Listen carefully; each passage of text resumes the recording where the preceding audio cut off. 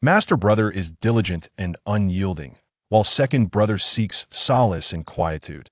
Master brother is hailed as a genius, whereas second brother is considered a disgrace to the sect.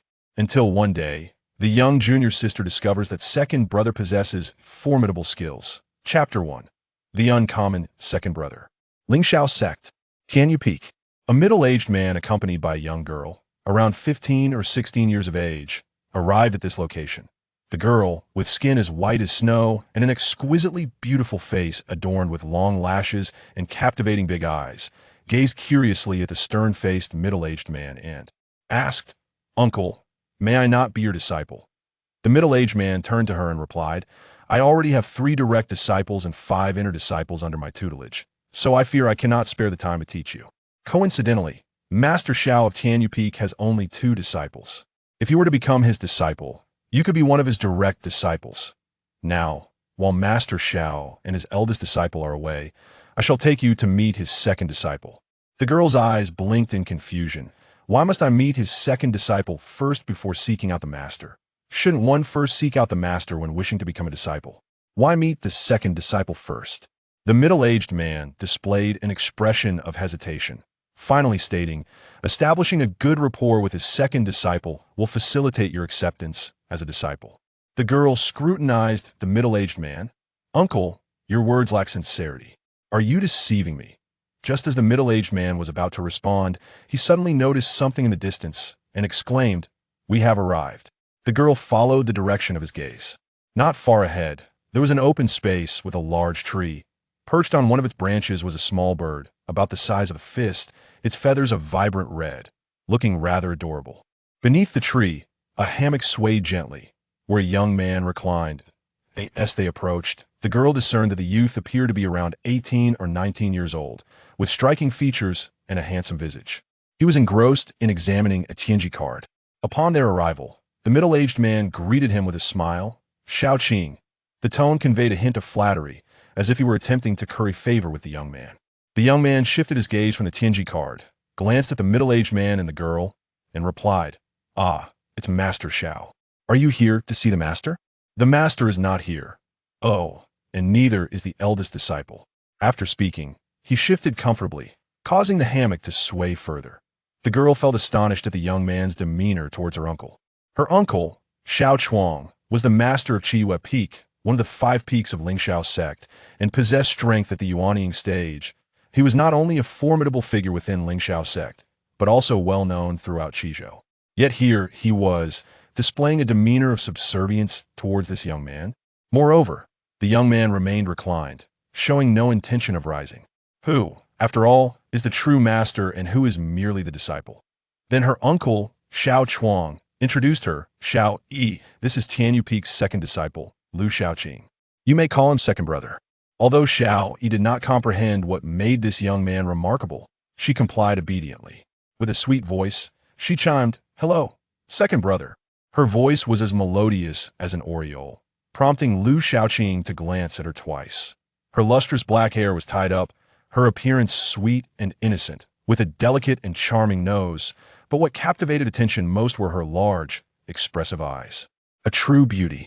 Xiao Chuang smiled at Lu Xiaoqing. "What do you think of this girl?"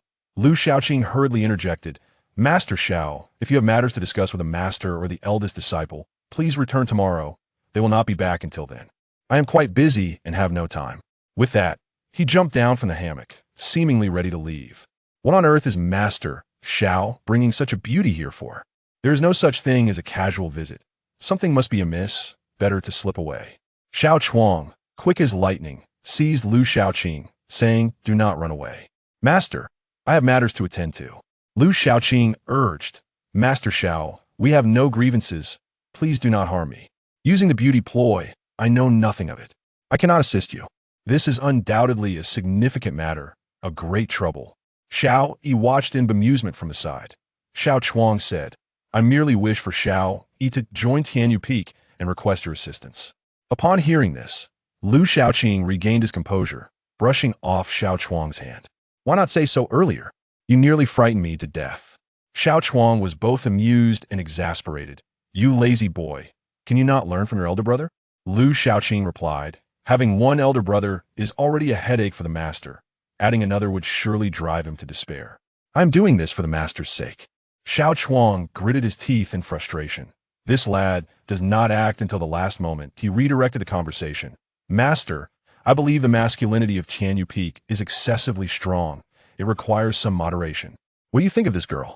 Could she be your junior sister? Lu Xiaoqing examined her closely, his expression shifting as he assessed Xiao Yi. After a moment, he inquired, Girl, what is your relationship with Master Xiao? Xiao Yi answered obediently, He is my uncle. Lu Xiaoqing asked, By blood? Xiao Chuang, enraged, replied, What kind of question is that? If not by blood, what is it? Lu Xiaoqing retorted, If she is indeed your niece, why would you send her to Tianyu Peak? What are you thinking? Does her father hold a grudge against you? Did he owe you money and not repay it? Xiao Chuang was infuriated.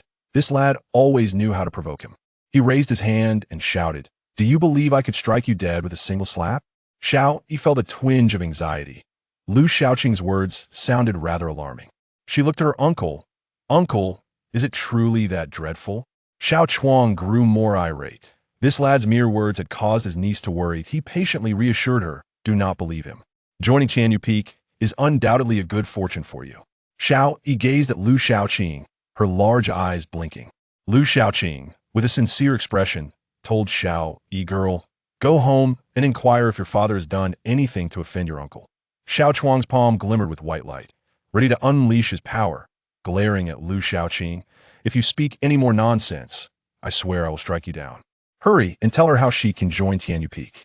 Lu Xiaoqing yawned, feigning indifference, to become a disciple. Go seek my master. Why are you coming to me? Xiao Chuang insisted, Is it not necessary to pass through your elder brother's approval? Quickly devise a method for me. Were it not for the need to pass through your elder brother's approval, I would not have come here to find you. Just encountering you once is enough to diminish my lifespan. Lu Xiaoqing shrugged, adopting an air of helplessness. There is no way to pass your elder brother's approval. I cannot assist you as expected. Xiao Chuang wasted no time and raised 2 fingers, 200 spirit stones. Lu Xiaoqing's eyes brightened momentarily before revealing a troubled expression as he rubbed his hands. This is my elder brother. It is difficult to pass his test. Xiao Chuang raised another finger, 300. Lu Xiaoqing declared, 500. Now, and I will tell you immediately. Xiao Chuang, well aware of his disciple's nature, handed Lu Xiaoqing 100 spirit stones, saying, Here is a down payment. The remainder will be given once you reveal the method. Master Xiao, can you not be more straightforward? Still calling yourself a peak master, a yuanying expert? Being so petty does not suit your status. Xiao Chuang snorted, What kind of person do you take me for? If I did not guard against you, do you truly believe I am the peak master for nothing? The misunderstandings from the world run too deep. Lu Xiaoqing sighed. Master Xiao, you all misunderstand me too profoundly. Very well, to pass your elder brother's test, you need only do this. Chapter 2.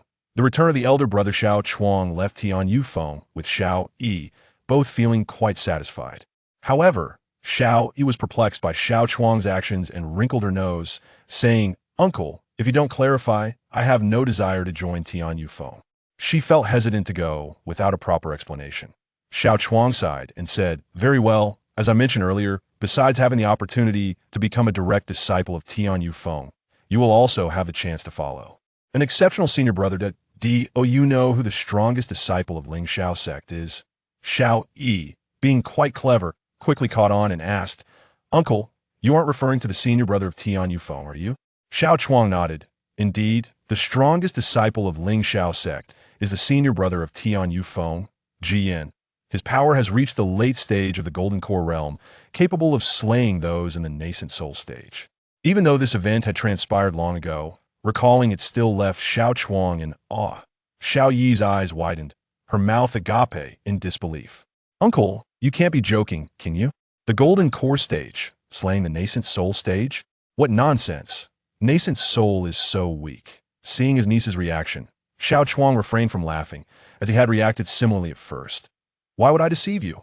Ji Yan is the greatest genius of our Ling Xiao sect, possessing the most formidable swordsmanship talent since the founding of the sect, even surpassing that of our ancestors. 10 years ago, Master Xiao was at the late stage of the Golden Core realm, and after taking Ji Yin as his disciple, he broke through to the nascent soul realm in less than a year. Under Ji Yan's guidance, upon hearing this, Xiao Yi's disbelief only deepened. A disciple urging the master, exactly, Xiao Chuang affirmed. With Ji Yin around, what reason would you have to slack off? Ji Yin continuously advances, and being in his presence will only push you to keep pace with him, never ceasing. This is the true reason I want you to go to Tian Yu Feng.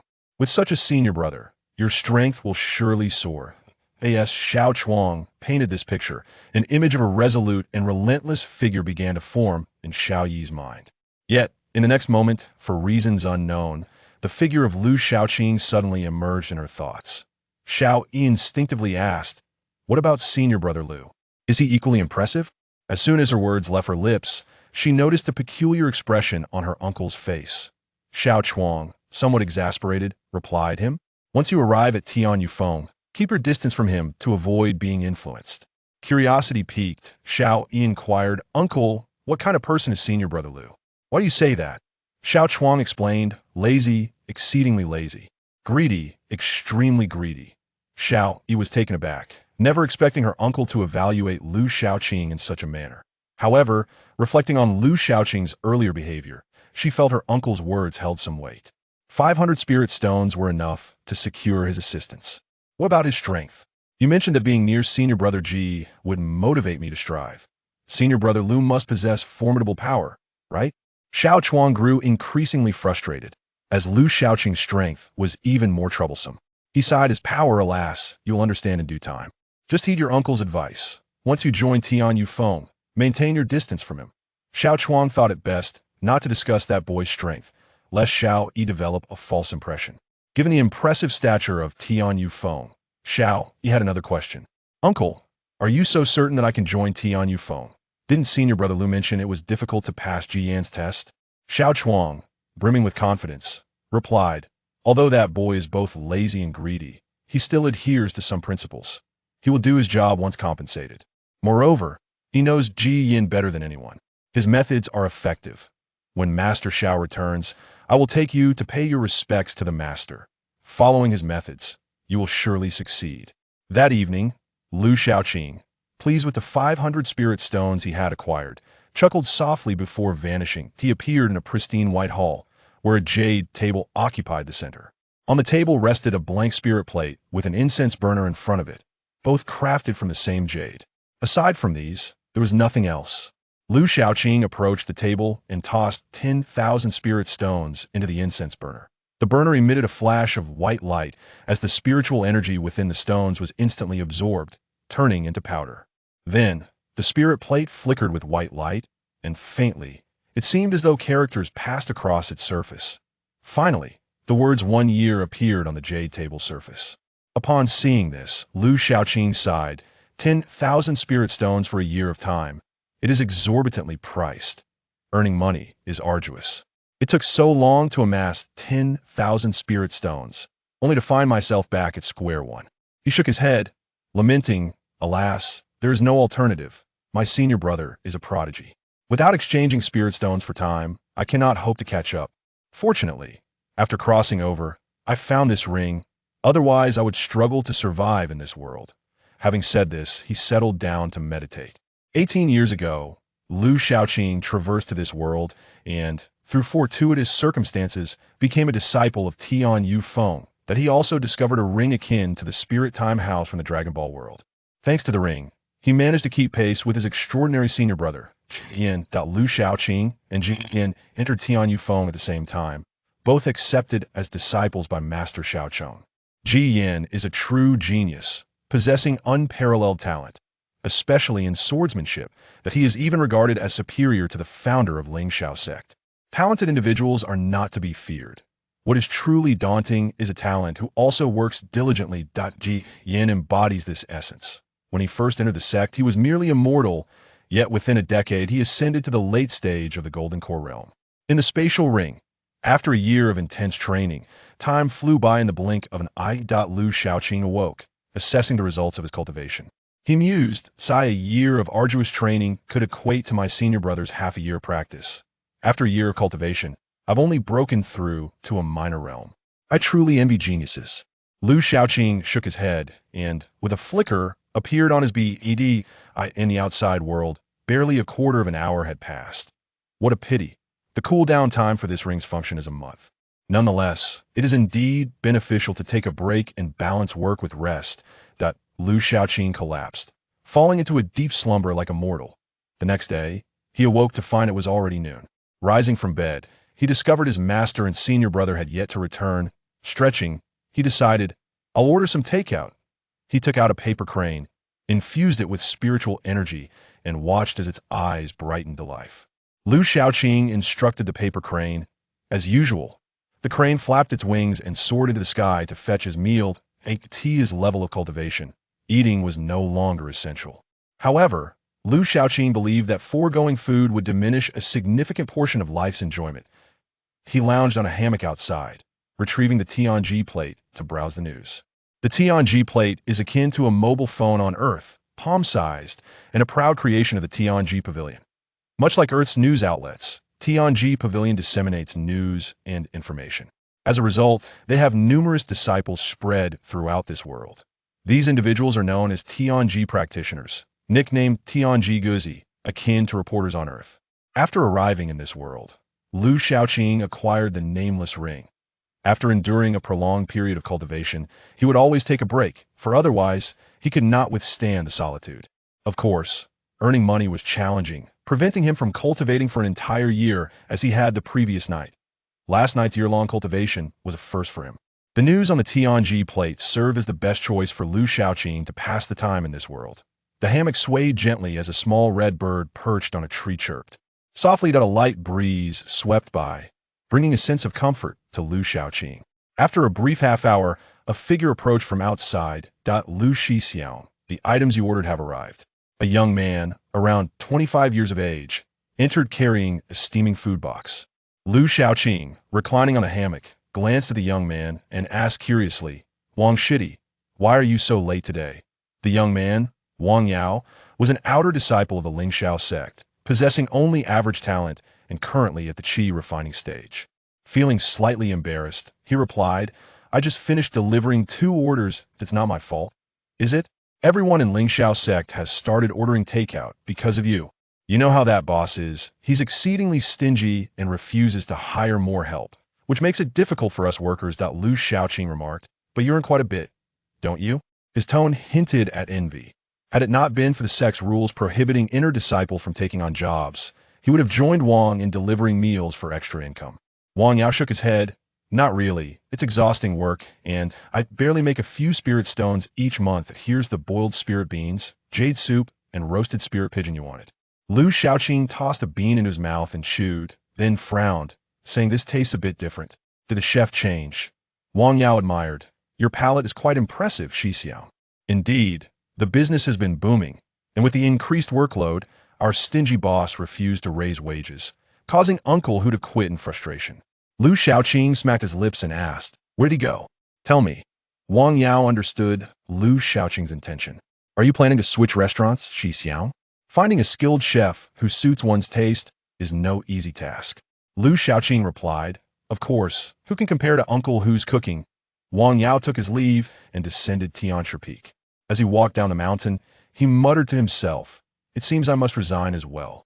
If Shixiao has such a discerning palate, that stingy boss should brace for closure. Suddenly, a streak of light flew across the sky. Wang Yao looked up intrigued. Isn't that the peak master of Chiyue Peak? What brings him to Tiansha Peak? Ah, never mind. That's a matter for their high-ranking officials.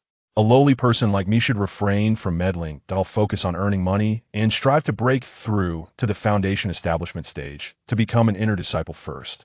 As the streak of light descended, Xiao Chuang appeared with Xiao Yi at Tiansha Peak. Upon noticing their arrival, Lu Shaoqing waved and greeted Xiao Shibua, Xiao Shimi. He then resumed, munching on spirit beans while listening to the news broadcast from the Tianji tablet, occasionally tossing a few beans up for the small red bird to catch, and swallow whole. The Tianji tablet can display news as well as function like a radio for listening. The competition among the young disciples of the 3 major sects of Qizhou and the conference regarding the Douchong's spiritual vein have concluded perfectly. Lingxiao sect's youth representative Ji Yan delivered the closing speech. Upon hearing Ji Yan's name, Xiao, he could not help but exclaim, Ji Yan Shi Xiao. She had learned from Xiao Chuang the previous day about Ji Yan's remarkable status, which had planted a seed of admiration in her heart. Hearing news about him brought a sense of joy. Xiao Chuang chuckled. Ji Yan Shizai has brought great honor to our Lingxiao sect. Lu Xiaoqing scoffed, sending the master brother to compete. Isn't that bullying the disciples of Shuangyue Valley and Guyuan Pavilion? Isn't the sect master a bit shameless? Xiao Chuang, clad in a white Taoist robe, exuded an air of a lofty figure. This concerns the distribution rights of the newly discovered spiritual vein in Douchong for the next decade. We must strive for our utmost. He then cast a glance at the laid-back Lu Xiaoqing. Unlike you little rascal, who lounges around soaking up the sun without contributing at all, Lu Xiaoqing retorted. Do you believe that once the master brother returns, I won't send him to practice with your disciple? Xiao Chuang jumped slightly, then quickly smiled. What are you talking about, Xiaoqing? My disciple is still at the foundation establishment stage. If he practices with Ji Yan Shizai, what if it disrupts his Dao heart? Sherbo was just joking with you. Don't take it to heart. This roasted spirit pigeon smells delightful. Come, have a taste. Sherbo. Lu Xiaoqing firmly swatted his hand away and replied bluntly, get lost. Xiao Chuang, feeling dejected, stepped aside. Xiao, he found the situation amusing. Her uncle was being put in his place by Lu Shixiao. Uncle, as one of the 5 peak masters, you actually fear Lu Shixiao? Xiao Chuang grumbled. What do you know, girl? I'm not afraid of him. If I were to act, I could certainly teach him a lesson. I'm just giving face to his master brother. Xiao, he laughed even harder. Watching Lu Xiaoqing skillfully handle her uncle, Xiao, he found it very interesting and gazed at Lu Xiaoqing with an intrigued expression. Lu Shixiao is quite amusing. Xiao Chuang became alert and fixed his gaze on his niece, reiterating his warning. Girl, I've warned you before, keep your distance from him, that if you learn bad habits from him, how will I explain it to your father? Xiao, he continued, if I really become Shifu's disciple, Lu Shixiao will be my second senior brother, and we live together here. How can I keep my distance? Xiao Chuang's expression faltered, and he finally spoke earnestly, regardless, I won't interfere, but just stay away from him, not turn into someone like him. After about an hour had passed, Lu Xiaoqing shifted slightly on the hammock. He glanced towards the northwest, then returned to his calm demeanor, continuing to observe his Qinji tablet. Xiao Chuang, however, appeared delighted. They're back. Soon, a streak of light zipped across the distance and landed before them. A middle-aged man and a young man emerged. The middle-aged man had a sturdy visage and a warm smile that immediately instilled goodwill. The young man carried an ancient long sword on his back.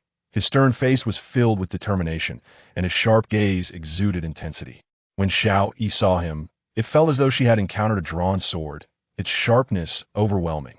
Xiao Chuang approached. Shitty Xiao, Shizai Ji Yan, congratulations on your victorious return. Ji Yan Shizai has brought great honor to our Lingxiao sect at the competition. Thank you for your hard work. Ji Yan replied indifferently. They were merely weak opponents. It wasn't strenuous. His tone bore no hint of arrogance or disdain, making it clear he spoke sincerely. Xiao Cheng, returning the courtesy with a fist salute, said, Shi Xiao, you flatter me. This is all for the sect. What hardship is there? Lu Xiaoqing, still lounging in the hammock, inquired, Shifu, did you bring any gifts for me? You little rascal are still lying about. Xiao Cheng replied with a hint of annoyance, no, go away. Chapter 3. The canine-headed strategist Ji Yan casually tossed an object to Lu Xiaoqing. Upon catching it, Lu Xiaoqing discovered it to be a jade pendant. Ji Yan remarked nonchalantly that he had won in a bet. Lu Xiaoqing turned to his master, Xiaocheng, and said, Master, look, even senior brother is better at socializing than you. Xiaocheng grunted, if your senior brother does not value it, it is certainly not something of great worth. Yan interjected, it can withstand a strike from a Yuan Ing stage cultivator. Seems you miscalculated, master. Lu Xiaoqing beamed with delight, his eyes narrowing in joy. For this was indeed a valuable item. Master Xiaoqing's expression darkened. And so what? You spend every day cooped up in this cave, and you have no use for it. Master, you don't understand. If I sell it and claim it belonged to senior brother, it could fetch several thousand, even tens of thousands of spirit stones, Lu Xiaoqing replied. Xiaoqing's face soured. He had forgotten this aspect. His prized disciple was indeed quite popular, not only within their sect but throughout the entire Qizhou. Thus, he adeptly changed the subject, glaring at Lu Xiaoqing. When I left, you were lying here, and when I returned, you were still lying here. Xiaoqing lamented. Can you not learn from your senior brother? If you applied yourself diligently, you would surely not be inferior to him. Lu Xiaoqing shifted his gaze from the Tianji plate to Xiaocheng and asked, Are you certain you wish for me to emulate senior brother? You are well aware of his temperament. Xiaocheng fell silent. He truly did not wish for all his disciples to be cultivation fanatics. Turning away, he finally noticed Xiao Chuang standing nearby. Xiao Shixiang, what brings you here? Xiao Chuang could not help but silently scoff. Finally remembered me? Xiao Dai, are you not in need of another direct disciple? He added, pulling Xiao Yi forward with a tone of pride. This is my niece, exceptionally talented. What do you think? Xiaoqing studied the sweet and demure Xiao Yi, hesitating slightly. Is she seeking to become my disciple? Lu Xiaoqing, without lifting his head, coldly interjected. Xiao Shibua has come for senior brother. Master, do not flatter yourself. Xiaocheng retorted angrily, You be quiet. Is there a disciple who undermines their master like you? However, Xiaoqing's gaze turned towards his eldest disciple. Most matters concerning Tian Yu Peak required Ji Yan's approval, even the acceptance of disciples.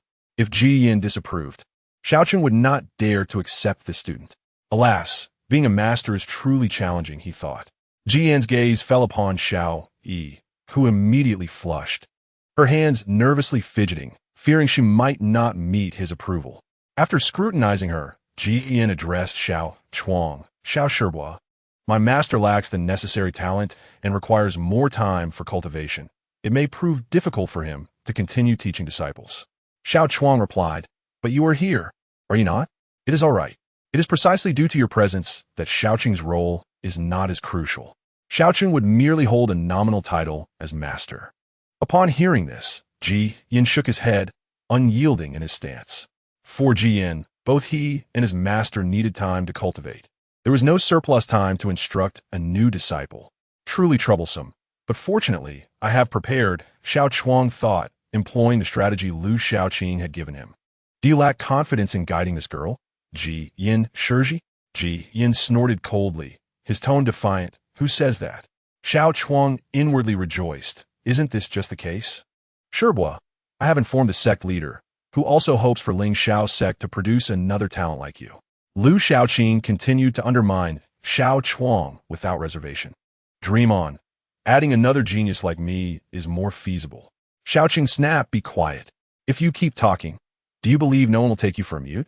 He pressed his hand to his chest, thinking if Tian Yu Peak produced another disciple like Lu Xiaoqing, he would lose face as the peak master. Ignoring Lu Xiaoqing, Xiao Chuang continued, Ji Yan Shiji, you know that I brought this girl to Tian Yu Peak, and many have seen her. If your master refuses to accept her, it will spread, and people will say you, as the senior brother, fear having another junior sister who might overshadow you. Ji Yan frowned. Who would dare? Xiaoqing glanced at Lu Xiaoqing, who remained unfazed, fixated on the Tianji plate, not even glancing their way. This lad, if you weren't scheming behind the scenes, I wouldn't believe it. Xiaocheng then said to Ji Yan, In that case, accept her. I shall teach her well in the future. Xiaoqing understood his disciple's temperament. Lu Xiaoqing had already taken on the role of strategist. This matter was now secure. By speaking up, he was offering his eldest disciple an opportunity to step down gracefully. Lu Xiaoqing interjected, Master, you can barely teach yourself. Do not mislead others. Xiaoqing's blood pressure surged again. Be silent. If you keep this up, do you believe I won't discipline you? Ji Yan remained silent for a moment before finally conceding, Xiao Yi, kneel to become my disciple. Xiao Chuang was overjoyed and hurriedly prompted Xiao Yi to pay her respects. Disciple Xiao Yi meets master. Greetings to senior brother and second senior brother. Now that you have become my disciple, what about the gifts? Where are the gifts for my two senior brothers? Lu Xiaoqing queried. Xiaoqing shouted at Lu Xiaoqing. You go aside and be quiet. Disciple, do not pay attention to his nonsense. Keep it simple. Xiaoqing felt quite satisfied with accepting Xiao Yi. Tian Yu Peak had too few members. Compared to the other 4 peaks, Tian Yu Peak's numbers were pitifully scarce. So scarce that Xiaoqing felt a debt to his ancestors. Having prepared several explanations for when he would meet the predecessors of Tian Yu Peak in the future. However, without his eldest disciple's nod, he felt embarrassed to accept a disciple, since inheriting Tian Yu Peak it had gradually declined. If not for accepting Ji Yin as a disciple, Tian Yupeak would have long been forgotten and removed from the ranks. Seeing Xiao Yi finally succeed in joining Tian Yupeak, Xiao Chuang was elated. Xiao Dai, Ji Yin Shiji, I entrust this girl to you both from now on. Rest assured, Shirbois, she is my disciple, and I shall do my utmost to guide her. Yan replied. After Xiao Chuang took his leave, Xiao Cheng told Xiao Yi, disciple, from now on, you will be the third disciple of Tian Yupeak. Cultivate diligently, and do not tarnish the name of Tian Yupeak. Xiao Yi nodded obediently. Yes, master, I understand. As he spoke, Xiao Qing introduced Ji Yin and Lu Xiaoqing to her. This is your senior brother, Ji Yin. If you have any questions, you may ask him. This is your second senior brother, Lu Xiaoqing. Avoid getting too close to him. Do not emulate him. Lu Xiaoqing remarked. If he dares to have any objections, let him take it up with senior brother. Oh, by the way, master, since we have a new disciple, shall we celebrate tonight? I just heard that Wang Yao mentioned a newly opened restaurant called Zhu Xian Lu, which is currently offering discounts. Xiaoqing looked at Ji Yin. Shall we give it a try? Chapter 4. The terrifying sword intent. Ji Yin frowned and said bluntly, upon venturing out this time, did you encounter your counterparts without any sense of crisis? What is your current realm and strength? What is theirs? His tone, though steady, conveyed a strictness that resonated with those present. Xiaoqing awkwardly scratched his head, feeling quite embarrassed. Lu Xiaoqing, however, was unfazed, continuing to lounge on the hammock carelessly. Xiao Yi, witnessing this for the first time, was left dumbfounded. Who is the master, and who is the disciple? Xiao Yi finally understood why her uncle had remarked that Ji Yin was different. Tian Yupeak was indeed extraordinary. The mere fact that a disciple could discipline their master spoke volumes about the uniqueness of Tian Yupeak. Observing Xiao Yi's astonishment, it was clear her worldview had been profoundly impacted. Lu Xiaoqing addressed Xiao Yi. Do not be surprised. You will gradually become accustomed to it. After reprimanding Xiao Cheng, Ji Yin turned his gaze towards Xiao Yi, his junior sister, and softened his tone slightly, inquiring about her strength. Xiao Yi immediately felt a surge of anxiety. Initially, Ji Yin had appeared to her as a diligent and relentless figure, but now he added another impression, sternness. Carefully, she replied, Senior brother, my strength has just reached the 7th level of the Qi refinement stage. Is it so low? Ji Yin frowned, a hint of disappointment evident. Xiao Yi felt disheartened. At her age, 16, reaching the Qi refinement stage was not merely commendable. It was indicative of exceptional talent. Her father had sent her to the Ling Xiao sect for better opportunities due to her innate abilities. Yet, Ji Yin's tone suggested disdain. What about the sword intent? Ji Yin asked. Have you comprehended it? Of course. She held little hope internally. Xiao Yi felt tears welling up. If she could grasp sword intent at this age, her father would have long sent her to a more formidable sect in Zhongzhou. Sword intent is not something one can simply comprehend at will. It is not as easy as eating or drinking. Xiao Cheng, feeling a tinge of sympathy, interjected, Ji Yin, she has just arrived. Do not impose such high expectations on her. Take it slow. Take it slow. Ji Yin glanced at Xiao Yi, his gaze as resolute as his words. Can such matters be approached leisurely? Cultivation is like rowing upstream. If one does not advance, they fall back. Every moment must be seized. How strict? Xiao Yi's heart raced. She glanced at Lu Xiaoqing, who was lounging on a hammock, and pondered why the second senior brother could relax like that. While the first senior brother did not impose such demands on him, Ji Yin contemplated briefly and then stated to Xiao Yi, prepare yourself today. Tomorrow I will take you to the Jiandong. Jiandong? Xiao Yi asked, puzzled. Her uncle was one of the 5 peak masters, and she was well informed about the Ling Xiao sect, yet she had never heard of such a place. Xiao Cheng appeared increasingly concerned and cautioned Ji Yin. The Jiandong is not fully developed. There might be issues. Ji Yin, exuding confidence, replied, do not worry. I have inspected it numerous times. It is ready for use. Having designed it himself, Ji Yin was assured of its efficacy. Xiao Yi's curiosity intensified. It seemed to be an extraordinary place. Unable to contain her inquisitiveness, she asked, Master, senior brother, what is the Jiandong? Xiao Cheng explained. It is a place where one can comprehend sword intent. Xiao Yi's eyes widened in astonishment. Such a miraculous place existed? If it could facilitate the understanding of sword intent, It would undoubtedly attract many, potentially causing upheaval. Yet, why had she never heard of it in connection with the Ling Xiao sect? Seeing her reaction, Xiao Cheng smiled and clarified, "It was designed by your senior brother." Xiao Yi instantly looked at Ji Yin with admiration. "Senior brother, this is incredible. You have even designed something that enables people to grasp sword intent." Ji Yin glanced at Lu Xiaoqing, unfazed by Xiao Yi's admiration, and remarked, "It is merely a trifle. Rest assured, there will be no issues." Lu Xiaoqing, ever the pragmatist, interjected, "Even the best systems can have bugs. So, Xiao Yi, before you enter, perhaps prepare a will or something similar. If you have any assets to handle, feel free to entrust them to me. I will assist you." Ji Yin retorted, "Get lost. If anything happens, you'll lose out on half a year as sect benefits." Lu Xiaoqing exclaimed, "Is this how a senior brother should behave?" Ignoring Lu Xiaoqing's complaints, Ji Yin directed Xiao Yi, "Choose a place to settle down. Tianyu Peak is vast, with numerous rooms, many of which are abandoned." Xiao Cheng added, "I will help you find a place to stay." Alas, the master could only assist in these matters. He could not intervene further. Xiao Yi obediently addressed Ji Yin and Lu Xiaoqing, "Senior brothers, I shall take my leave for now." Once the two departed, Lu Xiaoqing smiled as he watched Xiao Yi leave, remarking, "What a polite junior sister." He then turned to Ji Yin, offering a serious reminder, "Be gentler and more amiable. No one wants to see that sour face of yours." He knew his senior brother well. No one could match his intensity. Ji Yin, with his flowing long hair, ressemblait à certain chic, exuding en intimidating aura. If he were not strict, how could he foster her progress? As he spoke, the long sword behind him unsheathed with a clang, its cold light aimed directly at Lu Xiaoqing. Lu Xiaoqing's expression changed, realizing Ji Yan's intent, and furiously retorted, "Are you insane? You're at the 9th level of the dam formation stage, ready to break through, while I am only at the 7th. This is ridiculous." Ji Yan's expression reflected that he had anticipated this response. Indeed, the sword light erupted, and the sword intent surged.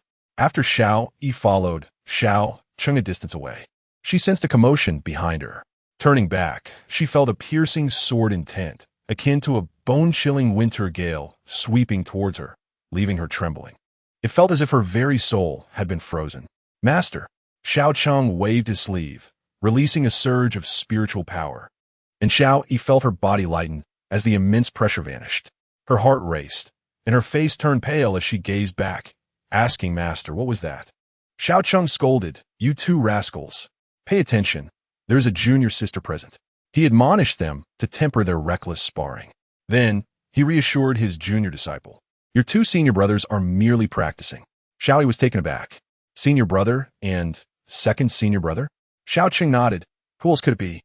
The surprise in Xiao Yi's eyes deepened. However, her uncle had mentioned that the second senior brother was lazy and weak. Could such a second senior brother truly contend with the first senior brother? The sword intent was unmistakably Ji Yan's, fierce and unparalleled. No wonder he could slay those at the Yuanying stage. Could the second senior brother truly hold his own? Xiao Cheng chuckled softly. "You will come to understand in time." He refrained from elaborating. The matters concerning his two disciples could not be summarized quickly. Xiao Yi's astonishment grew. Clearly, her uncle had withheld much information from her. Her second senior brother was more formidable than she had assumed. Reflecting on the terrifying sword intent she had just felt, she was filled with trepidation.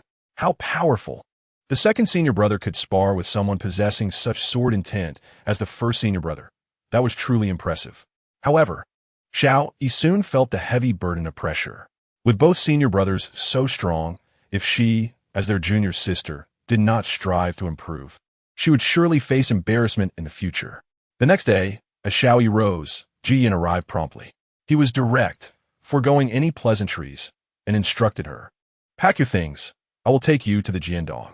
Following Ji Yin, Xiao Yi reached a natural cave at the southeastern corner of Tianyu Peak. The entrance of the cave was clear and revealed its vast interior. The cave rose 20 to 30 meters high and extended over 100 meters deep, containing a spacious plaza within. Xiao Yi curiously examined the cave, finding nothing particularly special, and couldn't restrain her curiosity, asking Ji Yin, "Senior brother, what is inside?" "Sword intent." His succinct response instantly recalled the overwhelming sword intent that had shaken her soul the previous night, causing goosebumps to rise all over her. Am I supposed to go in? Xiao Yi's voice trembled. To face that sword intent now would be catastrophic. It was far too powerful. She was no match for it. Jiyan did not rush her entry, calmly stating, "Not yet, wait a moment." Xiao Yi, overwhelmed with emotion, felt tears threatening to spill. As time passed, they found themselves waiting until noon. Fortunately, they were cultivators. Otherwise, their patience would have worn thin long ago. However, it seemed that Jiyan's patience was also waning. Without any warning, his long sword swiftly unsheathed itself, slicing through the air. Xiao Yi watched in envy, captivated by the display of elegance. Moments later, the sword returned, seamlessly sliding back into its sheath with a resonant clang, extinguishing the intimidating glimmer. After approximately half an hour, Heir Shixiang Lu Shaoqing arrived, his face etched with irritation. He vented his grievances, berating Jiyan without an ounce of politeness, questioning whether it was a crime to indulge in a leisurely slumber. Yana's demeanor shifted dramatically, emanating an imposing aura as he coldly retorted, demanding to know what tasks awaited him. Upon noticing Xiao Yi, Lu Shaoqing's expression lightened with a chuckle, devoid of any embarrassment. He remarked that he had forgotten, attributing the situation to her, suggesting that if it weren't for her, he wouldn't be so exhausted. Xiao Yi's eyes widened in surprise. Could it be that the two senior brothers shared an unusual bond? Although she understood it was unlikely, Lu Shaoqing's words were difficult to dismiss. Yian, uninterested in further dialogue with Lu Shaoqing, commanded in a tone reminiscent of an order, instructing him to remain silent and observe. Lu Shaoqing sighed and, with a hint of resignation, advised Jiyan not to hinder others if he lacked confidence himself. He suggested allowing Xiao Yi to gradually comprehend her path. Having attained an understanding of sword intent earlier, Jiyan believed that the sooner one grasped it, the greater the benefit. Realizing it was futile to alter Jiyan's mindset, Lu Shaoqing turned to Xiao Yi and asked if she had any last words, to which she replied it was not her final words that mattered, but rather her inheritance. Were there any instructions to convey? Xiao Yi's complexion paled in fright. Was it truly that dire? She glanced at Jiyan, her eyes reflecting panic, inquiring if there would be danger inside. Jiyan, maintaining a stoic expression, cautioned her not to heed Lu Shaoqing's words, advising her to believe only a fraction of what he said and to disregard the rest as nonsense. Lu Shaoqing protested, expressing his discontent at being spoken of in such a manner, questioning Jiyan's confidence in the sword cave he designed, while accusing him of being overly concerned with appearances. Jiyan dismissed Lu Shaoqing's complaints and urged Xiao Yi to enter. Xiao Yi stared at the sword cave, feeling as though it resembled the gaping maw of a ferocious beast, eagerly anticipating its tender prey. With a pitiful gaze, she implored her senior brothers, the Shixiang, Heir Shixiang. Jiyan, seemingly aware of her unspoken fears, interrupted her resolutely, stating that there was no room for negotiation. She must enter today and only emerge after understanding the sword intent. Lu Shaoqing continued to undermine her resolve, reassuring her that should she perish inside, he would ensure her remains were collected. He then queried whether she truly had no inheritance to pass on. Jiyan's sword half emerged from its sheath with a metallic sound. Lu Shaoqing promptly retracted his statement, smoothly urging her to proceed, assuring her that no danger awaited her. Even if there were, it would be swift and painless. Xiao Yi felt tears welling up, lamenting the perilous nature of Tianyu Feng and wishing to return home. Yet, she had no choice but to steel herself and entered the sword cave. Lu Shaoqing, from behind, seemed to impart advice, instructing her to feel with her heart, to be gentle, and not to force her way through. Xiao Yi felt a flicker of gratitude. Perhaps Heir Shixiang was indeed dependable. Just as she was about to voice her appreciation, Lu Shaoqing's voice interrupted again, reminding her that if she were to die through force, he would be left with nothing but wasted efforts. With a glare directed at Lu Shaoqing, she resolutely stepped into the sword cave. Upon entry, the opening behind her vanished. Observing her surroundings, she found herself in a small wooden cabin, devoid of any furnishings, not even a door. Peering out, she discovered a vast plaza outside, with a towering stone pillar at its center, upon which something coiled. As she approached, she discerned the shape of a dragon. Perched atop the pillar was a small white dragon, its fierce visage radiating an overwhelming pressure. Upon noticing her presence, the dragon opened its eyes with a swift motion, its expression inscrutable, locking its gaze on Xiao-Yi. A formidable force enveloped her, sending chills down her spine as the immense pressure caused her body to tremble uncontrollably. The aura emanating from the little white dragon was familiar. She had felt it the previous night. It was the terrifying sword intent she had encountered before. The dragon was a manifestation of that very intent, fierce and menacing. Sword intent had taken form. This was the second level of sword intent. How exceptionally formidable was her to Xiao.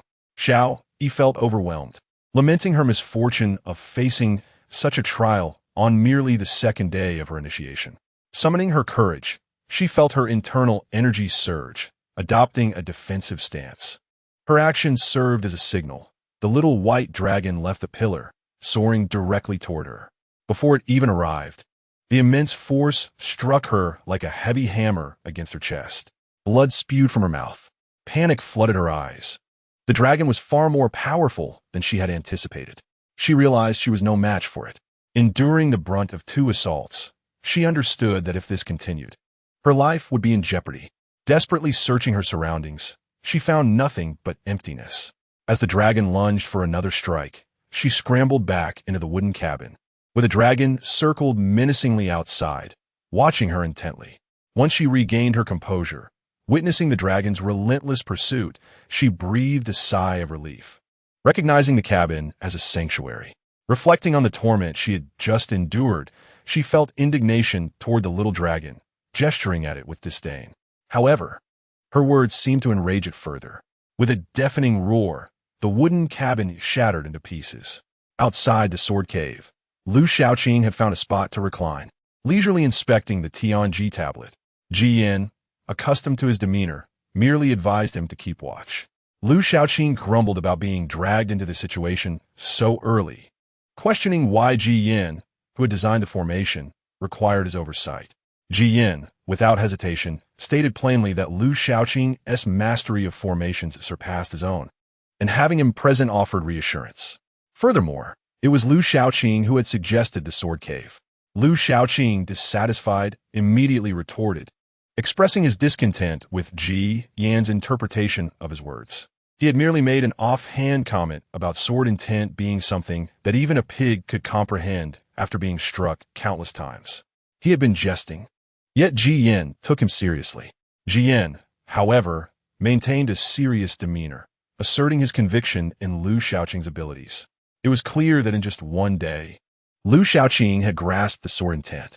People often remarked on Ji Yin's exceptional swordsmanship, claiming his talent surpassed even that of their master.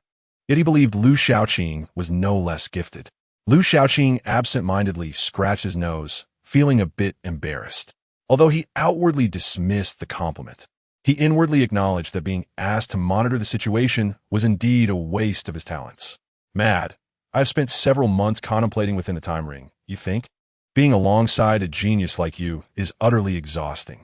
Ji Yin did not contest Lu Shaoqing's words. Indeed, his junior disciple is a prodigy. Returning to the topic at hand, the sword cave was my design, and I'm confident there will be no issues. However, it is prudent to have you monitor the situation. I shall retreat to my cultivation. Lu Shaoqing, at a loss, waved him off, saying, "Fine, go ahead." Ji Yin said nothing more, his figure flickering as he departed from the location. Lu Shaoqing glanced in the direction Ji Yin had left, muttering, "What a madman. Can't he take a break? Cultivation, cultivation. Day in and day out. Will it not kill him? I hope nothing unexpected occurs." With a final murmur, Lu Shaoqing relaxed his body, preparing to recline in a more comfortable position. Suddenly, his expression shifted, and he vanished from the spot in an instant. He dashed into the sword cave, and, within 2 breaths, emerged carrying Xiao-Yi. The next moment, an explosion erupted from the sword cave. A small white dragon soared out, a celestial dragon emerging into the world, gazing proudly upon all. With a roar, a tremendous sword intent surged forth, sweeping in all directions. "That bastard, the senior brother," Lu Shaoqing cursed, tossing the Tianji plate from his right hand. A wave of sword intent emanated from the plate, filled with searing heat and ferocity, akin to the sun's temperature. The air seemed to ignite, turning a deep crimson. Blazing flames surged upward like a fiery net, unleashing an unbearable heat wave that engulfed the small white dragon. The dragon let out a reluctant roar before vanishing amidst the inferno. Simultaneously, the Tianji plate shattered in midair. Damn it! Lu Shaoqing wiped the cold sweat from his forehead. Lamenting, what a loss, what a loss.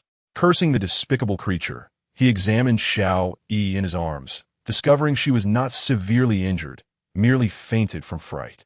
It was just a minor wound.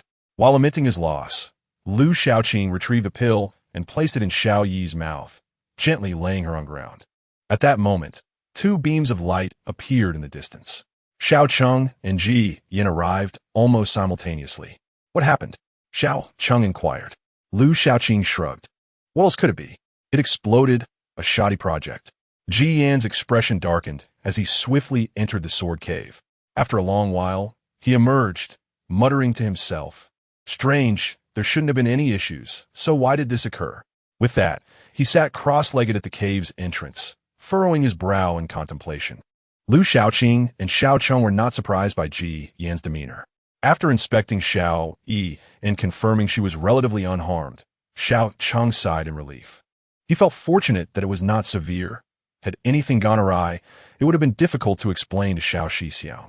Having just taken on a disciple, and already facing an incident the very next day, what would that mean for the reputation of Tianyu Peak? How could he justify it to Xiao Shixiao? Lu Shaoqing felt distressed and nudged Xiao Cheng. Master, deduct a year's benefits from the senior brother to compensate for the emotional trauma suffered by me and my junior sister. Xiao Cheng shot him a glare. Quit your rambling. You share some blame for this incident as well. Lu Shaoqing stared in disbelief. Master, are you saying I am not your disciple? But the senior brother is your only disciple? The sword cave is none of my business. I merely made a suggestion. He chose to meddle on his own. If you have the ability and do not help, how can I blame you? Xiao Cheng scolded. Your understanding of formations is superior to his. Are you so lazy that helping out feels like an insurmountable task? Lu Shaoqing rolled his eyes. Do you think if I offered assistance, the senior brother would accept it? Calling you master means nothing to him.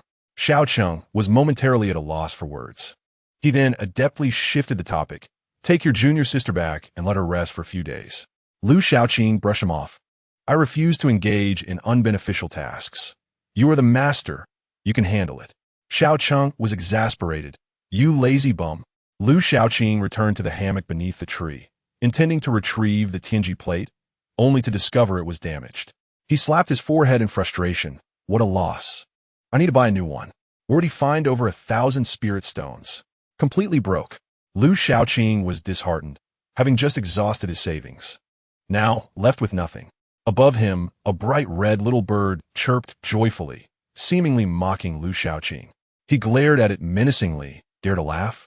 I will pluck your feathers and roast you. The little bird, seemingly understanding Lu Shaoqing's words, not only showed no fear, but also raised its rear. In a flash, a long sword appeared in Lu Shaoqing's hand. He glared darkly at the little red bird, fully threatening. If you dare, I will make your life miserable today. The little bird hurriedly covered its backside with its wings and flew to a higher branch. Lu Shaoqing reclined once more, leisurely swaying in the hammock. With his hands behind his head, he began to ponder. He was quite poor and needed to devise a way to earn some money. As a direct disciple, he could only receive 100 spirit stones from the sect each month. A miserly sect, a stingy sect, they would rather fund travel than provide a little extra welfare. 100 spirit stones would only last 3 days. He needed 1,000 a month. It was as if he were raising a golden goose. Perhaps he should consider becoming a masked bandit within the sect, robbing fellow disciples while undertaking sect tasks. After some thought, he ultimately shook his head, dismissing the idea. Too dangerous. The sect leader has long held a grudge against me and might very well deal with me harshly. Better to be cautious. Chapter 7. I gave the senior brother a good beating. Xiao Yi soon awakened, startled from her sleep by a nightmare. In her dream, she had been consumed by the small white dragon. In a cold sweat, she jolted awake. Upon exiting her room, she encountered Xiao Cheng. Master, you're awake? Is everything all right? Xiao Cheng asked with concern. Xiao Yi felt touched. Although the senior brother could be strict, her master was still amiable. She shook her head. I'm fine. Thank you for your concern, master. Xiao Cheng nodded, feeling completely relieved, and comforted Xiao Yi. That's good to hear. Don't be upset.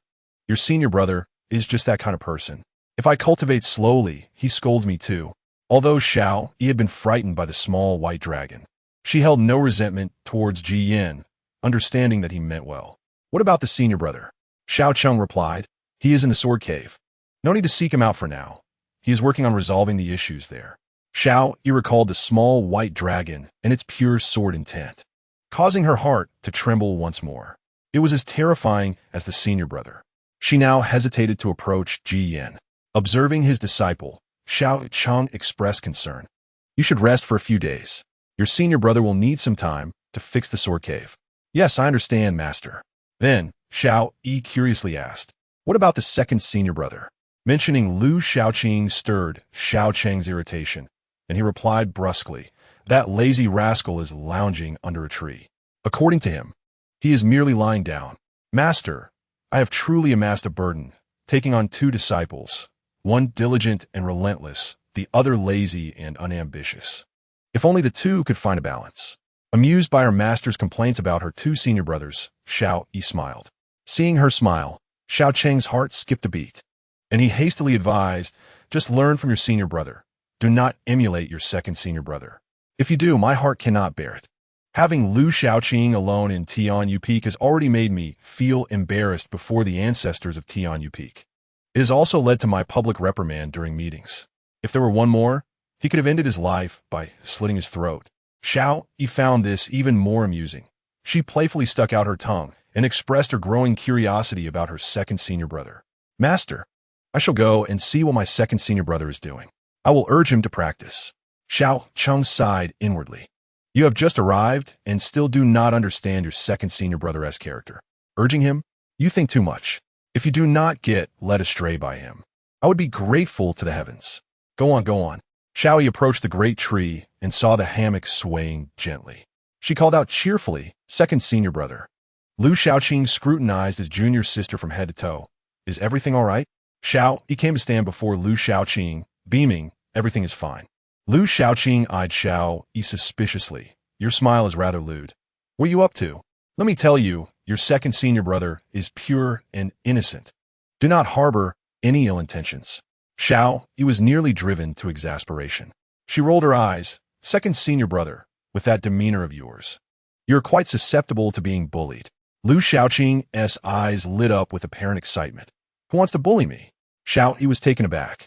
Do you have a masochistic tendency? Or is there a fierce warrior hidden within you, eager for a fight? Second senior brother, do you wish to spar with someone? Spow. Upon hearing this, Lu Xiaoqing immediately lost interest. Pouting, what a fool, who wants to spar? Can sparring fill one's belly? Xiao Yi seized the opportunity to inquire about the events of the previous night. Second senior brother, were you sparring with the eldest senior brother last night? Lu Xiaoqing replied.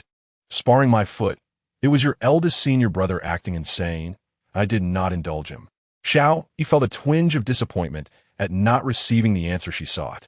After all, she gathered from her master's words that her second senior brother was not a weakling. Otherwise, how could he possibly spar with the eldest senior brother? The eldest senior brother's sword intent is extraordinarily formidable, yet Lu Xiaoqing could hold his own against him. Even if he did not triumph over the eldest senior brother, he would not be too far behind. Xiao Yi playfully rocked Lu Xiaoqing's hammock, acting cute. Second senior brother, just tell me the truth. Xiao Yi, undeterred by her recent arrival, quickly became familiar with her senior brother, adorably coaxing Lu Xiaoqing. We are already siblings, a family now. Do not keep secrets from me. Come on, tell me, was it you and the eldest senior brother sparring last night? Lu Xiaoqing maintained his stance, insisting it was not sparring. I gave the eldest senior brother a good beating. Xiao Yi pouted. She was not foolish enough to believe that. The eldest senior brother is so powerful. No matter how skilled you are, you cannot possibly be his match. Go off and play. I will rest for a while. Do you think I am just a child to be placated? Xiao Yi's pout deepened. Second senior brother, you are bullying me. She put on a pitiful expression, leaving Lu Xiaoqing astonished. You little girl, Who said I was bullying you? Do not make such wild claims. Be careful, or I will teach you a lesson. Second senior brother, you are indeed bullying me. Xiao Yi threatened. I will tell the master. Lu Xiaoqing simply shifted to a more comfortable position, utterly unconcerned by Xiao Yi's threat. Go ahead. I'm not afraid of the master. Besides, do you have any witnesses? The little red bird perched above chirped incessantly. Lu Xiaoqing, upon hearing this, grew furious and pointed at the little red bird. Foolish bird, what do you count as a witness? If you chirp again, I will pluck all your feathers. Witnessing this scene, Xiao Yi burst into laughter. Second senior brother, look, the little red bird can serve as a witness. It can testify on my behalf. Little red? Lu Xiaoqing paused, then burst into hearty laughter. Indeed, it is called Little Red. The little red bird on the tree froze, then fell straight down. Thud! The little red bird landed on the ground, its body stiff as a board. Xiao Yi, seeing the little red bird in such a state, felt a pang of concern. Little Red, is it all right? The little red bird, affectionately dubbed Little Red, performed a dramatic flip and, flapping its wings, flew back up. It landed on the hammock, pointing its right wing at Xiao Yi, chirping indignantly as if protesting her irresponsible naming. Can you really give it such an irresponsible name? Just because it is red, you call it Little Red? If my feathers were black, would you call me Little Black? Could you not think of a more pleasant name? To Xiao Yi's surprise, the little red bird displayed such personality, and her eyes sparkled with interest. Second senior brother, is Little Red your pet? What is it saying? Lu Xiaoqing chuckled as he translated the bird's chirps for Xiao Yi, laughingly saying, it says it quite likes that name, thanking you for the naming. Xiao Yi squinted her eyes into slits. No need to be polite. After saying this, she reached out to pet Little Red, only to be pecked unexpectedly. Ouch! Without hesitation, Lu Xiaoqing swatted the little bird away. This is my junior sister. Be polite to her. If you misbehave, I will not feed you anymore. Seeing the little red bird's pitiful appearance, Xiao Yi's compassion surged, and she hurriedly said, it's all right, it's all right. Second senior brother, does Little Red like to eat spirit beans? I could take it to eat. Upon hearing about food, Little Red promptly fluttered to perch on Xiao Yi's shoulder. Chapter 8. Zhu Xian Lu Xiaoqing. Witnessing this scolded glutton. Upon hearing food, it lost all sense of loyalty. Xiao Yi cradled Little Red in her hands, stroking its feathers with envy. How smooth! Smoother than my hair. I am so envious. Little Red held its head high, its little eyes darting about, despite being a bird. It could convey an air of pride. Second senior brother, may I take it to eat spirit beans? Lu Xiaoqing reminded her, it only eats boiled ones. Is that so? Xiao Yi grew even fonder of the quirky Little Red, joyfully exclaiming, then I will go buy some and cook for it. Is it necessary to go through such trouble? Lu Xiaoqing, seeing her laziness, asked, it's quite troublesome. Just order takeout. Xiao Yi, adept at navigating social situations, immediately had an idea. Let us go, second senior brother. I will treat you to a meal. How about that? Lu Xiaoqing's eyes brightened. That is indeed a good idea. However, he quickly asked warily, do you have spirit stones? Do not expect me to pay. I tell you, I have no spirit stones. If you cannot pay when the bill comes, you will stay behind to wash the dishes. Xiao Yi was exasperated. Do I look like someone without spirit stones?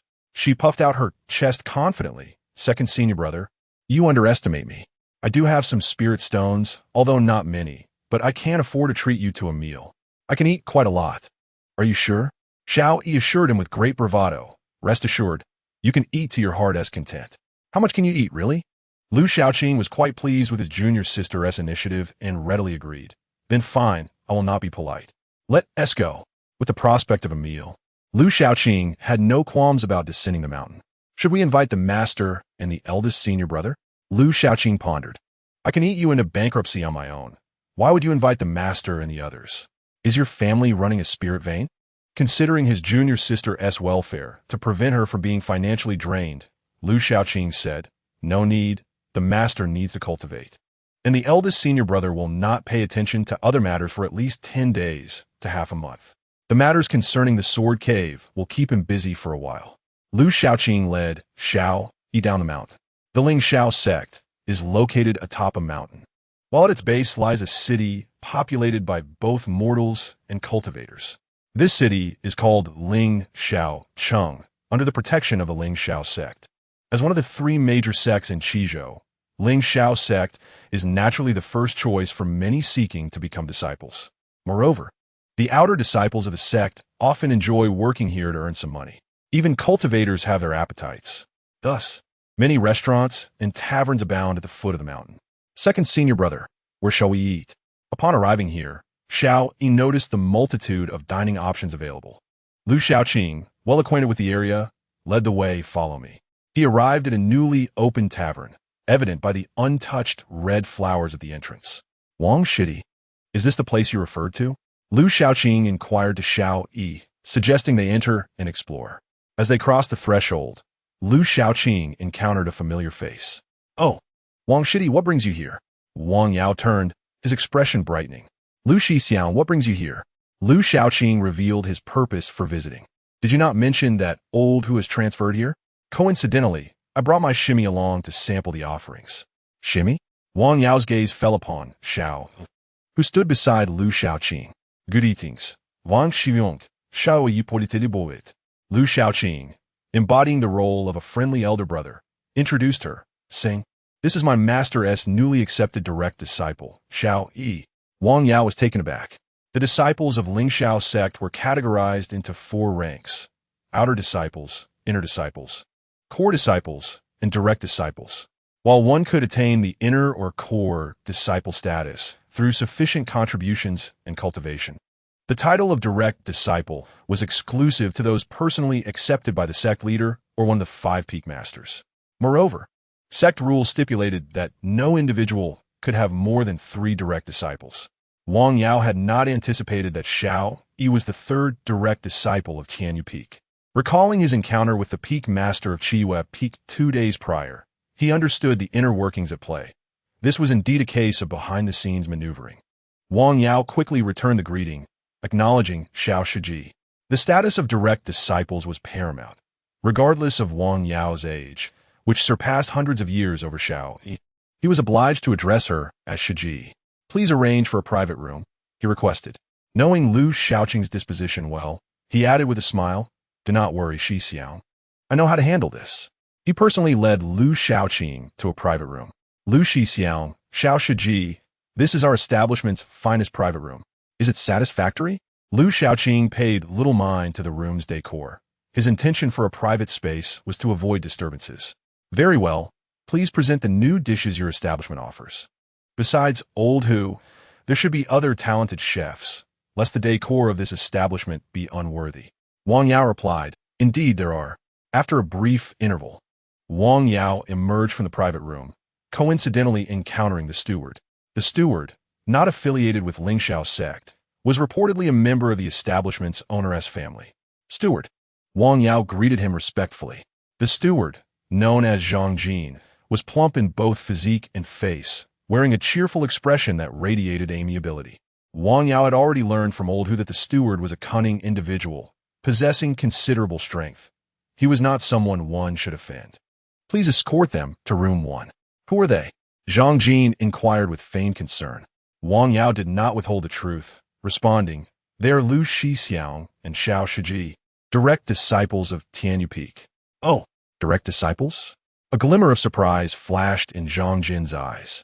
Having been here for some time, he had yet to encounter even a core disciple, let alone a direct disciple of Ling Xiao sect. Intrigued, he declared, "In that case, I must go in and serve them personally." In Ling Xiao sect, the status of direct disciples was exceedingly high, and cultivating a good relationship with them could only yield benefits. Wang Yao hurriedly cautioned, "Steward, that may not be appropriate.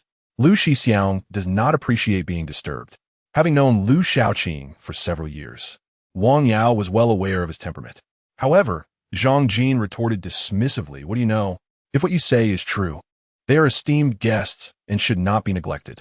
After this, he disregarded Wang Yao, believing that the words of an outer disciple from Ling Xiao sect were not worthy of his attention. Yet, not long after Zhang Jin entered, he emerged with a grim expression. He had barely introduced himself before being unceremoniously dismissed. Wang Yao stifled a smirk, thinking that he had warned him, yet he insisted on seeking trouble. Serves him right. Zhang Jin shot Wang Yao a resentful glare, snorting in displeasure as he left.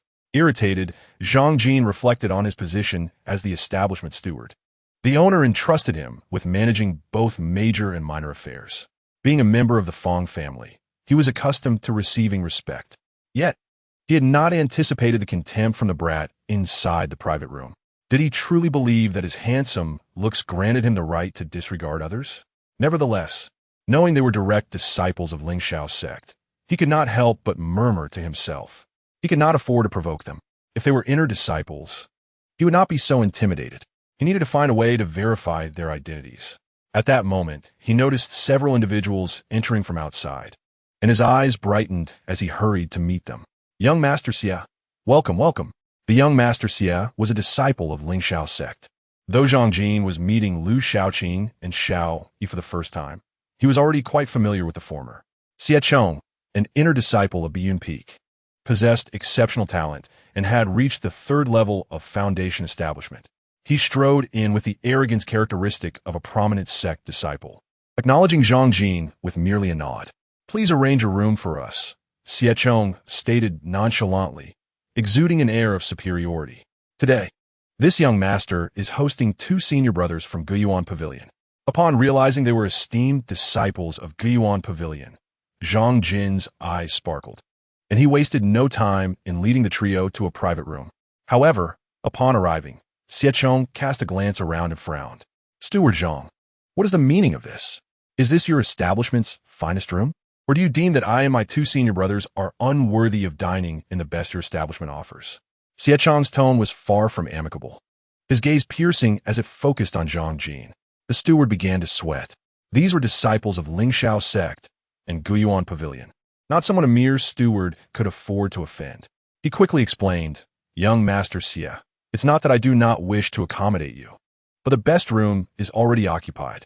Oh, who occupies it? Xie Chong asked dismissively, his tone still carrying the arrogance typical of a great sect disciple. Tell them to vacate. I can offer them some compensation. Zhang Jin smirked inwardly, thinking he had just received a perfect excuse.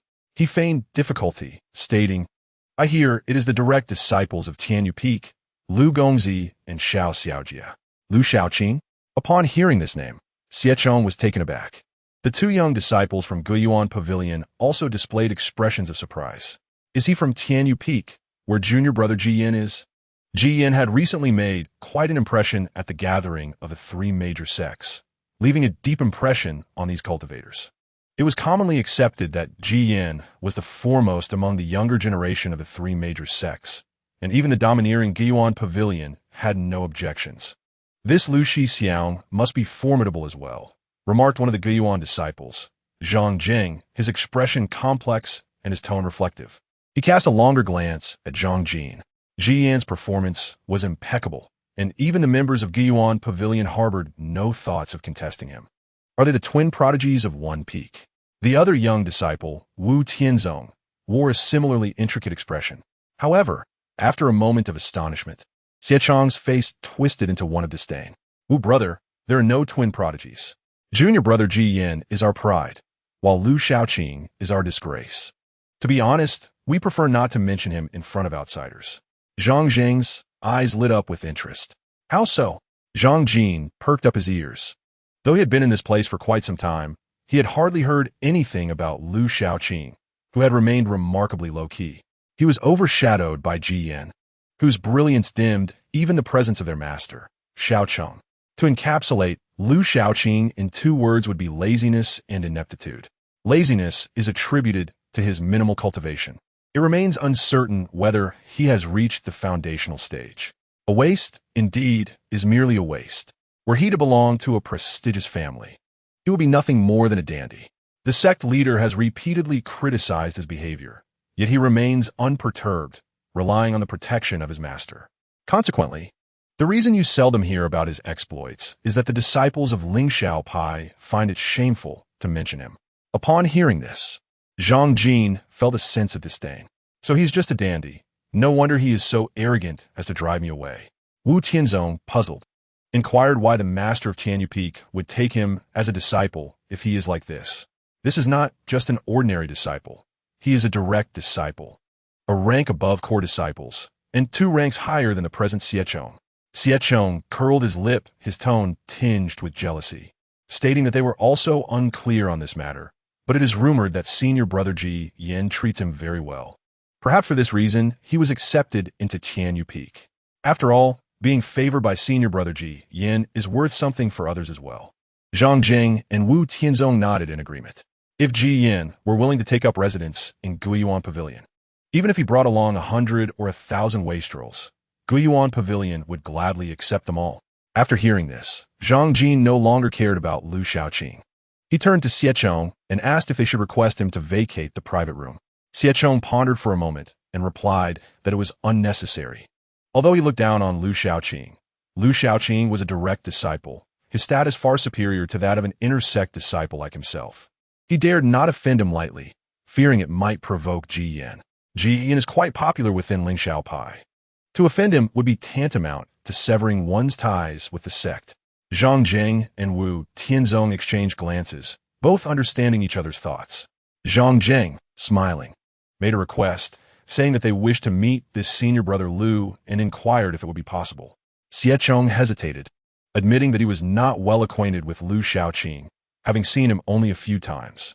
In truth, many disciples of Lingxiao Pai have never seen Lu Xiaoqing even once, as he has missed several sect gatherings. Siechong had only caught a distant glimpse of him at one such event. Noticing Siechong's hesitation, Wu Tianzong naturally employed a provocation technique, saying, "Xie brother, you aren't afraid of him, are you?" This matter pertained to a man's pride. Siechong immediately straightened his neck, his face slightly flushed, retorting jokingly that he would never fear him. Zhang Jing secretly chuckled, hoping he wouldn't fall for the bait. They urged him to take them to meet Lu Xiaoqing, as forming a connection with a direct disciple of Lingxiao Pai is indeed a rare opportunity. Moreover, being Ji Yan's junior brother, it would be beneficial for both of them to establish a relationship through him. After all, even if Lu Xiaoqing showed no respect to Siechong, he would surely give face to Zhang Zheng's elder brother. Upon hearing this, and considering Zhang Zheng's background, Siechong ceased his refusals and nodded, agreeing to visit Lu Xiaoqing. Zhang Jin was pleased with this development. Being perceptive, he could easily discern Zhang Jing and Wu Tianzong's ulterior motives, but chose not to expose them. Instead, he eagerly took the lead. Along the way, Wu Tianzong once more confirmed Lu Xiaoqing's strength with Siechong, asking if he was truly average. Siechong assured him of this, stating that everyone said so. Even the sect leader referred to him as a sloth. Meanwhile, Lu Xiaoqing was waiting for his meal alongside Xiao Yi when suddenly a knock echoed from outside. Before Lu Xiaoqing could respond, the door swung open, and Siechong stepped in first. "Senior brother Lu, I am." Lu Xiaoqing frowned and curtly commanded him to leave. What is the meaning of this? Is it too much to ask for a meal without interruption? Siechong's forced smile froze, and a surge of anger welled up within him. Did he think he was Ji Yin? If he were Ji Yin, he would leave without a word. But how dare this waste speak to him in such a manner? He was merely riding on the coattails of his master and senior brother. What was he really? Behind him, Zhang Jing and Wu Tianzong entered, wearing triumphant expressions. Wu Tianzong purposely incited. It seems senior brother Lu is quite arrogant, showing no regard for Xie brother. Zhang Jing further fueled the fire, suggesting, could it be that he relies on senior brother Ji Yin as a crutch, believing he can look down on others? Lu Xiaoqing's brow furrowed even deeper, feeling displeased. Was it no longer possible to enjoy a meal in peace? He boldly admitted, "So what? I have my senior brother's protection. Do you have a problem with that? Which peak do you belong to? I can easily have my senior brother pay a visit to you." How shameless, they thought, as he brazenly acknowledged his reliance on Ji Yin. Lu Xiaoqing's words left both Siechong and Zhang Jing speechless, and even Xiao Yi was taken aback. Second senior brother. It seems he lacks a sense of shame. Unfazed by Lu Xiaoqing's threat, Zhang Jing introduced himself, saying, "I am not a disciple of Lingxiao Pai. I am a disciple of Guiyuan Pavilion." Lu Xiaoqing's irritation only deepened. "Aren't you a disciple of Lingxiao Pai? What do you want here? Are you looking to cause trouble? Do you think Lingxiao Pai is easy to bully? Do you believe I can't summon all the disciples of Lingxiao Pai to deal with you? You think you're Ji Yin? Even Ji Yin doesn't have that kind of authority." Zhang Jing and Wu Tianzong were left speechless. This fellow truly is shameless. He invokes Ji Yin to intimidate his own sect, but brandishes Ling Xiao Pai against others. Is he even a man? Zhang Jin couldn't help but scoff inwardly. It turns out he is a talent devoid of capability, relying solely on others for support. In the realm of cultivation, strength is paramount. Lacking personal power, no matter how formidable one's backing, others will still look down upon them. Wu Tianzong's disdain for Lu Shaoqing grew, and he dismissed him, saying, "Senior brother Lu, your words are rather excessive. We have come here with a sincere intent to befriend you. This is not how one should treat guests. Is this how Ling Xiao Pai receives visitors?" Wu Tianzong sought to invoke the reputation of Ling Xiao Pai, suggesting that they ought to maintain a semblance of dignity. However, Lu Shaoqing unabashedly affirmed, "Indeed, Ling Xiao Pai treats guests this way. Not satisfied? It makes no difference. How shameless." The gathered individuals fell silent. Wu Tianzong was on the verge of losing his temper. This man cannot possibly be a disciple of Ling Xiao Pai. Such a disciple could not exist. He neither upholds the reputation of Ling Xiao Pai nor contributes to its honor. Does your master know? Does your sect leader know? Would they not strike you down with a single palm? Zhang Jing observed Lu Shaoqing's indifferent demeanor, fully aware that such a person would not care about their reputation. He decided to be straightforward and revealed their purpose for visiting, saying, "Senior brother Lu, as Ji Yan's junior, your strength must not be lacking. Would you dare to spar with us?" Lu Shaoqing's expression remained unchanged as his gaze fell upon the two of them. "What are your names?" "Zhang Jing." "Wu Tianzong." "Zhang. What relation do you have with Zhang Tsonglong?" "Zhang Tsonglong, the chief disciple of Guiyuan Pavilion, is formidable and is said to be nearing the late stage of foundation establishment, poised to break through at any moment. Ji Yin is a representative of the younger generation of Ling Xiao Pai. Zhang Tsonglong stands as a representative of the younger generation of the Guiyuan Pavilion. Whenever Zhang Jing speaks of Zhang Tsonglong, his tone is imbued with pride, referring to him as my elder brother. Wu Tianzong also wears an expression of pride, his face radiant, proclaiming that brother Zhang is the pride of our Guiyuan Pavilion. Lu Shaoqing, however, unabashedly retorted, "Is he not merely a defeated opponent of my elder brother?" Lu Shaoqing's words incited Zhang Jing and Wu Tianzong to the brink of fury. Zhang Tsonglong is indeed formidable, yet he is no match for Ji Yin. In the most recent martial arts competition, he succumbed to Ji Yin, finishing in second place. His past performance mirrors this. He has never triumphed over Ji Yin, nor has he even managed a draw. Lu Shaoqing could somewhat surmise Zhang Jing's intent in seeking him for a sparring match. It was likely an endeavor to restore his brother's dignity. Offended by Lu Shaoqing's remarks, Zhang Jing retorted angrily, cutting to the chase, "Do you dare to compete with me? If you lose, I shall submit to your whims." Lu Shaoqing turned away, signaling his disinterest, asking why he should. "Are you afraid?" Zhang Jing sneered. Surprisingly, Lu Shaoqing responded, "Indeed, I am afraid." The crowd was taken aback. Such words were audacious. "Are you a eunuch? You are hardly a man." Lu Shaoqing regarded Zhang Jing with scornful eyes, his tone dripping with disdain, asserting that he feared he might inadvertently cause Zhang Jing's demise. Arrogant and brash, Zhang Jing seethed. While lacking in skill, he was certainly bold. "Come then, feel free to try." Lu Shaoqing reiterated his lack of interest. Observing the unfolding drama, Zhang Jin deemed the moment ripe and stepped forward, feigning goodwill, suggesting, "Young masters Lu and Zhang, let us prioritize harmony. Engaging in combat would harm our camaraderie, and losing would tarnish both our reputations. Would you not agree, gentlemen?" A chorus of encouragement erupted from the crowd. "What is there to fear? Just fight. Indeed, let's not squander time. Will we fight or not?" Outside, a throng had already gathered, curiously watching the scene unfold. Tian Yu Peak, Ji Yin, and the disciples of Guiyuan Pavilion were enough to pique many people's interest. This was precisely Zhang Jin's intention. Otherwise, with the door closed, onlookers could see nothing. Lu Shaoqing cast an indifferent glance at Zhang Jin. Fat fool. Though his words appeared to broker peace, they were, in truth, fanning the flames. Meanwhile, a young girl, appearing to be in her 20s, frowned in disapproval. Her fair complexion, combined with her delicate willow-like brows, framed her striking eyes as she scrutinized the individuals within the room. The simple yet elegant ponytail she wore added a touch of vigor. Her gaze directed at Zhang Jin was far from amiable. Inside the room, Lu Shaoqing's attention shifted to Xie Chong. Which peak do you belong to? Did you bring them here to humiliate my Tianyu peak? Chapter 11. Miss Fong from the Fong family of Qizhou, Xie Chong originally harbored a simmering anger towards Lu Shaoqing. Yet when Zhang Jing and Wu Tianzong expressed their desire to spar with Lu Shaoqing, he sensed something amiss.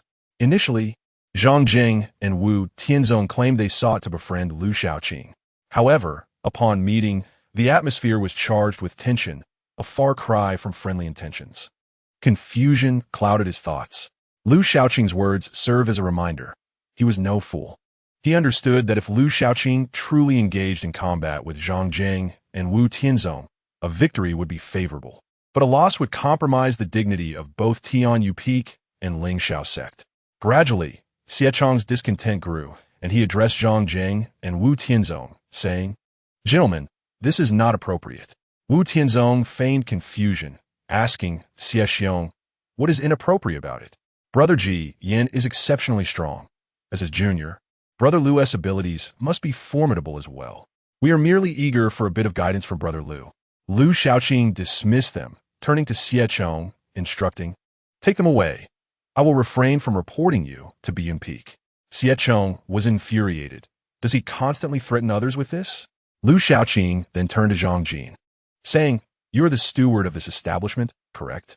Zhang Jin, stifling laughter, quickly adopted a humble demeanor, inquiring, "What is it that young Master Lu requires?" Lu Shaoqing scrutinized him, mentally cursing him for his pretense. His voice turned frigid as he threatened, "I will grant you 10 counts to have them leave. Otherwise, do you believe I cannot ensure your establishment ceases to operate?" Zhang Jin's expression shifted to one of shock, while the girl outside paled. Lu Shaoqing was a direct disciple of Tianyu Peak. Regardless of his strength, his status alone commanded respect. His master was the peak's leader, and his senior brother was the recognized elder of Ling Xiao sect, Jian. The weight of Lu Shaoqing's words within Ling Xiao sect was not to be taken lightly. Ling Xiao City lay at the foot of Ling Xiao Peak, where many relied on the sect for their livelihood. Should the sect blacklist them, survival in Ling Xiao City would become impossible. Zhang Jin had not anticipated Lu Shaoqing would issue such a threat. Anxiety gripped him, and he hastily replied, "Young Master Lu." This, Lu Shaoqing turned to Xiao Yi, instructing junior sister, "Start counting." 1, 2. Xiao Yi's clear voice rang out, counting slowly, though her pace was unhurried. Beads of sweat began to form on Zhang Jin's forehead. He realized he had inadvertently dug his own grave. Casting a glance at Zhang Jing and Wu Tianzong, he found them wearing expressions of cold amusement, clearly unwilling to leave. Meanwhile, Xiao Yi had reached 6. Young Master Lu, Zhang Jin's panic escalated. In this moment, he found himself at a loss for words. Typically astute and adaptable, he now felt like a different person. The weight of Lu Shaoqing's threat loomed too heavily upon him, leaving his mind blank. Just as Xiao Yi reached 9, a voice called from outside. "Wait." The voice was melodious and clear. In that instant, as everyone turned to look, the girl with the ponytail entered. She promptly shut the door, cutting off the gaze of the curious crowd outside. "Young lady." Upon seeing her, Zhang Jin breathed a sigh of relief and bowed in greeting. The young lady ignored him and addressed Lu Shaoqing, saying, "From the Fong family of Qizhou, Fong Xiao. I greet young Master Lu and Miss Xiao." She then extended her greetings to Xie Chong, Zhang Jing, and Wu Tianzong, demonstrating courteousness and an unblemished demeanor. The Fong family is a well-known clan in Qizhou, possessing considerable strength and ranking among the notable families. The 3 major sects, Ling Xiao sect, Guiyuan Pavilion, and Shuangyue Valley, represent the top tier, while the Fong family belongs to the second tier. Fong Xiao, being a member of the Fong family, is the daughter of the family head. In terms of status, Fong Xiao holds a position comparable to direct disciples of the 3 major sections. Even members of the 3 sects hesitate to offend the Fong family. Xie Chong, Zhang Jing, and Wu Tianzong treated Fong Xiao with utmost respect, recognizing that as inner disciples, they lacked the audacity to provoke the Fong family. Fong Xiao addressed Xie Chong, Zhang Jing, and Wu Tianzong, saying, "Gentlemen, let us consider this matter settled for today. After all, We are here to dine, and this establishment has no designated space for sparring. Might I request your understanding to let this go? I shall cover all your expenses for today. What does that sound? Xiechong had already grasped the situation. He disapproved of the confrontation between Zhang Jing, Wu Tianzong, and Lu Shaoqing. Naturally, he had no objections to Fang Zhao's proposal. Zhang Jing and Wu Tianzong, seeing Lu Shaoqing's unwillingness to engage in combat, reluctantly nodded in agreement, conceding. Ultimately, Xiechong, Zhang Jing, and Wu Tianzong departed. Fang Zhao then apologized to Lu Shaoqing, expressing, "I apologize for the trouble caused to young Master Lu." Lu Shaoqing, understanding Fang Zhao's position as the proprietor of the establishment, replied coolly, "Miss Fang, is this the attitude your family adopts in business? The steward directly brings people to disturb guests. Does the Fang family typically act so arrogantly? Do you not regard us, mere disciples of ordinary sects, with any respect?" Fang Zhao could not help but roll her eyes at Lu Shaoqing. "You're merely a disciple of an ordinary sect? Why not claim you are an ordinary mortal?" Fang Zhao bowed to Lu Shaoqing, hoping that the young Master Lu would temper his anger. This time, it was indeed a lapse in my guidance that led to the offense against Master Lu. To demonstrate my sincerity, I propose that all expenses incurred by Master Lu at the tavern today be waived. What do you think? Lu Shaoqing lightly tapped the table with his fingers a few times before responding. Such sincerity is insufficient. We have not ordered much. His words left Fang Zhao somewhat taken aback. Could this be the demeanor of a direct disciple? Does he not understand the implications of his request? Lu Shaoqing, undeterred, laid forth his demands, saying, "Your tavern is newly opened, and the opulence of its decor ensures that it will undoubtedly become the premier establishment in Lingxiao City. Grant me a card that allows me a 60% discount on my expenditures here. In the future, I shall bring my senior brother to dine here as well." It was clear that the Fang family had no say in this matter. He was firmly asserting his demand. Yan? Fang Zhao's eyes brightened. Ji Yan was the most formidable among the younger generation of the three major sects, and had already gained renown in Qizhou. He was an idol to many, especially to numerous young maidens who envisioned him as their Prince Charming. The prospect of Ji Yan dining at her tavern would undoubtedly yield countless benefits due to his celebrity status. Fang Zhao felt her resolve wavering. Without further contemplation, she presented a specially crafted token to Lu Shaoqing, saying, "This is a unique token from the Fang family. With this token, you may enjoy a 30% discount at any tavern we operate. Furthermore, here in this establishment, you shall receive a 50% discount." Lu Shaoqing's eyes sparkled with satisfaction as he replied, "Not bad." Chapter 12.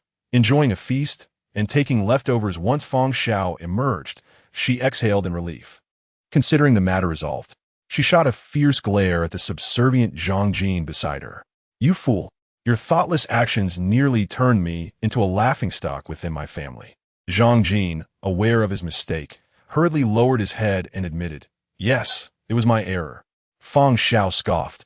"I shall deduct 3 months' worth of your salary. Go reflect on your actions."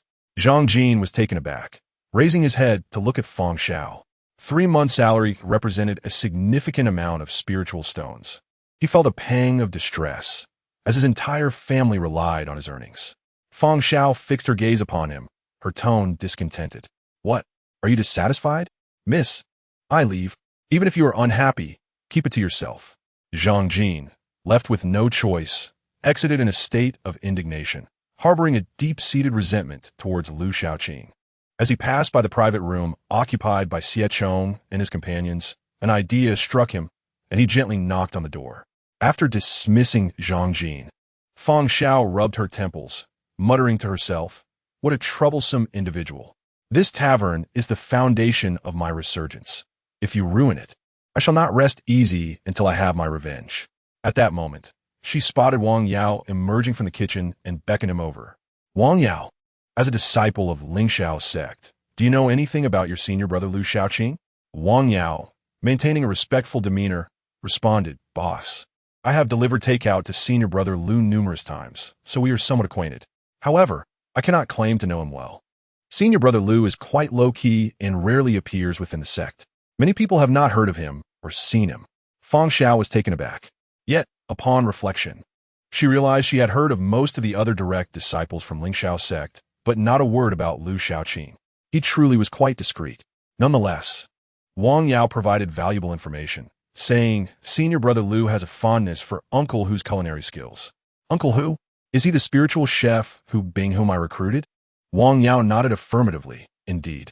He came here today specifically for Uncle Hu's cuisine. Fang Zhao's expression brightened at this news. It seemed her choice had been fortuitous. Wang Yao continued, "The previous owner was unscrupulous, refusing to give Uncle Hu a raise, which created an opportunity for you. Senior brother Lu suggested he deliver takeout, allowing him to earn quite a bit. Yet he still wouldn't offer Uncle Hu a salary increase. If the tavern goes under, it will be entirely deserved." Fang Xiao was astonished. Does he often order takeout? Indeed, senior brother Lu prefers to avoid descending the mountain for meals. However, I am unsure why he chose to come down today and order such a large banquet. Fang Zhao's heart raced, sensing an ominous premonition. A large banquet? Quickly, bring me the menu. Inside the private room, Xiao Yi gazed in astonishment at the continuous flow of dishes arriving at their table. With tears welling in her eyes, she turned to Lu Shaoqing. "Where's our junior sister? Second brother, why did you order so much?" Earlier, she had only requested 2 dishes, while Lu Shaoqing had ordered the remainder. Now, he had already begun to eat, casually remarking, "I told you I have quite the appetite." Xiao Yi regretted not inquiring more thoroughly. "But, second brother, I don't have enough spiritual stones. How dare you request a treat without sufficient funds?" Lu Shaoqing cast a disdainful glance at Xiao Yi and reminded her, "Did you not hear the boss say this meal is complimentary?" Xiao Yi's face lit up with joy. "You're right. It's great to be with second brother, enjoying such lavish meals. Let's eat quickly, so we can return and properly cultivate." Xiao Yi nodded earnestly. "Rest assured, second brother, I will not be lazy. With senior brother around, you have no chance to slack off. I mean for you to strengthen yourself quickly. In the future, if someone comes to create trouble, you will handle it." Xiao Yi was taken aback, realizing that this was the true reason for Lu Shaoqing's encouragement for her to train harder. Curiously, she asked between bites, "Second brother, why didn't you engage them in battle? They were bullying us."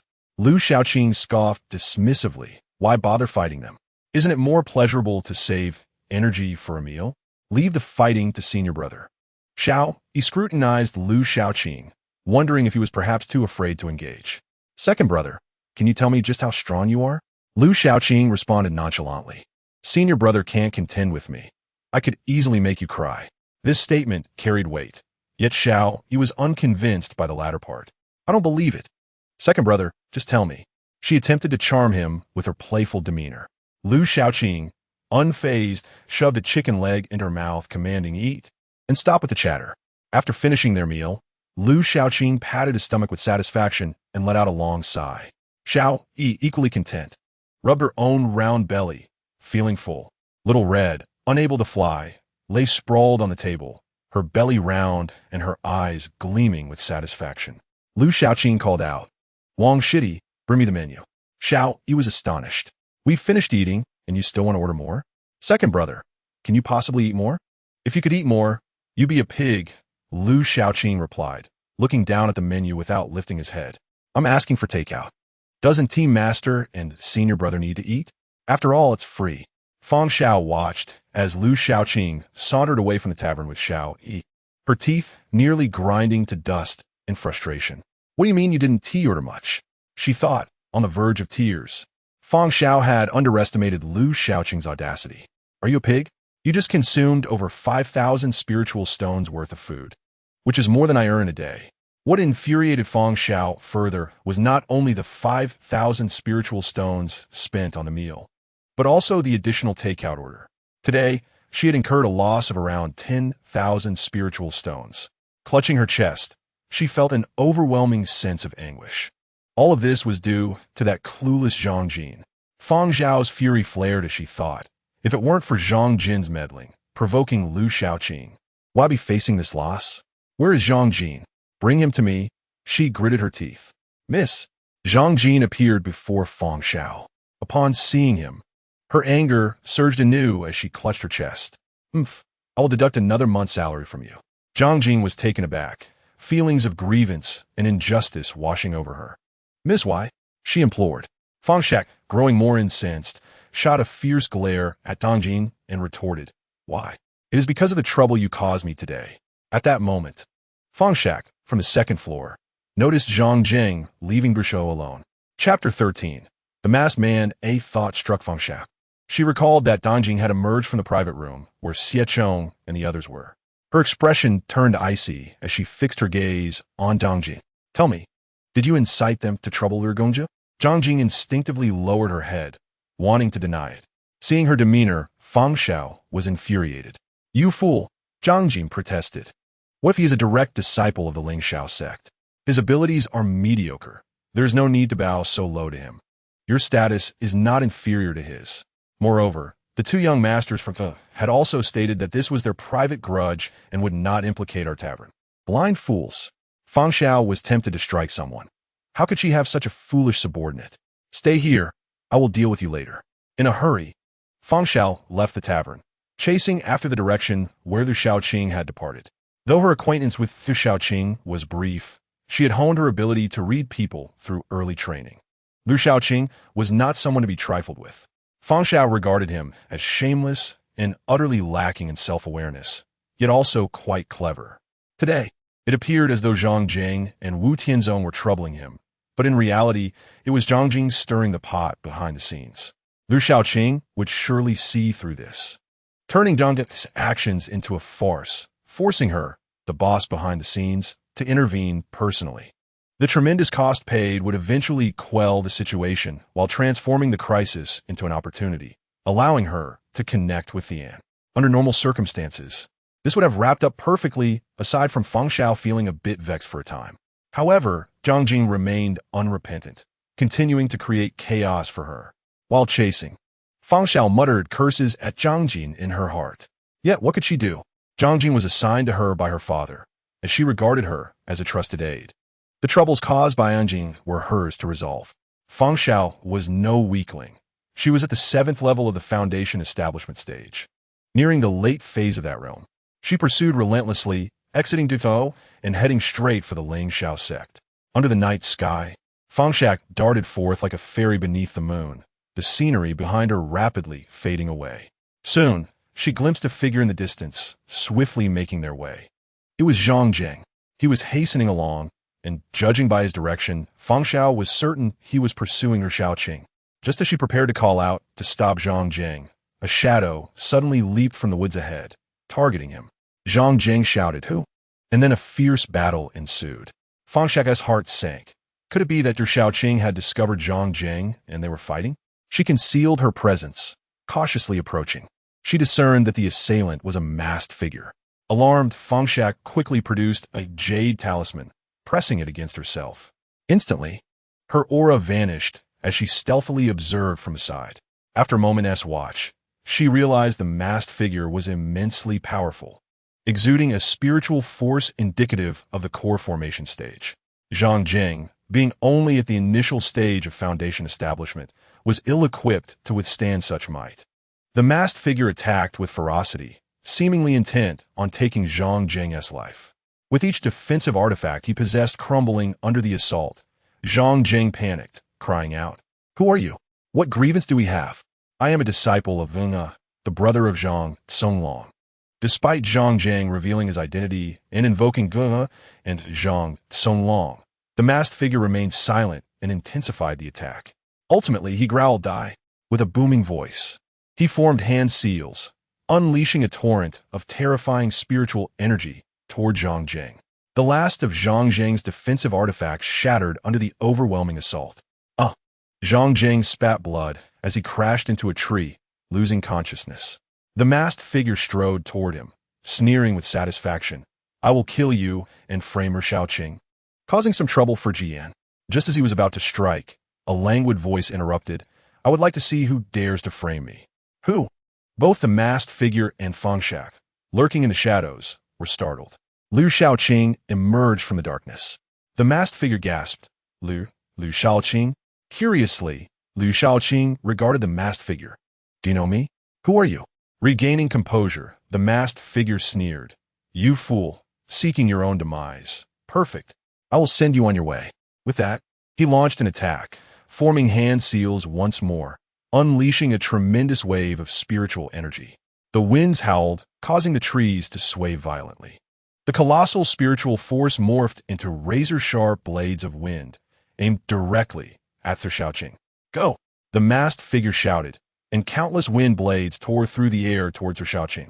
Trees in their path crumbled to dust. In response to the onslaught, Liu Shaoqing brandished a sword. The masked figure scoffed, "You dare to obstruct me? Do you think you are Ji Yan?" With a gentle flick of his sword, a vibrant red bird suddenly appeared at the tip. Proudly, it perched there, preening its fiery feathers. Fixated on the cloaked figure, it screeched and soared toward him. A surge of sword intent erupted, piercing the darkness and shattering the wind blades. The little bird flew directly into the onslaught of blades, effortlessly dismantling them. The masked figure, astonished, exclaimed, "Sword intent? How is this possible?" Fear permeated his voice. Meanwhile, Fang Xiao, hidden in the shadows, widened her eyes in shock.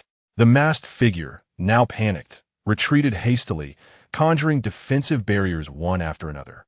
How can this be? Jian's sword intent has taken form. You, a mere waste, can do this? Although the masked figure was at the core formation stage, he felt no inclination to resist against the manifestation of sword intent.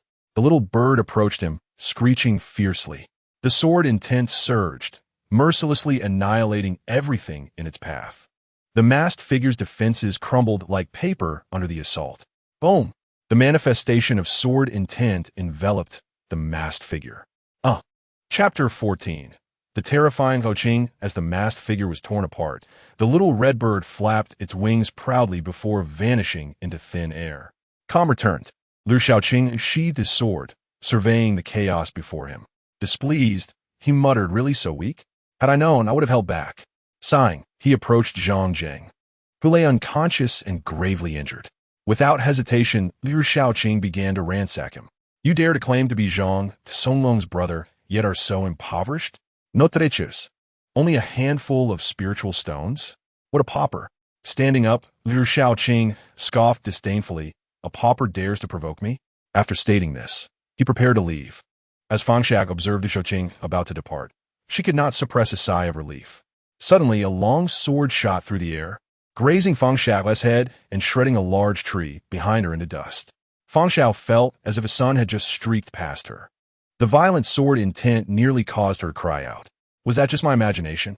Liu Shaoqing turned his head and cast a glance in the direction where Fang Xiao stood, ultimately shaking his head and departing. That scoundrel, the senior brother, has stirred up so much trouble. I had advised him to be resolute, to refrain from being overly compassionate, and to decisively eliminate threats. Had he done so, perhaps we would not be beset by such complications. Fang Xiao remained motionless, rooted in place, too fearful to stir. Liu Shaoqing's keen senses nearly exposed her presence.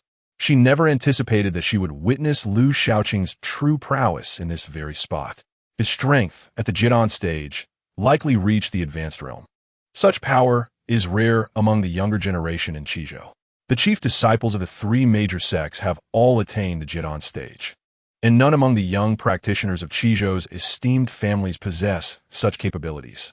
Furthermore, it is said that aside from the chief disciples, no other young disciples have reached the Jidan stage. Of course, this excludes those of the middle-aged generation. Today, Fang Xiao bore witness to this reality. Yet, what truly astonished her was Liu Shaoqing's comprehension of sword intent, having even attained the second tier of its manifestation. Sword intent comprises three levels: the transformation of the heart, the manifestation of intent, and the divine connection of the sword heart. Few in the younger generation of Qizhou grasped sword intent, let alone ascend to its second tier. Indeed, it was this mastery of the second tier that enabled Ji Yan to challenge opponents beyond his rank with ease. And it was through this skill that he vanquished an enemy who had just entered the Yuanying stage, establishing his dominance over all young practitioners in Qizhou. Not even Xiaoyu of Shuangyue Valley or Zhang Songlong of Guiyuan Pavilion have comprehended sword intent. Many recognize Ji Yan's formidable prowess and thus concede the title of the foremost to him, opting instead to vie for the second position.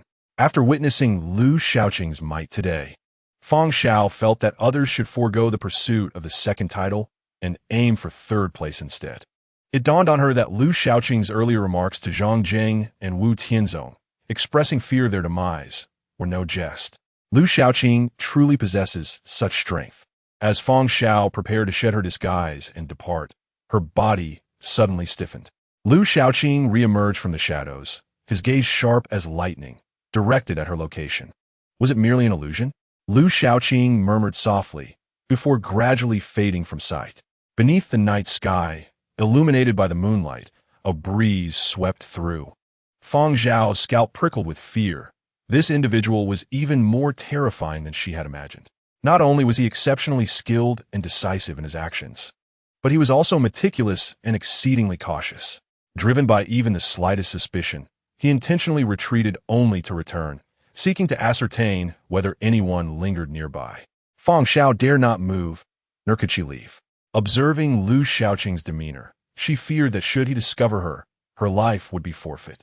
Despite Lu Shaoqing's formidable strength, he remained largely unknown, even within Lingxiao's sect, where many were unaware of his existence, highlighting his low profile and secrecy. Would her unintentional glimpse of Lu Shaoqing's might lead him to perceive her as an enemy, sparking a misunderstanding? Fang Xiao could not afford to take that risk. Should Lu Shaoqing uncover her presence, she was certain her strength would not suffice to contend with him. Thus she stood there paralyzed, until the sun rose and the forest awoke with the sounds of various creatures. Only then did she dare to exhale with relief. She had remained in place throughout the night, motionless. Gazing toward the direction of Lingxiao's sect, she silently pondered the terrifying nature of it all. Was it the sect that was frightful, or Lu Shaoqing himself? Fang Xiao could not discern. At that moment, figures appeared in the distance, swiftly materializing before her. Zhang Jin, Xie Chong, and Wu Tianzong arrived. Upon witnessing the extensive signs of battle, akin to a tempest having swept through, they were taken aback. Their eyes soon fell upon Fang Xiao. Zhang Jin's expression brightened. "Miss, are you unharmed?" "Thank goodness. We were worried sick when you did not return all night." Wu Tianzong inquired, "Miss Fang, have you seen Brother Zhang?" Fang Xiao pointed in a direction, and Wu Tianzong hurried off, soon discovering Zhang Jing. He screamed as if his life were in peril. "Brother, what happened to you? Wake up, please." Fang Xiao approached, and, upon witnessing the scene, felt her cheeks flush and quickly turned her head aside. Zhang Jing lay stripped of his garments, save for a pair of underpants, his belongings having been thoroughly plundered. However, Fang Zhao's peripheral vision caught signs that even his undergarments had been tampered with. That scoundrel! Fang Xiao found herself at a loss for words to describe Lu Shaoqing. His strength was formidable beyond measure, yet he could engage in such shameless acts. What manner of person was he? Curiosity welled up within her. She glanced at Zhang Jin, sighed inwardly, and said, "Uncle Zhang, you should return to the Fang family today. There is no need for you to stay here. I will take responsibility for the matters at the inn." Chapter 15. The Shameless Second Senior Brother. Second Senior Brother. Second Senior Brother. Lu Shaoqing glanced at Xiao Yi. "What now? Are you not practicing? Do you not fear the Senior Brother's wrath?" Xiao Yi chuckled, seeking his favor. "Second Senior Brother, I have something to discuss with you." Since that night when they dined together, Xiao Yi had grown increasingly familiar with Lu Shaoqing. Through their interactions over the days, she had come to understand him better. She found no fear in his company. Rather, it felt refreshingly comfortable. Lu Shaoqing showed no interest in the affairs of the inn, waving his hand dismissively. "If you have matters to discuss, go find a master. Do not come to me." "But master is busy training, and I dare not disturb him." "Then I too wish to sleep. Do not bother me." Xiao Yi, dissatisfied, clutched the hammock and said, "Second Senior Brother, spare me the act. This concerns Senior Brother. He has been at the Sword Cave for several days now. Could something be amiss? Is that all?" Lu Shaoqing yawned nonchalantly. "Do not worry. He will not perish. That is simply his nature.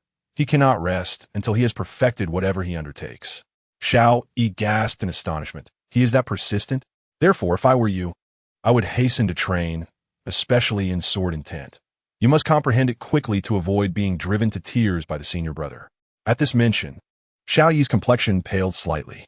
"Second Senior Brother, do you mean to say that the Senior Brother still expects me to enter the Sword Cave?" The thought of that terrifying sword intent filled her with dread. "Actually, it is not mandatory to enter," she said, her eyes lighting up with expectation. What is the solution? Lu Shaoqing turned his back to her. Why should I divulge that to you? Xiao Yi swayed the hammock, playfully pleading, second senior brother, please tell me. I implore you. If you do, I will treat you to a meal next time. You still owe me a meal, you know, Lu Shaoqing reminded her. Then I owe you too. How's that sound? Having spent some time here, Xiao Yi had developed a deeper understanding of Lu Shaoqing, realizing that her second senior brother was rather lazy. Tempting him with food had its merits. As a result, Lu Shaoqing appeared slightly intrigued. You said it.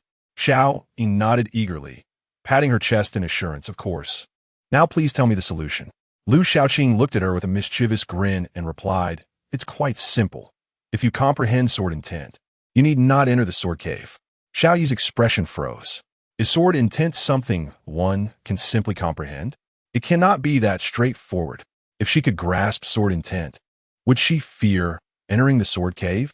What kind of solution is this? Xiao Yi huffed. Second senior brother, are you jesting? You cannot just say comprehend and expect it to happen. You yourself have not comprehended it, have you? You know nothing, Lu Shaoqing chuckled. I'm not like you. Xiao Yi felt a wave of disappointment, utterly helpless. She retorted angrily, second senior brother, your suggestion is invalid. You are deceiving me. Lu Shaoqing, devoid of any shame, replied, I do not care. Anyway, you have already agreed. And you'll meet 2 meals. I refuse. No matter. I can always ask your uncle or your father for it later. Do you believe me? Xiao Yi was momentarily stunned. Based on her understanding of Lu Shaoqing, he indeed could follow through with such a threat. Anger welled within her. She glared at Lu Shaoqing, exclaiming, second senior brother, you are shameless. Lu Shaoqing was unfazed, indifferent, saying, many people call me shameless. I do not wish to engage with you anymore. Lu Shaoqing welcomed this, stating, good, don't disturb my sleep. Xiao Yi was so exasperated that she could hardly express her frustration, facing such a senior brother. She felt utterly powerless. Instead, she was completely at his mercy. A small red bird landed on Xiao Yi's shoulder, chirping joyfully, seemingly mocking her. Xiao Yi petted the little bird and huffed. Are you here to mock me too? The bird immediately flew back to the tree, escaping her grasp. Xiao Yi noticed that Lu Shaoqing was genuinely asleep with his eyes closed. She continued to rock the hammock, saying, second senior brother, why don't you help big senior brother? He has been sitting there motionless all day. I fear there may be a problem. What problem could there possibly be? There is no issue at all. Lu Shaoqing turned over, facing away from Xiao Yi, suggesting, rock a little less. That would be just perfect. Xiao Yi grew even angrier, realizing that communication with her second senior brother was utterly futile. Just as she was about to leave in frustration, Xiaocheng arrived. Upon seeing Lu Shaoqing lying down, he swung his sword and severed the rope suspending the hammock. Lu Shaoqing landed steadily on the ground, looking back at his master in astonishment. Master, have you forgotten your old disciples after acquiring a new favorite? I am still your second disciple. You wouldn't resort to drastic measures just because you have another junior sister, would you? Shaoqing scolded. What nonsense are you talking? Your big senior brother has been sitting there for 5 days. Want to lend a hand? Lend a hand? What for? You know how big senior brother is. He wouldn't let me interfere even if I went. Besides, shouldn't you be happy that big senior brother is too busy to bother with you? Or do you enjoy being scolded by him? Xiao Yi weakly supported her forehead. Today, Tan Shufeng was truly peculiar. The eldest disciple reprimands the master, and the second disciple is equally unrestrained towards the master. If it were anyone else, Lu Shaoqing's earlier words will have sufficed to expel him from the sect. Yet, with Xiaocheng, it was of no consequence. Xiaoqing maintained a serious demeanor, stating, cultivation is akin to rowing upstream. If you do not advance, you will fall back. Your big senior brother's strictness is for the benefit of all. Upon hearing this, Xiao Yi could not help but feel admiration. Truly, my master speaks wisely. It ought to be this way, rather than allowing second senior brother to sleep in every day. Lu Shaoqing eyed Xiaocheng with suspicion, then circled around him twice. Xiaocheng felt a chill run down his spine. What are you doing? What do you want? Lu Shaoqing frowned, puzzled, saying, Master, why have you suddenly become so serious? Have you been possessed? Nonsense. Xiaoqing's expression slightly faltered, but quickly returned to normal as he scolded. Have I not always been this serious? If I do not take my training seriously, how can I manage a scoundrel like you? Lu Xiaoqing glanced at Xiao Yi, and suddenly it dawned on him. I see now. Your junior sister has joined the sect, and you fear she may surpass us. Thus you are anxious. You worry that her strength will grow, making it difficult for you as her master to keep her in check. Hence, you are eager to become stronger, haha. You want big senior brother to hasten his efforts to supervise you. Xiao Yi was taken aback. Is that really the reason? Xiaoqing's face flushed red, adamantly denying. Stop spouting nonsense.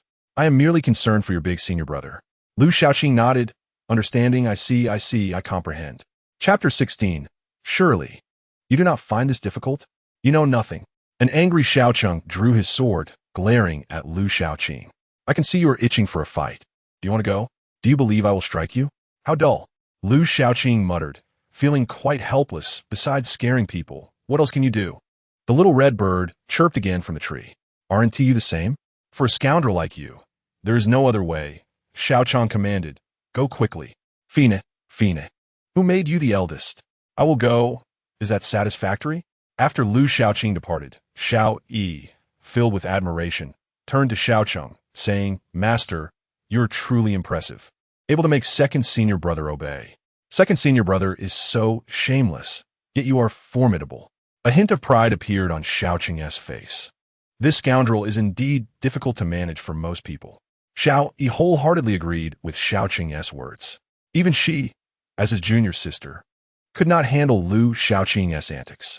However, recalling Lu Xiaoqing's earlier words, Xiao Yi could not help but smile. She patted her chest, earnestly assuring Xiaocheng, Master, rest assured, I will not emulate second senior brother. Xiaocheng felt a sense of relief. New disciples are delightful, obedient, and understanding. He cautioned Xiao Yi, do not learn from him. Having one is already exhausting for me. If you dare to become a second version of him. Xiaocheng trailed off, uncertain how to continue. Feeling sympathetic, Xiao Yi comforted him. Master, I will not emulate second senior brother.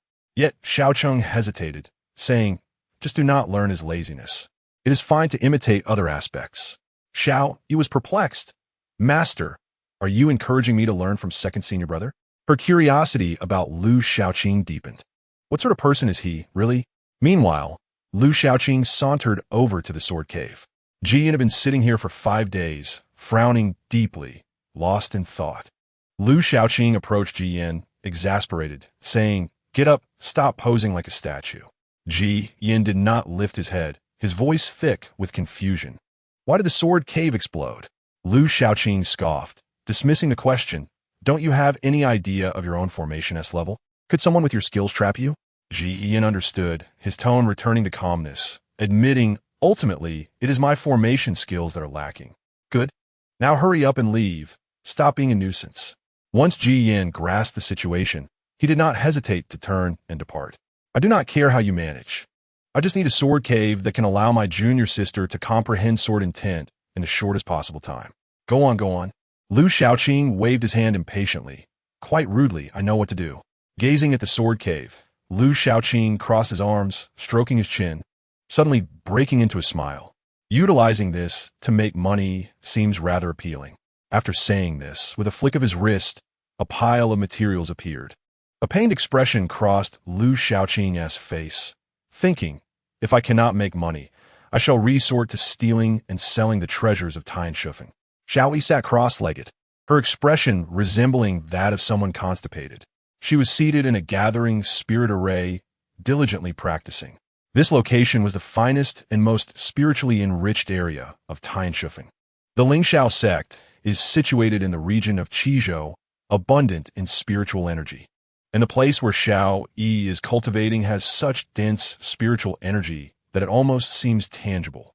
She had been practicing here for a month, under the strict supervision of her big senior brother, Ji Yin, who would not allow her to slack off.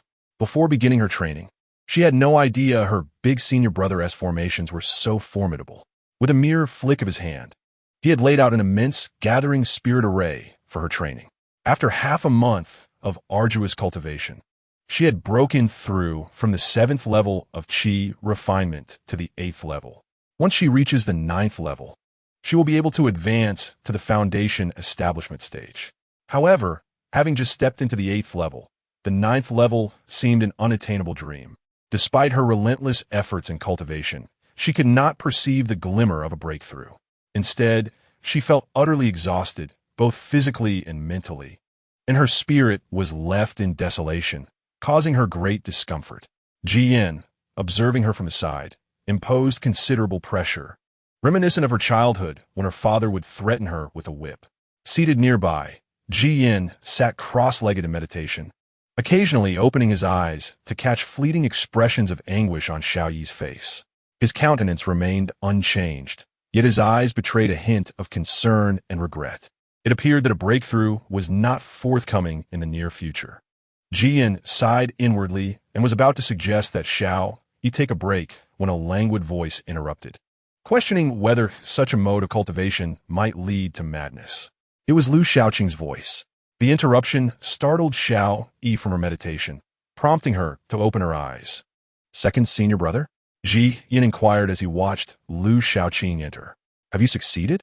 "I took action. It was a trivial matter," Lu Xiaoqing replied, a smug expression adorning his face. "However, it nearly exhausted me. You owe me a fee for my troubles." Ji Yin chose to ignore the latter part of his statement, replying, "Fine, let her go." Lu Xiaoqing, unabashed, retorted, "Go where?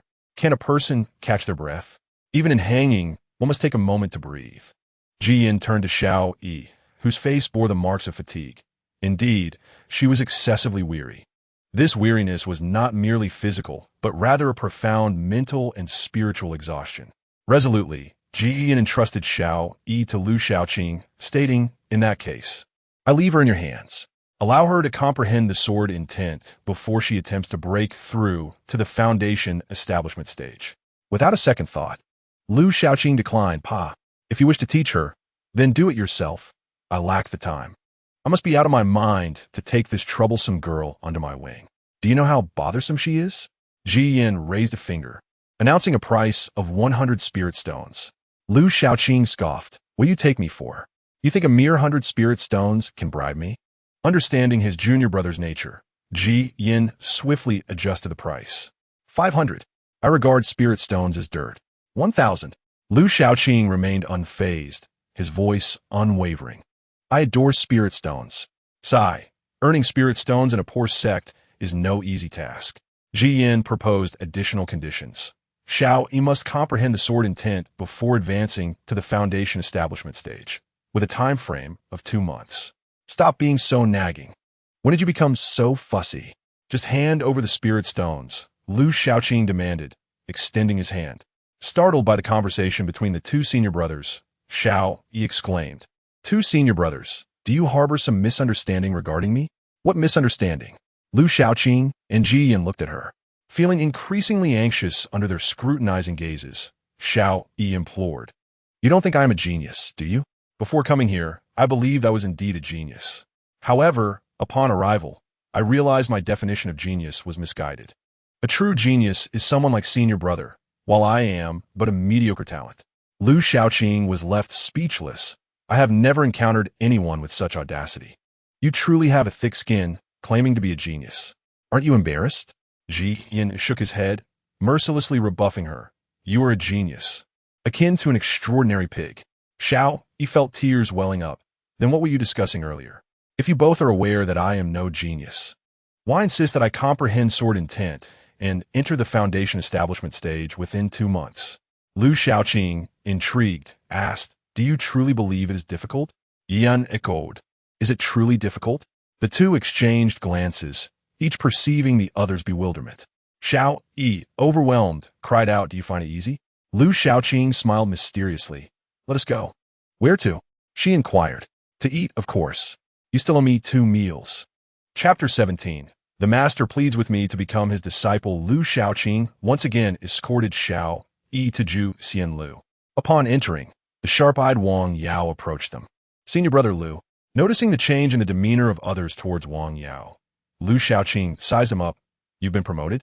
Wang Yao scratched his head, a hint of embarrassment in his tone. "I am not quite sure. The boss sent manager Zhang back to the Fong family and promoted me as the manager of the tavern." Lu Xiaoqing clapped him on the shoulder. Well done. By the way, what kind of discount can you offer me as the manager? Of course, young Master Lu's consumption at Zhu Xianlu is entirely complimentary. Fang Xiao arrived, respectfully greeting Lu Xiaoqing and Xiao Yi. Greetings, young Master Lu and Miss Xiao. What did you just say? Lu Xiaoqing asked. Fang Xiao smiled. All expenses for young Master Lu at Zhu Xianlu are on me. A glint of apprehension flickered in Fang Xiao's gaze. For the events of that night were forever etched in her memory. Lu Xiaoqing immediately donned a wary expression. Boss, what are your intentions? I won't sell myself. Flattery without cause is suspicious, he added. We are not related, and even if you offer me a 50% discount, I would still curse you internally. Now you offer complimentary service. This cannot be for no reason. Fang Xiao nearly spat blood. Who the hell wants your body? She scrutinized Lu Xiaoqing. He was handsome, with sharp brows and bright eyes, exuding a radiant charm. If he were to seek a bride, he would undoubtedly attract many admirers. Fang Xiao, bemused, remarked young Master Lu. You are a direct disciple of Ling Xiao sect, a junior of young Master Ji. Your master, Xiao Cheng, is a nascent soul expert. These identities alone are sufficient to garner the favor of many. She admitted to wanting to build rapport with him. Internally, she mused about his potential. Recalling that night, she still trembled at the thought. His unparalleled sword intent, meticulous mindset, and adeptness in handling matters indicated that Lu Xiaoqing was far more than he appeared. Had she not possessed her father's gift that evening, she would have surely been discovered by Lu Xiaoqing. Her father was a nascent soul cultivator, and the items he crafted almost fell into the hands of a foundation establishment cultivator like Lu Xiaoqing. This demonstrated the formidable nature of Lu Xiaoqing. Such a prodigy was worthy of careful cultivation. Every ounce of goodwill could translate into benefits. Lu Xiaoqing regarded Fang Xiao thoughtfully, realizing she must have known his identity from the first time he visited. Why had she not offered complimentary service before? Nevertheless, he had no intention of accepting. How ludicrous! Though he was poor, he was not so destitute as to accept every favor. One cannot be indebted for a meal, he thought. I do not wish to invite trouble over something as trivial as a meal. Lu Xiaoqing politely declined Fang Xiao's generous offer. Thank you, boss, but there is no need.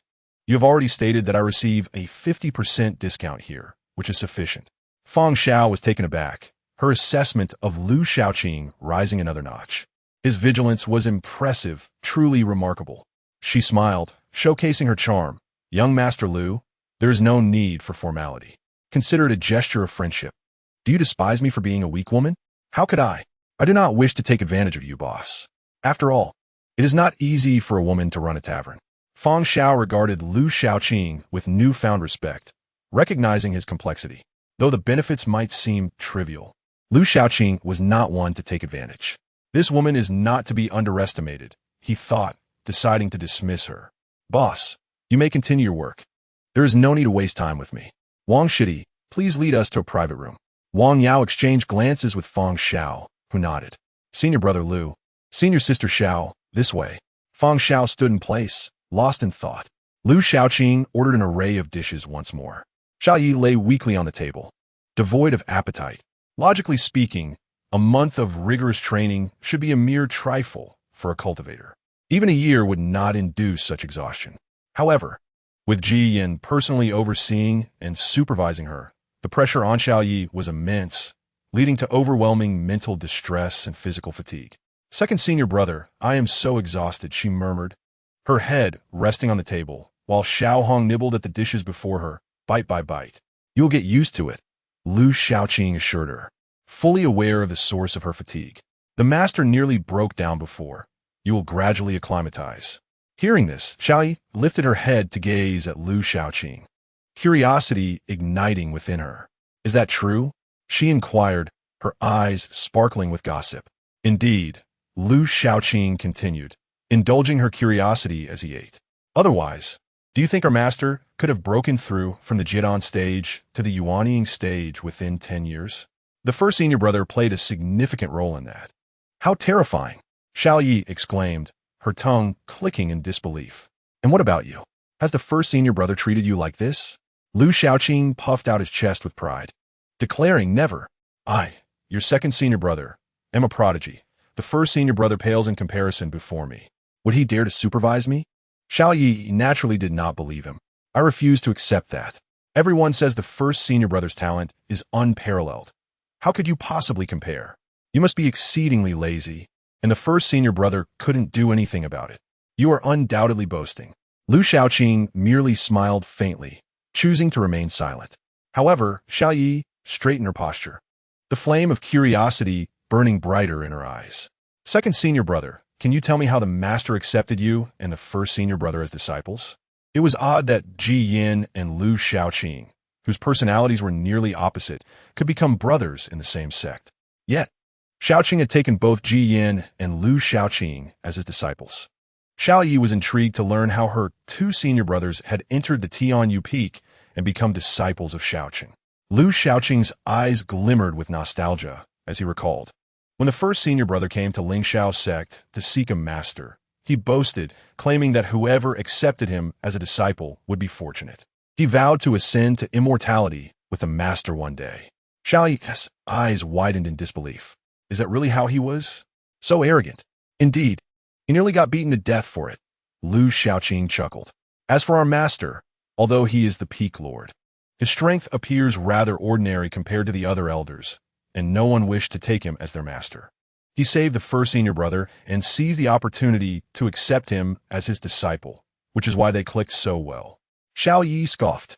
What kind of descriptor is that? And what about you? How did you become the master's disciple? Lu Xiaoqing donned a self-satisfied expression, continuing to extol himself. When a master saw me, he was astounded and implored me to become his disciple. You know me. I am soft-hearted and cannot refuse others. After his persistent pleas, I reluctantly agreed. After hearing this, Xiao Yi scoffed again, completely unconvinced.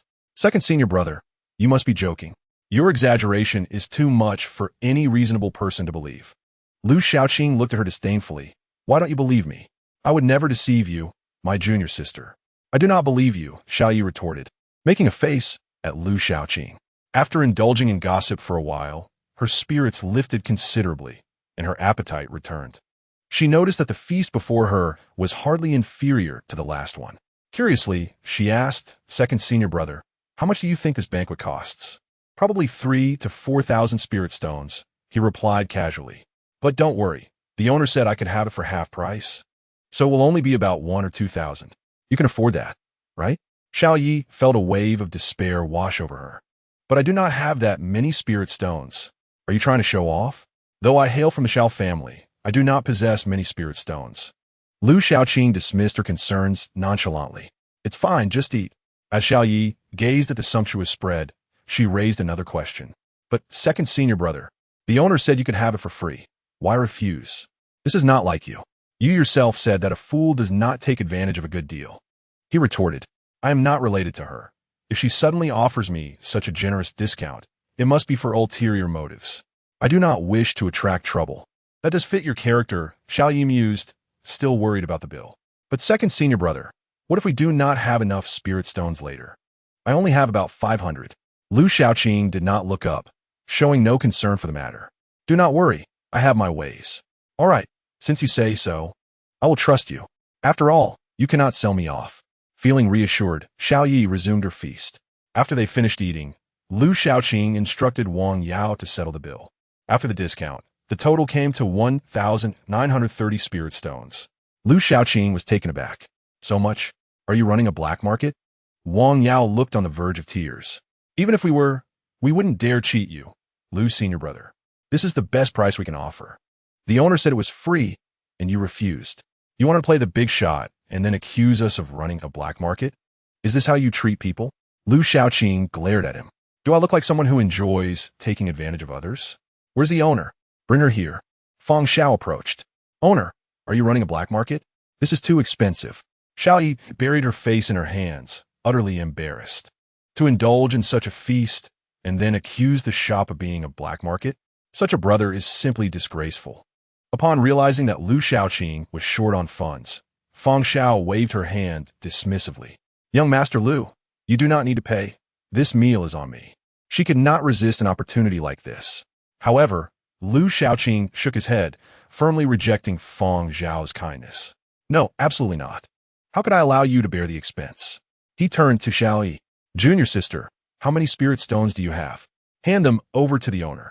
Xiao Yi reluctantly produced 500 spirit stones to give to Wang Yao. Second senior brother, I have no more spirit stones. Lu Xiaoqing spread his hands and feigned helplessness. Addressing Feng Xiao. Owner, you see, I do not have spirit stones either. How about this? Let my junior sister work here to pay off the debt. Second senior brother. Xiao Yi felt tears welling up. Was he truly selling her off? Feng Xiao was taken aback. What kind of operation is this? Young Master Lu, are you suggesting that a direct disciple of the Lingxiao sect work for you? And she is Ji Yan's junior sister? Feng Xiao felt a twinge of panic. Lu Xiaoqing furrowed his brow. Why not? Although the sect leader has forbidden direct disciples from working, a little secret labor here should go unnoticed. Feng Xiao chuckled wryly. Young Master Lu, there is no need for such trouble. I have already said this meal is on me. Lu Xiaoqing asserted. How can I take advantage of you? As a disciple of Tian Yu Peak, I must take responsibility. If I cannot pay, I will work. He stood firmly on principle, unafraid of embarrassment. The three of them fell into silence, pondering how he could say such a thing. Xiao Yi tugged at Lu Xiaoqing's sleeve, indignant. Second senior brother, why don't you work to pay back the debt? You ate the most and ordered the dishes. Lu Xiaoqing showed no compassion, briskly brushing off Xiao Ye's hand. I am your senior brother. If I work here, it would bring shame to Tian Yu Peak. Xiao Yi, Feng Xiao, and Wang Yao fell silent once more. Hadn't he already brought enough shame upon himself? Xiao Yi, he thought to herself that she should let the master see his current state. He would surely expel him from the sect. Feng Xiao was at a loss for words, unsure how to proceed. What was Lu Xiaoqing trying to accomplish? Had she not experienced the events of that fateful night, she would have merely assumed that Lu Xiaoqing was overly concerned with appearances, preferring to let her junior sister suffer rather than accept her goodwill. She might have even suspected that Lu Xiaoqing coveted her beauty, attempting to draw her attention. After all, she had seen such behavior before. However, after the occurrences of that evening, she understood that Lu Xiaoqing was far more complex than he appeared. Xiao, he then remarked, second senior brother, if you make me work here, I will be unable to cultivate. How will I explain this to the first senior brother? At this juncture, Xiao, he could only invoke the name of her first senior brother, hoping it would temper her second senior brother's resolve. Lu Xiaoqing reminded Xiao, have you forgotten? The first senior brother entrusted you to me. Xiao Yi quickly recalled, the first senior brother even gave you 1,000 spirit stones. Lu Xiaoqing, unabashed, replied, that is for teaching purposes specifically allocated. Xiao Yi wrinkled her nose in discontent. 2 months without cultivation. How am I to comprehend the essence of the sword and break through to the qi refinement stage? If I fail, how will you explain this to the first senior brother? Feng Xiao was struck by a thought. She inquired of Lu Xiaoqing, young Master Lu, are you truly intending to have Miss Xiao work for me? Lu Xiaoqing nodded, sighed, and spoke in a tone that suggested he was acting in her best interests. Indeed, it is to teach her a lesson, lest she be easily swayed by a pretty face in the future. Xiao, he was at a loss for words. How can you say this with such conviction? Feng Xiao seized her objections and agreed, very well, as long as Miss Xiao is willing, she may work here. Who will want that? Xiao Yi immediately expressed her dissent. I do not wish to. I am a proud member of the Xiao family. Working here to pay off debts would only invite ridicule. Lu Xiaoqing coldly disregarded Xiao Yi's protest, stating, that is not for you to decide. You will listen to me now. I'm going to find the master and the first senior brother. Lu Xiaoqing cruelly forced Xiao Yi to confront reality. Seeking the master is futile. And are you certain you can withstand the first senior brother's training method? Xiao Yi fell silent. Lu Xiaoqing gently patted her head and spoke calmly. Work here diligently. Consider it a chance to unwind and relax. However, I do have one condition. You must work here under the guise of an ordinary person, unless your life is in danger. You are not to reveal your true identity or power. If anyone bullies you, make a note of it, and after work, deal with them.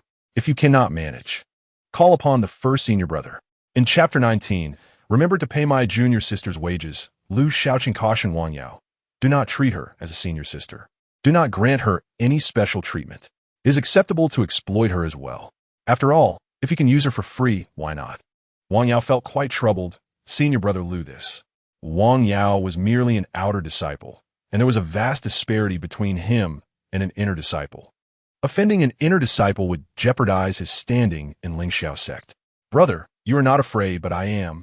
Lu Shaoqing ignored Wang Yao's predicament and donned a tyrannical demeanor. Threatening, do not worry. If you do not heed my words, do you believe I can prevent you from becoming an inner disciple? This threat weighed heavily, and Wang Yao, with a grimace, conceded, I understand. Lu Shaoqing patted his shoulder. Here is a sweet promise. If you perform well, I shall reward you with a surprise. When you become an inner disciple, you can come to our Tianyu Peak. Really? Wang Yao's face lit up with excitement. Tianyu Peak was a revered place, long yearned for by many outer disciples. However, it had always been sparsely populated, with only 3 individuals in residence, and even the outer disciples who served them were scarce. Many aspiring inner disciples had been rejected when they sought to join Tianyu Peak. Wang Yao was thrilled. Joining Tianyu Peak would bring him immense benefits. With Lu Shaoqing's sweet promise, he immediately thumped his chest and vowed, Senior Brother Lu, rest assured I know what to do.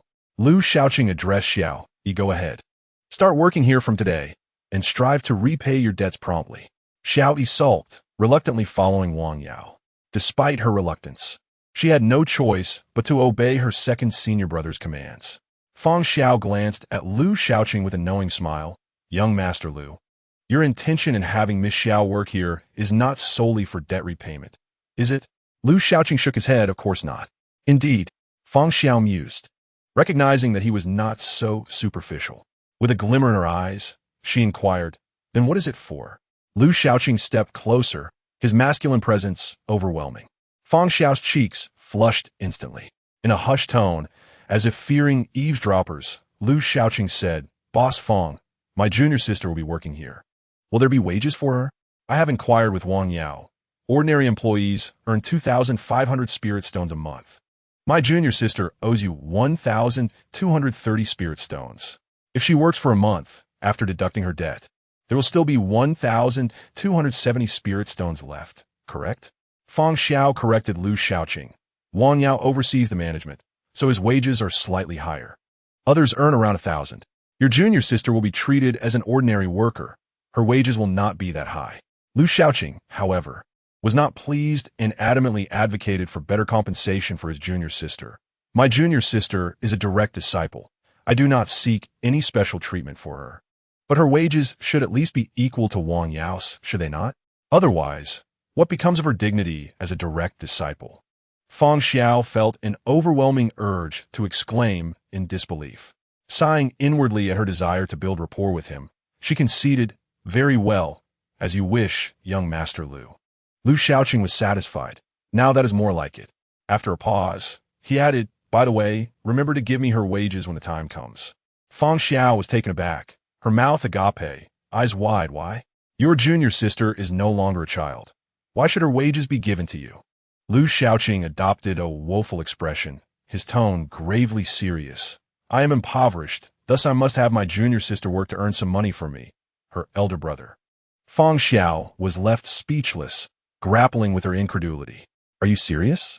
You orchestrated this entire scheme simply to have your junior sister work for you and earn money? Lu Shaoqing replied, I, Lu Shaoqing, have mastered the art of business. Fang Xiao found it increasingly difficult to reconcile the Lu Shaoqing of that night, decisive and shrewd, with the one before her now. Surely she had not misjudged him that evening? Could he possibly harbor another persona within? Lu Shaoqing pointed to his own eyes, insisting, Do you see the sincerity in my gaze? Do you think I am jesting? Fang Xiao felt a wave of uncertainty. She had never encountered such a request before. But this is not right. After all, it is Miss Xiao who is working. Her wages should go to her, shouldn't they? Suddenly, Fang Xiao regretted having agreed to let Xiaoyi work here, realizing it might not be a favorable situation. She suggested, She only needs to work for half a month to clear her debt. There is no need for a full month. Yet, Lu Shaoqing remained adamant. I want her to work for a full month. But the wages belong to Miss Xiao. Fang Xiao felt a wave of powerlessness wash over her. Lu Shaoqing seemed to grasp her hesitation, incredulously exclaiming, Boss, are you trying to shirk your responsibility? Surely, you are not considering taking a cut from her wages? Is it not beneath you to squabble over such a trivial sum in your grand establishment? Fang Xiao suddenly felt that continuing this conversation with Lu Xiaoqing was beneath her dignity.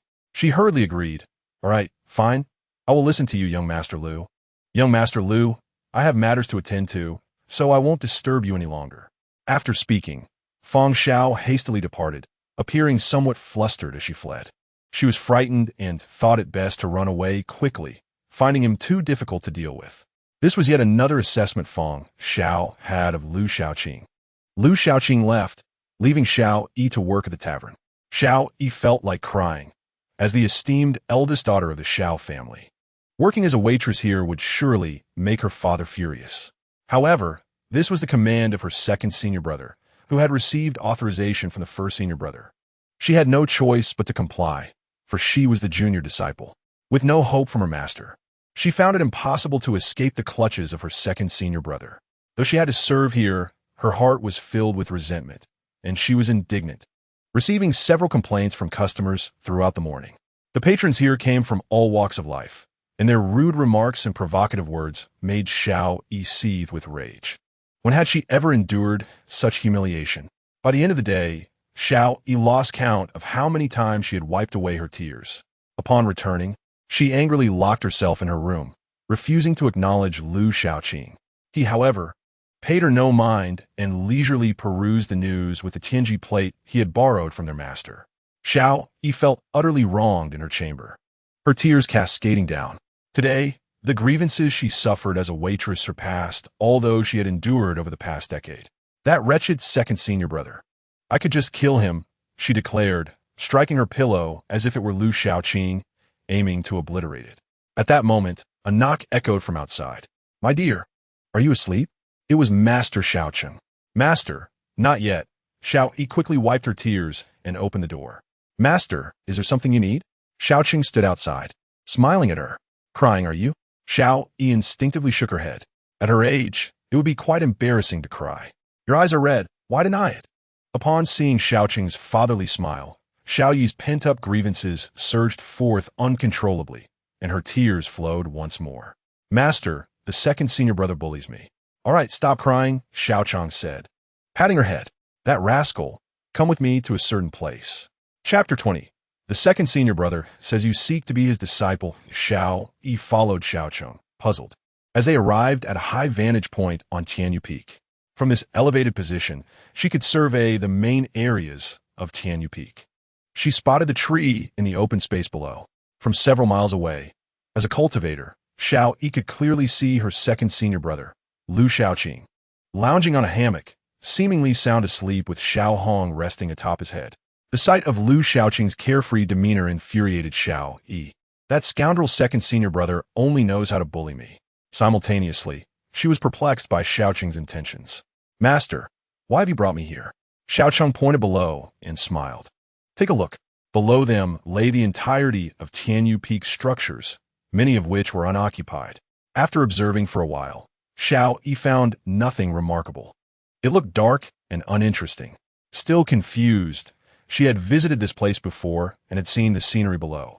Noticing her continued bewilderment, Xiaoqing pointed to another spot, clarifying. Look there.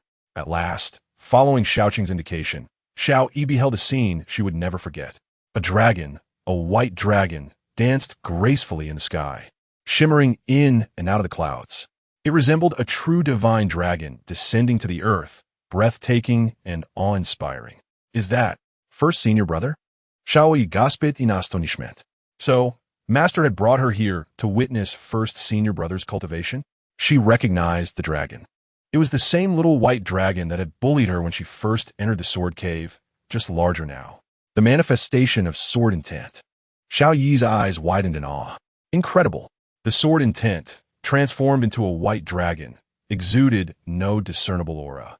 If Xiaoqing had not pointed it out, she might not have noticed it at all. After gazing for a while, Xiao Yi exclaimed, First senior brother is truly remarkable. To control his sword intent in such a manner speaks volumes of his mastery. Xiaoqing smiled gently, gesturing toward Lu Xiaoqing's location. Now, take another look at your second senior brother. At the mention of Lu Xiaoqing, Xiao Yi's expression soured immediately. That detestable second senior brother. How could he make me work to repay a debt? After observing for a while and finding nothing of note, she remarked, Master, there's nothing going on over there. He's just slacking off. Compared to first senior brother, he pales in comparison. One is diligently cultivating, while the other is idly lounging, two extremes. Xiao Yi seemed to grasp the underlying message. Gazing at Xiao Cheng, she asked, Master, your intention in bringing me here is to discourage me from emulating second senior brother. Isn't it? Does this mean I don't have to heed his words any longer? That would be wonderful. I could avoid working at the tavern and escaping the torment from those patrons. At worst, I could have my family send some spirit stones and repay Boss Fong later. Xiao Qing shook his head and posed another question to Xiao Yi. Do you know how they became my disciples? Xiao Yi hesitated before recounting what she had heard today. The second senior brother mentioned that Master, back then, lacked strength and no one was willing to take you as a disciple. Upon hearing this, Xiao Qing's temper flared. Did he really say that? What else did he claim? That scoundrel. Seeing that Xiao Cheng appeared angry, Xiao Yi recoiled slightly and continued. He said that first senior brother was just a mortal at the time, exceedingly arrogant, and that he was beaten up. Then you saved him and used that opportunity to have him become your disciple. Xiao Cheng was incensed. To slander me before my junior disciple like this. Truly a rascal. Xiao Yi blinked, her face full of confusion. Isn't that the case? Xiao Cheng vehemently denied it. Of course not. Xiao Yi's face puffed up in indignation. That wretched second senior brother deceived me. When your first senior brother came to seek me out, no one was willing to accept him. He was already 11 years old and still a mere mortal. At that age, cultivating would be more challenging for him, and his future achievements might be limited. I noticed his steady and resolute character and decided to give him a chance, taking him as my eldest disciple. Xiao Cheng sighed. I never expected that accepting him would bring the best disciple in the history of Tianyu Peak. He is exceptionally talented, diligent, earnest, and fearless, a true genius. He is the best disciple I have ever taken. Upon hearing this, Xiao Yi felt a mix of emotions, followed by sorrow. I was indeed too naive. Master, what about the second senior brother? How did you take him as a disciple? Xiao Cheng countered. Did he tell you how he came to be my disciple? Xiao Yi candidly replied.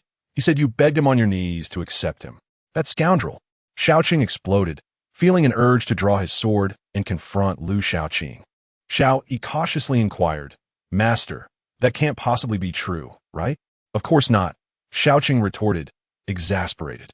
At the time, your first senior brother was looked down upon and beaten. Only he stood up to help your first senior brother. Later, when I proposed to accept him as my disciple, your first senior brother insisted that I take your second senior brother in as well, or else he would not become my disciple. That's how I ended up with him. Otherwise, who would want that little rascal? As he spoke, Xiao Cheng clutched his chest, feeling a bit of a pang. You cannot fathom the extent of the trouble this little rascal has caused me since his arrival. During the time of your revered master, our Tian Yufeng was commended at the sect assembly, recognized as a model of the Ling Xiao sect. However, ever since your second senior brother joined, our mentions at the sect meetings have primarily been met with reprimands from the sect leader. My face has been thoroughly disgraced. It is common knowledge throughout the Ling Xiao sect that Tian Yufeng harbors a sluggard. Were it not for your elder brother maintaining our facade, I would have long lost the courage to remain in the Ling Xiao sect. Xiao Yi observed Xiao Cheng clutching his chest, a visage of anguish etched upon his face. Strangely, she felt a wave of relief wash over her. Compared to her, her master is the one who bears the brunt of her second senior brother's mischief. In light of her masteress' plight, her own grievances seem trivial. Xiao Yi appeared to grasp Xiao Cheng's intention and spoke. Master, you brought me here to convey that I should not be too upset, did you? Is this how your second senior brother truly is? Coughing slightly, Xiao Cheng replied. That is not the reason. Xiao Yi, puzzled, inquired, Master, did you not bring me here to vent about my second senior brother? To assure me that I am not the sole victim? What is the purpose of this visit? Xiao Cheng, slightly embarrassed, explained, in truth, I brought you here to observe your second senior brother. Alas, this troublesome brat is insufferable. Speaking of him provokes my irritation, such a habitual response. Upon hearing this, Xiao Yi turned her gaze towards Lu Xiaoqing. Beyond noticing his languid demeanor, she perceived little else. Master, why should I observe my second senior brother? I have no desire to see him. He is nothing but a great scoundrel. Her cheeks puffed in indignation, still brooding over Lu Shaoqing's insistence that she undertake menial labor. Xiao Cheng, however, contested Xiao Yi's assertion, stating, "You are mistaken about your second senior brother. Although he appears lazy and frivolous, he never engages in meaningless endeavors. The tasks he assigns you are undoubtedly imbued with profound significance. That rascal, always so lackadaisical, does he not know that a few words of explanation would suffice?" Xiao Yi was taken aback, surprised by Xiao Cheng's favorable view of Lu Shaoqing. Previously, she had assumed Xiao Cheng disapproved of Lu Shaoqing's methods. Doubt clouded her thoughts as she questioned, "Is my second senior brother truly that remarkable? If he were, why would you be so eager to reprimand him? Master, you aren't merely trying to comfort me, are you?" Xiao Cheng shook his head, his expression turning serious as he addressed Xiao Yi. "Others may misunderstand your second senior brother, but as my disciple and his junior sister, you must not fall prey to such misconceptions." Upon uttering these words, Xiao Cheng combined his fingers into a sword shape and directed them towards Lu Shaoqing's position, unleashing a purifying sword qi imbued with terrifying energy that surged forth towards Lu Shaoqing. The overwhelming force rendered Xiao Yi pale. Is this the might of the Yuan Ing stage? Such a single gesture wielded the potential to obliterate the world? Her master possessed such formidable prowess. Xiao Yi believed if she were struck by this sword qi, she would be reduced to mere dust. Perhaps in an effort to grant Xiao Yi clarity, the sword qi traveled at a leisurely pace, taking several moments to reach Lu Shaoqing. It appeared he was oblivious, merely raising the Tianji tablet in his hand and continuing his observation. "Xiao Yi unmotivated," questioning whether her second senior brother was unaware or simply dismissive of her master's intent. At that moment, Xiao Yi heard Xiao Cheng cursing nearby, "Little rascal." With a swift wave of his sleeve, the sword qi that had approached Lu Shaoqing vanished without a trace, as if it had never existed. The methods of the Yuan Ing stage are indeed enigmatic. Lu Shaoqing remained motionless, while the little red creature atop his head continued to sleep soundly. "Master?" Xiao Yi gazed at Xiao Cheng, perplexed by his intentions. Xiao Cheng paused before exclaiming, "When did my Tianji tablet get stolen? It infuriates me." Xiao Yi, still in shock, stared blankly at Xiao Cheng. "Master, what is happening?" Xiao Cheng gritted his teeth in frustration. "That little rascal has taken my Tianji tablet for his own use. I intended for him to be active, yet he employed my tablet as a shield. My dear disciple, you must never emulate your second senior brother's shameless behavior." Xiao Yi was astonished, her expression one of disbelief as she glanced at Lu Shaoqing, who seemed utterly incapable of movement. "Master, are you suggesting that just now my second senior brother was aware of your intent to strike and raise the Tianji tablet as a means of coercion?" Xiao Cheng exhaled sharply, indeed. Clutching his chest, he expressed his discomfort, lamenting the challenge of having such a troublesome disciple, which brought him considerable embarrassment. However, he cherished the Tianji tablet's unique origins. Xiao Yi struggled to comprehend this. Could it be that her second senior brother, so brazen and shameless, possessed such remarkable power? A mere flick of his wrist could compel her master to hesitate and withdraw. "Master, you are not deceiving me merely to placate my feelings, are you?" Xiao Cheng snapped. "What reason would I have to deceive you?" At that moment, a commotion erupted from Ji Yan's direction. The spiritual energy surged violently, bubbling forth. A long howl resonated as Ji Yan ascended into the sky, suspended in midair. The white dragon above seemed to awaken, revealing its colossal form from the clouds. Its fearsome head loomed over the world below. An overwhelming sword intent instantly enveloped the air, saturating Tianyu foam, causing numerous small creatures to tremble in terror and scatter in all directions. Xiao Yi sensed the colossal sword intent, feeling as though she had been struck by the very qi itself, her skin prickling with pain. Before she could fully comprehend the situation, Ji Yan swung his sword towards Lu Shaoqing with tremendous force. In an instant, a blinding sword light pierced the heavens and the earth. It seemed as though the very fabric of reality would be cleaved asunder by this radiant strike. Xiao Yi's pupils lost focus, and in her gaze, Ji Yan had vanished, leaving only the world-shattering sword light. This singular strike filled her entire universe. Her body trembled anew, this time as if her very soul quivered in fear. The power was overwhelming. In the presence of such might, Xiao Yi felt like an insignificant insect amidst the vastness of existence. A chilling sensation coursed down her spine, rendering her scalp numb. Such strength! Would she ever have the opportunity to keep pace? In that moment, Xiao Yi's resolve began to falter, her spirit wavering. Xiao Cheng, sensing her distress, swiftly waved his sleeve to shield her from the oppressive pressure, bellowing, "Awaken!" Xiao Yi's mind jolted, her scattered thoughts gradually coalescing. After a brief moment of confusion, she grasped the gravity of the situation. Her face paled, realizing that she had nearly allowed her resolve to shatter, jeopardizing her ability to cultivate for a lifetime.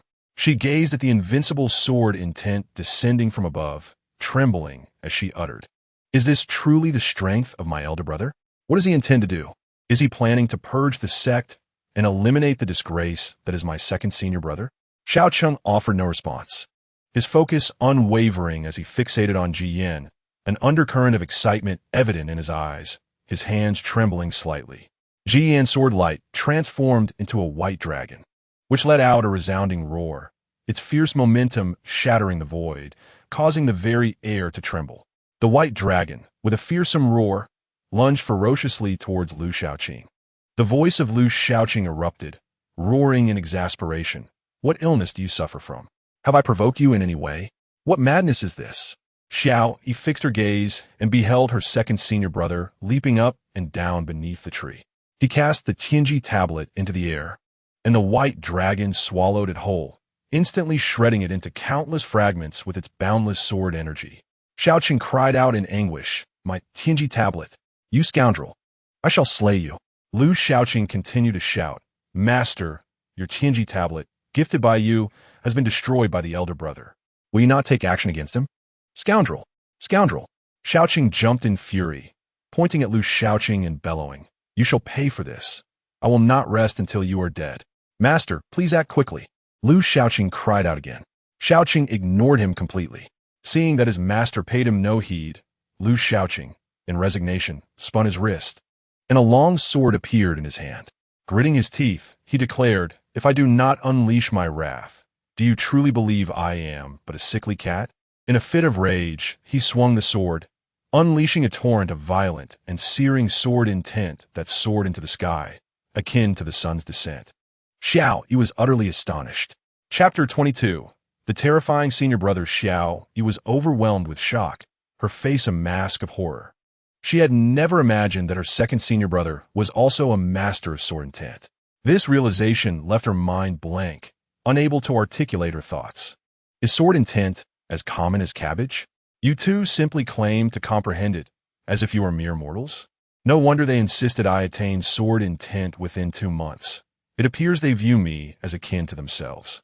Tears welled up in her heart as she thought. Senior brothers, you overestimate my capabilities. Below, Lu Shaoqing's expression turned serious, his figure unwavering and proud against the backdrop of sword intent. In that moment, Xiao Yi felt as though her second senior brother's image radiated magnificence. This embodiment of strength made her question whether she had misjudged him. The previously shameless rogue and the current stalwart warrior seemed worlds apart. It was no wonder that night, when the master mentioned they were sparring, she had initially been skeptical. However, after spending more time with Lu Shaoqing, she began to doubt her master's words. Could the shameless rogue truly possess such formidable strength? Only now did she realize she had failed to see through her second senior brother. "Master!" Shaoqing waved his hand, his face grave as he observed the scene below, and commanded, "Watch closely, do not speak." "Go to hell!" Lu Shaoqing roared. "If you wish to train, that is your affair. Have I disturbed your rest? Today, I shall teach you a lesson." The tempestuous sword intent surged skyward, transforming into a massive crimson firebird. The firebird screeched and flapped its wings, charging toward the white dragon, resulting in a cataclysmic collision. Boom! A thunderous explosion reverberated, shaking the very earth. The white dragon and firebird perished in tandem, engulfed in a tremendous blast that obliterated everything in its vicinity. A colossal shockwave radiated outward, scattering the remnants of their indomitable sword intents like petals in the wind. Countless structures were reduced to rubble, and the ground bore countless craters, resembling a landscape ravaged by a beast. Xiao Hong flitted about, seeking refuge with Xiao Yi, trembling in her embrace, evidently frightened. Xiao Yi did not mock her. She was not in a better state. Had it not been for Xiao Qing's protection, her resolve would have shattered long ago.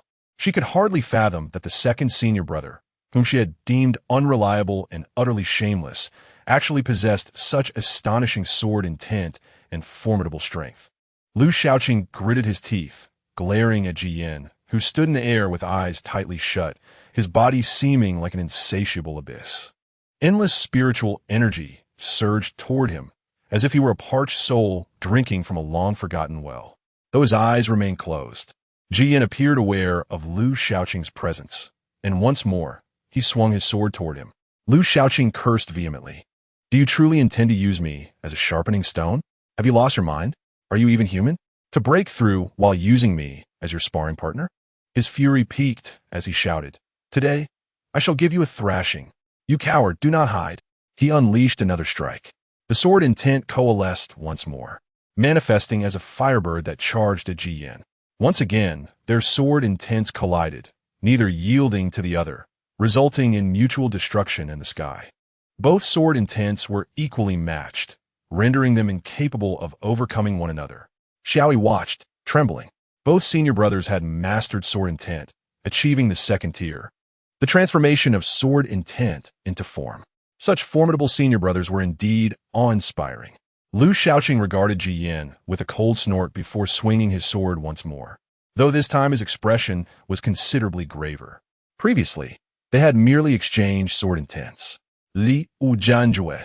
Lu Shaoqing's internal energy surged forth, infusing his long sword. Suddenly, a flicker of dark red flame leapt into the air, resembling a petite sprite dancing in the wind. It appeared utterly charming, yet the escalating temperature in the air warned that this was no mere sprite, but a divine being capable of incinerating heaven and earth. As it emerged, it absorbed the surrounding spiritual energy, swelling with power. Soon, the sky was adorned with countless blossoms of flame, forming an expansive net of fire. "Go!" Lu Shaoqing bellowed, and the net of fire, woven from dark red flames, surged toward Ji Yin. The intense heat vaporized moisture and withered vegetation in its wake. The boundless flames ascended like a feral beast, intent on consuming Ji Yin entirely. Ji Yin continued to absorb spiritual energy, and, as the fiery net advanced, he thrust his sword forward. The seemingly delicate strike belied its overwhelming potency, effortlessly dispersing the oncoming flames. Observing from above, Shaoqing's face lit up with astonishment. "Xiao Yao Jianjue." Xiao, he exclaimed in surprise. "Master, is this the sword technique passed down from the founder of the Ling Xiao sect? A heavenly level technique. One of the treasures of the Ling Xiao sect, the Xiao Yao Jianjue," Xiao Cheng confirmed with a nod. "Aside from the founder, only your elder brother has succeeded in mastering it." Xiao Yi marveled, indeed impressive. But what of the second senior brother? Has he also mastered the Xiao Yao Jianjue? He seems equally terrifying, holding his own against the elder brother. Xiao Qing shook his head. "No, he employs the Li Hua Jianjue, which is not a technique of our sect, not a sect's sword technique." Xiao Yi's eyes widened in disbelief. Does the second senior brother have some extraordinary fortune? Where did he obtain it? A hint of curiosity flickered across Xiao Cheng's face as he pondered before replying. "I do not know. I did not inquire. That is his business. However, from my observations, the Li Hua Jianjue is not inferior to the Xiao Yao Jianjue." Xiao Yi could not help but exclaim in admiration, her heart swelling with respect for both senior brothers. In that moment, she felt a deep reverence for them. Both possessed unparalleled talent in sword intent. Either one could easily overshadow their peers. Observing the fierce battle below, the sheer force and energy they emitted were far from ordinary Jidan stage cultivators. As Ji Yin unleashed the Xiao Yao Jianjue, he effortlessly countered Lu Shaoqing's assault. Lu Shaoqing responded with a cold smile. "Come again." Another sword strike followed. This time, an even greater torrent of flames surged forth. Countless dark red firebirds blotted out the sky, rushing toward Ji Yin. As he consumed spiritual energy, the myriad firebirds approached, igniting the energy around them.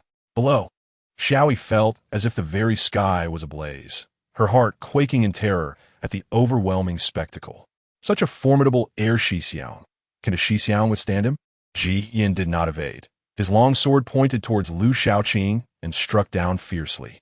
A tremendous surge of spiritual energy erupted, akin to the collision that split the heavens, instantly cleaving the endless flames in two. The sky darkened momentarily as the raging fire was extinguished. The atmosphere returned to its somber state, with only the residual aura of spiritual energy indicating that the preceding events were not mere illusions. Ji Yan's voice resonated like a tolling bell, calm yet ruthless again. The fluctuations of his spiritual energy intensified as he launched another assault on Lu Shaoqing. The oppressive force in the air was overwhelming, as if the heavens were collapsing. A colossal surge of spiritual energy coalesced into a massive long sword, descending from above, aimed directly at Lu Shaoqing's head. The giant sword crashed down, causing the ground to tremble, and the surroundings crumbled, with clouds of dust swirling. Shixiang, Xiaoyi exclaimed nervously. The power behind Jian's strike was formidable. Xiaoyi felt that even a Yuanying stage cultivator would struggle to endure it. How could Lu Shaoqing, merely at the Jidan stage, withstand such force? Yet, Xiaocheng appeared utterly unfazed, confident in the outcome of the duel between his two disciples. No need to worry, he assured. Just as his words fell, Lu Shaoqing's voice rang out. Bastard, are you serious? Lu Shaoqing's figure materialized from another direction, alarmingly close to Ji Yan. With a powerful shout, he unleashed the meteor summoning technique. This time, he did not employ sword techniques, but rather invoked a spell. The skies roiled with spiritual energy as an enormous fireball, seemingly transcending time and space, emerged in the firmament. The blazing orb illuminated the sky like daylight. The massive fireball streaked across the night, descending towards Ji Yan. If you strike me, I shall strike you back. Prepare to meet your end. Lu Shaoqing's tone was imbued with a hint of arrogance. Xiao Yi, witnessing such a colossal fireball, gasped in disbelief. Master, what is this spell? Meteor summoning technique? I have never heard of it. Xiao Cheng internally berated his boastful disciple and chuckled at Xiao Yi, saying, he is merely spouting nonsense. It is actually a fireball technique. After a pause, noticing Xiao Yi's intent to inquire further, he quickly continued, do not ask me. I too am surprised that his fireball technique is so immense. Xiao Yi, upon hearing this, swallowed her question. Ishalosk ashik xiong lotiv. Lu Shaoqing's fireball technique appeared more imposing than Ji Yan's earlier giant sword. Ji Yan's expression grew serious and solemn. However, he did not evade. As the fireball neared, he swung his sword with precision. This strike was forceful and steady, causing the spiritual energy to surge. The enormous fireball was cleaved in two, and Ji Yan followed up with a series of swift strikes. The fireball shattered into countless fragments, ultimately dissipating in the air. Lu Shaoqing's voice became increasingly frantic, roaring, bastard, breaking my technique with sheer realm power. What kind of hero does that make you? Again. Yet Ji Yan did not afford him the chance, unleashing one sword after another, each strike more powerful than the last. Lu Shaoqing was forced into a defensive stance. Ji Yan's momentum continued to rise, and the air around him grew thick with tension. The oppressive aura intensified, and dark clouds began to gather overhead, with countless bolts of lightning flickering within. It was as if innumerable thunder dragons roamed the sky, their roars reverberating. The atmosphere became stifling, instilling a sense of dread. Ji Yan's relentless attacks left Lu Shaoqing struggling to respond, unable to find an opening for retaliation. Finally, Ji Yan delivered a decisive strike, and Lu Shaoqing, desperately trying to defend, was sent flying, crashing into a mountain several dozen miles away. Shixiang, Xiaoyi gasped, as she observed Lu Shaoqing's prolonged absence. Worry etched across her face as she turned to Xiao Cheng.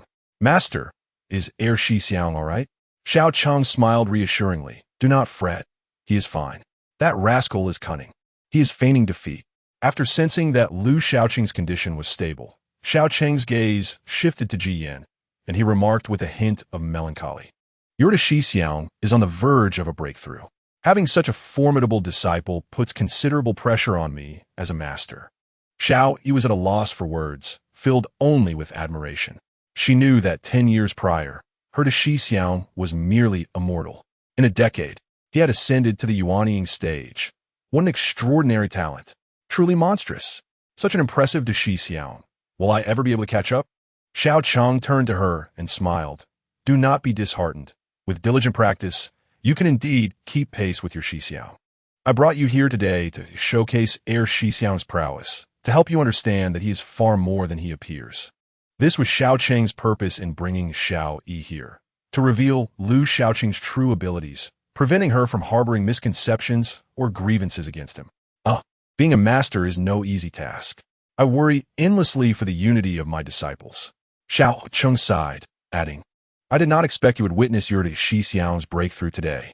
Pay close attention. It will be of immeasurable benefit to you in the future. With that, Xiao Cheng soared into the air, instructing, stay here and watch. I will go protect your Shi Xiang. Chapter 23. Ji Yin becomes Yuanying. Lu Xiaoqing stood atop a mountain, a large crater behind him. He gazed at Ji Yin, who had just been struck by lightning, his expression somewhat glum, as Ji Yin effortlessly navigated the final tribulation. His aura surged, eventually stabilizing. A vast spiritual pressure emanated from Ji Yin, enveloping the area for miles, causing the surrounding creatures to cower in fear. Ji Yin had broken through, entering the Yuanying stage and becoming a master of that realm. Such is the genius. Lu Xiaoqing sighed heavily, his tone tinged with frustration. Being surrounded by such talent is indeed stressful. I am merely at the 7th layer of Jian. It will take me at least 2 years to break through. Even with the use of the time chamber, it would require 2 months and 20,000 spirit stones. I am in dire need of funds.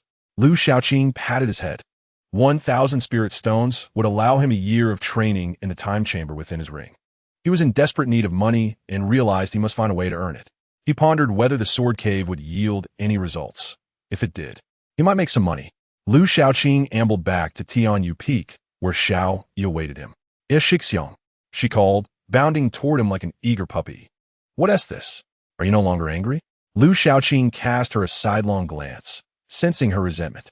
It seemed Shi Xiang was aware of her feelings. Xiao Yi, good evening. Denied it. Shi Xiang, what are you talking about? I'm not angry at all. After witnessing Lu Xiaoqing's prowess, she had become his devoted admirer, filled with admiration. I understand that your intention in having me work must have its reasons. Master is certainly correct. Your actions are a form of training for me, with your intentions behind them. Just as well, Lu Xiaoqing replied nonchalantly. If it weren't for that 1,000 spirit stones, I wouldn't have bothered with you.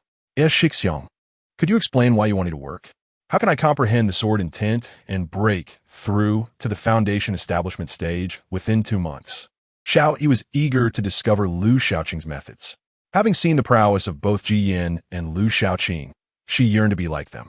Without strength, she felt inadequate to call herself their disciple. Lu Xiaoqing, with his hands clasped behind his back, did not indulge Xiao Yi's curiosity, merely stating, follow my instructions, and you will understand in due time. All right, Xiao Yi acquiesced, refraining from further questioning. She reminisced about the battle that had just taken place, once again expressing her admiration. Shi Xiang, you are truly remarkable, managing to fight to such a standstill with the Shi Xiang. Lu Xiaoqing, lifting his head proudly, proclaimed, of course, if it weren't for the fact that he is on the verge of a breakthrough, I would have certainly pinned him to the ground and given him a good beating. However, Xiao Yi was skeptical of his words. She knew that her second senior brother had the hardest mouth in the entire sect. Today, she was filled with a plethora of questions, and a new one emerged. Shi Xiang, your meteor summoning technique is so impressive. Is it truly just a fireball technique? Lu Xiaoqing bent down, leaning closer with a mysterious tone. Of course not. This is the celestial fireball technique. Isn't it powerful? The mention of the celestial fireball technique left Xiao Yi astonished. She couldn't believe it, yet ordinary fireball techniques certainly did not possess such terrifying power. She had no choice but to accept this reality. However, her master had claimed it was merely an ordinary fireball technique. Lu Xiaoqing scoffed dismissively. What does master know? He, as a mere mortal, would never comprehend the brilliance of a genius like me. Xiao Yi spat in disdain. Humph, I don't believe it. With your attitude, You would be expelled from any other sect. Do you wish to learn it? At once, Xiao Yi altered her demeanor, nodding eagerly like a chick pecking for grain. Yes. Hey, let's talk about it when Shi Xiang is in a better mood. Xiao Yi immediately put on a flattering expression. Shi Xiang, are you tired? Would you like me to give you a massage? The meteor summoning technique was indeed impressive and astonishing. Xiao Yi was eager to learn it. Lu Xiaoqing waved her away dismissively. Go away. What about Master and the others? The sect leader has arrived. Master asked me to wait for you here, and not to let you. Xiao Yi hesitated at the end of her sentence. Lu Xiaoqing, understanding what she was about to say, chuckled. You don't want me to go over, right? It's a joke. Even if invited, I wouldn't go. Shi Xiang was indeed clever, and Xiao Yi nodded. Master told me to tell you that the sect leader is also here. The sect leader is here? I will be foolish to go. To be reprimanded by the sect leader, isn't that degrading? Lu Xiaoqing playfully tapped Xiao Yi's head. All right, go to sleep and rest well. Xiao Yi's face displayed reluctance as she gazed into the distance, but I want to take a look. What are you looking at? Lu Xiaoqing tapped her again, sternly stating. A bunch of great masters in the Yuaning stage are chatting. What business do you, a mere Qi refining stage novice, have in that gathering? Return to rest immediately. We will continue working tomorrow. Ji Yin was about to break through to the Yuan Ying stage. Ling Xiao sect was not hiding this achievement, but was seizing the opportunity to hold a grand celebration. A powerful being in the Yuan Ying stage would dominate a region. Each additional Yuan Ying master would significantly enhance the sect's strength. Naturally, Ling Xiao sect would invite various forces from Qizhou to attend the celebration. The addition of a Yuan Ying master was a major event worthy of celebration, allowing them to showcase their prowess to other factions. News of Jiyan's ascension to the Yuan Ying stage soon spread throughout Qizhou, reaching even neighboring states. This news left many in utter shock. Is this a joke? A mere 21 or 22-year-old has become a Yuan Ying master. How outrageous! This is true. He is the #1 talent in Qizhou. Incredible! How did he achieve this? Ling Xiao sect is remarkable, boasting such a disciple. The sect is flourishing. Ji Yin Shi Xiang is indeed my idol. He is simply extraordinary. I shall marry no one but Ji Yin Shi Xiang and bear him children. You should take a good look in the mirror. Do you think Ji Yin Shi Xiang would fancy someone like you? If anyone is to marry him, it would be me. Ji Yin is quite impressive. You truly are worthy of being my rival. Just wait. I will defeat you one day and prove to the world that I, Zhang Tsonglong, am a true #1 in Qizhou. At Guyuan Pavilion, the chief disciple Zhang Tsonglong, upon learning of Jiyan's entrance into the Yuaning stage, felt a surge of fierce determination and promptly entered seclusion. Shi Xiang, are you not attending Ling Xiao sect celebration? Zhang Tsonglong's voice rang out. There are still 3 months left. That is more than enough. In Shuangyue Valley, a stunningly beautiful girl with skin as pale as snow and delicate features fell silent for a moment upon hearing this news. Slowly, she spoke, her voice like a gentle spring, soothing to the heart. Ji and Shi Xiang is indeed a genius. I am far from his level. Nearby, another girl quickly chimed in, Shiji, do not be so modest. You are not much inferior to Ji and Shi Xiao. You are already at the 8th level of the Jidan stage. Soon, you will reach the 9th level and then break through to the Yuaning stage. The girl referred to as the Shiji was the chief disciple of Shuangyue Valley, Xiaoyu. Her companion, Bian Ro Ro, shared a sisterly bond with her. Hearing her disciple's words, Xiaoyu shook her head. It's difficult. Not to mention Ji Yin Shi Xiang. Even Zhang Tsonglong Shi Xiang is stronger than me. He is on the brink of breaking through to the Yuan Ying stage at any moment. Bian Ro Ro scoffed. He is nowhere near. He is not Ji Yin Shi Xiao. And certainly not you, De Shiji. He might remain stuck at this level for his entire life. Xiaoyu smiled lightly, recognizing that Guyuan Pavilion's usual methods did not sit well with some. She sighed again. Ji Yin Shi Xiang is truly impressive. He comprehended sword intent even in the Qi refining stage. This level of talent is unparalleled in all of Qizhou, and even in the entire continent, such individuals are rare. Even in Zhongzhou, there are few like Ji Yin Shi Xiao. Bian Ro Ro remarked, the Shiji, you are quite impressive too, really. With unwavering confidence in Xiaoyu. She raised her fist. I believe you will definitely surpass Zhang Tsonglong. Xiaoyu did not possess such a strong competitive spirit. She remained very calm, saying, What is the use of competing? I have no such inclination. I prefer to let things unfold naturally. Do you wish to attend Ling Xiao's sect celebration? Yes. Bien Ro's eyes lit up. Xiao Yu gazed into the distance, her expression serene and her tone still calm. Then prepare yourself. We will depart tomorrow. So soon? I thought it was after 3 months. This time, Xiao Yu's tone conveyed a hint of anticipation as she added, I will gather some people to explore a secret realm. Chapter 24. Boss, you wouldn't intend to deduct my junior sister's wages, would you? Lu Xiaoqing returned to the Jushin building. Wang Yao joyfully approached Lu Shixiao. Have you come to visit Xiao Shiji? Lu Xiaoqing glanced around. There were quite a number of people present. He said to Wang Yao, find me a spot. No need for a private room. Just outside will do. Sigh, I've had enough of Tianyu Peak these days. There are visitors every day. It's exhausting. Upon hearing Lu Xiaoqing's complaints, Wang Yun's face turned red with discomfort. He wanted to retort, what do you mean by a small breakthrough? What is there to be surprised about? Some people spend their entire lives stuck at this level, never becoming a yuaning. I am still in the qi refining stage. Wang Yao hurriedly left, fearing he would truly be unable to refrain from criticizing Lu Xiaoqing. Lu Xiaoqing seated himself in the hall and soon spotted his junior sister Xiao Yi. Xiao Yi had been working here for nearly a month. Compared to her earlier self, she had changed significantly. Now, she greeted guests with a smile, responding to their playful banter with ease and grace. That's enough, Lu Xiaoqing thought to himself. When Xiao Yi first arrived at Tianyu Peak, her face had still borne the innocence of youth. Although she was not as arrogant as a young lady, she still exhibited some of the pampering associated with one. Working here, exposed to the ways of the world, had altered her mindset, a transformation Lu Xiaoqing deemed essential. Born as the eldest daughter of the Xiao family, Xiao Yi had been showered with affection, growing up with a silver spoon in her mouth. A flower nurtured in the Xiao family's greenhouse. She had never endured the trials of society, and her maturity was still lacking. In Lu Xiaoqing's view, cultivation begins with the heart. As long as one's mindset is correct and stable, one will reap twice the reward with half the effort in cultivation. Xiao Yi is not a genius, yet neither is she a mediocre talent. Her innate abilities are quite commendable.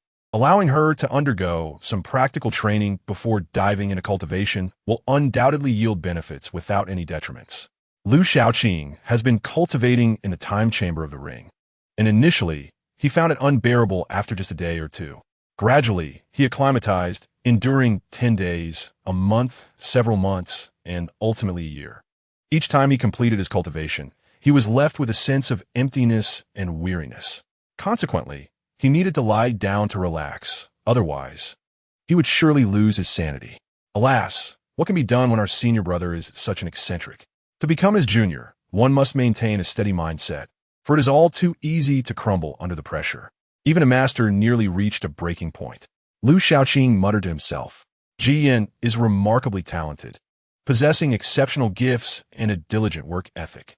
Being a fellow disciple with such a person brings immense pressure and frequent setbacks. Without a solid and resilient Dao heart, one is destined to collapse eventually. When Xiao Yi first arrived, she nearly faltered within the first month. It was only after Lu Xiaoqing noticed this that he advised her to temporarily refrain from cultivation and instead take a job here, allowing her to hone her temperament. Now, after a month, Xiao Yi's mindset has nearly stabilized. Thus, after enjoying a meal, Lu Xiaoqing sought out Fang Xiao. Upon seeing Lu Xiaoqing, Fang Xiao directly reminded him, Young Master Lu, you mentioned bringing young Master Ji here for a meal. To this day, I have yet to meet him. Have you forgotten this matter? Ji Yan has already topped the trending searches in Qizhou. Everyone is in awe of this young prodigy who has achieved the nascent soul stage before the age of 30, with a boundless future ahead. If someone like Ji Yan were to dine at her Juxian Lu, it would undoubtedly become the premier establishment in Lingxiao City. Although it is merely a meal, Lu Xiaoqing remains unfazed, saying, No rush, no rush. The senior brother is currently occupied. We shall discuss it when he is free. Fang Xiao hopes that Lu Xiaoqing is not deceiving her. She is aware that Ji Yan is indeed preoccupied. Her remark is primarily aimed at fostering a closer relationship with Lu Xiaoqing. As Ji Yan's junior, establishing a connection with Lu Xiaoqing, and by extension with Ji Yan, would only bring her advantages. Moreover, Curiosity lurks in Fang Zhao's eyes. The individual before her possesses formidable strength. Yet, she wonders why he remains so low-key. Unlike Ji Yan, who attracts attention, Lu Shaoqing's reticence is striking. Even as Ji Yan's junior, he is still relatively unknown. Logically, one would expect that everything associated with a renowned figure like Ji Yan would be thoroughly investigated. Yet, Lu Shaoqing remains an enigma, as transparent as air, unnoticed by others in Ji Yan's presence. If not for a fortuitous encounter revealing Lu Shaoqing's capabilities, Fang Xiao too would have been oblivious to him. However, even with this knowledge, she dares not expose him, wishing to preserve her own longevity. Curiosity piqued, Fang Xiao inquired, "Young Master Lu, do you have business with me?" Lu Shaoqing articulated his purpose, stating, "I must take my junior sister back. I would appreciate it if you could settle her wages." Of course, when taking his junior sister away, her wages must not be neglected. "So soon? We haven't even reached a month," Fang Xiao remarked. Lu Shaoqing, unconcerned, replied, "A day or two's difference is negligible. However, one should work for a full month. With only a few days remaining, calculating her wages becomes troublesome. Compared to before, Fang Xiao now wishes for Xiao Yi to continue working there. Having Xiao Yi at her establishment would allow her to cultivate a closer bond with Lu Shaoqing. With Xiao Yi present, Lu Shaoqing might visit more frequently, thus fostering familiarity among them. Building rapport with a skilled individual like Lu Shaoqing can only be advantageous.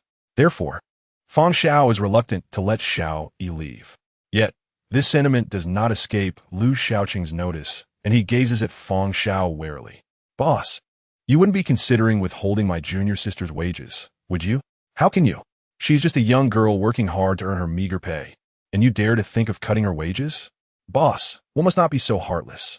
Fang Xiao, observing Lu Shaoqing's astonished expression, felt an urge to retaliate.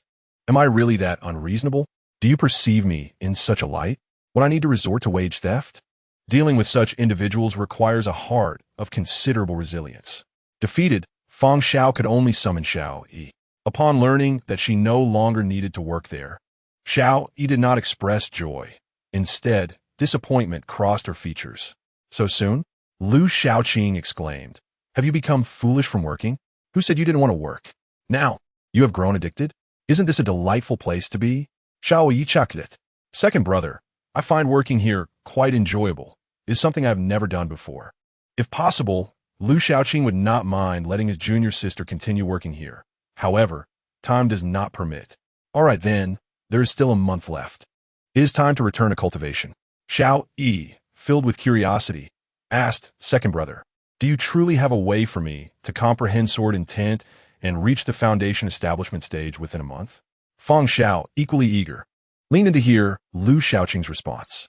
Over these days, through her deliberate efforts to befriend Xiao Yi, they have become friends. Xiao Yi has confided in her many things, including Lu Shaoqing's promise to Ji Yan that he would help her grasp sword intent and enter the foundation establishment stage within 2 months. However, is this truly feasible? Can such feats be achieved by mere mortals? Many have spent years, even decades, struggling to transcend a single minor realm. Xiao Yi is currently at the 8th level of Qi refinement, and she has only just achieved this breakthrough. Now, with a month spent working at her establishment, Lu Shaoqing has just 1 month to facilitate Xiao Yi's advancement, and she must break through twice while also comprehending sword intent. Is this even possible? Fang Xiao is tempted to scoff. Such boasting cannot be taken lightly. Sword intent is not something one can simply grasp at will. If it were that easy, it would be commonplace. Even the chief disciple of Guiyuan Pavilion, as well as the first disciple of Xuanyue Valley, have yet to comprehend sword intent. The fact that 2 individuals from Tianyu Peak have managed to grasp it is already a significant achievement. And now, you expect your junior sister to do the same? Are you hoping to ascend to the heavens? If you push your junior sister to grasp sword intent, do you not fear the very foundations of Tianyu Peak might tremble? Observing Fang Zhao's eager demeanor, Lu Shaoqing thought to himself, "This foolish junior sister, can such matters be carelessly discussed in front of others?" He smirked, turning to Xiao Yi. "I have faith in you. Do you have faith in yourself?" Xiao Yi felt on the verge of tears, responding, "Second brother, I lack confidence. The senior brother is a prodigy, and you too are a genius. I am merely insignificant. Why you have such great faith in me? Lu Shaoqing disdainfully replied, Indeed, you are aware of your shortcomings, are you not? Yet Xiao Yi hesitated, saying, Though I may be foolish, you are not. You have made a promise to the senior brother. Lu Shaoqing chuckled slyly and said, What of it? That was merely a temporary measure to deceive him. How else could I rescue you from his clutches and deceive him out of 1,000 spirit stones? Is that so?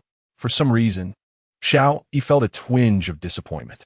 She had hoped that Lu Shaoqing truly possessed the means to help her grasp sword intent and enter the foundation establishment stage within such a brief period. What else could it be? Do you truly believe I am an immortal? After listening, Fang Xiao felt somewhat disappointed, yet relief washed over her.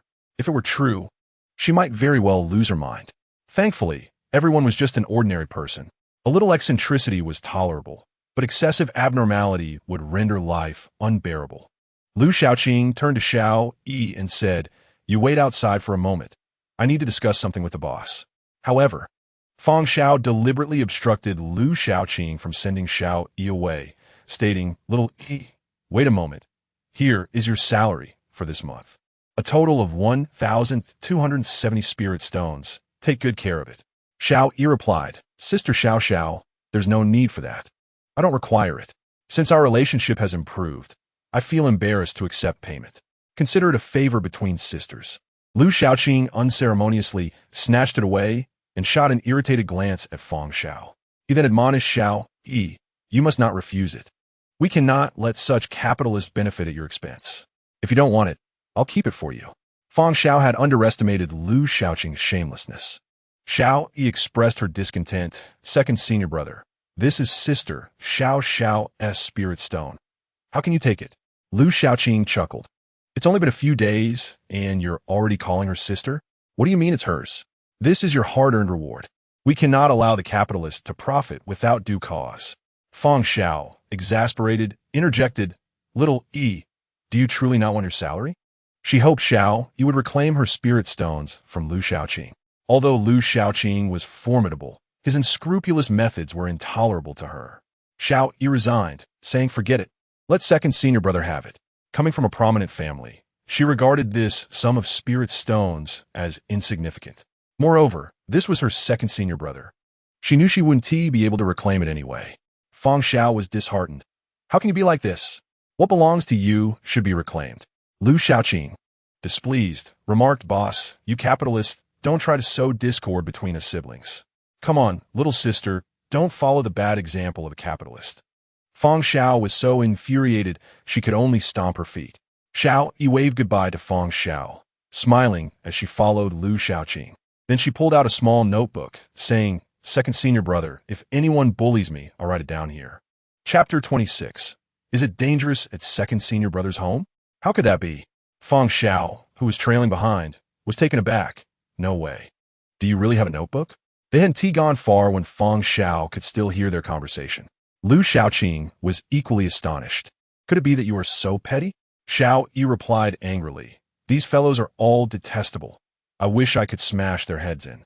I work at a tavern, not a brothel. Those disgusting men are truly abhorrent. Lu Shaoqing shook his head and clicked his tongue. This is where you are wrong. They come here to eat. The customer is king. What is wrong with a few words of banter? What is a king? You can think of it as a celestial emperor. Xiao Yi Sukofut. Celestial emperors wouldn't stoop so low. Why should they be allowed to harass me just because they are dining? Those filthy scoundrels cannot be compared to a celestial emperor. Second senior brother, how about you teach them a lesson for me? I've even noted down their residences or whereabouts in Lingxiao City. Lu Shaoqing continued to click his tongue in shock. The heart of a woman is the most venomous. Second senior brother, this is what you told me to write down. Xiao Yi's voice was a mix of anger and urgency.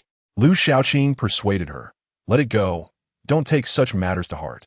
Besides, what about Boss Fang's business if you seek revenge on them?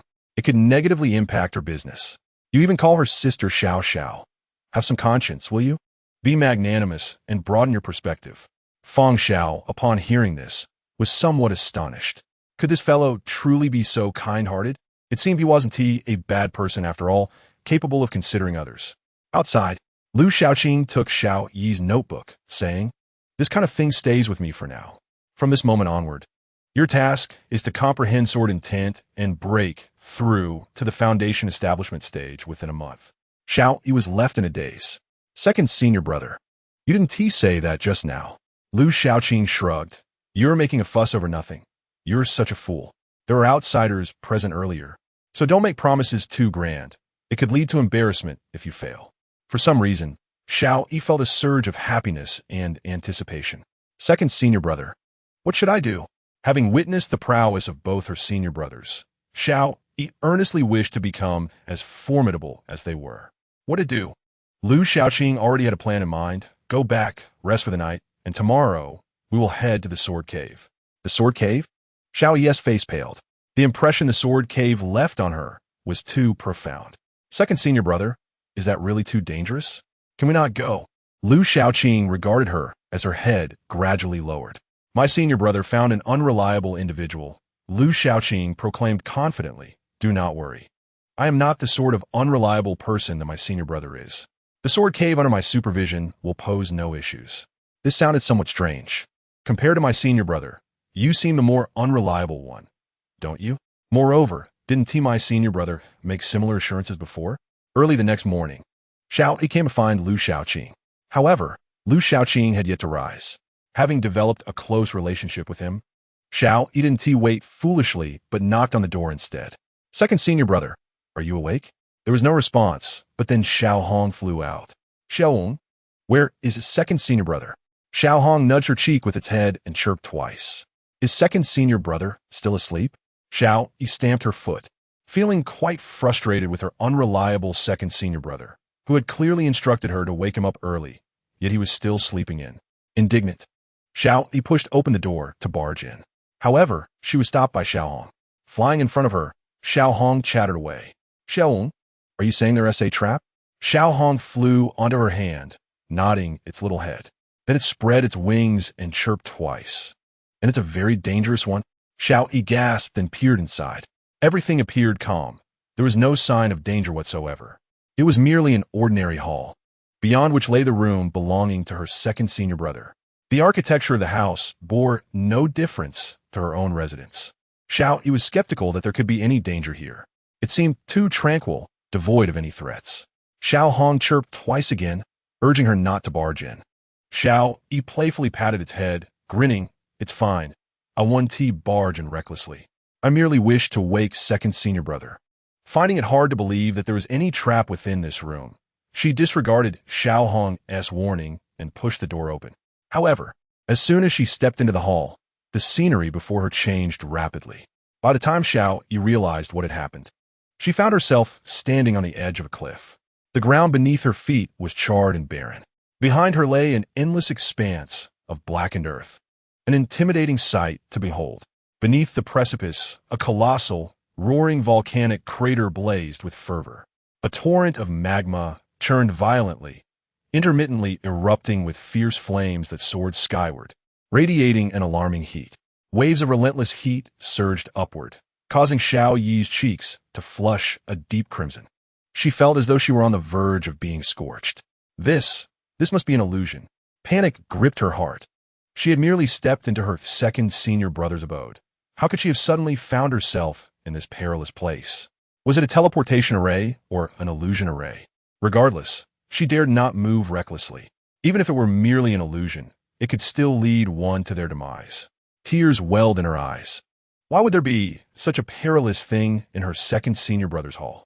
What was his intention? Xiao Yi hesitated, her only recourse to call out, "Second senior brother. It's me, your junior sister." Her voice echoed far and wide, yet there was no response from Lu Xiaoqing. The volcanic crater below seemed to stir. The once gently roiling magma suddenly boiled violently. The volcano was about to erupt. It felt as though countless fire dragons, long dormant, were awakening from their slumber. The churning magma writhed like the bodies of these fire dragons. The surrounding temperature escalated, and Xiao Yi sensed the moisture within her body depleting rapidly. Panic-stricken, she turned to flee. Yet, after only a few steps, the ground trembled violently. The volcano erupted. Dark crimson magma, engulfed in billowing black smoke, cascaded into the sky. It resembled fire dragons awakening, soaring upwards and roaring as they unleashed chaos. Countless streams of magma rained down upon Xiao Yi. Chapter 27. One genius is sufficient at Tianyu Peak. Am I to perish? As Xiao Yi witnessed the encroaching magma, despair flooded her heart when suddenly the scenery around her shifted. She reappeared in Lu Xiaoqing's hall. Gazing at her surroundings, it felt as though she had traversed through time, as if awakening from a dream. Second senior brother, Xiao Yi exclaimed upon seeing Lu Xiaoqing before her. He yawned and inquired, "What brings you here?" A small red bird chirped atop his head before flitting onto Xiao Yi's shoulder. Lu Xiaoqing shook his head and sighed. "Young ones, why the haste? Could you not have waited a while longer? Must you burst in so impatiently?" Still shaken, the recent events had left her rattled. Second senior brother, what was that just now? Lu Xiaoqing offered no explanation, stating, "In the future, refrain from entering others' homes unannounced. This is no jest. Fortunately, you came to my place. Had you intruded upon the first senior brothers, you might have been skewered by a flurry of swords. Had it not been for the earlier experience."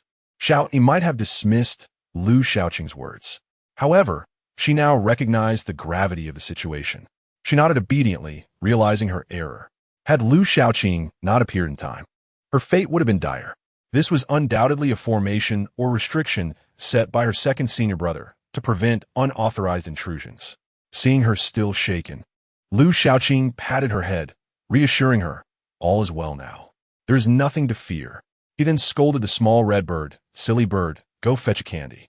Xiao Yi immediately pouted in protest. "Who wants candy?" "Second senior brother, I am not a child. I can see you were on the verge of tears earlier. You didn't tea-soil yourself, did you?" She blushed at his teasing. "Second senior brother, you rogue." Lu Xiaoqing scoffed, surveying her critically. "Rogue? Even if I were facing you, this little princess, no one would pay you any mind." "Umph." Xiao Yi's cheeks flushed deeper. Realizing her slip regarding Lu Xiaoqing, she hastily changed the topic. "Second senior brother, you mentioned today I could enter the sword cave. Assuming it was of great significance." Lu Xiaoqing yawned again and replied, "You can enter by yourself. Are you not capable yet?" Feeling bashful, her face turned pink. I am afraid." The experience in the sword cave had left a profound impression on her, and the memory still sent shivers down her spine. Lu Xiaoqing looked at her disdainfully. "And you claim not to be a child? Is this how you behave when frightened?" "Second senior brother, you must take me. You're responsible for me now." Lu Xiaoqing retorted, "Pa, do not utter such misleading words. Your second senior brother has no partner. If your words bring me trouble, I shall not hesitate to discipline you."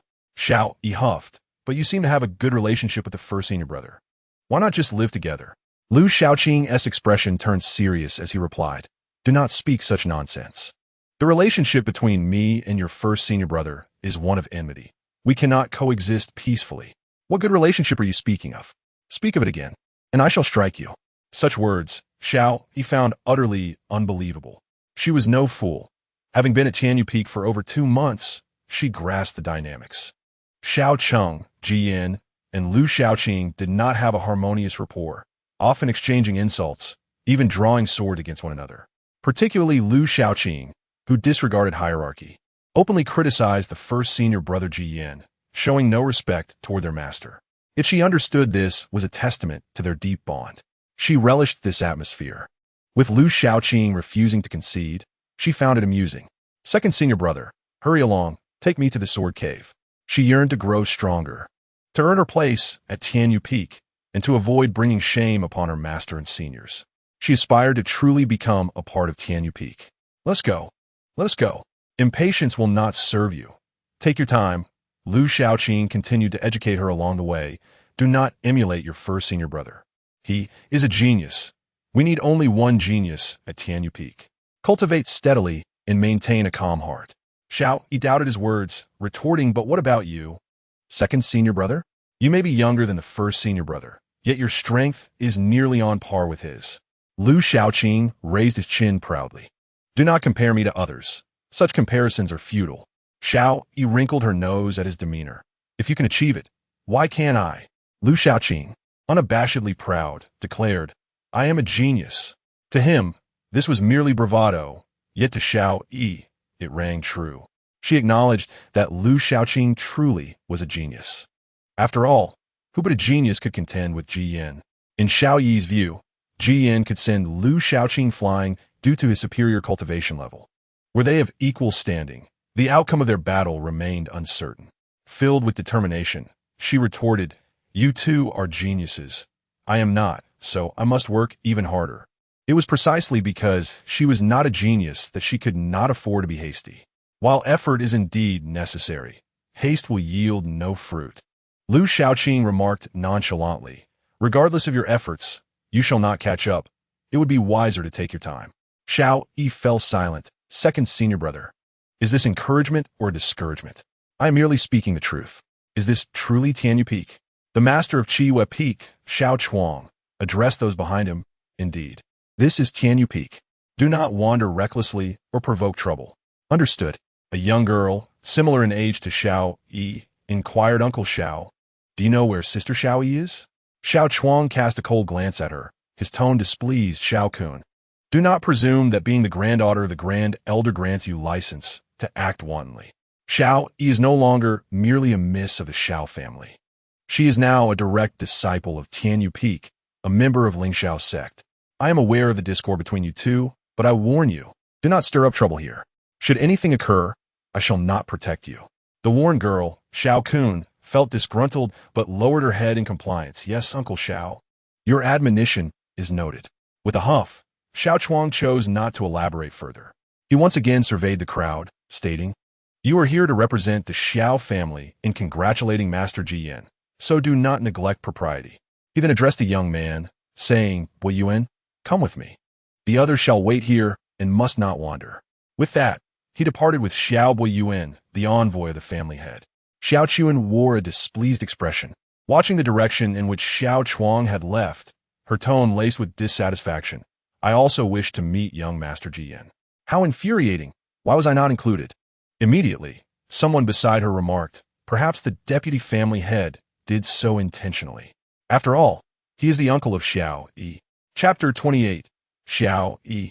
Cousin of Xiao Chuan felt considerable discontent, her eyes reflecting a simmering resentment.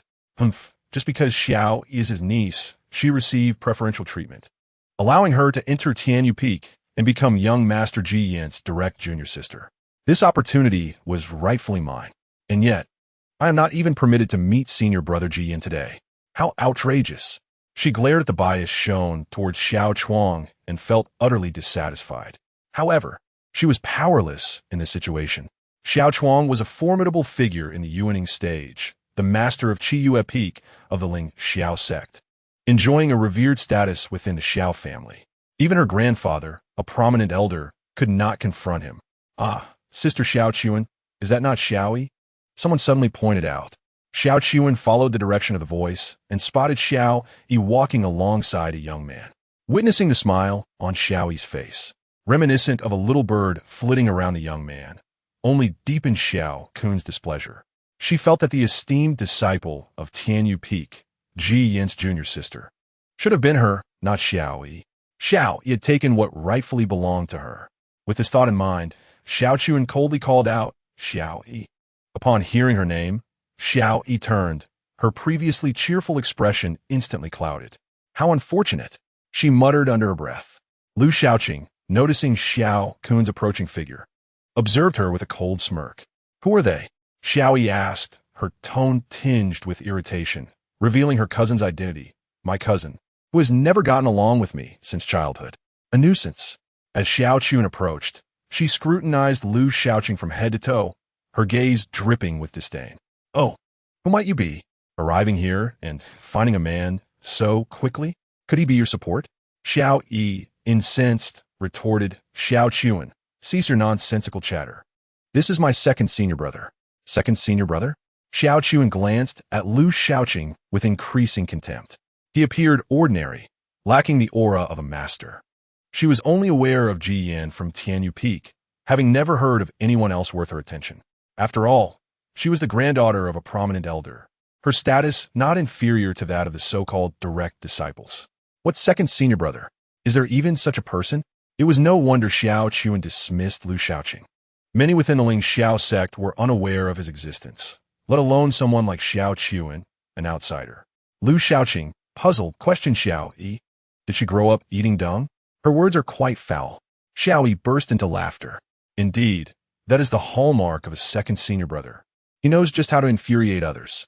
Instantly, Xiao Qiwen was consumed by rage. Her teeth clenched as she glared at Lu Shaoqing. Do you wish to die? How dare you disrespect me? Lu Shaoqing responded with feigned surprise. I merely speak the truth. Who has insulted you? Do not hastily place labels. You, young lady, are quite unreasonable. I pride myself on being polite and would never use harsh words to harm others. Just ask Xiao Yi. Xiao Yi, beaming with joy, nodded vigorously, tears welling in her eyes. Indeed, my second senior brother is a good person. Lu Shaoqing quickly cautioned, do not hand out good person cards recklessly. Xiao Qiwen was on the verge of explosion. This fellow's tongue was insufferable. The most frustrating part was his earnest demeanor, making her briefly question the validity of his words. Xiao Qiwen, boiling with rage, felt that if she had even a shred of rationality left, she would have drawn her sword and attacked. Such a detestable person deserved to be slain without hesitation. Yet, unable to outmatch Lu Shaoqing in verbal sparring, she redirected her ire toward Xiao Yi. She shot Xiao Yi a furious glare, leveling an accusation. So, you have allied with outsiders to conspire against me? Are you betraying the Xiao family? Xiao Yi huffed. He is my second senior brother, not an outsider. He treats me far better than you, my so-called cousin. What nonsense second senior brother? I only know of a senior brother from Tianyu Peak.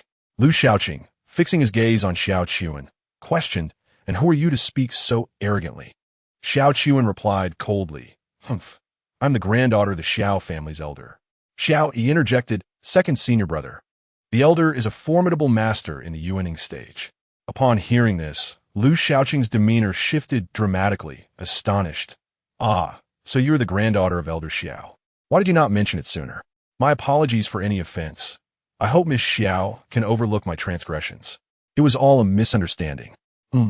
What is this change in attitude? Something seems amiss, Xiao Yi pondered. Xiao Qiwen also found it peculiar. Had the attitude truly shifted? A sense of pride swelled within Xiao Qiwen.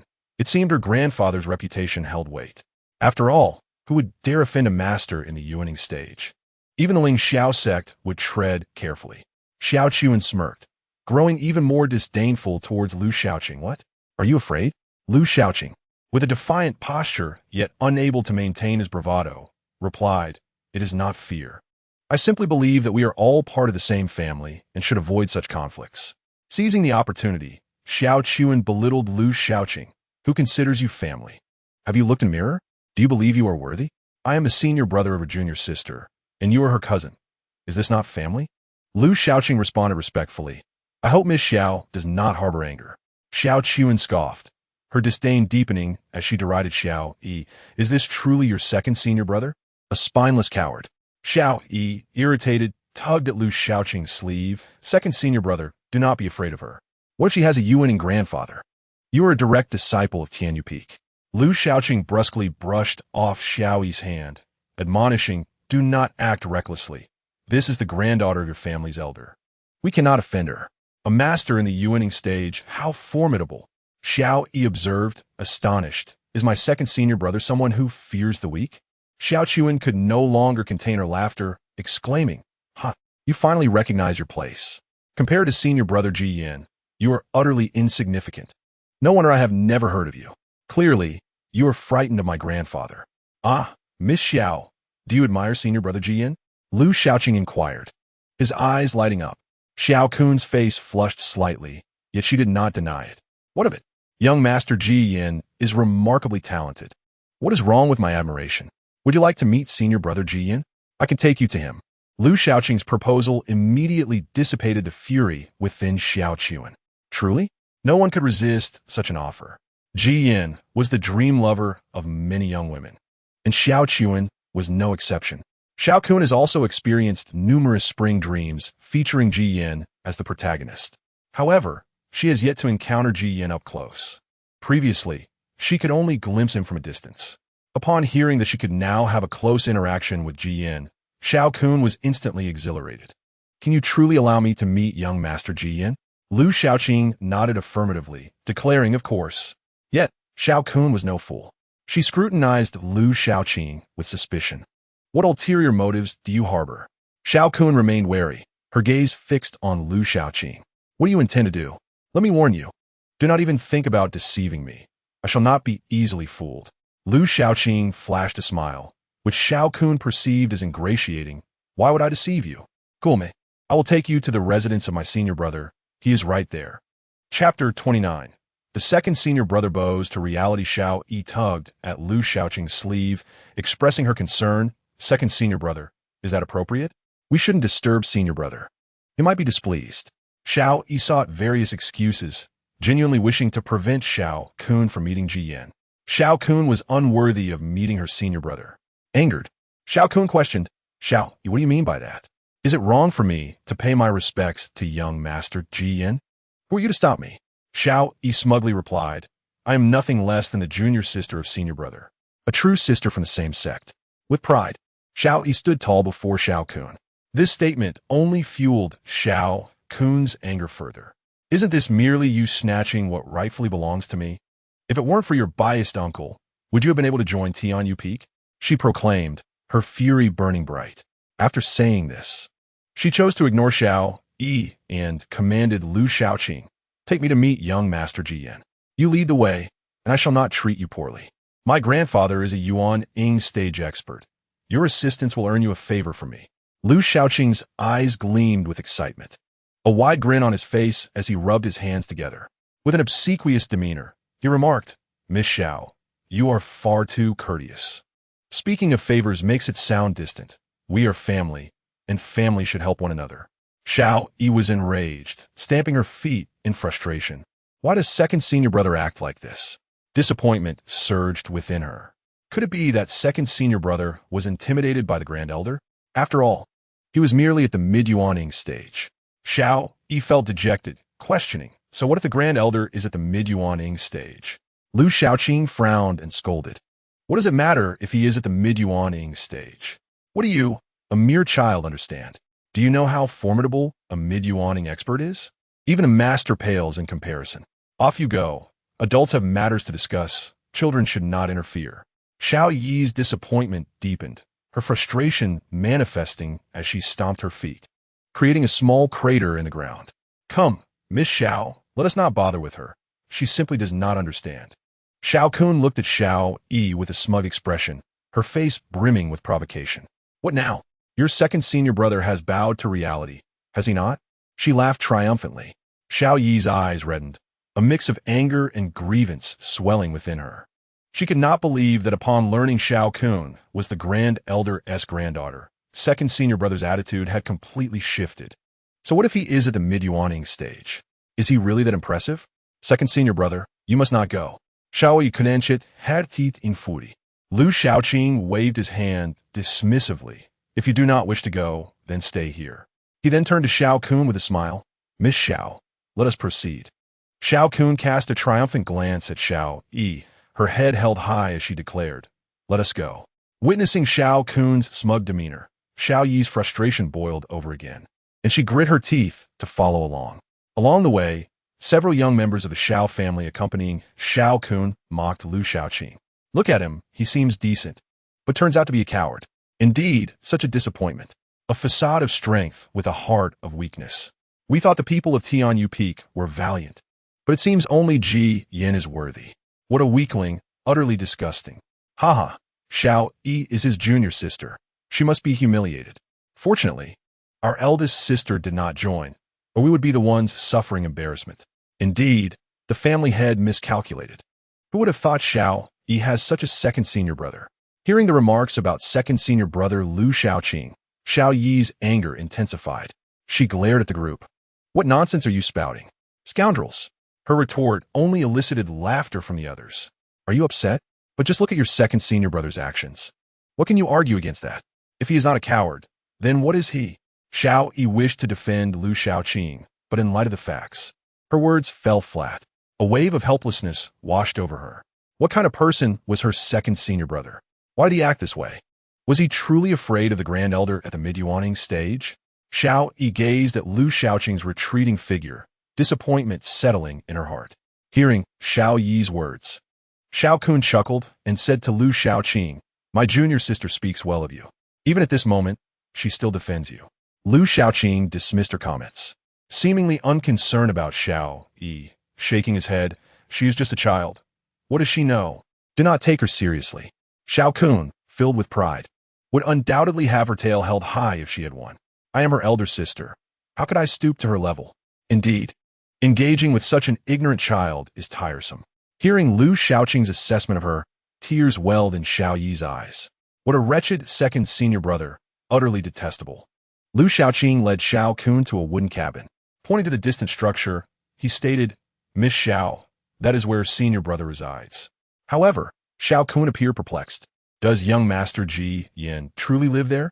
The distance from where they stood to the cabin was 100 meters, and the area surrounding it was barren, devoid of vegetation, with the ground littered with numerous craters, as if meteorites had rained down. This place seemed far too humble for the esteemed chief disciple Ji Yin. Xiao Kun scrutinized Lu Xiaoqing. "You do not have any dubious intentions, do you?" Lu Xiaoqing feigned innocence. "Miss Xiao, your words wound my heart. If you do not believe me, ask my junior sister if this is not where senior brother resides."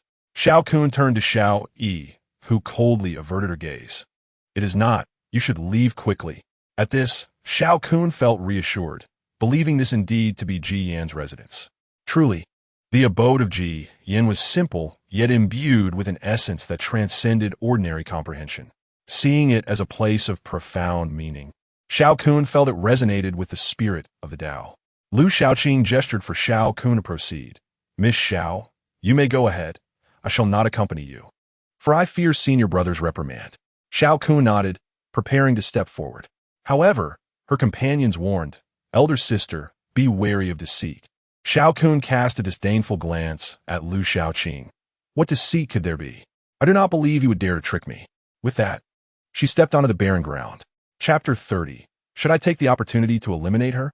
Xiao Kun confidently stepped onto the desolate earth, advancing toward Ji Yan's cabin. Yet, after a few steps, her expression shifted. She felt as if her soles were being pricked by needles, sensing countless entities attempting to burrow into her body from beneath. Xiao Kun's complexion paled, for she was a cultivator and recognized the sensation all too well. The sword intent. Beneath the ground lies an inexhaustible sword intent, piercing like needles into Xiao Kun's feet. She realizes she has been deceived. All the flattery, the submissiveness, and the fear of Yuan Ing masters were mere facades, orchestrated by Lu Xiaoqing. Lu Xiaoqing lured her here to make her suffer and to witness her embarrassment. The sword intent beneath her feet lurked like a ferocious beast, watching her intently, waiting for the opportune moment to deliver a fatal blow. It slithered like a venomous serpent, sizing up Xiao Kun as its prey, flicking its tongue. The chilling aura of murderous intent rendered Xiao Kun immobile, leaving her unable to advance or retreat. She stood there, trembling uncontrollably, fearing that any movement would result in her utter destruction. How terrifying was the sword intent of the realm. Even those of the same level could scarcely endure it, let alone a mere foundation stage cultivator like her. Xiao Kun felt an overwhelming urge to urinate. "Sister, what's wrong? Are you okay?" Her companions outside noticed something was amiss and hurriedly inquired. Lu Xiaoqing feigned surprise, speculating, could it be that she is too overwhelmed? "Hey, you all should rush in to support her. If she falls and embarrasses herself in front of the senior brother, you will surely be blamed. Go help her." Lu Xiaoqing pretended to be a good Samaritan. Xiao Kun's companions, recalling their elder sister's notorious temper, quickly rushed inside. Seeing them approach, Xiao Kun panicked and shouted no. "Don't." However, it was too late. They rushed in, immediately sensing the ground beneath them felt like a bed of needles, locked in by the chilling sword intent. Aware of the danger, instinctively, they channeled their spiritual power to resist. This action was akin to poking a hornet's nest. Countless sword intents surged forth and raged, launching a fierce assault against them. The sword intent was ruthless and fierce, as if it aimed to tear them apart. Xiao Kun and her companions cried out, compelled to fight for their lives. A multitude of magical artifacts and runes were unleashed without restraint. The seemingly sturdy artifacts and powerful runes could only delay the onslaught momentarily, before being shattered into fragments by the encroaching sword intent. Witnessing this, Lu Shaoqing felt a pang of heartache. Damn it, don't use my artifacts. Stop wasting them. Indeed, they were damaged. He lamented, don't ruin my belongings. A group of reckless spendthrifts. Stop using my items. Xiao Yi stood by, wide-eyed, observing Lu Shaoqing's pained expression, seemingly grasping the situation. A smile crept on her face as she realized Lu Shaoqing was not as she had presumed. How wonderful. Senior brother, did you intentionally lead them here to suffer? Is this borrowing a knife to kill? Lu Shaoqing retorted, otherwise? Do you truly believe I am afraid of her? Xiao Yi's face flushed slightly, as she indeed harbored such doubts. Lu Shaoqing couldn't help but give her a light tap. How could you suspect your second senior brother? You deserve a reprimand. Xiao Yi covered her head, sticking out her tongue playfully. Senior brother, I was wrong. Next time, I will show you how to deal with her. She hurriedly flattered. I won't doubt you again, senior brother. You actually thought to have them come here to suffer. How impressive. You're even more formidable than I am. Can't you just teach them a proper lesson? Lu Shaoqing huffed. They are too arrogant. They must experience some hardship. Should we take the opportunity to eliminate them? He asked Xiao Yi, his tone laced with deep malice. If you wish, you may act now. Xiao Kun and her companions were currently besieged by the sword intent. Preoccupied with their own survival, a mere flick of the hand could end their lives. Xiao Yi was startled and quickly shook her head. Though she detested Xiao Kun, their conflict did not warrant such lethal actions against her cousin. Senior brother, please don't. She had not yet hardened her heart to that extent. Lu Shaoqing scorned her. She has enmity with you. The best solution is to eliminate her, once and for all. Kill her, and you can easily find an excuse to brush it off. What is there to fear? Xiao Yi glanced helplessly at Lu Shaoqing. Senior brother, this was still your doing. You brought her here. Lu Shaoqing frowned. What? Are you blaming me? He placed a hand over his chest, feigning heartbreak. I was clearly helping you, and yet you accuse me. Are you a saint? If you are, I will strike you down first. Although she did not understand the term saint, it did not sound like a compliment. Xiao Yi adamantly denied. You are the saint. After all, she was still her cousin. Ordering her to kill her was beyond her capabilities. Lu Shaoqing shook his head, sighing, such maternal kindness. She will surely seek to end you when the opportunity arises. If your family encounters any major crisis, she will be the first to turn against you. It's merely a small conflict. It's not that exaggerated. Xiao Yi was unconvinced. Observing Xiao Kun and her companions in a dire predicament, her heart ached. Senior brother, let her go. Lu Shaoqing spread his hands, signaling his helplessness. I cannot. This is your senior brother's sword intent. It has nothing to do with me. Besides, why should I save them? Xiao Yi grasped Lu Shaoqing's hand, pleading, Senior brother, please let them go. I know you can do it. I beg you. With a kind heart, she was reluctant to see her cousin and relatives come to harm. She also wished to avoid bringing trouble to her sect. Furthermore, if anything unfortunate happened to them, it would also cause trouble for her master and senior brother. Fine, this is truly troublesome. Lu Shaoqing finally relented. He then aligned his fingers, forming a sword shape, and shot forth a beam of sword energy. However, instead of calming the sword intent of Ji Yan, it was akin to a drop of water in a boiling pot of oil, causing an explosion. Ji Yan's sword intent immediately turned violet, intensifying its assault on Xiao Kun and her companions.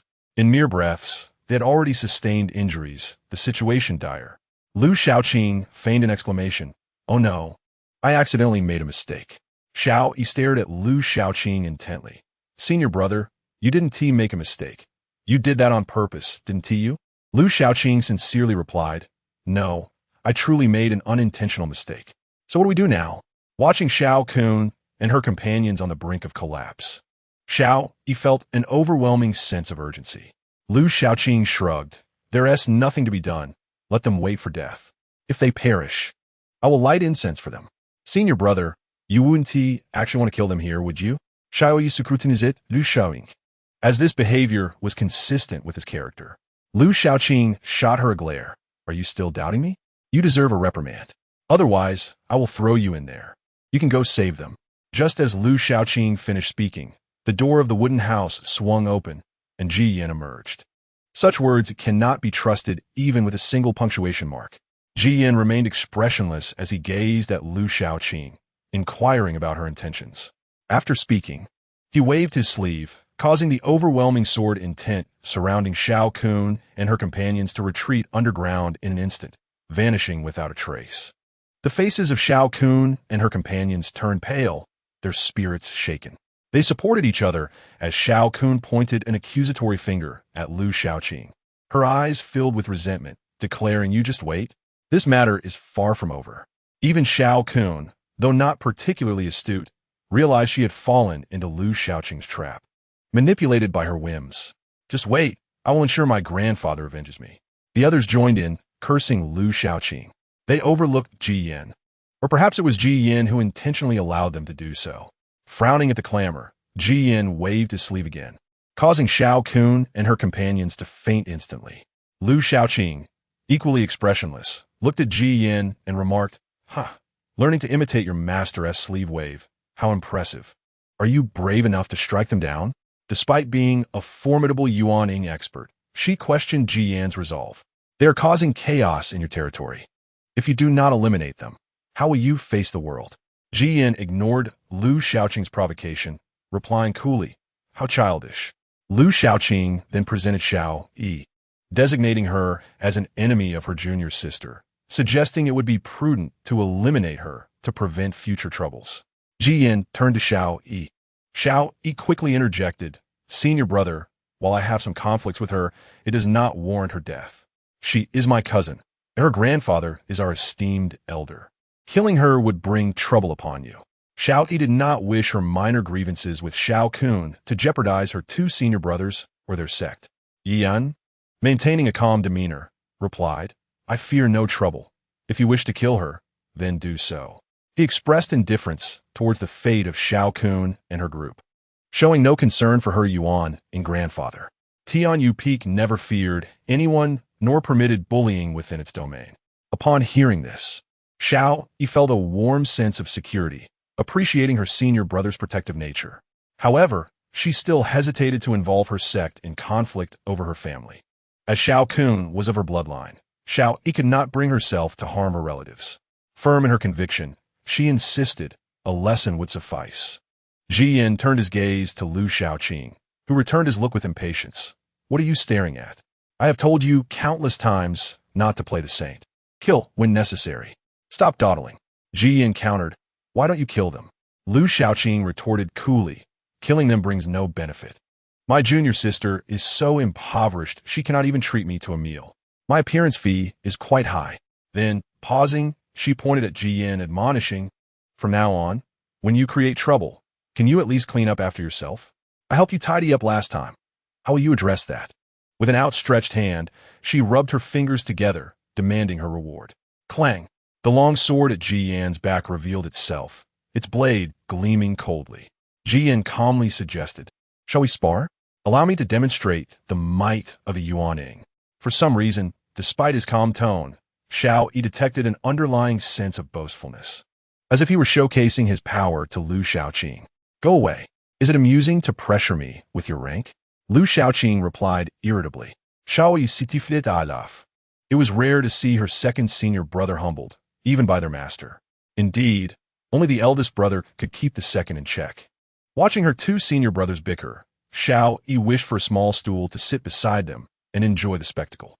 Ji Yin noticed her suppressed laughter and reminded Lu Xiaoqing, "You have 1 month. Do not forget." Lu Xiaoqing dismissed the concern, stating it mattered little if the task remained unfulfilled, as she had already secured her spirit stones. "So what?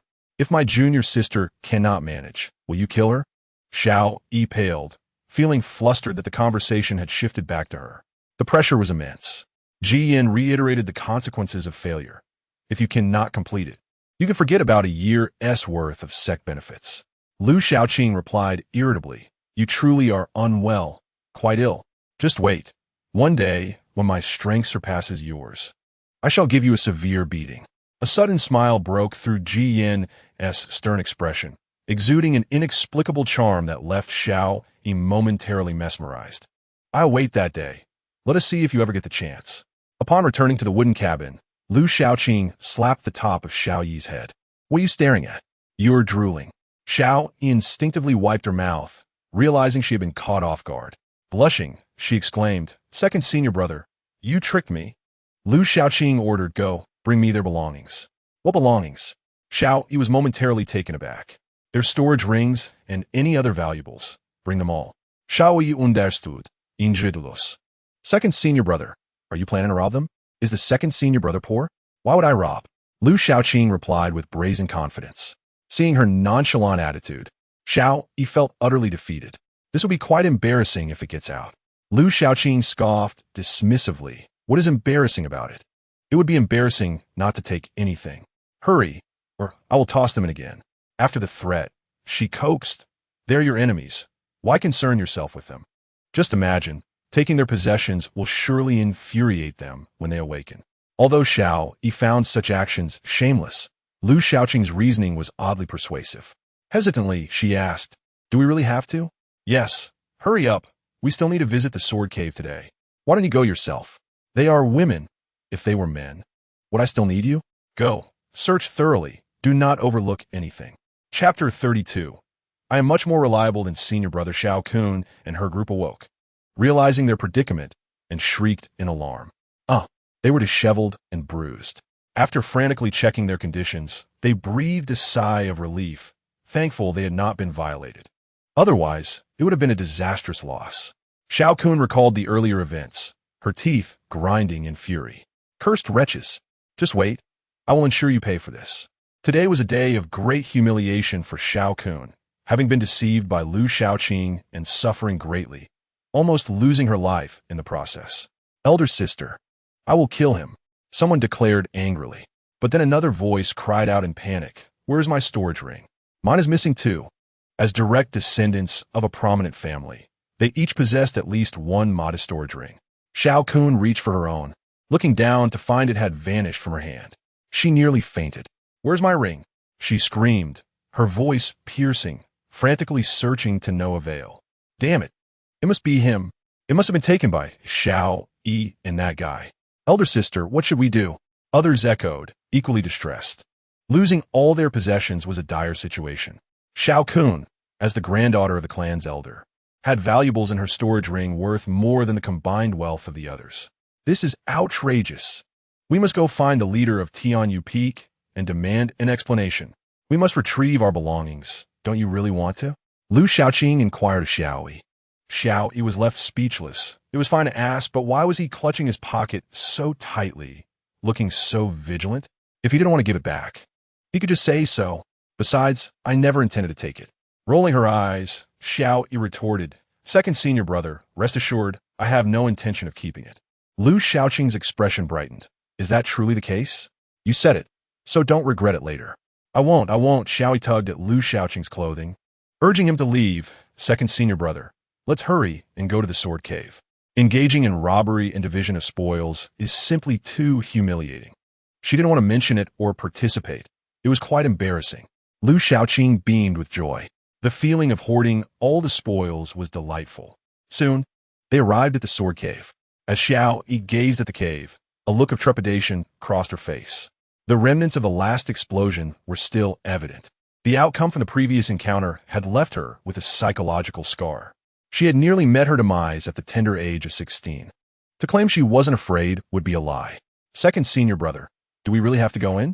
Xiaoyi asked, clutching Lu Shaoqing's garment. Lu Shaoqing disdainfully brushed her hand away. "How old are you to be tugging on my clothes? What is there to fear? Just go in." Yet, Xiaoyi remained apprehensive. "Is it truly safe?" "I can't help it. The shadow looms too large." Lu Shaoqing confidently reassured her. "Fear not. I have improved the setup. It's not like the half-baked level of the senior brother. It won't turn out to be a shoddy project." In her heart, Xiaoyi scoffed. "You're even less reliable than the senior brother. Second senior brother, do you have anything else to clarify? Is there genuinely no danger inside?" "None whatsoever."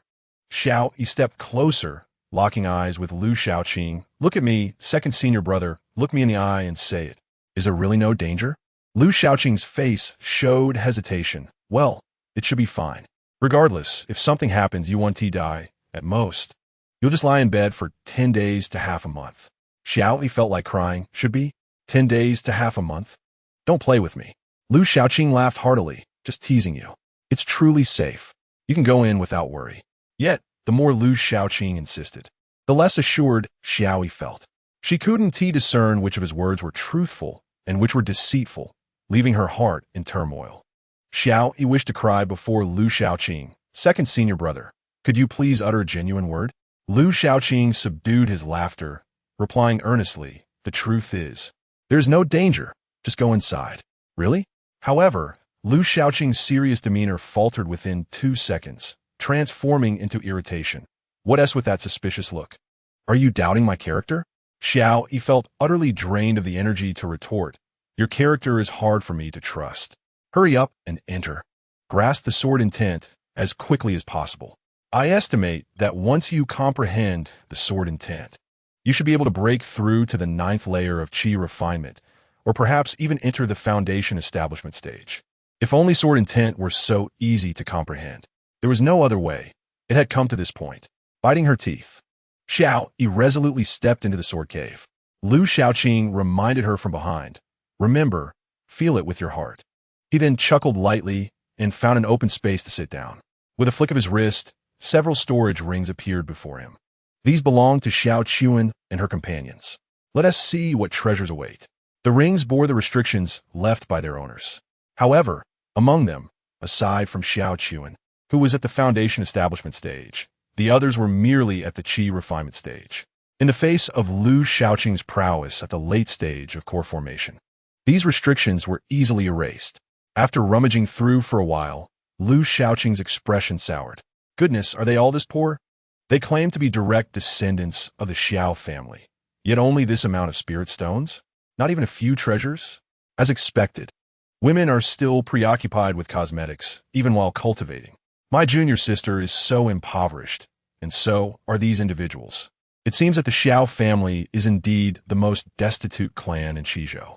After plundering 4 storage rings, Lu Xiaoqing had gathered less than 300 spirit stones. The assortment of odds and ends combined was hardly worth anything. Finally, Lu Xiaoqing opened Xiao Kun's storage ring. Upon seeing the contents within, his eyes brightened. Oh, there are indeed some treasures. He chuckled. Not bad. Over 1,000 spirit stones, splendid. And 2 second-grade gathering spirit pills, worth around 500 spirit stones, excellent. What is this? A piece of ancient, weathered beast skin appeared in Lu Xiaoqing's hand. The drawings upon it appeared to be a treasure map. Perhaps? Never mind. I'll keep it. I may not use it, but perhaps it can fetch a good price.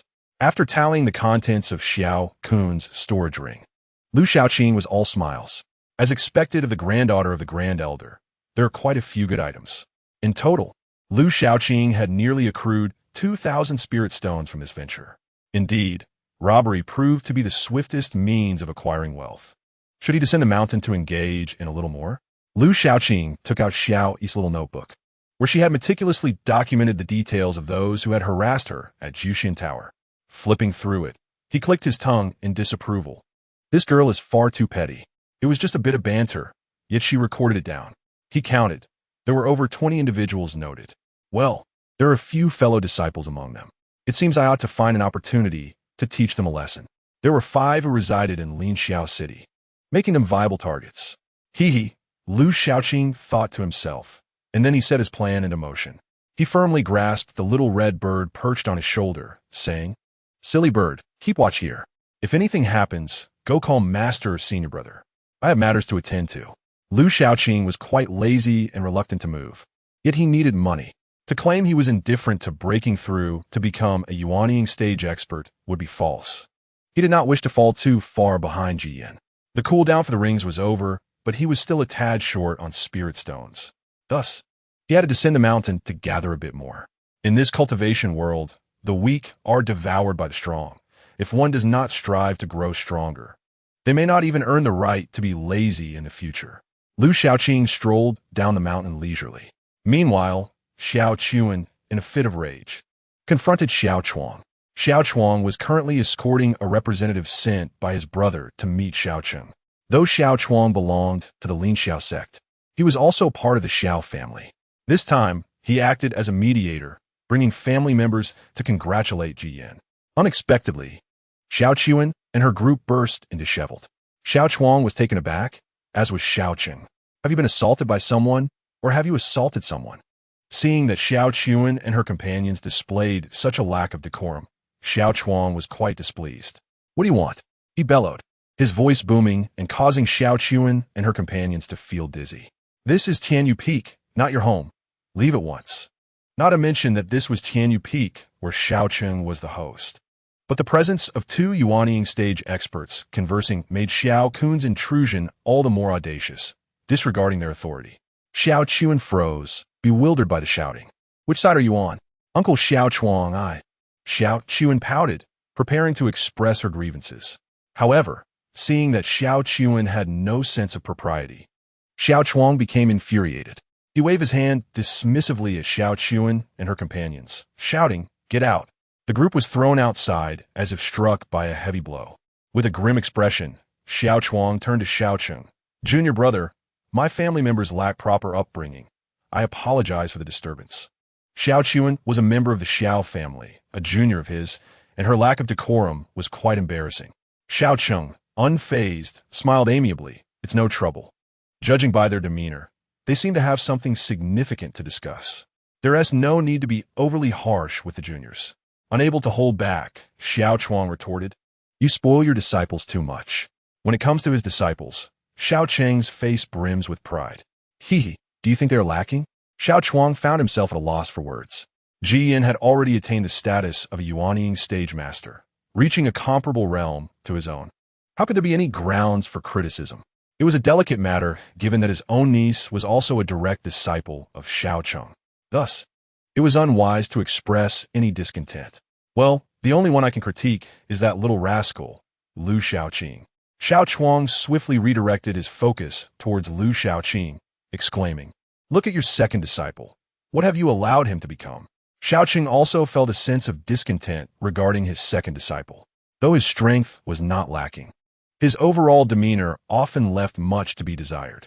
Observing Xiao Cheng's troubled expression, Xiao Chuang remarked, "A sloth like him deserves a sound thrashing." While he shouldn't emulate Ji Yan's industriousness, he mustn't be excessively lazy either. "Brother, I must warn you, do not let that girl, Xiao Yi, follow in his footsteps. I brought her here to learn from you, not to be led astray by that little scoundrel, Lu Xiaoqing."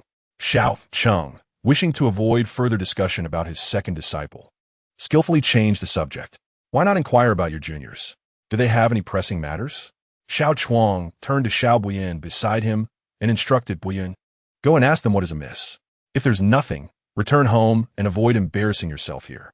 The head of the Xiao family and the grand elder were at odds, and being the younger brother of the family head, Xiao Chuang naturally shared this sentiment. He was displeased that the grand elder had ordered Xiao Kun to accompany them.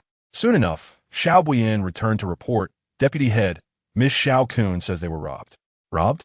Xiao Chuang was taken aback. Then anger surged within him. "Is this nonsense? Who would dare to rob them here?" However, upon noticing the change in Xiao Cheng's expression, he realized the gravity of the situation. Indeed, they were on the Tianyu Peak of the Lingxiao sect, where no one would dare commit robbery, except for one individual. "What transpired? Who robbed you?" Xiao Chuang summoned Xiao Kun and the others, asking with displeasure. "I told you not to cause trouble, yet you refused to listen." Xiao Kun, feeling wronged, tearfully replied, "Uncle Xiao Chuang, it wasn't us who caused the trouble. It was that person who did it on purpose." "Who?" Xiao Kun was momentarily speechless, as she still did not know Lu Xiaoqing's name. The realization deepened her frustration. They had been robbed, but could not identify their assailant. Gritting her teeth in anger, she declared, "He claimed to be the second senior brother of Tianyu Peak, and Xiao Yi was with him." "What? Xiao Yi is with him?" Xiao Chuang's demeanor changed, and he visibly tensed. He looked at Xiao Cheng. "Brother, what is going on? I did not bring my niece here to follow Lu Xiaoqing. I intended for her to learn from Ji Yin, or at the very least, to be guided by you. Allowing her to be under Lu Xiaoqing's influence would lead her astray." Xiao Cheng coughed softly, realizing that this little scoundrel had caused him trouble again. With a gentle smile, he reassured Xiao Kun, "Dear niece, do not be upset. Please tell me what happened." Xiao Kun recounted the events, portraying Lu Xiaoqing and Xiao Yi as the instigators who deliberately toyed with them, ultimately leaving them bereft of their belongings. After finishing, She turned to Xiao Cheng and insisted, Peak Master Xiao Cheng, you must provide us with an explanation. Otherwise, I will certainly report this to my grandfather and seek justice. Xiao Chuang's anger flared. Is this a threat? Who gave you the audacity to threaten a Yuanying stage master? Your grandfather? Even if he is a mid-Yuanying, what of it? Do you truly believe he can intimidate my brother? Foolish girl.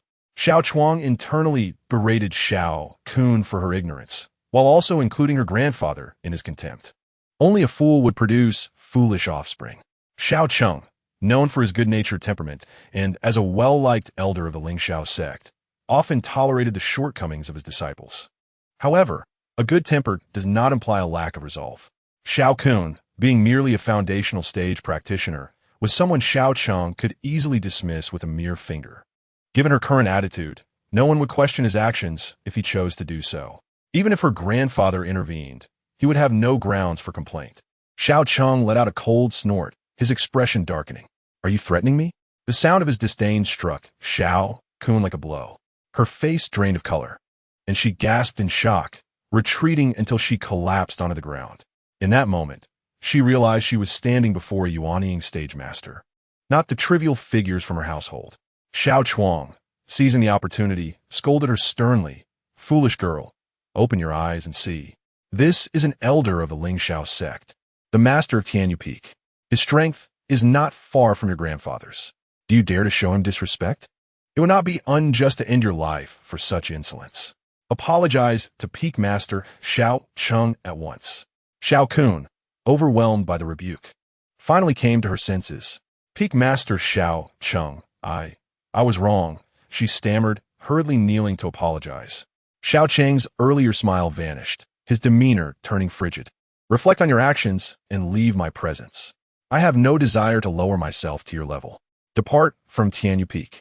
Xiao Kun's face paled further. Peak Master, my belongings. What belongings? You dare to offend me, and now seek to slander my disciples? Xiao Cheng's voice was icy. Leave now. I'm only showing leniency due to Brother Xiao. If you do not depart, do not blame me for my lack of courtesy. His gaze remained fixed on her, cold as ice. The terror of a Yuanying stage masteress' wrath was palpable. Xiao Kun felt her breath quicken, her every cell trembling as if she might burst apart at any moment. The immense pressure bore down upon her like a mountain, rendering her immobile. Xiao Cheng's gaze pierced her, akin to countless swords slicing through her flesh and consuming her very soul. A deep-seated fear gripped Xiao Kun. She believed her demise was imminent. All she desired was to escape from this place, feeling like a chicken awaiting slaughter, fearing Xiao Cheng might snap her neck at any moment. Trembling, Xiao Kun fled, her terror evident, and it would take her quite some time to recover. Once she had departed, Xiao Cheng's expression softened, returning to his usual genial demeanor. He smiled at Xiao Chuang. I hope you won't hold it against me for scaring your junior. Xiao Chuang waved his hand nonchalantly. It's nothing. She brought this upon herself by being disrespectful to my brother. It was beneficial for her to learn a lesson here rather than face harsher realities outside. However, Xiao Chuang, intrigued, observed Xiao Cheng closely. In all my years of knowing you, this is the first time I've seen you act this way toward the junior. Xiao Cheng, known for his amiable nature, had always maintained composure, even towards troublesome juniors like Lu Xiaoqing. Xiao Chuang suddenly grasped the situation.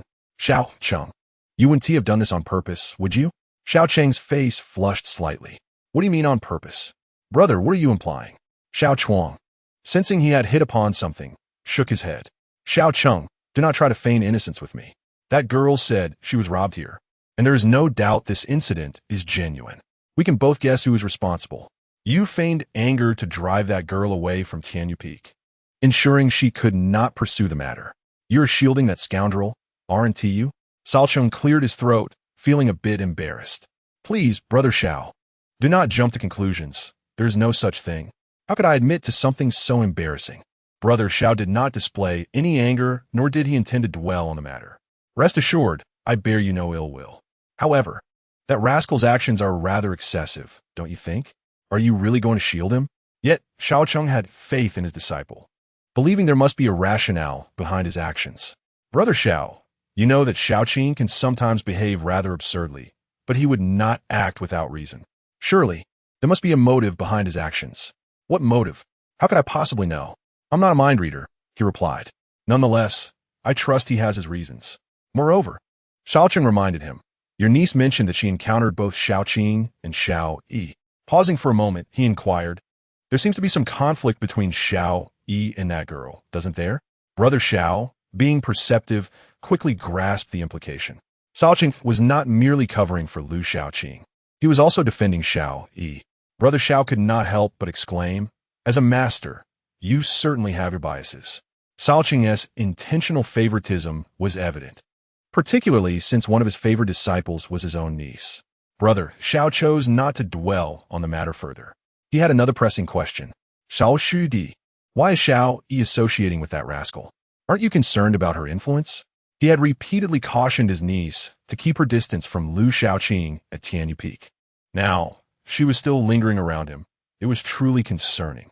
If Xiao Yi were to become like Lu Xiaoqing, how could he explain that to his elder brother? Xiaocheng chuckled. This was an arrangement by Jiyun. As her master, I cannot interfere. Upon hearing it was Jiyun's arrangement, Brother Xiao felt some of his resentment dissipate. They had complete trust in Jiyun's decisions. Curiously, he asked, what prompted this arrangement? Xiaocheng revealed, Jiyun intends for Xiao Yi to comprehend the essence of the sword before advancing to the foundation establishment stage. Coughing slightly, Brother Xiao turned red in the face. Is Jiyun serious? Are you certain you haven't misheard? You're not jesting with me, are you? Xiaocheng replied earnestly, do I seem like I am joking? Brother Xiao's expression reflected a mixture of disbelief and uncertainty. Does Jiyun truly think that highly of her? He found himself at a loss for words, uncertain whether to feel pleased or alarmed. He understood that his niece's talents were merely adequate, not truly exceptional. Initially, he had hoped she would learn diligence and seriousness under Jiyun's guidance, without placing undue pressure on her regarding her cultivation level. However, he was taken aback by Jiyun's high expectations now, to comprehend the essence of the sword before entering the foundation establishment stage. This was an extraordinarily lofty requirement. While breaking through to the foundation establishment stage might be achievable with some elixirs, grasping the essence of the sword demanded more than mere resources. It required opportunity and innate talent. Sometimes, comprehension came effortlessly, regardless of one's cultivation level, while at other times, it eluded even the most diligent practitioners. Xiaocheng reassured him, there is no need to worry. Jiyun has his own insights. Brother Xiao nodded, but quickly realized something was amiss. If that's the case, why is Xiao Yi still following that lad? Is this also part of Jiyun's plan? He feared for his niece's well-being under Lu Xiaoqing's influence. Xiaocheng confirmed, indeed, it is Jiyun's arrangement. He has given Xiaoqing 2 months to help Xiao Yi comprehend the essence of the sword and subsequently advance to the foundation establishment stage.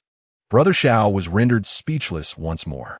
Was this the difference between a genius and an ordinary person? Did geniuses perceive comprehending the essence of the sword as easily as eating and drinking? Is Jiyun perhaps mistaken about the nature of comprehending the essence of the sword? Does he believe that allowing my niece to be led around by Lu Xiaoqing will suffice? Xiaocheng chuckled. If they both believe they can achieve it, then so be it. His tone was filled with confidence in his 2 disciples. Brother Xiao gazed at Xiaocheng. Sao Shridi, how long did it take you to comprehend the essence of the sword? Xiaocheng replied, it did not take much time. Brother Xiao countered, that was when we reached the nascent soul stage, allowing us a deeper understanding of the great Tao. Do you think it would have been possible to comprehend the essence of the sword during the core formation stage? Xiaocheng coughed again. Brother Xiao, let's not belittle ourselves. Brother Xiao insisted, this is not self-deprecation. It is an acknowledgement of one's own capabilities. I'm certain that even the sect master would agree that without reaching the nascent soul stage, none of us could comprehend the essence of the sword. A talent like Jiyun arises only once in a millennium. Not everyone can match him. Xiaocheng nodded. You make a valid point, Brother Xiao, but let them venture as they wish. I, as their master, can only stand by and watch. In comparison to them, I feel unable to be a better mentor. This was the essence of his laissez-faire approach. He did not wish to let things unfold this way, yet he felt powerless to change it. Having taken in both Jiyun and Lu Xiaoqing as disciples, he initially had grand ambitions to personally guide them, aspiring for them to become outstanding practitioners. However, he soon realized that both of them were self-sufficient, rapidly advancing in their cultivation, each day demonstrating remarkable progress. Compounding this was their simultaneous comprehension of the essence of the sword, which left him feeling overwhelmed. Faced with such exceptional disciples, his only recourse was to diligently cultivate himself, ensuring he did not fall behind, lest he lose the last shred of dignity as their master.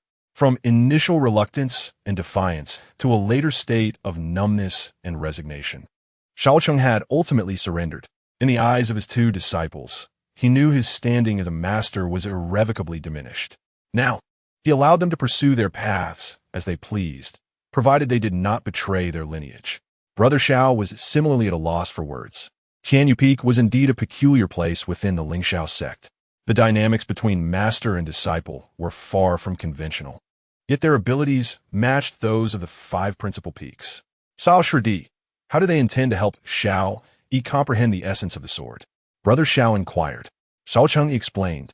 According to their plan, they aim to have Xiao Yi venture into the sword cave to grasp the essence of the sword. The sword cave? What is that? Brother Xiao had never heard of such a place. After hearing Sheng's explanation, he regarded him with a bewildered expression. Sao Shidi, do you truly believe that it's feasible? To be struck by swords thousands of times would lead to comprehending the essence of the sword? If it were that simple, there would be so few who achieve it.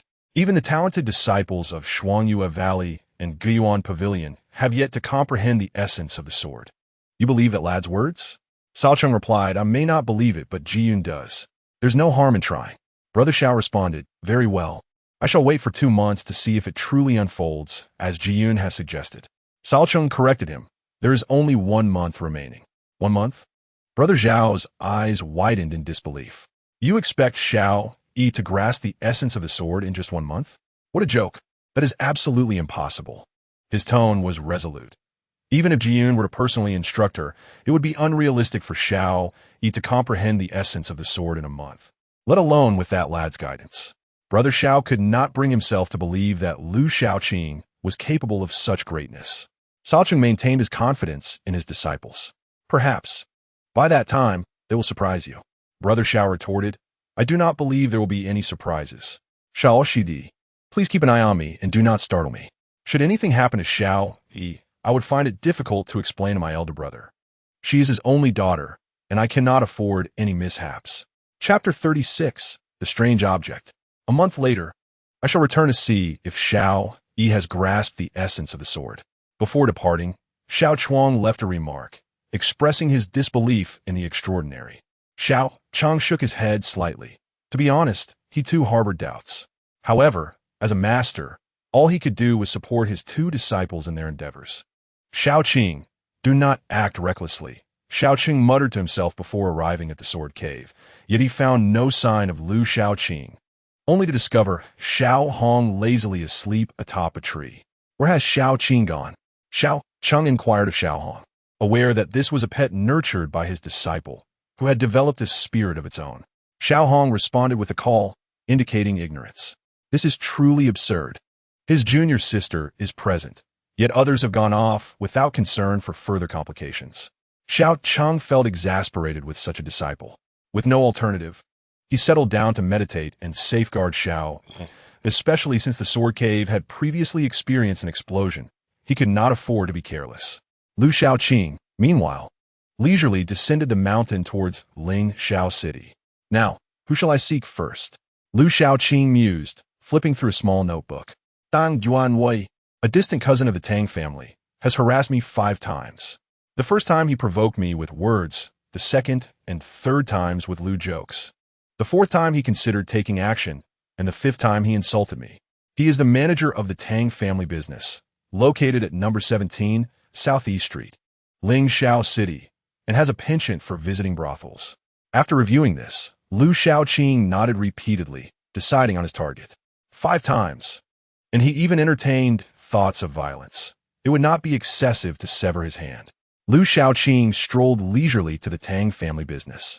The Tang family, renowned in Qizhou, is also a cultivation family, possessing their own trading business and caravans. They gather resources through commerce to support the cultivation of their talented younger generation.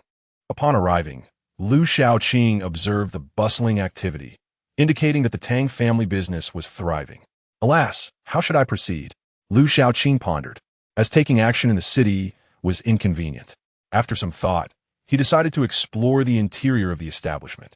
The first floor primarily offered elixirs, herbs, and magical artifacts, catering to both cultivators and mortals. After a brief tour, he ascended to the second floor, which was much quieter and predominantly occupied by cultivators. Here, transparent counters displayed various items, mainly second-grade elixirs and magical artifacts. After surveying the offerings, Lu Shaoqing calculated that if he were to loot the entire stock, it could amount to around 100,000 spirit stones. Unfortunately, this notion was merely a fleeting thought. Ling Shao City is under the jurisdiction of Ling Shao sect, which collects a substantial amount of spirit stones annually. The taxes submitted by Ling Shao City constitute a significant income for the sect, and a law enforcement team regularly patrols to maintain order. Anyone daring to cause trouble in Ling Shao City would be at odds with Ling Shao sect. As a disciple of the sect, Lu Shaoqing would not dare to engage in such actions, lest he be met with dire consequences from his sect leader. Esteemed guest, do you require something? A young attendant approached courteously. Lu Shaoqing waved his hand dismissively. He had little interest in the ordinary wares on display. However, upon turning into a corner and spotting a quaint, rectangular object, his heart skipped a beat as the ring on his finger suddenly grew warm. This was an unprecedented occurrence. Could you fetch that item for me to examine? Lu Shaoqing requested, pointing at the object. A flicker of surprise passed through the attendant's eyes as he procured the item.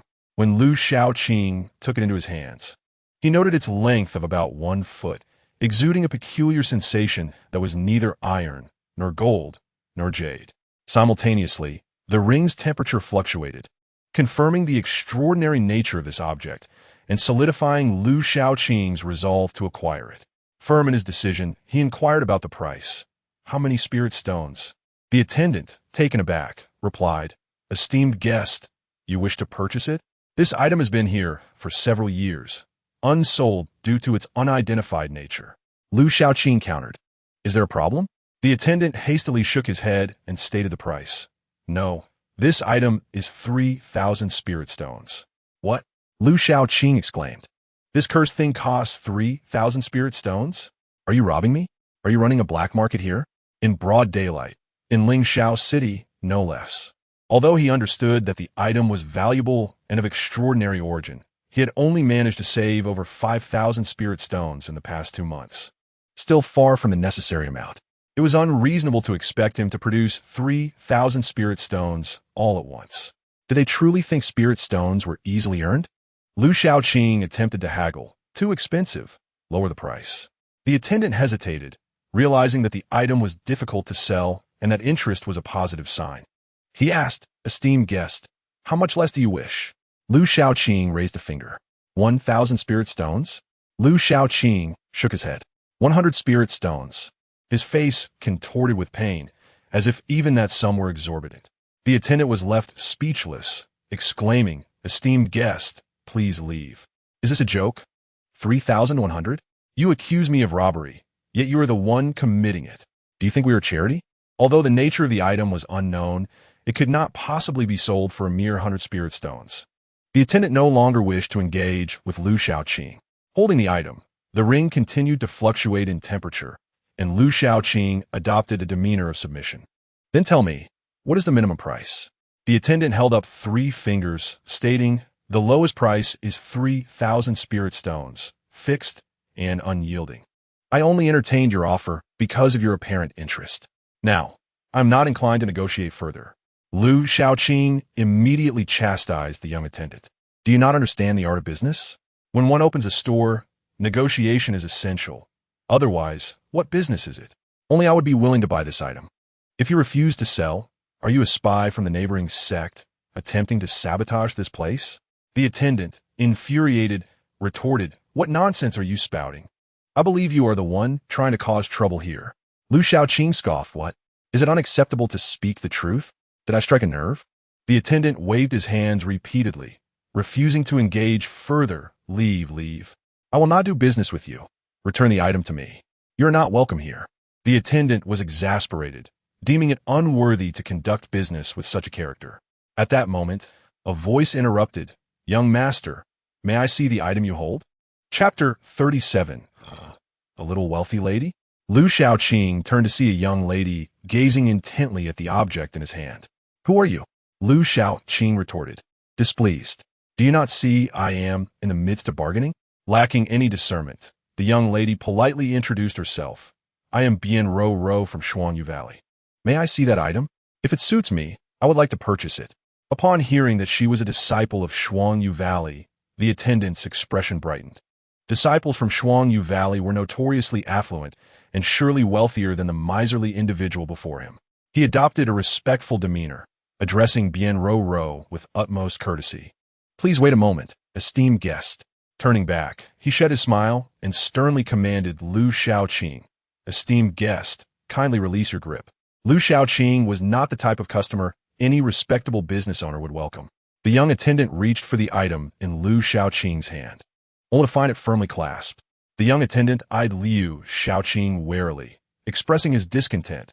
Esteemed guest, this is the Tang family commerce. If you do not intend to purchase, please do not hinder others. The implication was a warning to Liu Shaoqing not to stir trouble. With a swift motion, Liu Shaoqing made the item in his possession vanish, stowing it away in his storage ring.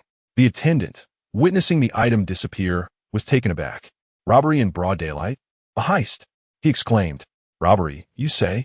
Liu Shaoqing retorted, placing spirit stones on the counter with a displeased tone. I'm buying it. The attendant stared dumbfounded at the spirit stones laid before him. You truly intend to buy it? He stammered, struggling to believe it. Just moments ago, he had presumed Liu Shaoqing to be a miser, yet now he was paying in full. Bian Ro Ro, equally astonished, gazed at Liu Shaoqing. He shot her a fierce glare, irritated by her meddling. Initially, he had intended to negotiate the price to save on spirit stones. But Bian Ro Ro's appearance compelled him to part with 3,000 spirit stones for the item. Its extraordinary origins warranted such an investment. Otherwise, the ring would not have reacted so. Liu Shaoqing could not allow it to fall into another's hands. He shot another annoyed glance at Bian Ro Ro before departing. Feeling disheartened, 3,000 spirit stones had vanished just like that. Bian Ro Ro, incensed by Liu Shaoqing's behavior, chased after him, stamping her foot in frustration. This man is insufferable. Wait, what do you mean by that? Liu Shaoqing turned back. Irked, what do you mean? Can't you see? Bian Ro Ro, equally fiery, retorted. Do you lack basic social skills? Who are you implying lacks perception? Liu Shaoqing replied curtly. I'm speaking of you. I was negotiating, and you came to stir up trouble. Unyielding, Bian Ro Ro pressed on, asking repeatedly, did you buy it? Did you buy it? Did you buy it? When he insisted on his purchase, she declared, if you didn't buy it, what's wrong with me coming to see? You're not giving it to me. Show it to me, I'll buy it. Bian Ro Ro found the item intriguing and would not mind acquiring it if it suited her. Dream on, Liu Shaoqing scoffed. It's already mine. How could I possibly show it? What if others discerned its origins? It could lead to trouble. Bian Ro Ro's anger flared. This man was unbearably annoying. Suppressing her fury, she softened her tone, introducing herself. I am Bian Ro Ro from Shuangyu Valley. I hope you might consider parting with it. I will be immensely grateful. Liu Shaoqing chuckled dismissively. What? Are you trying to intimidate me with your affiliation to Shuangyu Valley? Do you think Guiyuan Pavilion is easy to bully? Bian Ro Ro gasped, quickly clarifying. So you are a senior from Guiyuan Pavilion. I implore you to reconsider. I am willing to offer double the price. Liu Shaoqing's gaze shifted as he assessed her anew. A small fortune, perhaps? He scrutinized Bian Ro Ro, feeling her discomfort under his intense stare, as though swarms of ants crawled over her skin. Is this man a lecher? Bian Ro Ro's dislike for him deepened. Meanwhile, Liu Shaoqing contemplated, should I rob her? A small fortune must mean she possesses considerable wealth. Rumor had it that Shuangyu Valley was built atop a vast vein of minerals, overflowing with riches. However, after careful consideration, he dismissed the idea. It was too risky and could expose him. With great difficulty, he refused. You're not beautiful, yet you think highly of yourself. After uttering this, he hastily departed. Scoundrel! Scoundrel! Bien Ro was incensed by his hurtful words, stamping her feet in rage. Wishing she could strike him down. You better not cross my path again. Once Liu Shaoqing left, he was utterly vexed. Bien Ro's interference had forced him to part with 3,000 spirit stones, depleting a significant portion of his savings. He could only hope the item proved worthwhile. Otherwise, he would suffer greatly. Liu Shaoqing was eager to uncover the true nature of the item, but for now, he had to set that thought aside and deal with Tang Yanwei. He had already learned of Tang Yanwei's whereabouts within the Tang family commerce. Visiting a brothel is one thing. Pretending to appreciate the arts is another, Liu Shaoqing thought disdainfully. However, it worked to his advantage. A lecherous man would be easy to lure out. With his junior sister as bait, he was certain Tang Yanwei would come running. Thus, while indulging in flower wine at the brothel, Tang Yanwei received a letter. After reading it, he was invigorated, chuckling to himself, so this is where she resides. Well, little girl, let us see how you escape from my grasp. Images of Xiao's charming and sweet visage ignited a fire within Tang Yanwei, stirring his desires. He hurriedly left the tavern, heading straight for the address in the letter. Soon, he arrived at a certain location in the western part of the city. The western district of Lingxiao City housed its share of slums and chaos. Most residents here were common folk leading impoverished lives, toiling daily for survival. Although Lingxiao City housed both cultivators and commoners, they existed on distinctly different social strata, clearly demarcated despite being within the same city. Xiao had always presented herself as a mere commoner, leading Tang Yanwei to believe she was just that. Now, armed with her address, he approached boldly. Just a commoner. What is there to fear? Upon his arrival, he found the location eerily deserted. Where is everyone? Come out, he shouted. Suddenly, a powerful aura enveloped him. Before he could comprehend it, he was rendered unconscious by the overwhelming pressure. Liu Shaoqing appeared, smiling with satisfaction. This is even easier than I imagined. Dan Zuawi, possessing only mid-stage qi refinement strength, was unfortunate to encounter Liu Shaoqing. The disparity in their powers was vast. Liu Shaoqing easily subdued him. Let us see what treasures you possess. He eagerly began to search. Naturally, the first target was the storage ring. Removing the seals. When the spirit stones were inserted into the ring, Liu Shaoqing was jolted with joy. I hit the jackpot. The ring contained a substantial stash of spirit stones, 17,601 low-grade spirit stones. What a windfall! Liu Shaoqing's eyes sparkled in the darkness. The ring held nothing but spirit stones. Though curious, he thought little of it. They were now his. After thoroughly searching and finding only a pile of spirit stones, Liu Shaoqing left gracefully, leaving Tang Yanwei sprawled on the ground clad only in his undergarments. This endeavor was worthwhile. He had avenged his junior sister and amassed a fortune. Liu Shaoqing was quite pleased with himself. He felt no guilt for robbing Tang Yanwei. Not to mention that Tang Yanwei had been overly familiar with Xiao Yi, provoking her inappropriately. Even after learning that Xiao Yi was a commoner, he rushed over without hesitation, revealing his true character. Dealing with such a person felt entirely justified to Liu Shaoqing.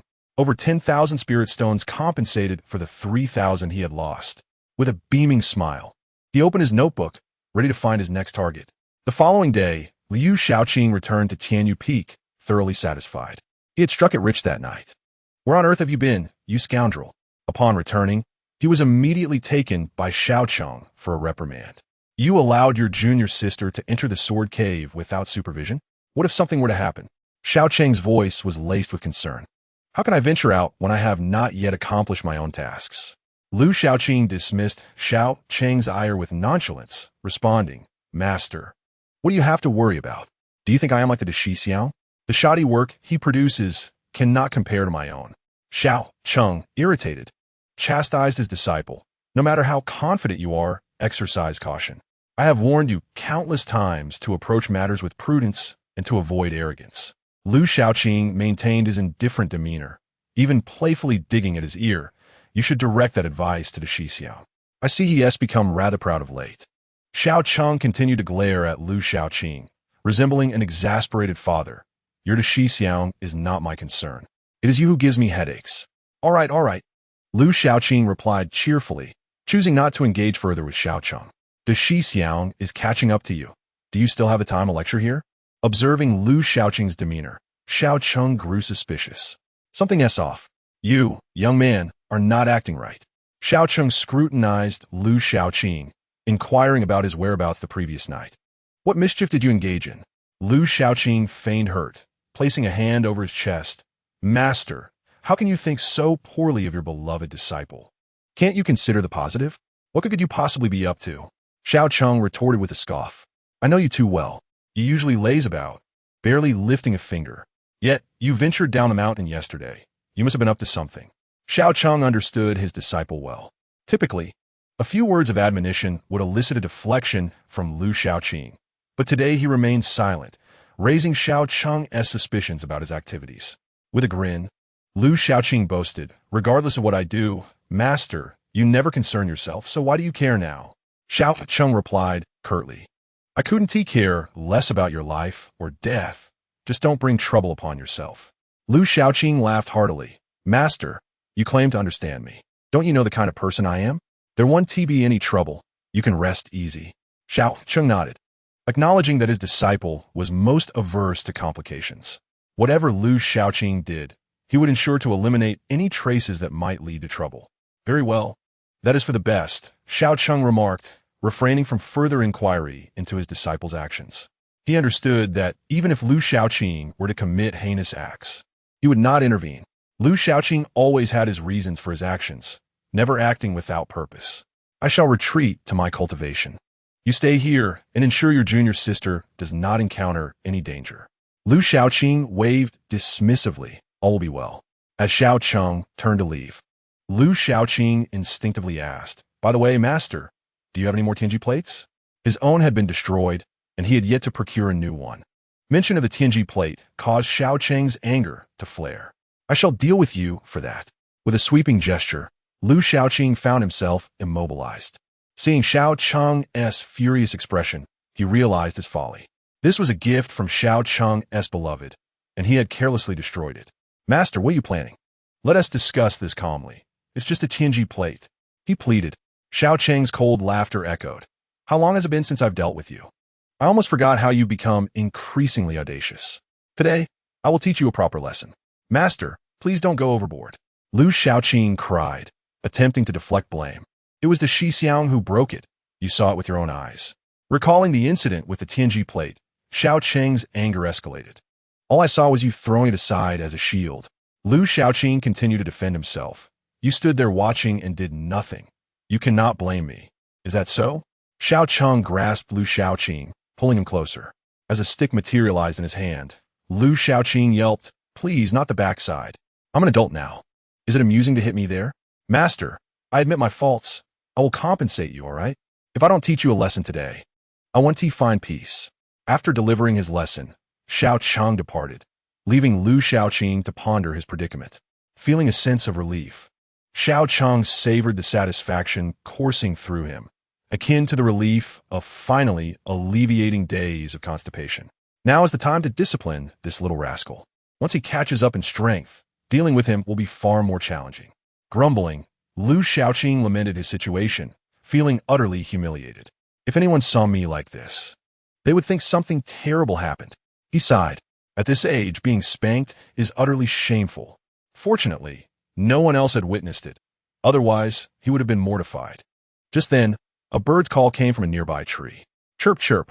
Lu Xiaoqing turned to see Xiao Hong, one wing on its belly, the other pointing and laughing at him. With a scowl, Lu Xiaoqing glared at Xiao Hong. Did you see all that? The bird only laughed harder, playfully shaking its rear at Lu Xiaoqing. Enraged, Lu Xiaoqing lunged. Today I'll take care of you. Upon hearing this, Xiao Hong took flight, escaping. Yet, with his backside still stinging and anger at its peak, Lu Xiaoqing was determined. Capturing Xiao Hong, he gave it a thorough scolding before tossing it aside, feeling utterly defeated.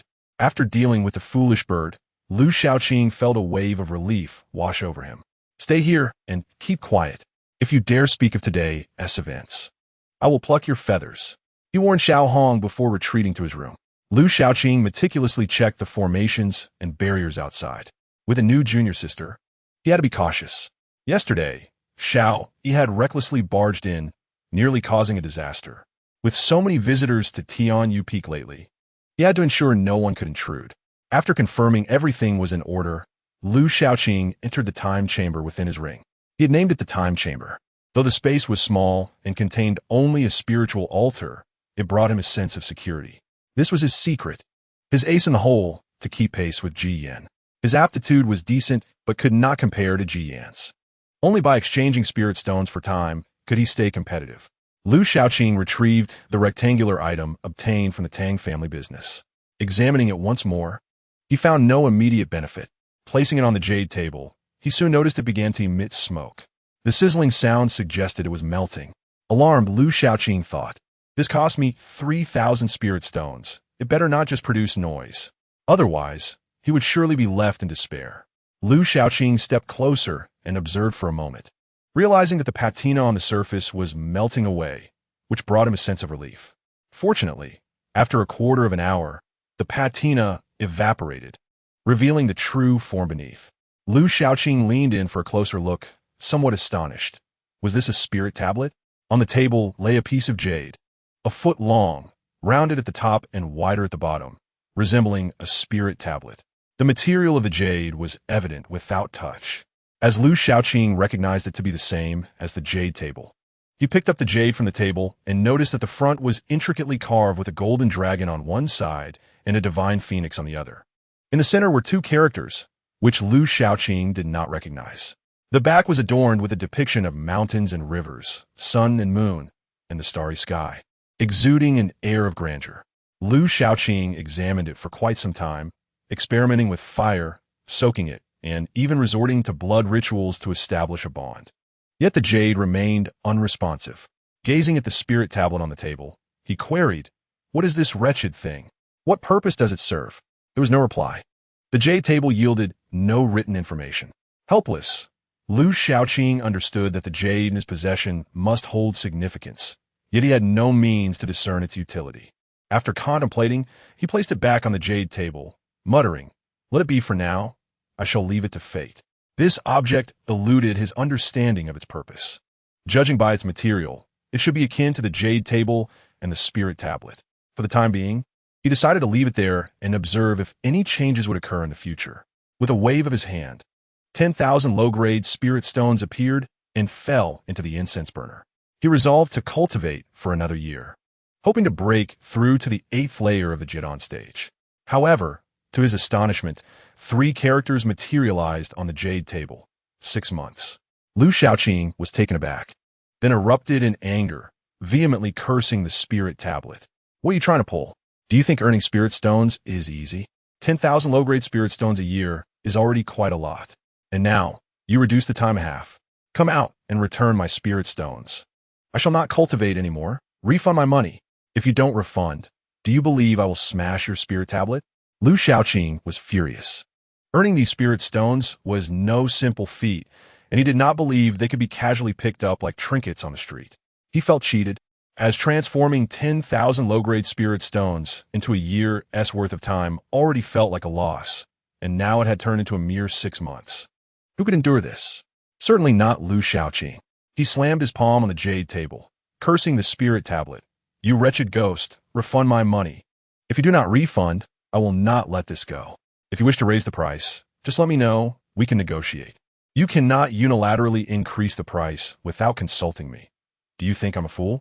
Do you think earning a few spirit stones is easy for me?" He was incensed. "If you do not refund, I swear to smash you today, regardless of who you are, even if you were a celestial emperor." As Lu Shaoqing was about to take action against the spirit tablet, a flash of white light suddenly crossed the table. He looked down and saw a technique appearing. The Jing Shunju. Chapter 40. Benefits Jing Shunju. After reading it, Lu Shaoqing continued to glare at the spirit tablet with a displeased expression. "You think this is enough to placate me? At least provide another technique, and I shall overlook this matter." The jade table flickered with light, illuminating and dimming repeatedly, taken aback by Lu Shaoqing's audacity. Yet, Lu Shaoqing was unperturbed. How could he miss the opportunity to extract more benefits? He had previously obtained a technique from here, the meteor summoning technique, which was truly named the Xian Huiqiu Shu. He had not lied to Xiao Yi. Furthermore, there was also the Li Hua Jianju. The items given by the spirit tablet were indeed valuable. It was evident that the Jing Shunju was a treasure as well. However, to negotiate more effectively, Lu Shaoqing affected an air of disdain. He thumped the jade table and shouted at the spirit tablet, "Give me another technique, and I shall let this matter slide." Ultimately, the surface of the jade table glimmered once more, revealing another technique, the Tai Yin Lian Ti Ju. Upon seeing it, Lu Shaoqing felt a surge of joy. Indeed, there was more, yet he maintained a facade of indifference. "Is this all you have to offer?" The jade table's white light flickered again, evidently agitated by Lu Shaoqing's shamelessness. Subsequently, four characters appeared, if not then roll, and then it dimmed instantly. Noticing this, Lu Shaoqing replied in a reluctant tone, "Fine, I shall give you face. Let it be this way. I shall reluctantly accept it." He used a jade slip to imprint the two techniques, then sat down to contemplate. Jing Shunju, Dui Yon Lian Tistai Yui. After reviewing them, Lu Shaoqing gained a general understanding of their effects. The Jing Shunju, upon cultivation, not only enhances one's spiritual awareness, but also enables the user to attack enemies with it. It serves as a means of mental assault. Before reaching the Yuanying stage, the effectiveness of using spiritual awareness against enemies is limited, primarily serving as a means of perception. Only upon becoming a Yuanying can one utilize spiritual awareness as a weapon. The Taiyin Lian Ti Ju, as inferred from its name, is a technique for body refinement. After reading through it, Lu Shaoqing was quite satisfied, nodding repeatedly, "Excellent. Just what I needed, a body refinement technique."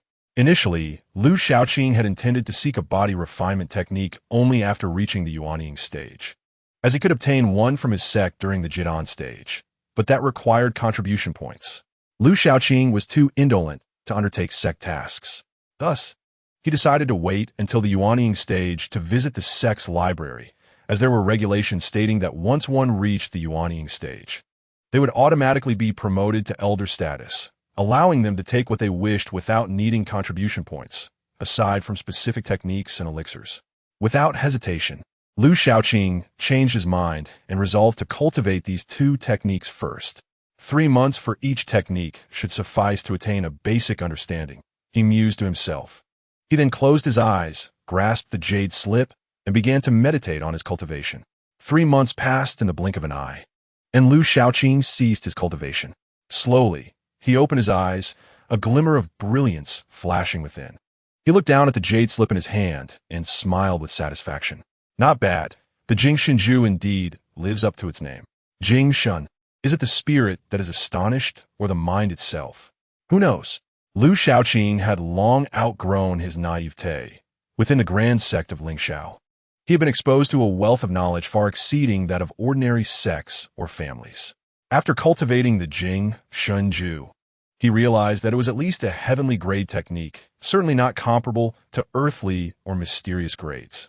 Its lethality was immense, something ordinary individuals could hardly withstand.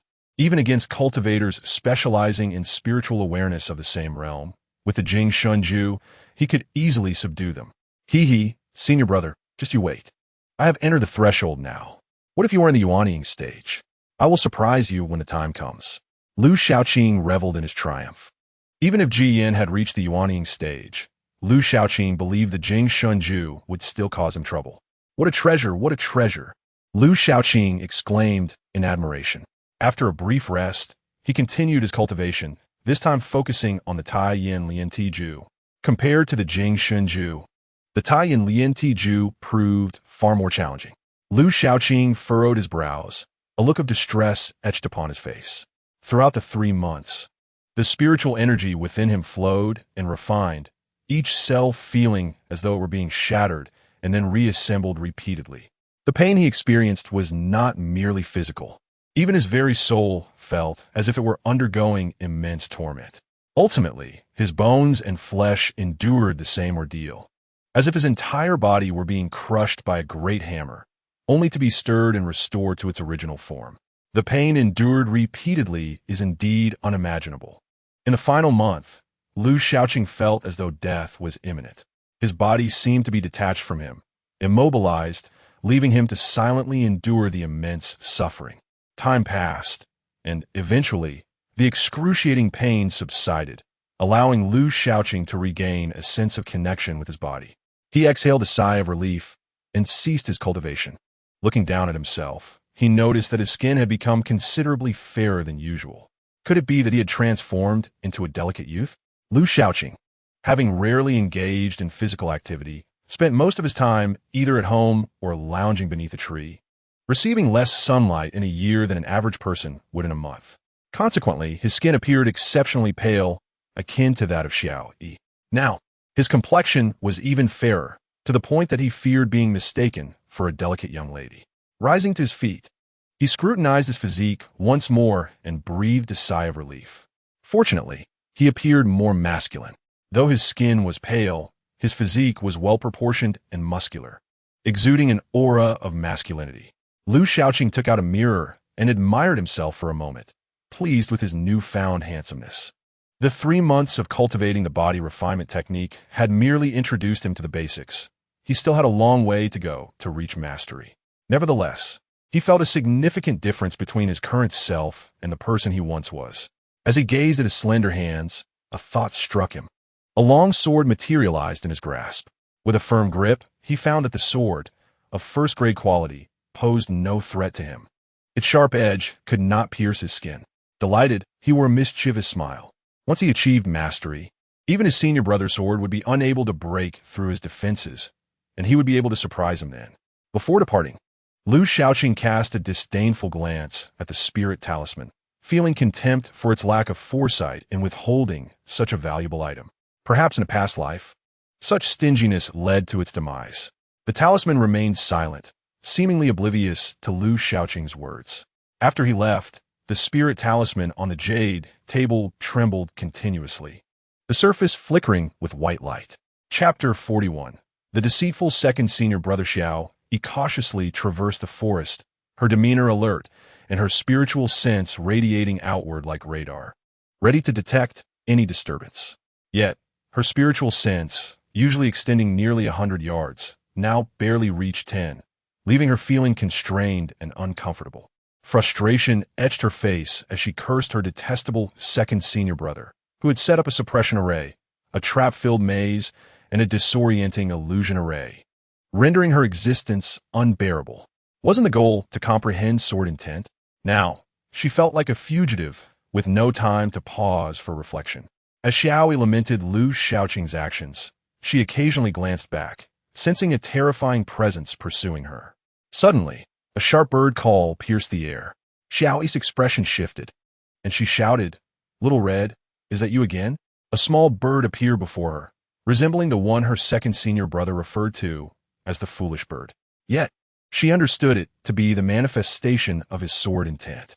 Though it bore the same form and size as Little Red, it exuded an aura of sharpness.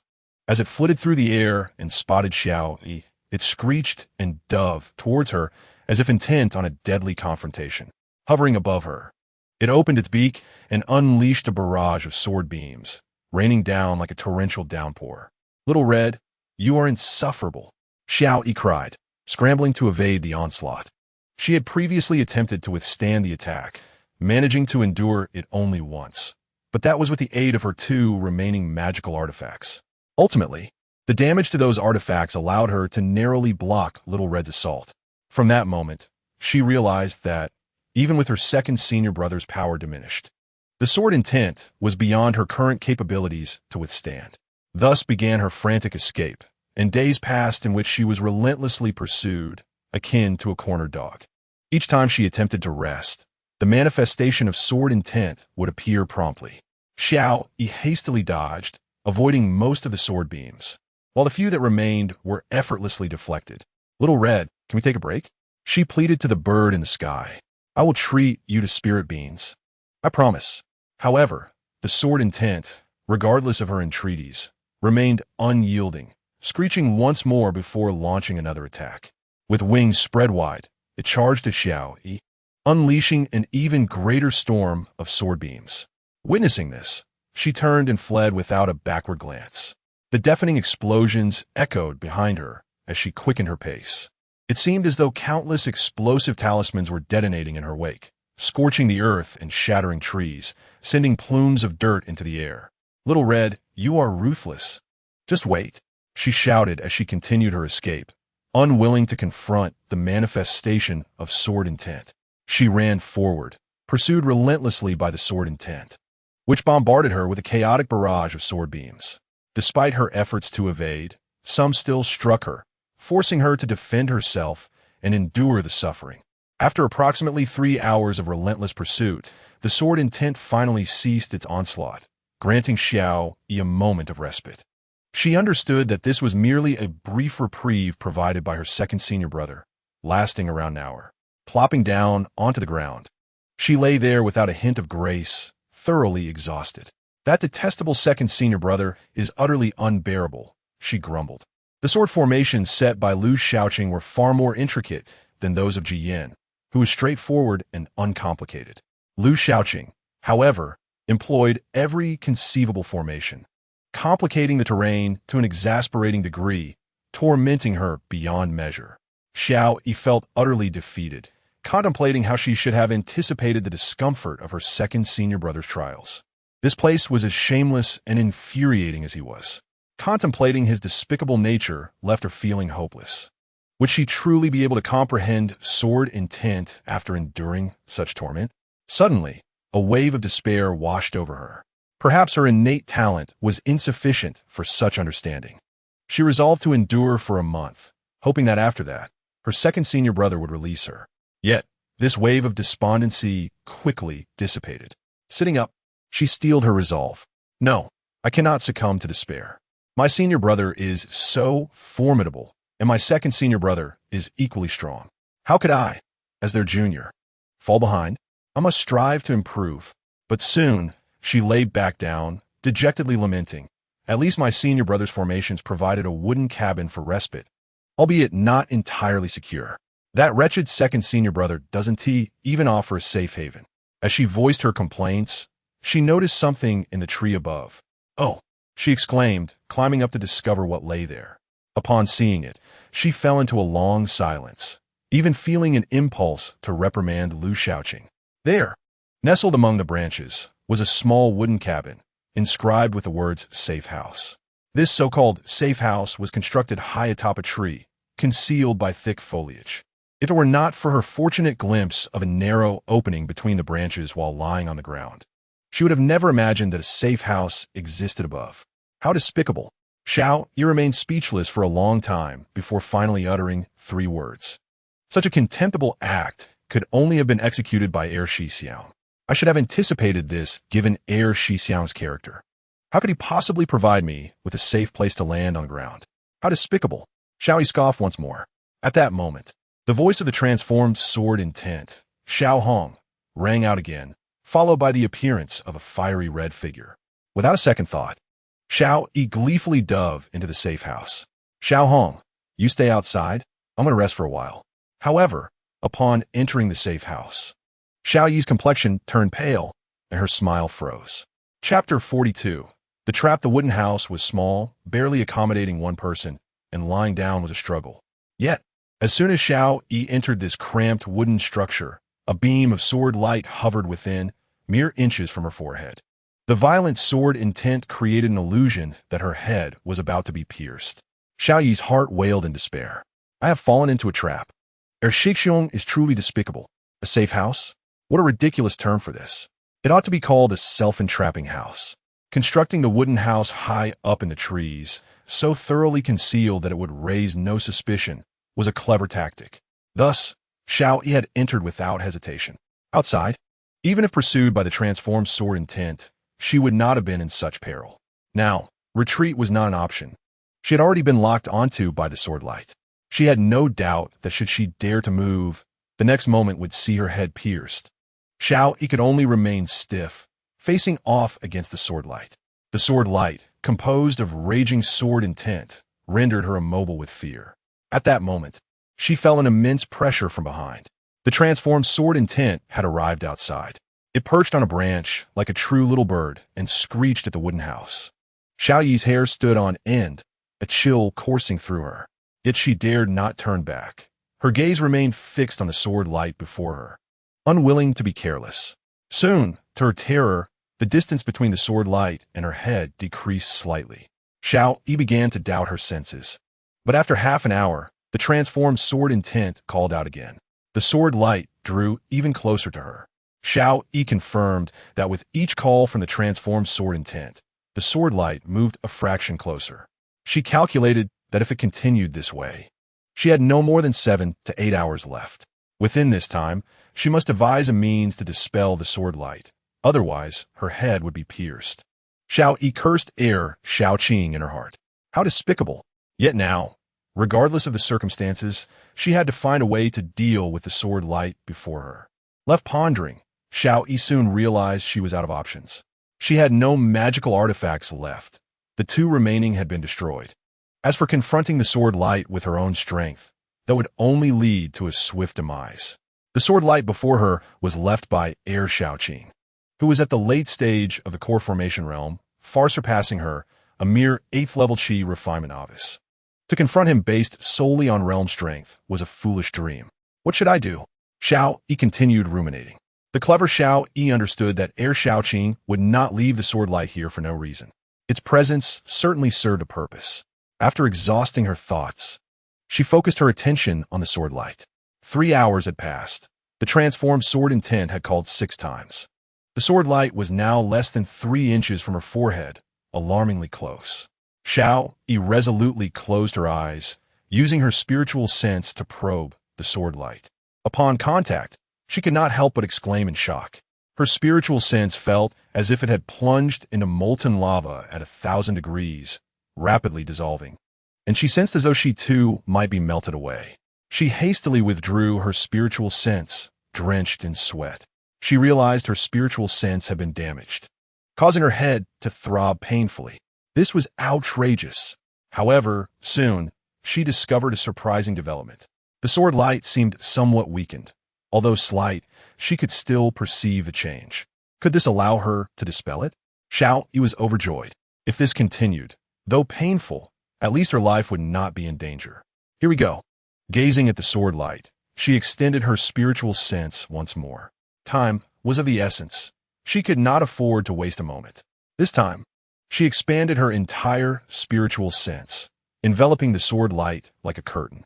She intended to eradicate it in one fell swoop. This time, sensing danger, the sword light trembled and radiated even more heat, becoming akin to a sun, an enraged sun. The relentless heat made Xiao Yi yearn to retract her spiritual sense. Yet she knew that was an illusion.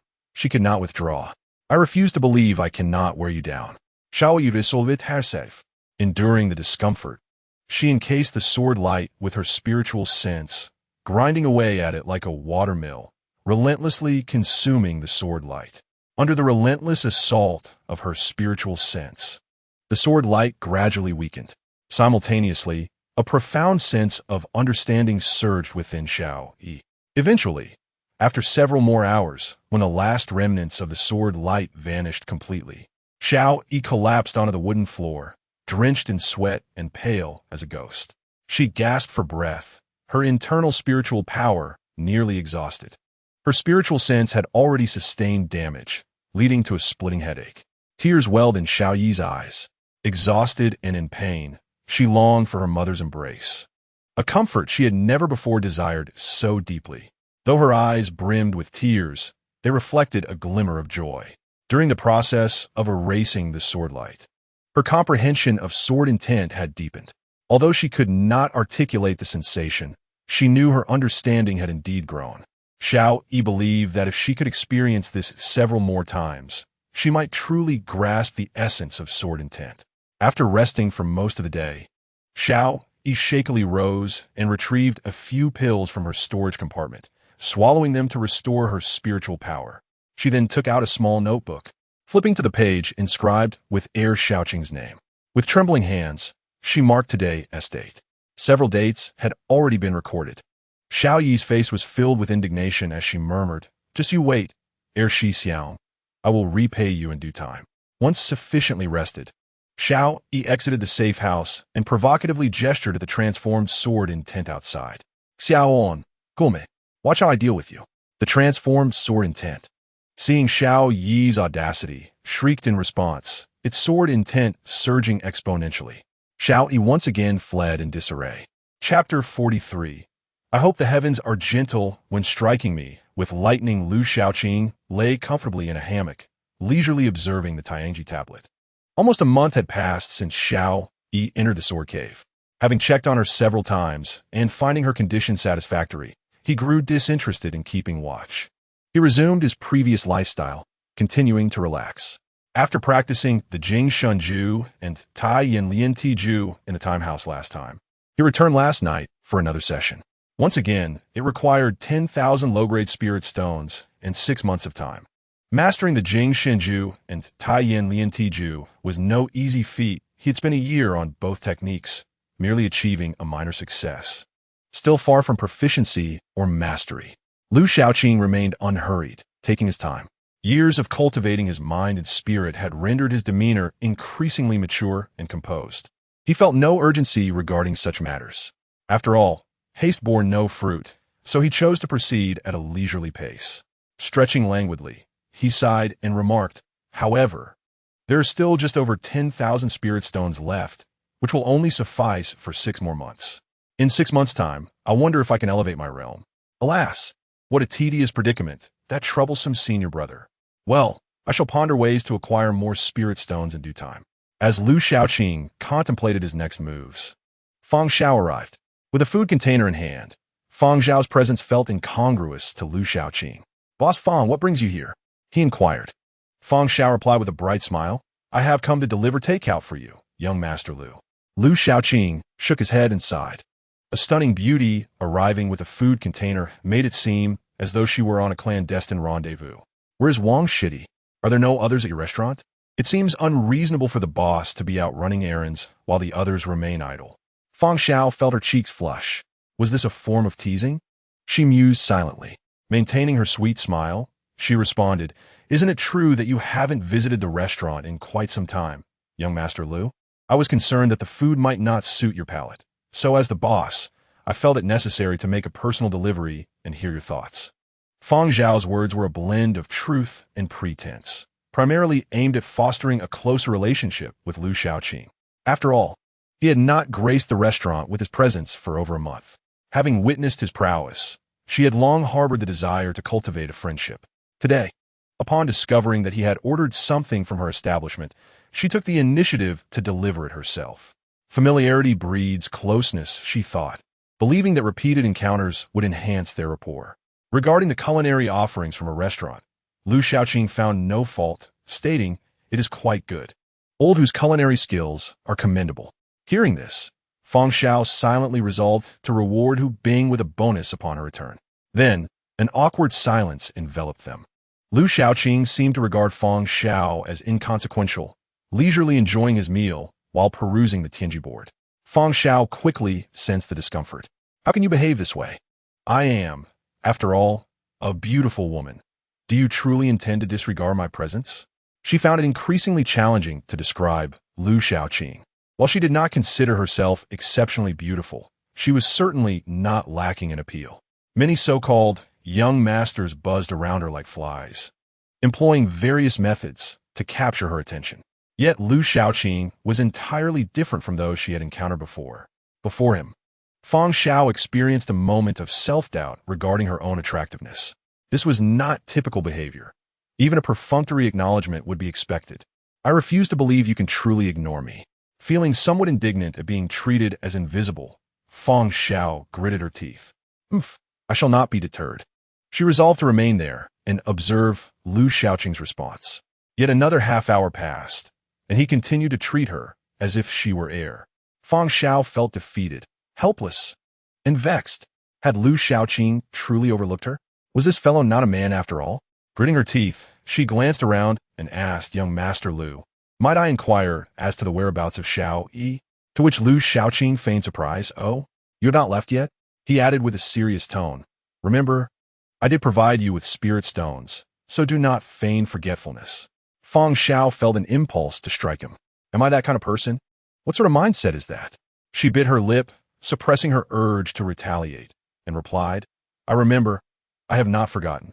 I merely wish to know where Xiao Yi has gone. It has been quite some time since I last saw her. Lu Xiaoqing's gaze returned to the Tianji board. Oh, she has gone into seclusion for cultivation. As a practitioner, one must prioritize their training. Who has time for leisure? Fang Xiao looked at Lu Xiaoqing, silently criticizing him. But I have heard that you do not cultivate daily. How can you utter such words? Silence fell once more. Fang Xiao felt compelled to change the subject. I sought out Xiao Yi to inform her that those who bullied her at the restaurant were recently dealt with. I wonder if young Master Lu has heard of this matter? Her gaze held a significant weight as it rested upon Lu Xiaoqing. Lu Xiaoqing's attention shifted back to Fang Xiao. Oh, is that so? I have not heard. Fang Xiao pointed at the Tianji board in his hand. It was posted by the Tianji practitioners. Did you not see? Those who bullied Xiao Yi were stripped of their clothing and had their possessions looted overnight. She smiled slyly. Continuing, the most unfortunate was Boss Tang of the Tang Trading Company. His entire month's profits were seized. Upon recalling that the individuals had previously dined at a restaurant and had, to some extent, provoked Xiao Yi, she suspected Lu Xiaoqing's involvement. What a remarkable coincidence. Lu Xiaoqing's expression remained unchanged. It seems that ill deeds do not go unpunished. The heavens are indeed just. Fang Xiao was taken aback, curious about Lu Xiaoqing's thoughts. Practitioners often defy fate. Could a man like Lu Xiaoqing truly believe in celestial justice? He replied earnestly, of course. I hope that when I encounter a lightning strike in the future, the heavens will be merciful. Chapter 44. Fang Xiao felt somewhat overwhelmed. In the face of Lu Xiaoqing's remarks, she was at a loss for words. However, she had no intention of delving deeper into that topic. She had merely brought it up to gauge his thoughts. Aware of Lu Xiaoqing's meticulous nature, she understood that excessive conversation could arouse suspicion, which would not bode well for her. Seeing that the conversation had reached a natural conclusion, Fang Xiao said, "Since that is the case, I shall not disturb you further. Young Master Lu, I will take my leave." Lu Xiaoqing casually waved his hand. "Take care. No need to see me off." After bidding farewell, Fang Xiao turned to leave. However, as she reached the outside, a violent surge of energy erupted in the distance. "Ha! Second senior brother, just wait. I've emerged." Fang Xiao's pupils constricted. Was that sword intent? She stood frozen, staring in the direction of the energy's manifestation. Although the disturbance dissipated swiftly, she was certain of her senses. It was indeed sword intent. After a long moment, she murmured to herself, "That voice belongs to Xiao Yi."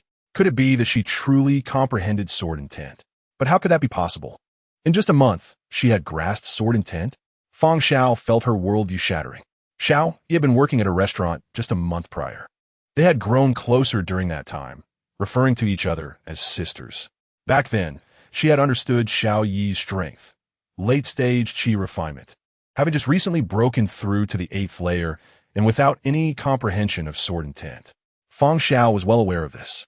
Moreover, she had learned from Xiao Yi that her two senior brothers intended for her to grasp sword intent within 2 months and then break through to the foundation establishment stage. Initially, Fang Xiao had been taken aback. Was that not madness? She had thought it was a joke. Later, when Lu Xiaoqing had taken Xiao Yi away, he had mentioned it was merely a jest, which relieved her. Thank goodness it was just a joke. Yet now it appeared. This is far from a mere jest. Fang Xiao finds herself at a loss for words to describe the turmoil within her heart. Remarkably, in just a month, not 2, Xiao Yi has grasped the essence of sword intent. Fang Xiao is uncertain whether the world has become too insane or if she is simply out of touch with the current trends. Could it be that I am unable to keep pace with this world? Sword intent has become commonplace, easily comprehensible to many. Gazing at the gates of Tian Yu Feng behind her, Fang Xiao is tempted to rush inside, seeking clarity and answers. Does Tian Yu Feng possess some secret that enables individuals to effortlessly comprehend sword intent? Fang Xiao is unsure how she returned to her tavern. The events that transpired earlier still leave her in disbelief. It is overwhelmingly shocking.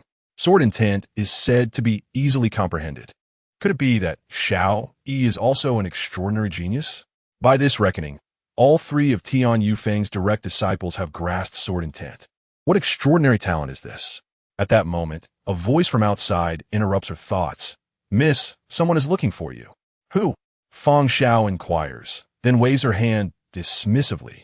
Just tell them I'm not in the mood today. Let them go back. She finds it hard to digest the events of the day, rendering her unwilling to meet anyone. However, a voice emerges from outside. Could it be that cousin doesn't T wish to see me? Soon after, a tall figure appears at the door. Upon recognizing the voice and looking up, Feng Zhao's face brightens with surprise. Yu Mei, what brings you here? The visitor is none other than the eldest disciple of Shuangyu Valley, Xiaoyu. Come in quickly, Feng Zhao beckons, welcoming Xiaoyu and Bian Roro before shutting the door. Cousin, what brings you here? Xiaoyu's mother is a branch of the Feng family. Naturally, after Xiaoyu became the chief disciple of Shuangyu Valley, the Feng family sought to strengthen their ties with her. Xiaoyu and Feng Zhao are of similar age, and they grew closer through a series of fortunate encounters. It is precisely because of her relationship with Xiaoyu that Feng Zhao was able to establish a tavern in Lingxiao City, offering her a potential opportunity to turn the tide for her family in the future. We've been here for quite some time, but we've been busy with various matters and Haven Tea had a chance to visit you, Sister Xiao. Xiaoyu's voice is soft and melodious, like a gentle spring breeze. Speaking with her brings a sense of tranquility to anyone, regardless of gender. Feng Zhao is genuinely delighted to see Xiaoyu and says, if you need help while here, please do not hesitate to ask. If you remain silent, it will seem as though you regard me as an outsider. Xiaoyu smiles gently, her presence filling the room with warmth. Not at all. I have come to seek your assistance. Feng Zhao's curiosity is piqued. Sitting opposite Xiaoyu, she inquires, what matter could possibly trouble you, the foremost disciple of Shuangyu Valley? Like Ji Yin and Zhang Zonglong, Xiaoyu represents the younger generation of Shuangyu Valley. Behind her stands one of the three major sections. Shuangyu Valley is renowned not only for its all-female disciples, but also for its substantial wealth. Many cultivators aspire to take a Shuangyu Valley disciple as a partner, for marrying one equates to acquiring a small treasury. If even Xiaoyu seeks help, it indicates that she is facing a particularly daunting situation. Bian Roro, standing nearby, explains, you see, there's a secret realm nearby. Initially, the senior sister and we too went to explore it. Unfortunately, it is vast and fraught with dangers, making it difficult for just the two of us to fully explore. By the time our sect's senior sisters and juniors arrive, it will be too late. Thus, we can only seek assistance here in Xiaoyao City. A secret realm differs from a cave or a small domain that can persist indefinitely. If it is not activated, it may exist for a long time. However, once opened, the spiritual energy within will gradually dissipate. Once the energy is exhausted, the secret realm will vanish. Much like a spiritual egg, once broken, it will inevitably turn into a rotten egg after some time. Bian Roro continues, the secret realm has already been activated. According to our senior sister's estimates, there is less than a month before its spiritual energy completely dissipates. There are many valuable items inside, and we do not wish to waste them, so we must find others to assist us. Bian Roro wears a worried expression. The secret realm is of great importance to her senior sister, and she hopes nothing goes awry. Xiaoyu gazes at Feng Zhao with her enchanting eyes, asking, Sister Xiao, do you have any suitable candidates in mind? You must know people here in Lingxiao City. Even though Feng Zhao is a woman, she finds herself captivated by Xiaoyu's gaze. Slightly dazed, she regains her composure and asks, Yu Mei, do you have any requirements for the candidates? Bian Roro replies, we need 3 or 4 people. Xiaoyu adds, it would be best if they are at least at the foundation establishment stage. Those who are too weak, 1 T suffice. Xiaoyu herself is at the 8th level of the core formation stage, and she does not expect to find experts at that level. As long as they can find 1 or 2 helpers at the foundation establishment stage, it will be sufficient. The secret realm is fraught with various dangers. Those with inadequate strength would merely become burdens.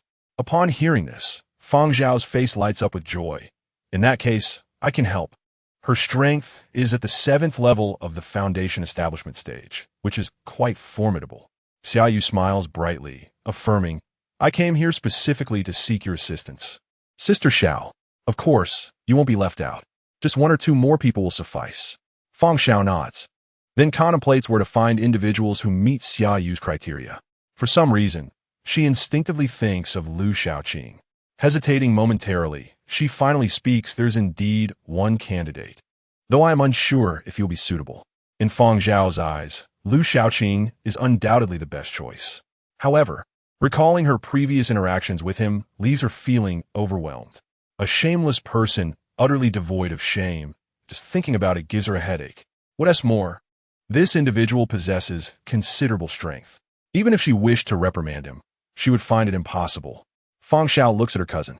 Although she is the chief disciple of Xuanyu Valley, in the cultivation world of Qizhou, no one would dare to show her disrespect. Coupled with her beauty, she is regarded as the most beautiful woman in Qizhou. Wherever she goes, she is the center of attention. If Ji Yan is the dream lover of the budding maidens of Qizhou, then Xiaoyu is the dream partner of all male cultivators in the region, with fans even from other provinces. However, Fang Xiao does not believe that someone like Xiaoyu would gain any advantage with Lu Xiaoqing. Given Lu Xiaoqing's character, he would likely disregard Xiaoyu's status. As for beauty, he would probably overlook that as well. Fang Xiao, though considered a beauty herself, has also been ignored by Lu Xiaoqing. Seeing Fang Zhao's troubled expression, Xiaoyu inquires curiously, "Sister Xiao, is there a problem?" Reflecting on Lu Xiaoqing's character, Fang Xiao is uncertain if she is making the right choice. She responds, "This person possesses strength, but I do not know if he will be willing." Unwilling? Bian Ro expresses her disbelief. Is there really such a person? Who would dare to snub our senior sister? As the chief disciple of Xuanyu Valley and the most beautiful woman in Qizhou, everyone would give her some face. Fang Xiao can only smile wryly. I can't quite explain it, but this person. She struggles to find the right words. Shameless? Thick-skinned? Undignified? Although she feels this way, she cannot bring herself to speak ill of him behind his back. Ultimately, she can only say, in any case, he is difficult to approach. After much thought, she concludes that difficult to approach is the most fitting description. Is he a man? Bian Ro asks. Fang Xiao nods. Bian Ro immediately scoffs. Then there is nothing to worry about. With our senior sister here, no man would dare to disregard us. Men are not to be trusted. Upon encountering her senior sister, Fang Xiao found herself instantly transformed into an entity governed by primal instincts. She managed a wry smile, for Lu Xiaoqing was the most extraordinary individual she had ever met, rendering Xiaoyu's reputation inconsequential. Xiaoyu, however, was not concerned with such trivialities. Her focus lay firmly on strength. Without sufficient power, any assistance rendered would be in vain. Sister Xiao, what do you think of this person? Fang Xiao nodded, articulating her assessment of Lu Xiaoqing. He is exceptionally strong, in my view, not inferior to Sister Yu. This appraisal was indeed high praise. Xiaoyu's expression grew solemn. She was no mere ornament. She represented the younger generation of Xuanyu Valley. Alongside Ji Yin and Zhang Songlong, they were regarded as the three strongest individuals in Qizhou. Ji Yin undoubtedly held the top position, while Zhang Songlong was commonly recognized as second. However, Xiaoyu herself was a formidable contender for that spot. Now, with Fang Xiao stating that Lu Xiaoqing's strength was on par with Xiaoyu's, it was no wonder that both Xiaoyu and Bian Ru were taken aback. Bian Ru, skeptical, questioned, "Is it possible that you mean Zhang Songlong?" Fang Xiao shook her head, responding, "Certainly not him. If it were Zhang Songlong, she would not have made such a remark." Bian Ru probed further. Could it be young Master Ji Yin? Yet, those in the yuanying stage were unable to enter the secret realm. Their presence would cause the spatial integrity of the realm to collapse. If Ji Yin had not yet reached the yuanying stage, Xiaoyu would have sought his assistance at Tianyu Peak. Xiaoyu firmly asserted, "It is not young Master Ji Yin. If it were, Sister Xiao would not have said his strength is not less than mine." Even before reaching the yuanying stage, Ji Yin's strength had already surpassed Xiaoyu's. Fang Xiao could not help but admire Xiaoyu internally. Not only was she beautiful, but she was also remarkably astute. She nodded, affirming, "It is not young Master Ji Yin, but he is closely related to him. He is Ji Yan's junior disciple, a direct disciple of Lingxiao sect's Tianyu Peak, Lu Xiaoqing." Lu Xiaoqing? Xiaoyu and Bian Ru exchanged glances. Bian Ru, puzzled, remarked, "Does young Master Ji Yin have a junior disciple?" Lu Xiaoqing was exceedingly low-key, so much so that few were aware of his existence. However, it must be acknowledged that Ji Yan's brilliance overshadowed those around him. Fang Xiao corroborated, "Indeed, I only learned about young Master Ji Yan's junior and junior sister after arriving here by chance. Bien Ruru was even more astonished. A junior sister too? I have never heard of her before. Fang Xiao explained. The junior sister's name is Xiao Yi, and we share a decent relationship. She is a newly accepted disciple of young Master Ji Yan's master. Bien Ruru's head was now adorned with a large question mark. How have I never heard of this? Could it be that his junior disciple lacks strength, hence remains unnoticed? Although Bien Ruru was a core disciple of Xuanyue Valley and had some knowledge of Lingxiao sect's affairs, she had never heard of Ji Yan's junior disciple. Fang Xiao shook her head, her tone resolute. Young Master Lu possesses remarkable strength, truly remarkable. Recalling the terrifying sword intent from that night, as well as the sword that had grazed her head, Fang Xiao felt an involuntary shiver run down her spine. She added, he has also comprehended sword intent. What? Xiaoyu and Bianru were once again astonished. Among the younger generation, it was said that only Ji Yan had comprehended sword intent. Beyond him, no other young individual had been reported to possess such an ability. Even Xiaoyu herself had not grasped sword intent. Xiaoyu's beautiful eyes sparkled with intrigue as she gently inquired, Sister Xiao, are you speaking the truth? Fang Xiao, with a bitter smile, replied, what benefit would I gain from deceiving you? She proceeded to recount the events of that night, a secret she had initially intended to keep to herself. However, faced with her cousin Xiaoyu, Fang Xiao felt compelled to share. Moreover, she had long been yearning to confide in someone, and the weight of holding it in was becoming unbearable. After all, she feared that repressing it would lead to her own distress. Upon hearing Fang Xiao's account, Xiaoyu and Bianru were profoundly shaken. To slay a master at the Jidan stage with a single sword strike was a terror beyond comprehension. After a moment of silence, Xiaoyu exclaimed, I never anticipated that Lingxiao sect harbored such a genius. Truly, he is worthy of being young Master Ji Yan's junior disciple, not at all inferior to him. The comprehension of sword intent before and after reaching the Yuanying stage is not the same matter. Grasping it before reaching the Yuanying stage is an unequivocal display of extraordinary talent. Once in the Yuanying stage, understanding the Tao becomes deeper, making the comprehension of sword intent as simple as quenching one's thirst, lacking any merit for boasting. Then, a reminiscent expression crossed Xiaoyu's face. After a pause, she slowly spoke, I once sparred with young Master Ji Yan and was defeated by him. I remarked that he was the foremost among the youth of Qizhou. However, young Master Ji Yan shook his head and said, if we include that fellow, then he is not. That fellow? Bien Ruru and Fang Xiao exclaimed in surprise. Xiaoyu affirmed. It seems that the individual young Master Ji Yan referred to must be his junior disciple. Bien Ruru remained skeptical. If he is so formidable, why hide? If he truly possesses such strength, he should be renowned throughout the world, not remain obscure. Fang Xiao shook her head, equally curious about the reason. Xiaoyu, however, remarked, some individuals pursue the Tao with single-mindedness, indifferent to fame and fortune. What is so surprising about that? Xiaoyu furrowed her delicate brows, tilting her head slightly, as if contemplating something. After a while, Xiaoyu turned to Fang Xiao and said, it appears we must pay him a visit. Intrigued by the Lu Xiaoqing mentioned by Fang Xiao, Xiaoyu was eager to discover just how formidable he truly was at Tianyu Peak.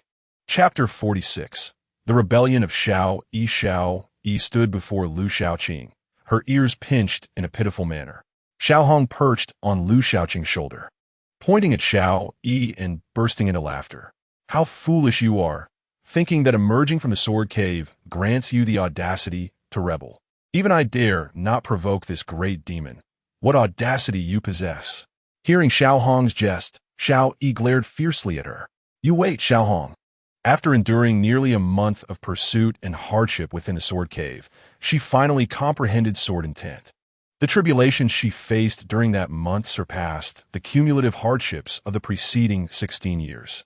Having endured such suffering, she finally emerged.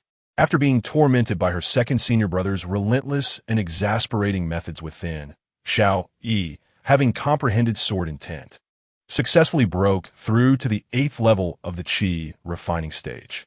With her significantly enhanced strength, she was brimming with confidence.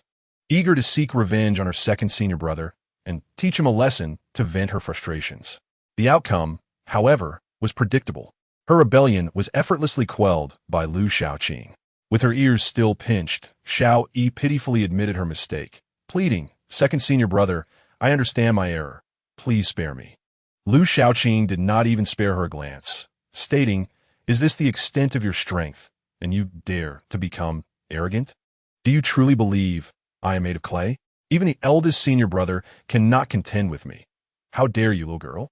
He added, "If I do not teach you a proper lesson today, how can I continue to be your senior brother?" Tears welled in Xiao Yi's eyes. "Is it not because you are too detestable? Do you know how I've been surviving in there? My dark circles are almost visible. Who says I cannot deal with you?" Ji Yan's voice rang out as he appeared. "Eldest senior brother, second senior brother is bullying me." Xiao Yi immediately complained to Ji Yan. Lu Shaoqing glared at Xiao Yi, commanding, "Who permitted you to lower your hands? Put them back up immediately." Not even Ji Yan's arrival could sway him. Ji Yan examined Xiao Yi from head to toe. Her face bore signs of exhaustion. Her clothes were tattered, and she appeared somewhat disheveled. It was evident that she had endured considerable hardship within the sword cave.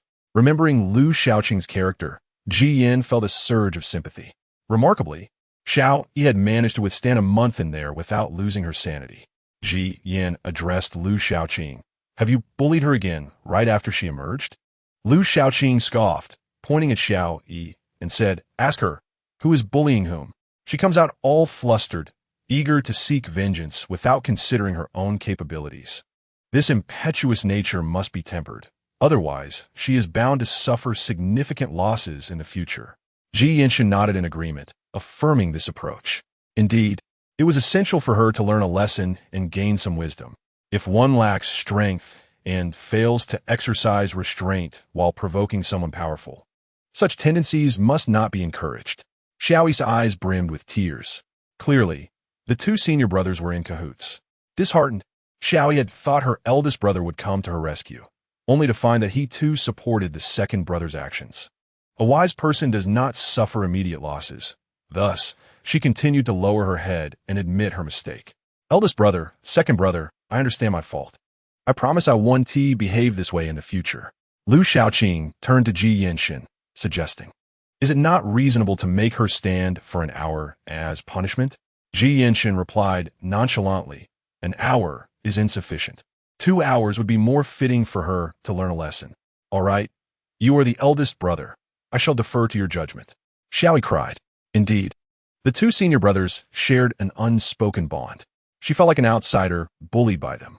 "Master, please come and save me." Just then, Xiaocheng arrived. Upon seeing him, a glimmer of hope shone in Xiao Yi's eyes. "Master, help me." She stood before Ji Yanshan and Lu Shaoqing, indignantly saying, as senior brothers, "How can you bully your junior sister like this? If word gets out, how will Tian Yufeng maintain his dignity?" Ji Yanshan, with an impassive expression, replied, "Your junior sister overstepped her bounds by provoking the second brother. If she cannot win, she must naturally face the consequences." Lu Shaoqing added, "Her lack of self-awareness and her blind impulsiveness are alarming. If she continues this way, she might not even know how she met her demise. She must learn to think thoroughly before acting." Xiaocheng, overwhelmed by his two disciples' arguments, softened his tone to defend Xiao Yi, yet he could not condone their treatment of her.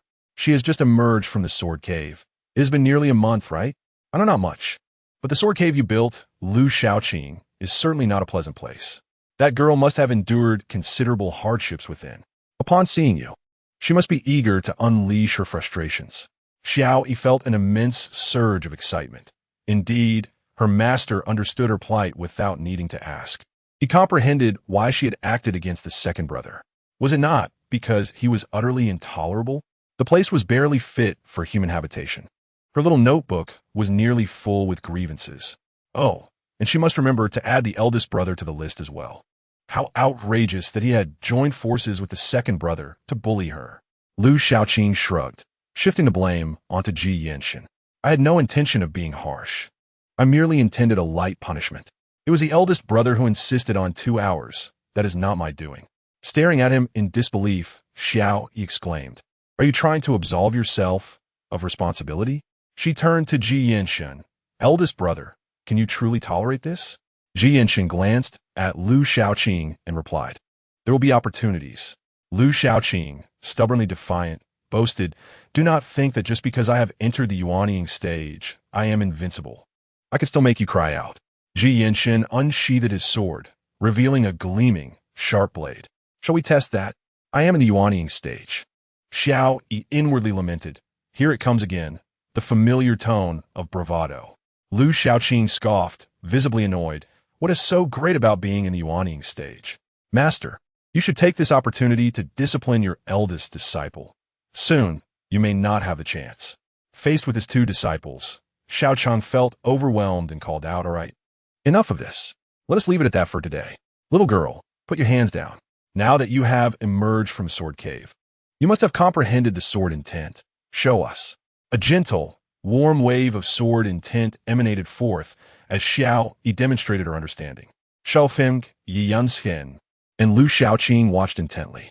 Shaoqing nodded in satisfaction. Not bad. To have comprehended sword intent at the Qi refinement stage bodes well for the future. Yet, he also felt a great deal of pressure. Even my little disciples are this remarkable? Merely taking on a disciple yields such talent? How are the ancestors' graves faring? With 3 disciples this extraordinary, I wonder if the ancestors' graves will catch fire, not just some smoke. I must find time to check. Ji Yinshin offered a brief assessment, stating, "Water attributes sword intent. It's passable." In his eyes, such sword intent was rather ordinary. He then encouraged Xiao Yi, "Continue to cultivate diligently, and one day, you shall surpass your second brother." Lu Shaoqing, wielding fire attribute sword intent, sneered, "You think you can defeat me? Dream on. If you cannot handle me, how can this little girl contend with me? Future prospects? Look who helped her comprehend sword intent." Shaoqing observed carefully, and, after inquiring how Xiao Yi came to understand sword intent, his expression grew serious. The sword cave cannot remain. His demeanor shifted as he addressed Lu Shaoqing. "You must destroy the sword cave afterward." Lu Shaoqing protested. "Why? I was planning to profit from a sword cave. Otherwise, I would not have invested so much time in it. This is my plan for earning." "Impudent brat." Shaoqing thought of reprimanding him, pointing at Lu Shaoqing. "Are you fixated on spirit stones? Why not live your life with spirit stones?" Lu Shaoqing, unfazed, responded, "Indeed, that is my plan. I do not believe you can resist the allure of spirit stones." "You insolent wretch!" Shaoqing's anger flared, and he threatened, "Do you want me to hit you again? Find another way to earn spirit stones. The sword cave must be destroyed." By the end, his expression was exceedingly grave. However, Xiao Yi was perplexed. "Why? Although my experience there was harsh, it was incredibly useful. At least someone with my aptitude could comprehend sword intent within. Allowing others to enter would facilitate their understanding as well." Ji Yinshin replied coolly, "Do you think your comprehension of sword intent is solely due to your talent?" Xiao Yi shook her head, looking at Lu Shaoqing with gratitude. She understood that her second brother had contributed significantly. The countless traps, formations, and sword intent laid out within were all Lu Shaoqing's doing, expending much of his effort and energy. Xiao Yi remembered all of this. Ji Yinshin added, "The reason you could comprehend sword intent is that this fellow allowed his sword intent to accompany your practice, enabling you to explore and understand it. Although he did not enter, I can't surmise how you grasped sword intent." Xiaocheng further elaborated. "Shaoqing completely revealed the internal essence of his sword intent to you, which is why you could comprehend the water attribute sword intent. Otherwise, it would be impossible for you to grasp sword intent in such a short time. You must realize that exposing one's sword intent essence for others to reference is tantamount to revealing one's weaknesses. If it falls into the hands of someone with ill intentions, Shaoqing could find himself in peril." Xiao Yi understood. Entering the sword cave meant she could decipher Lu Shaoqing's sword intent. If it were an enemy, Lu Shaoqing's sword intent would be rendered ineffective. She felt deeply moved, not realizing Lu Shaoqing was so benevolent towards her. "Second brother, you are too kind to me." Tears welled up in Xiao Yi's eyes. She resolved to treat her second brother better in the future and could even strike some entries from her notebook. Shaoqing shook his head, addressing Lu Shaoqing. "You need not feel this way." Lu Shaoqing, indifferent, replied, "It is merely the essence of sword intent." Xiao Yi felt even more touched. Sure Xiong, though rather detestable. is undeniably trustworthy. Lu Shaoqing remarked, I'm only concerned because of the 1,000 spirit stones. Otherwise, I would not trouble myself. Xiao Yi's moment of gratitude was abruptly stifled. Such words truly failed to evoke her appreciation. Xiao Cheng, enraged, bellowed, Do you dare question me? Do you believe I won't thrash you again? Lu Shaoqing, wary, cautiously observed Xiao Cheng, saying, Master, please refrain from reckless actions. Otherwise, I might resort to selling the precious treasure of Tianyu Peak. Do you dare? Xiao Cheng fumed further, commanding, Go and destroy the sword cave now. Reluctant, Lu Shaoqing shook his head in refusal. I've invested so much effort. I have yet to break even. Indeed, Lu Shaoqing was contemplating how to earn some spirit stones. Break even? Nonsense. Meanwhile, Ji Yin unsheathed his sword, and with a soft hum, it soared into the sky. Before long, a violent explosion erupted in the direction of the sword cave. Shortly after, Ji Yan's sword whistled back, returning to its sheath. With a cool expression, Ji Yan declared, It's done. Lu Shaoqing, with a stoic face, fixed his gaze upon Ji Yan, demanding compensation for the loss of his considerable investment of hundreds of thousands of spirit stones. No compensation. At worst, I'll allow you a few moves during our next spar. Lu Shaoqing retorted furiously, Get lost. Each time we fight, you ultimately rely on your realm to suppress me. In any case, if I don't receive my spirit stones today, our matter is far from resolved. Ji Yin countered, How do you intend to resolve it? Shall we fight? I am at the Yuaning stage. Lu Shaoqing, stubborn, replied, The weather today is unsuitable for a fight. I wouldn't want you to embarrass yourself. Xiao Yi quickly interjected, Sure Xiong. Would it be all right if I compensated you? Upon hearing this, Lu Shaoqing displayed disdain, scoffing, You? Do you possess spirit stones? Even as the head of the Xiao family, it is futile. Your family is known as the poorest in Qizhou. What spirit stones could you possibly offer? Xiao Yi was taken aback. When did the Xiao family become the poorest in Qizhou? I was unaware. Has the Xiao family gone bankrupt? Xiao Cheng interjected, hastily changing the subject, as further arguing would be unproductive and detrimental to their unity. All right, today marks the day your junior sister emerges from her seclusion. Let's not dwell on this. To celebrate your junior sister's comprehension of sword intent, let us four of us, master and disciples, simply rejoice together. Lu Shaoqing, immediately on guard, questioned, Master, how do you intend to celebrate? Shall we dine at the foot of the mountain? Ji Yin did not refuse. That sounds acceptable. However, Xiao Cheng disagreed. What is there to eat at the foot of the mountain? If your elder brother goes, he will only be surrounded by spectators. Allow me to demonstrate my skills for you today. It is a waste of spirit stones to dine out. It is better for me to cook myself. Both Lu Shaoqing and Ji Yin simultaneously retorted, No way. Ji Yin added urgently, I can disguise myself to go eat. Lu Shaoqing, however, was blunt, showing no respect for Xiao Cheng, and shot back, Master, are you not aware of your culinary skills? You should abandon this notion. You are destined to be far removed from the kitchen. Ji Yin furthered the insult without consideration for Xiao Cheng, stating, Elder Sherbo enjoys fine cuisine. Your cooking will only distance him further from you. Xiao Yi perked up, intrigued as their gossip. Sure Xiong, who is Sherboan? Lu Shaoqing took the opportunity to enlighten his naive junior sister, saying, She is Master's dream girl, whom he has long coveted. Xiao Cheng, feeling indignant, retorted, How dare you speak of Master in such a manner? Today, I must personally cook to show you both that my culinary skills have significantly improved. Chapter 48. Who does the master favor? Xiao Cheng was resolute, determined to showcase his culinary prowess to his three disciples.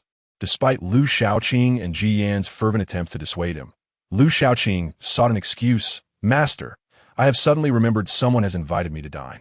Ji Yan echoed the same excuse. I also have an appointment. Xiao Cheng glowered at the two, attempting to evade responsibility, scoffing, Pretenders.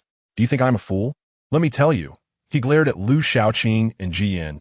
If either of you dares to leave today, I will certainly punish you. Lu Shaoqing turned to Ji Yan, urgently urging, You are the elder brother.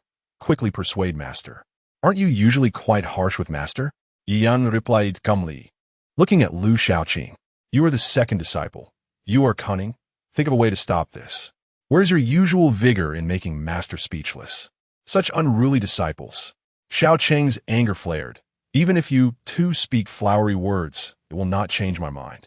Go help me now. Ji Yin and Lu Shaoqing exchanged glances and instantly bolted in opposite directions. However, as they made their move, Xiao Cheng waved his hand, trapping them, rendering them immobile. Being at the early stage of Yuan Ying, his mastery far surpassed theirs. Even Ji Yin, newly entered into Yuan Ying, could not escape. Xiao Cheng smirked, a knowing expression on his face. If you two perk up your behinds, I can tell whether you are relieving yourselves or not. Want to escape? Not a chance. If I can't see through you two, then I have wasted my time as a master. He then fixed a menacing gaze upon them.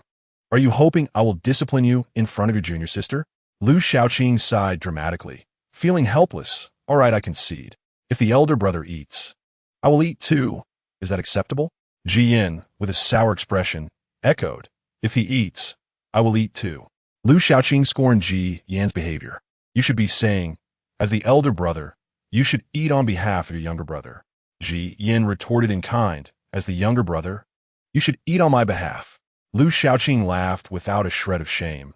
My younger brother does not understand respect for elders, and I do not understand love for the young. Observing the two elder brothers bickering, it seemed as though Master S cooking would be a dreadful poison, utterly irredeemable. Xiao Yi expressed her confusion. Master cooking for us is an honor. Why would anyone refuse to eat? We should be grateful for more. Hearing this, Xiao Cheng felt a sense of satisfaction. Indeed, this is the attitude a disciple should have. You two elder brothers cannot even compare to your junior sister. Isn't that shameful? Xiao Yi beamed with joy at the praise. In this regard, she surpassed her two elder brothers. Master, please cook as much as you can. My two elder brothers, and I will surely finish it all, she cheerfully encouraged. Be quiet. Both Ji Yin and Lu Shaoqing shouted in unison. Xiao Yi shrank her neck in response, puzzled by her elder brother's resistance. Xiao Cheng led the three into the kitchen, where he began his preparations. The three disciples assisted outside, washing vegetables and the like. However, it was primarily Xiao Yi who helped with the chores, while Ji Yin and Lu Shaoqing stood nearby with gloomy expressions, sighing dramatically. Particularly, Lu Shaoqing occasionally gazed skyward, lamenting. Their expressions resembled those of condemned prisoners awaiting execution.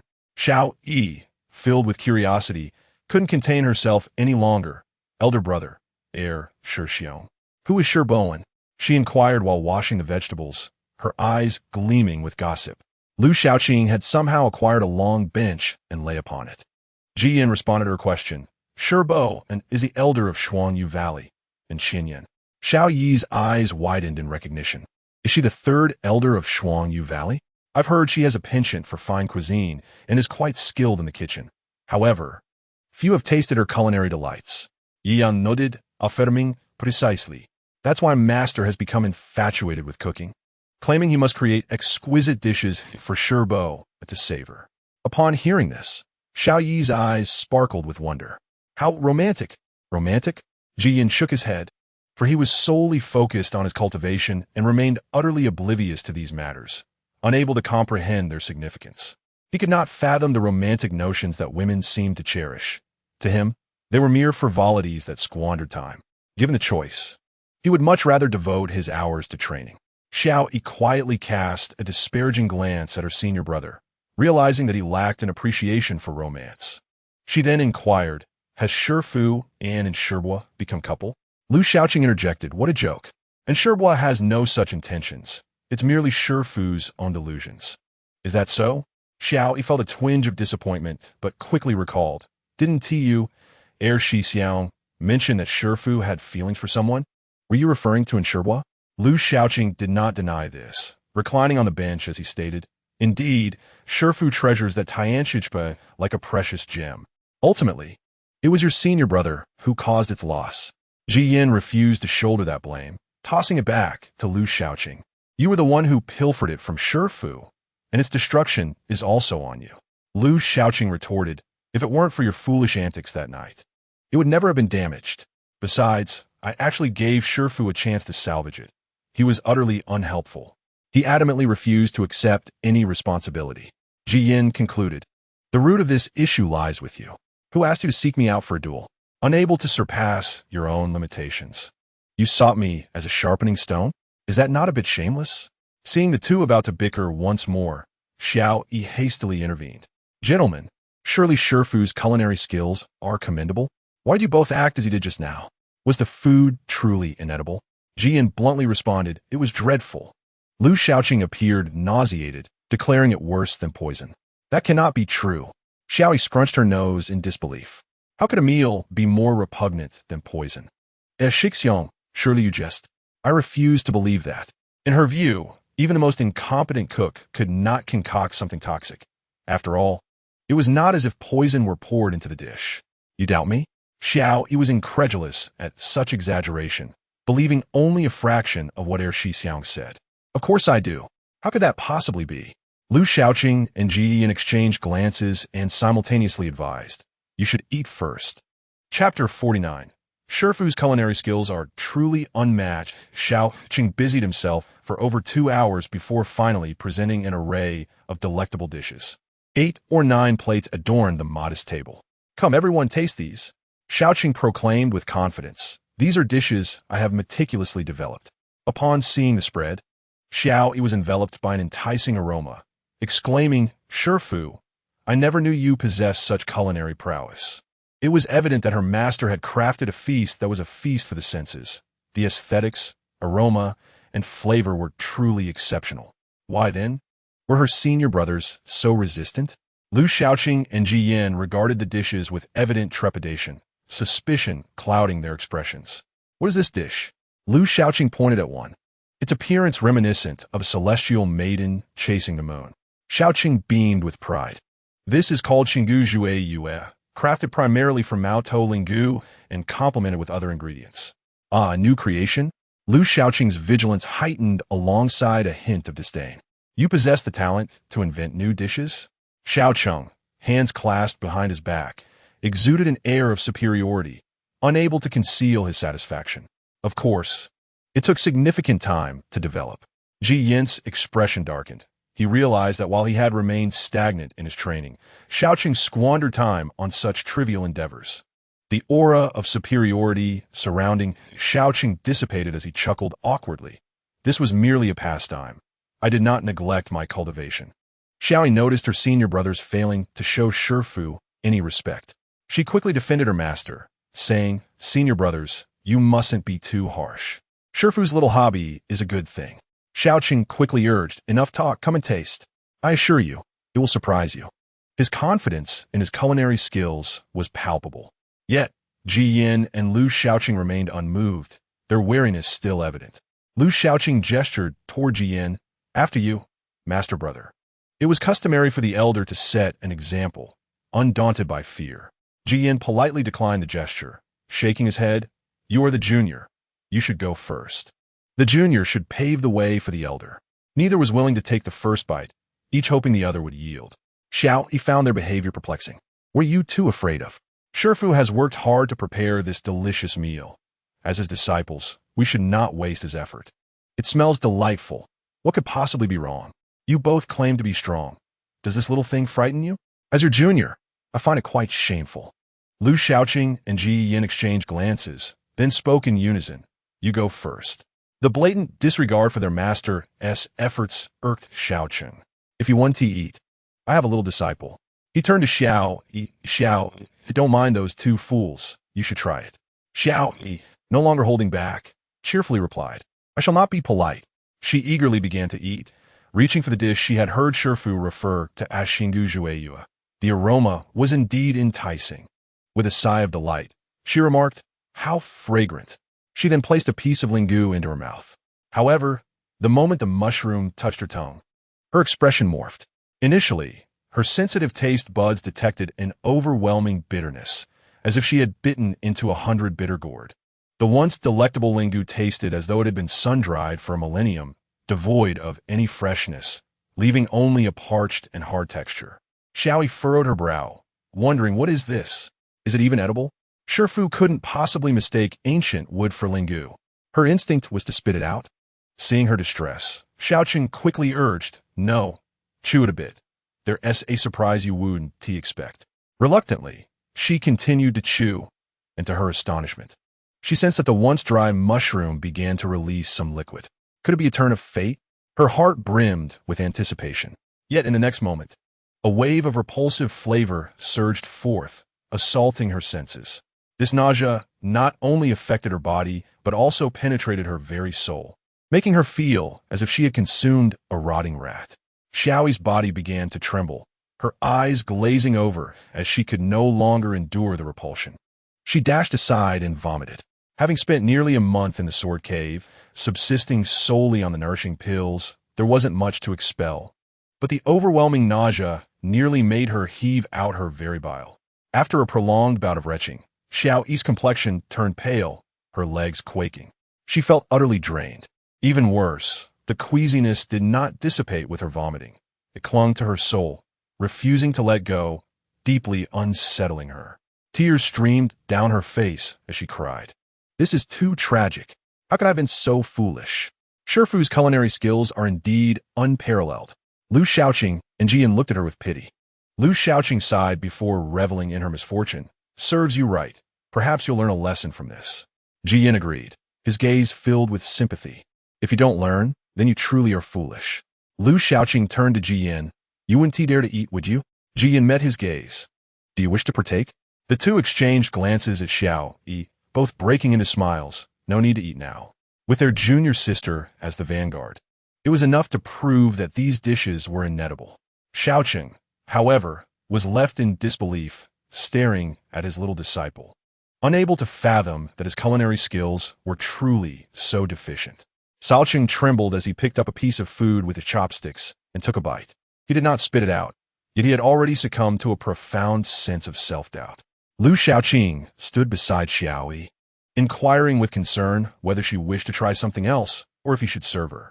Xiaoyi burst into tears, her eyes welling up. She realized her mistake and sobbed, Wu, second senior brother, please don't laugh at me. Regret consumed her as she lamented why she hadn't heeded the advice of her two senior brothers.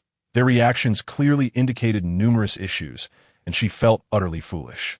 I did not laugh at you, Lu Shaoqing said earnestly. Why not try something else? It smells delightful. How could there be a problem? Xiaoyi cried even harder, her tears flowing uncontrollably. Second senior brother, you are indeed laughing at me. Lu Shaoqing, with a smile, responded, you see the consequences of not believing your senior brother, don't you? Xiaoyi nodded repeatedly, acknowledging her understanding. Then you should finish all the food on the table. With that, Xiaoyi wept even more fiercely, her tears cascading like a waterfall. Jian kicked Lu Shaoqing aside and addressed Xiao Yi. Enough of the tears. You no longer feel like vomiting, do you? Xiaoyi paused, realizing that while the feeling of nausea lingered, the urge to vomit had indeed subsided. She glanced at Lu Shaoqing, who still wore a cheerful expression. Had he intentionally provoked her tears to alleviate her discomfort? Her feelings were a complex mix of affection and frustration toward this second senior brother. Yan, arms crossed and sword resting on his back, maintained a cool demeanor while speaking gently. The after effects of what master prepared may last a day or two. You must endure. Upon hearing this, Xiaoyi felt tears welling up again. Would this dreadful sensation persist for another day or two? Why had she subjected herself to such torment? She wished she could travel back in time to slap her former self. At that moment, a voice suddenly called from outside. Xiaoyu from Shuangyue Valley requests an audience. Chapter 50. Second senior brother. Have you gotten someone pregnant? The mention of Xiaoyu from Shuangyue Valley startled the four present. Xiaoyi momentarily forgot her nausea and exclaimed, It's the senior sister from Shuangyue Valley. After saying this, her gaze fell upon Jian, for her senior brother was the eldest disciple of Lingshao sect. Xiaoyu must be seeking Jian, as it was unlikely she would come for anyone else, especially since she was renowned as the fairest maiden in Qizhou. Lu Shaoqing leaned closer to Jian with a gossiping expression. So, have you gotten her pregnant? Who would have thought you were so charming? When did the springtime of romance arrive? Or are you trying to avoid responsibility as she comes knocking? Jian shot him a menacing glare, warning, speak another word, and you will regret it today. Lu Shaoqing quickly changed his tone, adopting a serious demeanor. Surely, senior sister Xiaoyu comes with important matters. Shouldn't you go out to greet her? A distinguished guest has arrived, and as the eldest disciple, you should not delay. Ji Yin cast him a sidelong glance and declined. I have no interest in such matters. I shall cultivate instead. This is not something that requires my involvement. Lu Shaoqing stepped closer, his gaze fixed on Ji Yin. Ji Yin met his stare with an impassive expression. After a moment, he coldly asked, what do you want? I see your insecurity. Lu Shaoqing looked straight at Ji Yin, stating, I can see your apprehension in your eyes. Are you sure you haven't bullied anyone?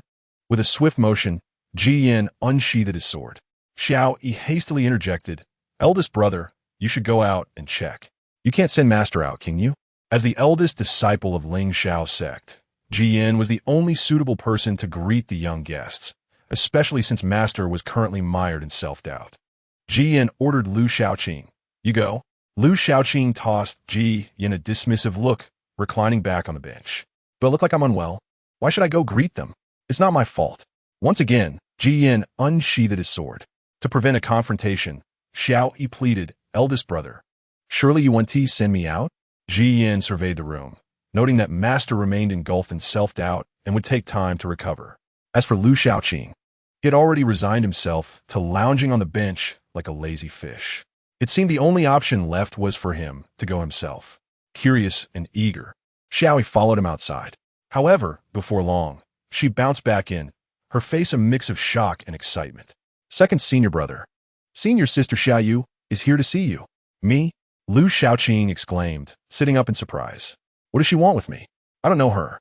Although he had heard of Xiao Yu as the fairest maiden of Qizhou, he had never met her and found it puzzling why she would seek him out. Xiao Yi's curiosity ignited, her eyes sparkling. Second senior brother, could it be that you have some past with senior sister Xiao Yu? Are you considering denying her? Lu Shaoqing playfully tapped her on the head. What nonsense! Do you think your second senior brother is that kind of person? Xiao Yi clutched her head, internally protesting. You're not like that. Who is? As they conversed, Ji Yin returned with Xiao Yu and her companions, Bianru and Fang Xiao. Upon seeing Lu Shaoqing, Bianru was taken aback, then seething with anger, declared, It's you? This detestable man, the first she had encountered whom she found so loathsome, was now before her once more.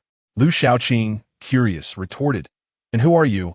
Bianru, infuriated, recalled their previous encounter and felt her anger boiling anew. Fang Xiao, puzzled, asked Bianru, Ruru, do you know young Master Lu? Xiao Yu also turned her gaze toward Bianru, curiosity evident in her eyes. Bianru, still fuming, said to Xiao Yu, Senior sister, he is the detestable man I mentioned, an impostor from Gue Yuan Pavilion. She pointed at Lu Shaoqing, ready to unleash her wrath. Do you think I, Bianru, have such a gentle disposition? Xiao Yu shook her head gently, admonishing, We must not be rude. The three then bowed to Shaoqing. Having temporarily emerged from his self-doubt, he looked at the table of food with reluctance, forcing a smile as he asked Xiao Yu, are you here to see Ji Yin? Xiao Yu shook her head, glancing at Lu Shaoqing before politely stating, I am here to find young Master Lu. Xiao Yi excitedly nudged Lu Shaoqing. See, second senior brother, senior sister Xiao Yu, is here for you. Lu Shaoqing brushed her hand away dismissively, perplexed. We have never met. Why would she be looking for me? Senior sister Xiao Yu, are you certain you seek me? Lu Shaoqing inquired, pointing at Ji Yin. Are you sure it's not this fellow you are after? If he has wronged you in any way, speak up, and I will have master take care of it. Observing Xiao Yu, Lu Shaoqing couldn't help but admire her. She indeed deserved the title of the fairest maiden in Qizhou, clad in flowing white. She resembled a celestial being, ethereal and unattainable, invoking no thoughts of impropriety. Xiao Yu appraised Lu Shaoqing with interest.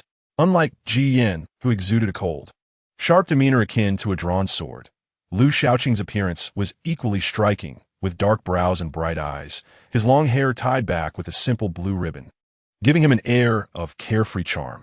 He lounged on the bench with one leg propped up, exuding an effortless nonchalance even in the presence of the fairest maiden, showing no inclination to impress. Xiao Yu occasionally caught a glimpse of the mischievous glint in Lu Shaoqing's eyes, realizing that he was not as he appeared. With a gentle smile, she made the atmosphere feel as if spring had arrived. In that case, I shall be bold and address you as junior brother, she said. I have heard from senior brother Ji Yin that your strength is comparable to his. I have come to seek your assistance.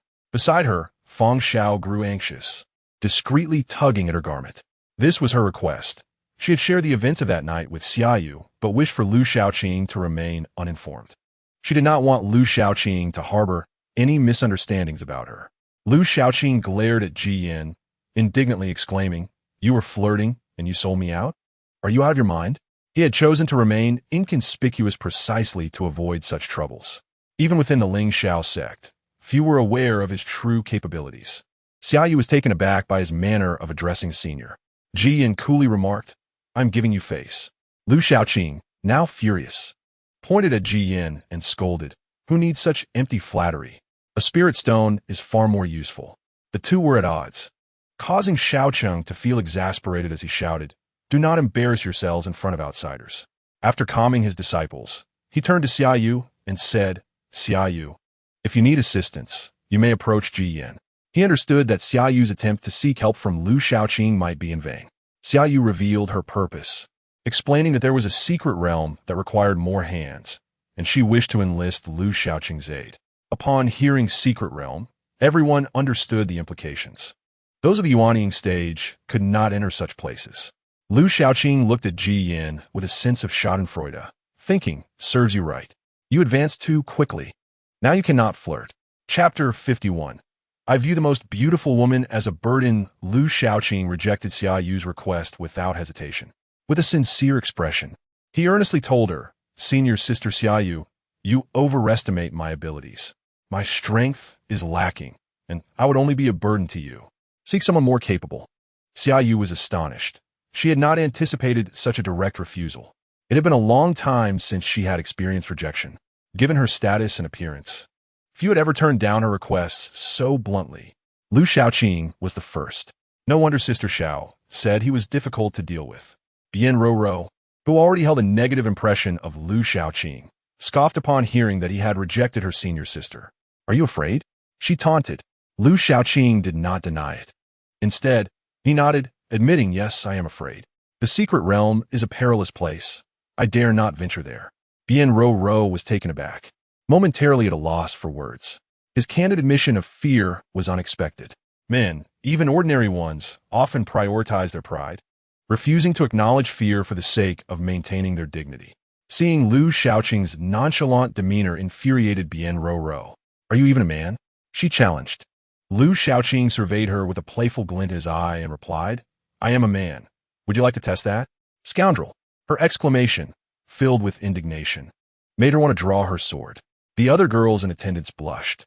Xiao lowered her head, distancing herself from Lu Shaoqing, lamenting the difficulty of living with such a second senior brother. Shaoqing felt the urge to cover his face and leave, scolding, "Stop spouting nonsense.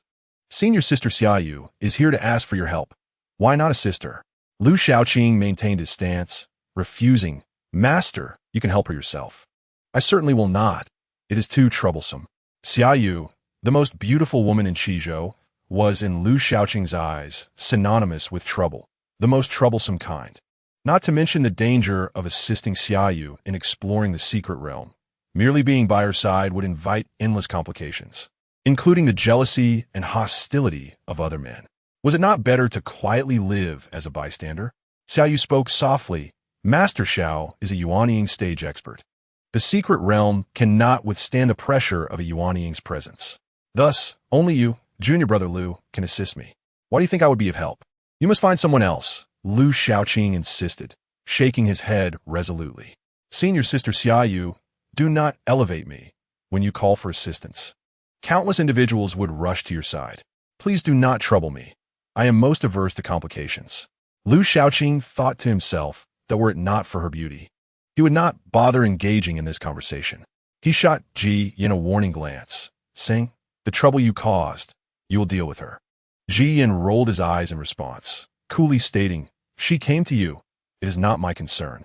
Lu Shaoqing, infuriated, retorted, "Isn't this all you're doing? Step closer and stop pretending to be innocent. If you do not handle her, do not blame me for being unkind." Ji Yin coldly smiled, his eyes gleaming with amusement. "Want to fight? I am Yuanying stage." Lu Shaoqing gritted his teeth in frustration. "If you have the guts, come down to my level and see how I deal with you." Indeed, upon hearing Lu Shaoqing's words, Xiaoyu, Fang Xiao, and Bian Rou all raised their evaluations of his strength. To not be intimidated by Ji Yin at the same level spoke volumes about his prowess. Xiaoyu increasingly believed Fang Xiao's words, hoping even more that Lu Xiaoqing would lend her his assistance. She earnestly reiterated her request. Junior brother Lu, please help me. I do not feel at ease seeking help from others. Lu Xiaoqing was taken aback, looking at Ji Yin. What have you said about me to senior sister Xiaoyu to earn her trust? Did you not inform her that I am despicable, cowardly, and greedy? Everyone fell silent. They had witnessed individuals boast of their charm and heroism, but had never encountered someone who openly admitted to being despicable and greedy. Xiao Yi covered her face in disbelief. Second senior brother, although you are indeed such a person, how is it that you can say so with such conviction? Xiaoyu remained speechless for a long time before finally saying, it appears that junior brother Lu is unwilling to assist me. Lu Xiaoqing did not deny it, honestly replying, indeed, I am not willing. Fang Xiao chimed in, young Master Lu, if you were to lend your aid, you would surely receive ample rewards from Sister Yu. Spirit stones? Lu Xiaoqing's expression brightened with interest. Seeing this, Xiaoyu outlined her offer, stating, spirit stones are easy to obtain. You may have as many as you wish. Moreover, there are rare treasures in the secret realm. Whatever you find will belong to you. I will not compete with you. As the foremost disciple of Shuangyue Valley, he had never lacked for spirit stones. Lu Xiaoqing hesitated. There was no denying that he was in dire need.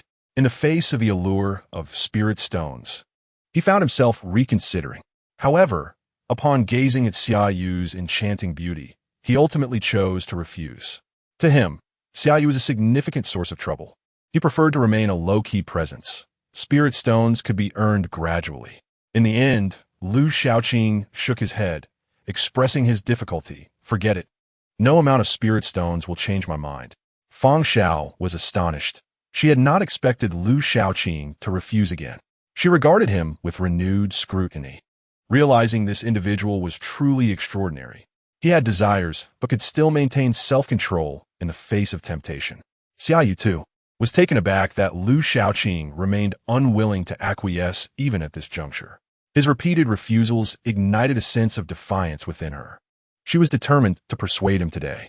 Shifting her gaze to Ji Yin, she implored, Senior brother Ji Yin, as my senior, could you assist in persuading junior brother Lu? Ji Yin cast a glance at Lu Xiaoqing and remarked, if you wish for him to assist, it is quite straightforward. Simple? Xiaoyu pondered. Having spent the better part of the day attempting to persuade him without success, truly worthy of being the senior brother, has he already devised a method? Xiaoyu's beautiful eyes turned towards Ji Yin, eager to discern his approach. Ji Yin's suggestion was both simple and rather crude. With your strength, give him a thrashing, and I assure you he will comply. Xiaoyu and the others were taken aback. Lu Xiaoqing, incensed, shouted, whose side are you on? Is this how you treat your junior brother? Are you out of your mind? Xiaoyu was left in a state of amusement, never expecting Ji Yin's solution to be such. Was this the manner in which the disciples of Tianyu Peak interacted?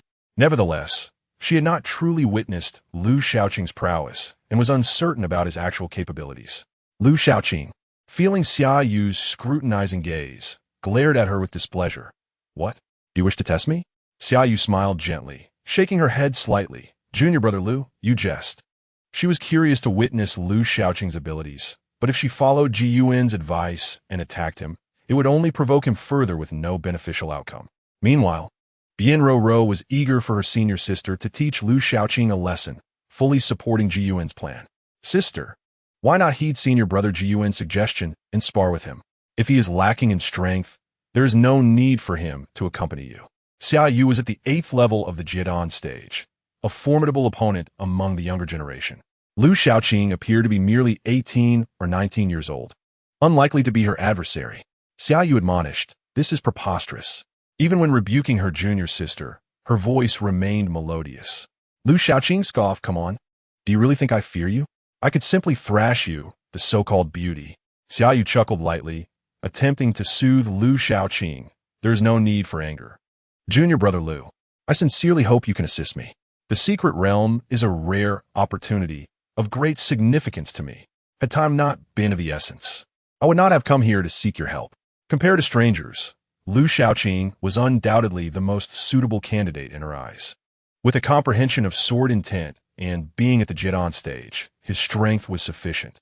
Furthermore, he was a disciple of a major sect, a protege of Shaoqing, and had connections with the elders of Xuanyue Valley. Lu Shaoqing was indeed a figure she could trust. However, the current Lu Shaoqing was obstinate, making persuasion quite challenging. Realizing Jiyuan's method was ineffective, Seiyu turned her attention to Shaoqing, who appeared lost in thought. Uncle Xiao, since the conclusion of the last competition, Uncle has been awaiting your visit to Xuanyue Valley. Upon hearing this, Shaoqing's demeanor brightened, his previously unfocused gaze sharpening. Sister Qianyan truly said this? Shaoqing's expression was one of excitement. Lu Shaoqing, with a cruel sense of humor, interjected, "Certainly not. You believe that?" Shaoqing was furious, scolding his unruly disciple. "Silence. Step aside." Xiaoyu stifled a chuckle, knowing well that Uncle had advised her to greet Uncle Xiao and convey her regards before arriving here. Shaoqing felt elated, his face adorned with an uncontainable smile. Sister Qianyan is thoughtful. Lu Shaoqing continued to mock. "Master, don't believe her. She is merely flattering you. Do you not see your own state? Uncle could not possibly be thinking of you." Shaoqing's smile vanished, glaring at Lu Shaoqing. "Do you think everyone is like you? Cease your meddling." He then turned back to Xiaoyu, maintaining a smile. "Ni Xiaoyu, this lad lacks common sense. Please do not take offense." Xiaoyu shook her head.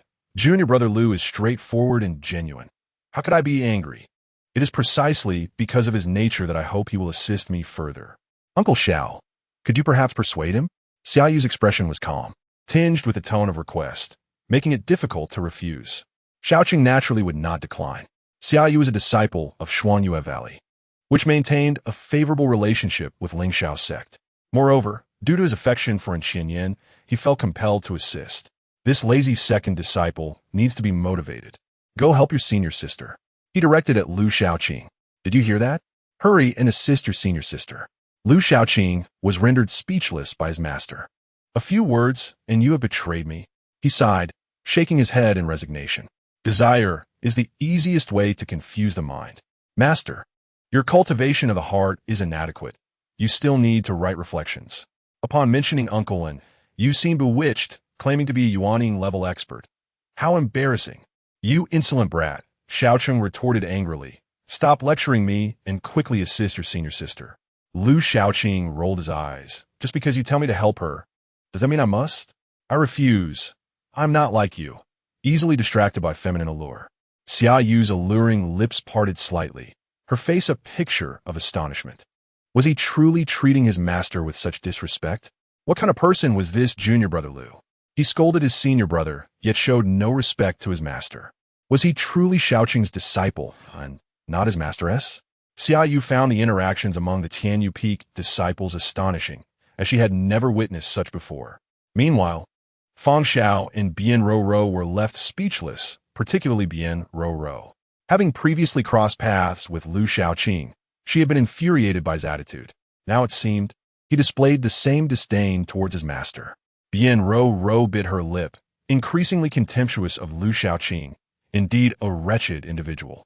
Seeing his disciple's defiance, Shaoqing's face flushed with anger. He brought out his trump card. "Do you believe I would not discipline you right now?" Lu Shaoqing showed no fear, embodying a bully, and retorted, "Do you think I won't go tell Uncle about this? Speak ill of you?" Instantly, the onlookers sensed Shaoqing's authority diminished. "You unruly disciple. Your senior sister has traveled far to seek your assistance. What harm is there in helping her?" Shaoqing refrained from mentioning discipline, knowing his wayward disciple was fully capable of such actions. He felt a surge of frustration, questioning why he could not manage this troublesome disciple. Lu Shaoqing smirked. "So what if she came from afar? I simply will not help." Xiaoyu gained a deeper understanding of the difficulty in dealing with Lu Shaoqing. It was indeed challenging to negotiate with him. Neither compliments nor threats seemed effective. Xiaoyu could no longer contain herself and joined in, "Second brother, please assist senior sister Xiaoyu. It will be a small effort for you." Lu Shaoqing unceremoniously flicked her forehead. "If you wish to go, then go. I have no desire to accompany you. Wouldn't it be better to enjoy a leisurely nap?" Xiaoyu cast an apologetic glance at Xiaoyu, realizing she was of little help. Lu Xiaoqing addressed Xiaoyu. Senior sister Xiaoyu, you should return. Seek help from others. I am unable to assist. By the way, our Lingxiao sect has many experts. You may seek their aid. He pointed to Jiyuan. If you do not know them, let this fellow introduce you. He will surely gather a group quickly. Xiaoyu remained silent for a moment and asked, Junior brother Lu, do you truly refuse to lend a hand? Lu Xiaoqing replied, I do not wish to help. I am resolutely unwilling. It is simply too troublesome. Even if you were my Dao companion, I would prefer not to. Bian Rou exclaimed, You shameless person. Suddenly, she wore a mischievous smile, addressing Xiaoyu, senior sister, since he is unwilling to help. We shall remain here until he concedes. When the news spreads, the tranquility of Tian Yufeng will undoubtedly be disrupted. Lu Xiaoqing remains unfazed, dismissing this threat as trivial. If one wishes to stay, let them stay. If they desire interviews, let them be interviewed. Am I unable to provoke or evade? He then instructs Xiao Yi to assist them in tidying their rooms. Xiaoyu slightly shakes her head, realizing she cannot contend with Lu Shidi. Bian Rou huffs confidently, stating that when someone inquires why her senior sister resides here, she will declare that it is for Lu Shidi. Bian Rou's sense of pride deepens. Are you not afraid of trouble? If you do not assist your senior sister, I shall willingly create chaos for you. Let us see if you will be frightened. The crowd comprehends Bian Rou's insinuation, and Lu Xiaoqing feels a shiver run down his spine. By heavens, this woman is ruthless. Xiaoyu, the most beautiful woman in Qizhou, has countless admirers and suitors. According to Bian Rou, there is no need for elaborate explanations. A simple declaration of coming for Lu Xiaoqing will suffice. Lu Xiaoqing will undoubtedly become the public enemy of men in Qizhou. He shall never find peace in his life. Lu Xiaoqing's reluctance to assist Xiaoyu stemmed from the fear of being discovered beside her and the ensuing trouble. He gazes at Xiaoyu, whose smile blooms like a flower, serene as poetry, and sweet like blossoms. Yet, Lu Xiaoqing has no time to relish such sweetness. He berates Bian Rou vehemently, accusing her of being malicious. How dare you employ threats and jest with your senior sister's reputation? Senior sister Xiaoyu, expel her from sect. She is far too vicious. Bian Rou merely chuckles, unperturbed, stating that she is a woman and thus cannot be categorized as a hero. Lu Xiaoqing then turns to Xiaocheng, declaring his intention to leave the mountain and never return. Bian Rou retorts, pursuing him further, stating that wherever he goes, she will follow with her senior sister. Lu Xiaoqing, unceremoniously, scolds her again, questioning her sanity. I see now that you disciples of prestigious sects are all somewhat unhinged, and not mildly so. Jiyan chuckles, pleased. Without illness, how could one treat you? Jiyan finds joy in Lu Xiaoqing's predicament. Xiao Yi tugs at Jiyan's sleeve, inquiring if this is acceptable. Is it truly appropriate to pressure the second senior brother like this? Jiyan shakes his head, assuring her that it is no problem. He has been inactive for far too long, and a little activity would benefit him. Xiao Yi comprehends that the main issue is the second senior brother's laziness. Both the master and the eldest senior brother share a tacit understanding, hoping to motivate the second senior brother. The appearance of senior sister Xiaoyu is a perfect opportunity. Lu Xiaoqing disregards Jiyan, focusing instead on Bian Rou. He produces a Tianji tablet, gritting his teeth, and asks if she has made arrangements with the Tianji practitioner.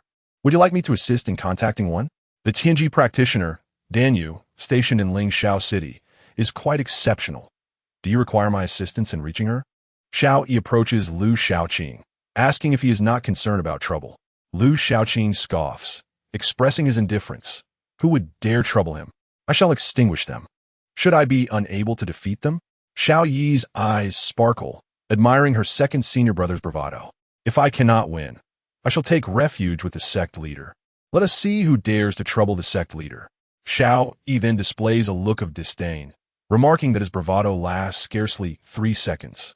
Bian Rou, too, feels exasperated. This scoundrel is indeed impervious to reason, making interactions exceedingly difficult. Xiaoyu also feels a heightened regard for Lu Xiaoqing. Indeed, he is not easy to deal with. However, this secret realm is of utmost importance to her, and she cannot allow it to be squandered. Therefore, she turns her gaze towards Jiyan, seeking his assistance.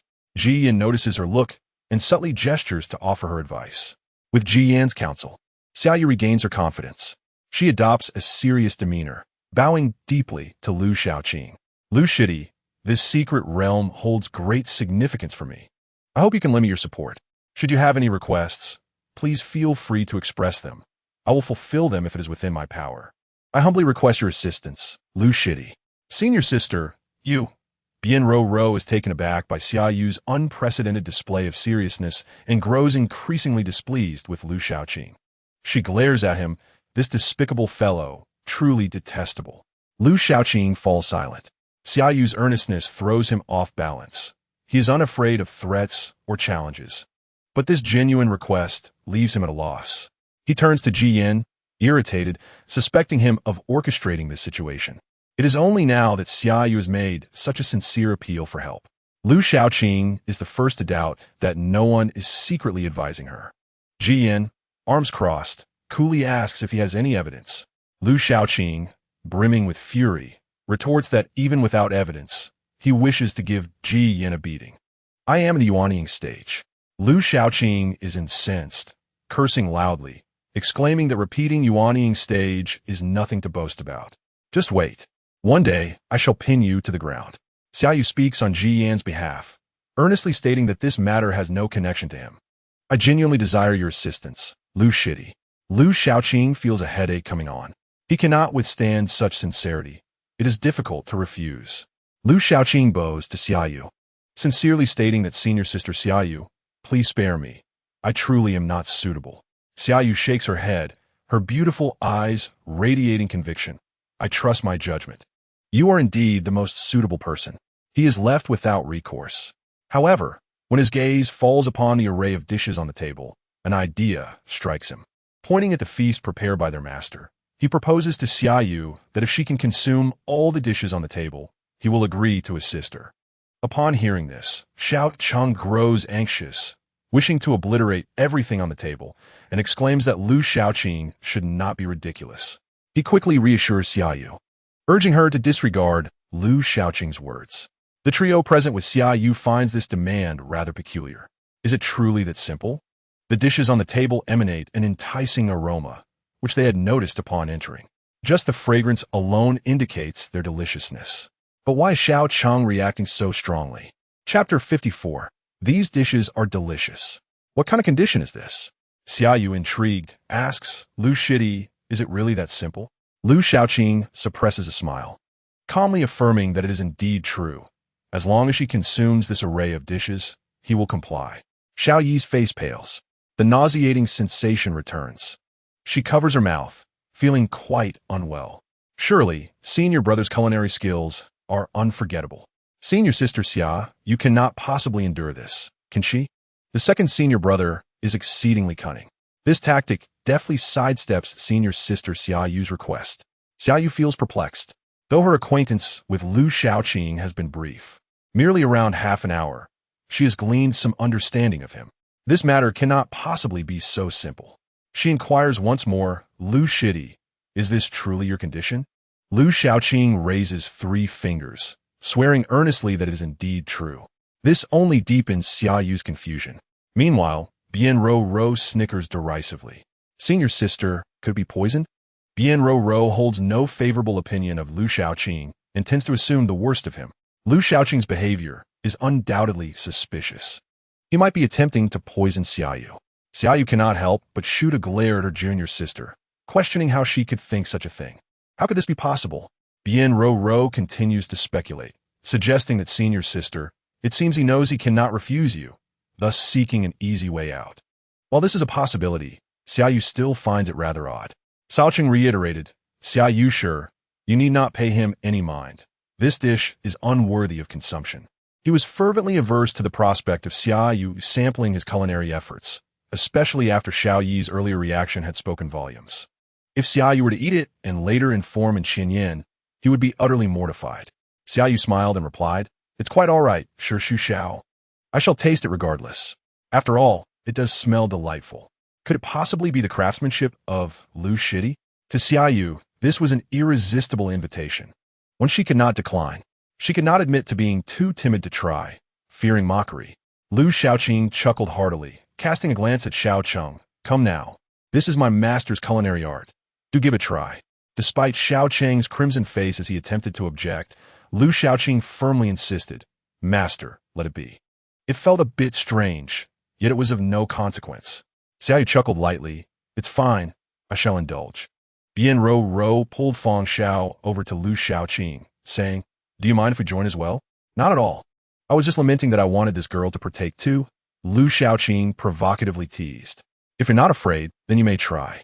Xiao Yi wished to intervene, but was silenced by a glare from Lu Xiaoqing. Ji Yin remained silent, standing nearby, observing the three of them with an air of anticipation. The aromatic scent wafted through the air, prompting Bien Ro's curiosity. It smells wonderful. Why would Shu Xiao not want us to eat? Fang Xiao exclaimed. I had no idea Xiao Fengzhu's culinary skills were this remarkable. I'll taste it first. In her impulsiveness, Bien Ro dove in, and Fang Xiao, as the owner of the tavern, was also eager to compare Xiao Cheng's skills with her own chef's. They simultaneously took a bite, and their expressions changed in unison. Soon, like Xiao Yi before them, their faces turned pale, overwhelmed by nausea. Unable to contain themselves, they rushed aside to vomit. Upon witnessing Bien Ro and Fang Xiao's reactions, Xiao Yi succumbed as well, that dreadful sensation resurfacing, and she hurried to crouch and dry heave. In an instant, 3 of the 4 women had succumbed to the same fate. Xiao Cheng's face flushed crimson, wishing for a fissure in the earth to swallow him whole. He felt he would never show his face again and could only hope that Shiji would be forgiving. He resolved to diligently improve his culinary skills. His gaze fell upon Xiaoyu, who, to his astonishment, showed no signs of distress. Rather than retching, she continued to eat, savoring each bite as though indulging in a gourmet feast. Lu Xiaoqing and Ji Yin were taken aback. The trio of Xiao Cheng, Lu Xiaoqing, and Ji Yin regarded Xiaoyu with expressions of astonishment. Seeing her relish the food rekindled Xiao Cheng's confidence. He tentatively asked, Xiaoyu, sure, are you all right? Xiaoyu nodded, her face devoid of anguish, instead wearing a look of admiration as she said, Is this truly your creation, Shu Xiao? Xiao Cheng nodded, a hint of embarrassment coloring his features. My skills still leave much to be desired. I fear I have embarrassed you. However, Xiaoyu earnestly replied, It is delicious, truly delightful. Your culinary skills are remarkable, akin to Shiji's. Xiao Cheng's eyes lit up with joy. Is that so? Truly? Indeed, I would not deceive you. Shu Xiao. Lu Xiaoqing and Ji Yin exchanged glances. Terrifying, Ji Yin declared candidly. To be able to consume his master's cooking was beyond comprehension. He could think of no other descriptor. Admiration shone in Ji Yan's eyes as he revered the strong. Lu Xiaoqing marveled. This woman is indeed formidable. Do not feign indifference. Lu Xiaoqing addressed Xiaoyu. Xiaoyu, sure. You need not suffer through it. If it's unbearable, you may join them. Even the first beauty retching is not a disgraceful sight. Master S dishes are akin to toxic potions. If one cannot endure, no one will mock you. Xiaoyu blinked, perplexed by Lu Xiaoqing's words. Lu Shidi, I do not grasp your meaning. This dish is genuinely delectable, comparable to Shiji's culinary prowess. Was she speaking the truth? Lu Xiaoqing was astonished. They have all vomited. Yet you can still endure? If you can withstand it, your resilience is truly remarkable. If even his senior brother Ji Yin could not bear it, then what could be said of this woman's endurance? Xiaoyu shook her head. Bien Ro and the others are overreacting. I felt the same way when I ate in Shiji's food. Bien Ro, tearfully chiming in, exclaimed, Shiji, this is genuinely inedible. Why are you unaffected? Bien Ro lamented, astonished that Xiao Cheng and her master in Xianyan could create dishes unforgettable for a lifetime. Xiao Cheng, filled with delight, asked, You also find in Shiji's cooking delicious? Xiaoyu nodded, continuing her praise. It is quite good, far superior to the average spiritual chef. Fang Xiao, tears brimming in her eyes, looked at Lu Xiaoqing, finally understanding why he preferred takeout. She comprehended why he had high standards for food. With a master like that, one had no choice. Lu Xiaoqing was at a loss for words, watching as Xiaoyu sampled each dish, relishing every bite. Soon, Xiaoyu turned to Lu Xiaoqing. Smiling like a celestial being, Lu Shidi, should I continue eating? I am already full. To continue would be a challenge. Faced with such a sight of Xiaoyu, what would Lu Shaoqing say? He was utterly impressed that she could consume his master's cooking without flinching. Very well, when shall we set off? Chapter 55. I bring a burden. Will you not send me away? Shiji, can his words be trusted? After departing from Tianyu Feng, Bian Ro inquired of Xiaoyu. Earlier, Lu Shaoqing had agreed to accompany Xiaoyu in exploring the secret realm. However, Bian Ro held no fondness for Lu Shaoqing and was filled with suspicion. A person like him could easily break promises without surprise. Perhaps he was deliberately deceiving Shiji, waiting for the opportune moment to evade responsibility. Xiaoyu, in good spirits and wearing a gentle smile, replied, I believe he will not deceive me. He does not strike me as one who is untrustworthy. Even someone as calm as Xiaoyu felt a sense of accomplishment in persuading Lu Shaoqing. Bian Ro pouted. Still skeptical, that may not be the case. He is so despicable that nothing would be surprising. It was utterly abhorrent, tricking them into consuming such dishes. The thought of Xiaoqing's cooking again made Bian Ro feel nauseous. Feng Xiao beside her wore a similarly grim expression, her brows furrowed. Still unsettled by the earlier meal, Feng Xiao remarked, I now understand why young Master Lu appreciates the culinary skills of my tavern chefs. Xiaoyu looked at them in confusion. Why do you all find it so inedible? I think it tastes quite good, far better than the average spiritual chef. Feng Xiao was astonished. Are you serious? I thought you were merely enduring it to persuade young Master Lu. Bian Ro waved her hand helplessly. Sister Xiao, Shiji has always adored in Shiji's cooking the most in Shuangyue Valley.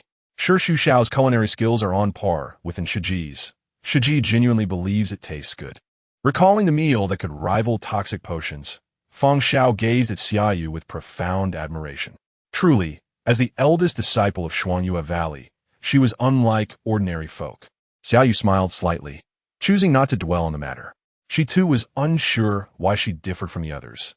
Finding no aversion to Enchinian's or Xiaoqing's cooking, she cheerfully remarked, with Sister Xiao and Lu Shidi accompanying me, I feel confident about exploring the secret realm. Bian Ro still expressed concern. Shiji, should we not seek others? Who knows if that fellow is reliable? What if he turns out to be untrustworthy? Feng Xiao held unwavering confidence in Lu Shaoqing. She reassured, Sister Ro, there is no need for concern. Young Master Lu possesses formidable strength, and I can assure you of this. Despite Feng Xiao's words, Bian Ro remained skeptical about Lu Shaoqing. She retorted, that may be so, but what if he is nothing but a fool? That could jeopardize my sister's important matters. Xiaoyu shook her head, asserting, I have faith in Lu Shidi's capabilities. Although I have yet to witness his strength firsthand, the way Ji Yin regards him is a clear indication of Lu Shidi's prowess. Ji Yin is the foremost among the younger generation of Qizhou, and few can catch his eye. From his attitude towards Lu Shaoqing, one can infer Lu Shaoqing's true capabilities. Bian Ro pouted, refraining from arguing out of respect for her senior sister, yet her heart remained unconvinced. She thought to herself, once we arrive at the secret realm, I shall show you. 2 days passed, and the appointed time arrived. Lu Shaoqing appeared punctually at Zhu Xianlu. Upon noticing Xiao Yi beside him, Xiaoyu inquired, Young Master Lu, may I ask if Sister Xiao is accompanying us? Xiao Yi cheerfully interjected, Sister Xiaoyu, may I join you? Lu Shaoqing feigned helplessness, stating to Xiaoyu, she insists on coming along, and I have no choice.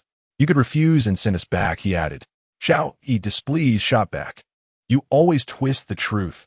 Didn't you say I should come along? Lu Shaoqing admonished, what do you know? If Sister Xiaoyu were to disagree, we would be sent away together. What do you mean by stating this so openly in front of me? Xiaoyu was at a loss for words. To her, what mattered was Lu Shaoqing's assistance. Whether Xiao Yi accompanied them was of little concern. She said, if Lu Shidi wishes to bring Sister Xiao along, then I have no objections. Lu Shaoqing was taken aback. Her strength is insufficient, not even at the foundation stage. And you agree? Do you not see her as a burden? You ought to send her away, lest she hinder your important matters. Xiaoyu looked at Lu Shaoqing. Her smile gentle, yet captivating. If I were to dismiss Sister Xiao, you could use it as an excuse to leave as well, could you not? Lu Shaoqing immediately denied. That is impossible. I'm not that kind of person. Yet, Xiaoyu could discern his underlying intention. With a charming smile, she remarked, Sister Xiao has mentioned that Lu Shidi is rather difficult to deal with. I am experiencing that firsthand now. However, since you wish to take Sister Xiao along, I trust you have your reasons, so how could I refuse? Bien Ro huffed in dissatisfaction at Lu Xiaoqing. I see your intentions. You want to use her as a shield, do you not? Lu Xiaoqing feigned shock. You do not speak such nonsense. His display of feigned guilt left the others speechless once again. Your act is convincing enough to mislead anyone, they thought. Even Xiao Yi couldn't help but cast a few curious glances at her second senior brother, wondering if there was some truth to it. However, recalling Lu Xiaoqing's previous actions, she quickly dismissed the notion. How could her second senior brother possibly be that kind of person? At that moment, someone entered and whispered to Feng Xiao. She turned to Xiaoyu. Sister Yu, the flying boat is ready. Xiaoyu nodded and addressed Lu Xiaoqing. Lu Shidi, are we ready to depart? There is some distance from here to the secret realm. Lu Xiaoqing shrugged nonchalantly. Let us set off. The flying boat resembled a small leaf-like vessel used by mortals for fishing. In the middle of the boat was a canopy, and without hesitation, Lu Xiaoqing climbed aboard and lay down inside, seemingly lifeless. Bien Ro, infuriated, exclaimed, How can you, a grown man, just lie around like that? Lu Xiaoqing remained unmoved, lying rigidly as if rooted. What? Is it not permissible for a man to lie here? Bien Ro, exasperated, thought to herself how despicable he was and wished to give him a beating. Are you suggesting we stand outside? Lu Xiaoqing remained obstinately still. If you wish to go out, be my guest. I will stay here. If you have any objections, let me return. Right, Sister Xiaoyu? Xiaoyu calmed Bien Ro, saying, There is ample space here. Please sit. After she settled into a meditative position, Bien Ro's face flushed with anger as she muttered, I've never encountered such shamelessness. She decided to sit opposite Lu Xiaoqing, her large eyes fixed on him with intensity. The flying boat soared into the sky, swiftly heading towards Ling Shao City in the southwest. Chapter 56. Foolishness is contagious. Bien Ro wished to pierce Lu Xiaoqing with her gaze. Her furious eyes were fixed upon him. However, as time passed, Lu Xiaoqing remained unresponsive, while Bien Ro found herself unable to endure the tension.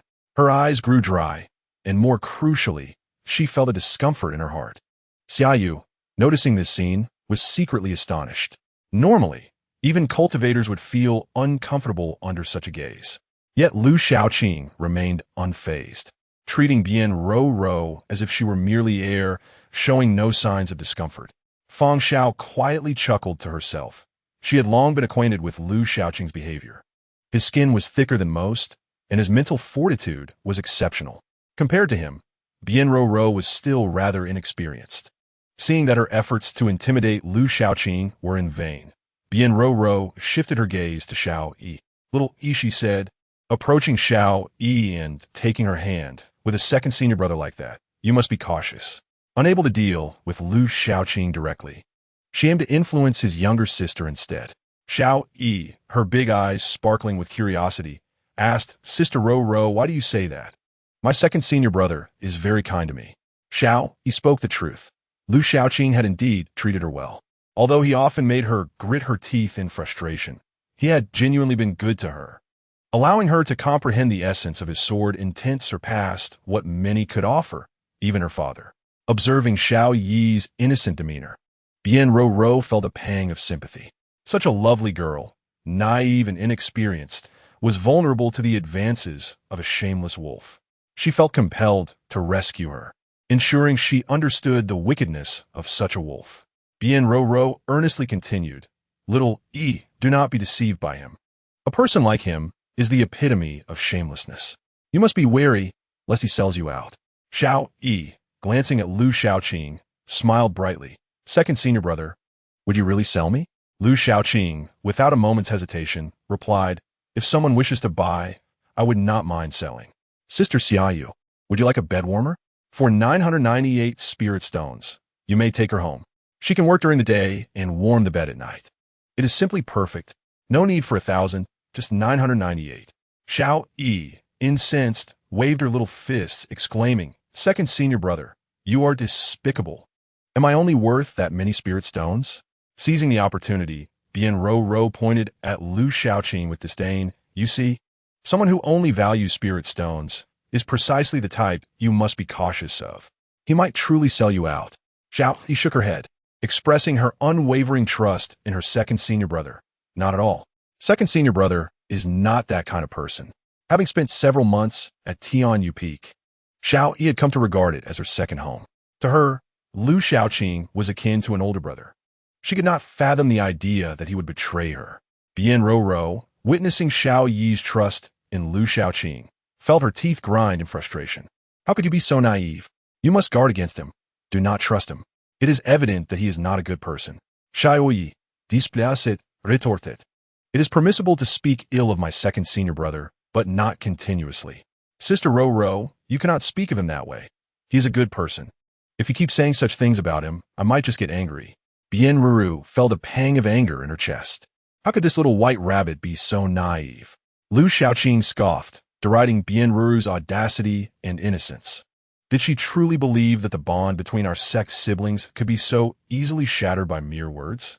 The little red creature, perched atop, his head chimed in, seemingly echoing Bien Ruru's delusions. Bien Ruru retorted, I speak only the truth. It is clear that you are no good. I am merely warning Sister Xia not to fall prey to someone like you. Lu Shaoqing, intrigued, inquired of Xia Yu's sister, is your junior truly of sound mind? Bien Ru, incensed, demanded, what do you mean by that? Xia Yu, curious, asked, why do you say so? Lu Shaoqing cast a pitying glance at Bien Ruru, questioning her mental faculties. He made a circular motion with his hand at his temple, saying, surely, she cannot be mentally impaired? Infuriated, Bien Ruru felt the urge to draw her sword and strike him down. You are the one who is mentally impaired. Your entire family is. She shot back. If you're not mentally impaired, then why utter such foolish words? Lu Shaoqing replied with a serious expression. To me, I appear to be quite the good person. How can you label me a villain? If anyone possessed even a modicum of discernment, they would see that I am the world's foremost good Samaritan. Oh, I forgot. Your vision is impaired and your discernment lacking. Had you been perceptive, you wouldn't have lost 3,000 spirit stones to me. Bien Ruru's hair stood on end in fury. She shouted, I will kill you. Feng Xiao, nearby, struggled to suppress her amusement. It became clear to her why Lu Shaoqing was antagonizing Bien Ru. It stemmed from the matter of those 3,000 spirit stones. Feng Xiao regarded Bien Ruru with pity. You have certainly caught young Master Lu's attention. You shall have to face the consequences. Xia Yu admonished Bien Ru, do not act recklessly. The boat was not large, and Bien Ruru's foundation establishment strength was sufficient to shatter it into pieces. Bien Ruru desperately wished to stab Lu Shaoqing with her sword. Xiao Yi grasped Bien Ruru's hand and kindly advised, Sister Ruru, you are no match for second senior brother. Do not seek trouble for yourself. Our master cannot subdue second senior brother, let alone you. Only the first senior brother can manage him. Lu Shaoqing warned Xiao Yi, child, keep your distance from her. Foolishness is contagious. I do not wish to have a dim-witted junior sister. If you become infected with her foolishness, I shall have master expel you from the sect. Unlike Sister Xia Yu, I cannot afford to be ridiculed for having a dim-witted junior sister. Bien Ruru was infuriated, her anger reaching a boiling point. In her rage, she unleashed her spiritual power, declaring, I will kill you. However, just as her power surged, Xia Yu pressed her hand down, restraining Bien Ruru, commanding Ruru. Stopped by Xia Yu, Bien Ruru regained her composure. Her eyes reddened, filled with grievance. Sister, he is bullying me. Xia Yu, feeling helpless, thought, who told you to provoke him first? You cannot out-argue him, and now you feel wronged. If you had not instigated, would Lu Shidi have treated you this way? Bien Ruru pouted, a mixture of anger and grievance. She had indeed initiated the confrontation, and Lu Shaoqing had only retaliated, his words breaking through her defenses. You vile scoundrel. Just wait. Bien Ruru ground her teeth, glaring viciously at Lu Shaoqing, her resentment for him deepening. To prevent further quarrels, Xia Yu turned to Lu Shaoqing, saying, Lu Shidi, while we have the time, let us discuss the situation regarding the secret realm. Chapter 57. Tianyu Peak values respect for the elderly and love for the young. Lu Shaoqing's gaze remained fixated on the Tianji plate, not sparing a glance at Xia Yu. It's fine, no need to speak, it does not concern me. he stated dismissively. Even Xiaoyu, usually composed, felt a twinge of irritation at his words. For you, it may not be important, but do you intend to put forth no effort? This thought lingered in Xiaoyu's mind. The secret realm was crucial to her. Otherwise, she would not have sought assistance. After some contemplation, Xiaoyu took the seat Bienruru had occupied, facing Lu Shaoqing directly. She mimicked Bienruru's intense stare. While Lu Shaoqing could ignore Bienruru, he could not withstand Xiaoyu's gaze. The renowned beauty of Qizhou fixed her eyes upon him, and Lu Shaoqing ultimately found himself unable to maintain his composure. Sister Xiaoyu, I know I am quite handsome. Please do not fall for me, for you are not my type. How shameless! Bienruru could not help but deride, pointing out Lu Shaoqing's behavior as akin to that of a toad. Who do you think you are? A faint blush crept onto Xiaoyu's face. Since her debut, no one had ever teased her quite like Lu Shaoqing. Yet, her gaze remained steadfast on him. Lu Shidi, are you certain you do not wish to hear about the secret realm situation? Facing her unwavering stare, Lu Shaoqing conceded, putting away the Tianji plate and sitting up. Very well, speak. I shall listen. A smile of triumph spread across Xiaoyu's face. In this exchange, she had emerged victorious. Subsequently, Xiaoyu began to explain the details of the secret realm. According to her, it was a 5-element secret realm divided into 5 regions: metal, wood, water, fire, and earth. One must locate the core of each element within the regions and defeat it to stabilize that area. Only by calming all 5 regions could one explore the entire secret realm and discover the heart of the secret realm. Xiaoyu's demeanor returned to its usual calmness as she continued. My junior sister and I spent half a month stabilizing the wood attribute region. However, I have noticed that the spiritual energy within the secret realm dissipates rapidly. At most, we have a month or 2 left. I fear we may run out of time, which is why I seek your assistance, Lu Shidi and Sister Xiao. The treasures within are for you and Sister Xiao to divide as you see fit. I only desire the heart of the secret realm. Upon hearing this, Lu Shaoqing could not restrain a glance at Xiaoyu. This young lady seemed intent on using the heart of the secret realm to enhance her strength and break through to the Jidan stage. The heart of the secret realm was an invaluable treasure, unattainable even with countless spirit stones. Had it been anyone else, Lu Shaoqing would certainly have haggled over it. He asked, Sister Xiaoyu, are you certain that only you know of the secret realm? Xiaoyu nodded firmly. This is something I acquired at great cost. However, Lu Shaoqing disagreed with her perspective. You may have paid a steep price, but others likely have as well. Xiaoyu's tone turned serious as she began to grasp Lu Shaoqing's implication. Lu Shidi, what do you mean? The rapid dissipation of the secret realm's spiritual energy, what could that indicate? Xiaoyu's previously calm expression shifted to one of concern. The spiritual energy dissipates because the secret realm has been opened. If multiple entrances are opened, the energy will dissipate even faster. Realizing this, Xiaoyu felt a surge of anxiety and worry. The heart of the secret realm was of utmost importance to her. Boltman, could you speed up a bit? She called out. Lu Shaoqing replied, what is the rush?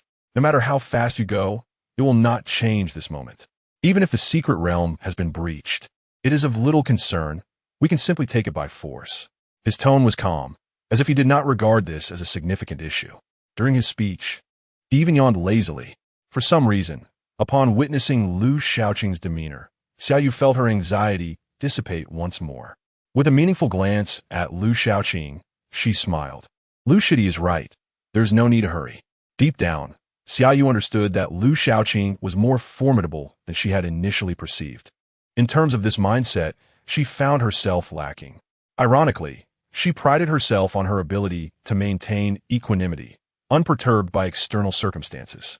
Yet, today, her composure had indeed wavered. Xiaoyu couldn't help but marvel at the remarkable prowess of Lu Shaoqing, truly deserving of being a disciple of Ji Yin, not an ordinary individual by any means. A pair of exceptional talents. Even more formidable was the fact that Lu Shaoqing had entered the Shaocheng sect alongside Ji Yin. Ji Yin, with his brilliance, had fought countless battles, leaving a trail of accomplishments as he ascended to become the foremost youth in Qizhou. Faced with the terrifying Ji Yin, the young people of Qizhou lamented their inferiority and retreated in defeat. While everyone knew of Ji Yin from the Ling Shao sect's Tianyu Peak, they were unaware of his younger brother, who had remained hidden from the world for so long, exhibiting a remarkable degree of humility. As these thoughts crossed her mind, Xiaoyu felt a growing curiosity towards Lu Shaoqing. Unable to restrain herself, she inquired, "Lu Shidi, how does your strength compare to that of Ji Xiong?" Lu Shaoqing replied boastfully, "I could easily pin him down, but out of respect for my elder brother, I usually let him win." He spoke with such nonchalance that his face remained unflushed. Xiaoyu was astonished. "Is that so powerful?" Xiao, he couldn't help but interject, "Second senior brother, stop boasting. Well, have you ever defeated the eldest brother?" Lu Shaoqing shot a glare at his sister for undermining him, retorting, "I said I let him win. Do you not believe me? We at Tianyu Peak value respect for our elders and love for the younger." Coughing lightly, Lu Shaoqing's words prompted Xiaoyu and Feng Xiao to choke slightly. Bian Ro sneered, "Respect for elders and love for the young? I see none. What I see is your disrespect towards your master and your elder brother." Lu Shaoqing dismissed her with indifference. Xiao Yi defended her brother. "Sister Ro, you don't understand. Initially, I didn't get it either, but I eventually did. Both the master and the elder brother are true to their nature, acting on impulse. They don't cling to superficial etiquette. They do as they please. While they may seem aggressive, I firmly believe that when the time comes, they would never let each other down and would willingly sacrifice their lives for one another." The first question yielded no satisfactory answer for Xiaoyu. She posed a second query, "Lu Shidi, if you are indeed so formidable, why do you remain so obscure?" Bian Ro scoffed, "Is he really that impressive? I don't see it." Xiao Yi, smiling brightly, replied, "Sister Xiaoyu, I know the answer. It's because second senior brother is lazy." This response seemed both surprising and yet not unexpected. Xiaoyu and Feng Xiao showed no change in expression, as if they had anticipated this answer. Bian Ro seized the opportunity to deride him further. "Indeed, a lazy bug." Lu Shaoqing corrected her, "Wrong, it's a dragon." "Bah, shameless. Have you looked in the mirror to see what you really are?" "Handsome, of course. I don't want to look in the mirror too much. I'm afraid it might make me proud." Bian Ro nearly spat blood, having never encountered such a brazen man. Xiaoyu questioned, her disbelief apparent, "Is it true? Lu Shidi, are you really that lazy?" Lu Shaoqing reclined once more, even propping his feet up. "Don't listen to her nonsense. This is not laziness. This is called enjoying life. Unlike my elder brother, who, after cultivating, goes out to fight or is on his way to fight. Is such a life interesting? With so much free time, why not enjoy life instead? What is the point of fighting to the death?" Lu Shaoqing stated his case so emphatically that it left everyone speechless. Xiao Yi cheerfully interjected again, "Sister Xiaoyu, Sister Xiao, Sister Ro. Don't believe second senior brother's words. Master said that second senior brother is also a genius, which is why he can afford to be this way." Lu Shaoqing waved his hand, showing no embarrassment. "Stop flattering me. If you keep it up, I might actually get embarrassed." Xiao Yi decided to ignore her thick-skinned brother. Turning to Xiaoyu, "Sister Xiaoyu, let us ignore him." Xiaoyu nodded, and soon the four women began to engage in a lively discussion about perfumes, cosmetics, clothing, jewelry, and gossip. Lu Shaoqing found it surprising that Xiaoyu, the esteemed Shi Jie of Shuangyu Valley, who usually appeared so reserved, was so loquacious on such topics. He couldn't help but shake his head, thinking, women truly are alike. The speed of the flying vessel was swift. It took 3 days to reach their destination. The 5 of them stood at the entrance of the secret realm. Xiaoyu, her gaze solemn, addressed Lu Shaoqing. "Lu Shidi, once we enter, you're responsible for one area. What does that sound?" Knowing that there could be others in the secret realm, Xiaoyu felt a twinge of concern. She hoped to explore the secret realm as quickly as possible to find its heart. Lu Shaoqing nodded, "All right. I will explore the fire tribute area with my junior sister." Xiaoyu then said to Feng Xiao and Bian Ro, "Sister Xiao, Sister Ro, let us team up and explore quickly." Having made arrangements, Xiaoyu took a deep breath and said, "Let us go in." As a flash of white light appeared, the space slightly distorted, and Lu Shaoqing entered the secret realm. Upon entry, he sensed the abundant spiritual energy in the air. Compared to the outside, the spiritual energy here was significantly richer. However, upon closer inspection, one would notice that the concentration of spiritual energy was gradually declining. This indicated that the spiritual energy within the secret realm was dissipating. Xiaoyu closed her eyes to feel the surroundings before stating, "Time is of the essence. We have about a month left. Everyone, let's hasten our pace." She then gave Lu Xiaoqing a respectful bow. "Lu Shidi, I'm counting on you." Afterward, she identified a direction and set off. "Second brother, where are we going?" Xiao Yi asked, clutching her little red.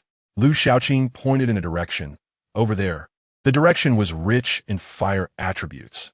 Even from a distance, Lu Xiaoqing could feel its warmth. "Let us go," Xiao Yi shouted, charging ahead. Lu Xiaoqing shook his head and leisurely followed. Xiao Yi, exploring the secret realm for the first time, was brimming with excitement, laughing and playing with her little red along the way. Lu Xiaoqing reminded from behind, "Be careful, this is not the outside. There are dangers everywhere." Xiao Yi turned back with a wrinkled nose, showing her disbelief. It looked so beautiful. What danger could there be?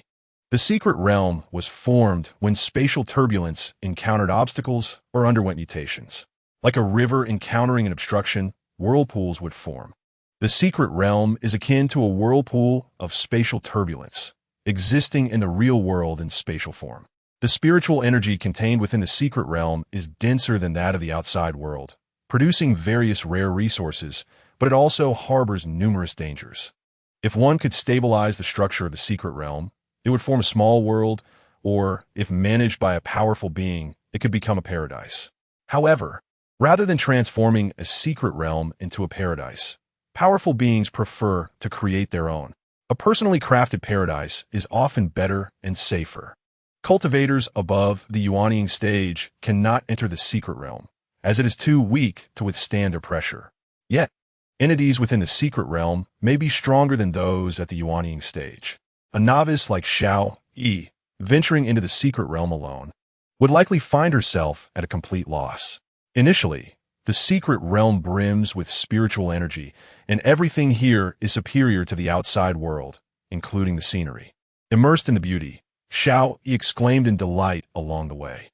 Lu Xiaoqing remarked to Xiao Yi, "Junior sister, look at that beautiful flower ahead. You should pick it." A vibrant purple flower bloomed magnificently in the wind, a mere 10 zhang away from Xiao Yi. Upon seeing it, her eyes sparkled with excitement. "Wow, it's so beautiful." She exerted herself and dashed toward the purple flower. Little Red, however, voluntarily flew back to Lu Xiaoqing's side, perching on his shoulder and calling out to him. Lu Xiaoqing grinned mischievously. Let her learn a lesson. Otherwise, she might truly think this is a paradise. Xiao Yi rushed towards the violet flower, reaching out to pluck it. Just as her fingers were about to make contact, the blossom suddenly transformed. What had been slender, vibrant purple petals now morphed into a terrifying visage. A roar erupted. Xiao Yi screamed, akin to a startled quail. A monstrous beast, purple as a tiger, lunged forth. It measured over 10 feet in length, exuding an imposing aura. "Ankang Zibiest." Lu Xiaoqing chuckled heartily. "Foolish girl, do you now understand the gravity of your error?" He proceeded to enlighten Xiao Yi about the creature. A demon beast that only appears in secret realms, adept at disguise, with powers typically at the late stage of qi refinement. "Second senior brother, help me." Xiao Yi couldn't, rushing towards Lu Xiaoqing. However, the Ankangzi beast was swifter than she had anticipated, leaping to block her path. It gaped its massive jaws, lunging toward her. Xiao Yi hastily dodged, entirely forgetting to fight back, calling out as she ran, "Second senior brother, save me." Lu Xiaoqing had no intention of intervening, his tone growing serious. "No one will save you. If you wish to continue following me, you must defeat it." Tears welled in Xiao Yi's eyes as the Ankangzi beast, seeing her darting about, let out a furious roar, its spiritual energy rippling outward. Its rage was evident, and then it surged forward, faster than before, striking like lightning before Xiao Yi. In terror, she shouted, brandishing her long sword, the sword intent surging forth. With a heart-wrenching cry, the Ankangzi beast howled in agony, blood splattering as it disintegrated under the force of her sword intent, meeting a swift demise. Though it had appeared formidable, its strength was no match for Xiao Yi. Meanwhile, Xiao Yi, still with her eyes shut, continued to scream, her sword swinging wildly. With each movement, countless sword rays erupted, devastating the surrounding flora. The plants were left in tatters beneath the onslaught of her sword energy. Enough! Lu Shaoqing's voice rang out. How long will you remain in fear? Upon hearing him, Xiao Yi dared to open her eyes. Gazing upon the remnants of the Onkongzi beast, now a pile of mangled flesh, her complexion remained pale. Yet disbelief washed over her. Did I kill it? Lu Shaoqing patted her head. How about that? Do you believe now? This is a secret realm, not the outside world. Are you aware of the dangers? Xiao Yi came to an understanding, her eyes brimming with tears. Second senior brother, you are too cruel. You could have simply told me. You nearly scared me to death. Lu Shaoqing scoffed. Look at you. Telling you would have been futile. And the scenery is beautiful. Now do you comprehend its true beauty? For Lu Shaoqing, no amount of explanation could compare to first-hand experience. Xiao Yi was utterly vexed. Lu Shaoqing gave her head a gentle pat and said, Let us go. As she watched him amble along, Xiao Yi recalled her master's words about her second senior brother never engaging in meaningless acts. The recent experience had imparted a deeper understanding. Though he appeared unreliable, he instilled a sense of security. Suddenly, Xiao Yi broke into a grin. Second senior brother, wait for me. Seeing her follow him with a silly smile. Lu Shaoqing was perplexed. Has the fright scrambled your brain? Of course not, she replied. Then why that dazed expression? Put it away. If others see, they might think Master accepted a simpleton as a disciple. How embarrassing. Xiao Yi, indignant, wave her fists. Second senior brother, your words are too annoying. Who has dazed? Who has simple-minded? Really, second senior brother, with your attitude, no girl will ever fancy you. Lu Shaoqing sneered. What does love matter when there are spirit stones? Who needs a girlish affection? What a hassle. Xiao Yi's eyes widened in surprise. Her gossiping spirit ignited once more. Second senior brother, do you not like girls, but rather men? No wonder you and the senior brother have such a love-hate relationship. Lu Shaoqing, without a second thought, slapped her. Enough with these nonsensical thoughts. Holding her head, Xiao Yi, ever curious, asked, Second senior brother, do you have a girl you like? Perhaps senior sister Xiaoyu? I think you two would make a good match, though you and the senior brother would also be fitting. Lu Shaoqing slapped her again, sternly warning. Don't go spreading wild rumors. If this word gets out, I'll deal with you first. Don't like her? What about senior sister Yin Shi from Lingxiao sect? Lu Shaoqing retorted irritably. She fancies the senior brother. Watch your words, or you'll regret it. Besides, she's a violent beast. Whoever likes her is in for misfortune. Upon hearing this, Xiao Yi felt disappointed. Second senior brother, do you truly not have a girl you like? Would you like me to introduce someone? At this, Lu Shaoqing nodded. If we're speaking of someone I like, there is indeed one. Really? Xiao Yi's spirits lifted, her body trembling with excitement. This was monumental gossip.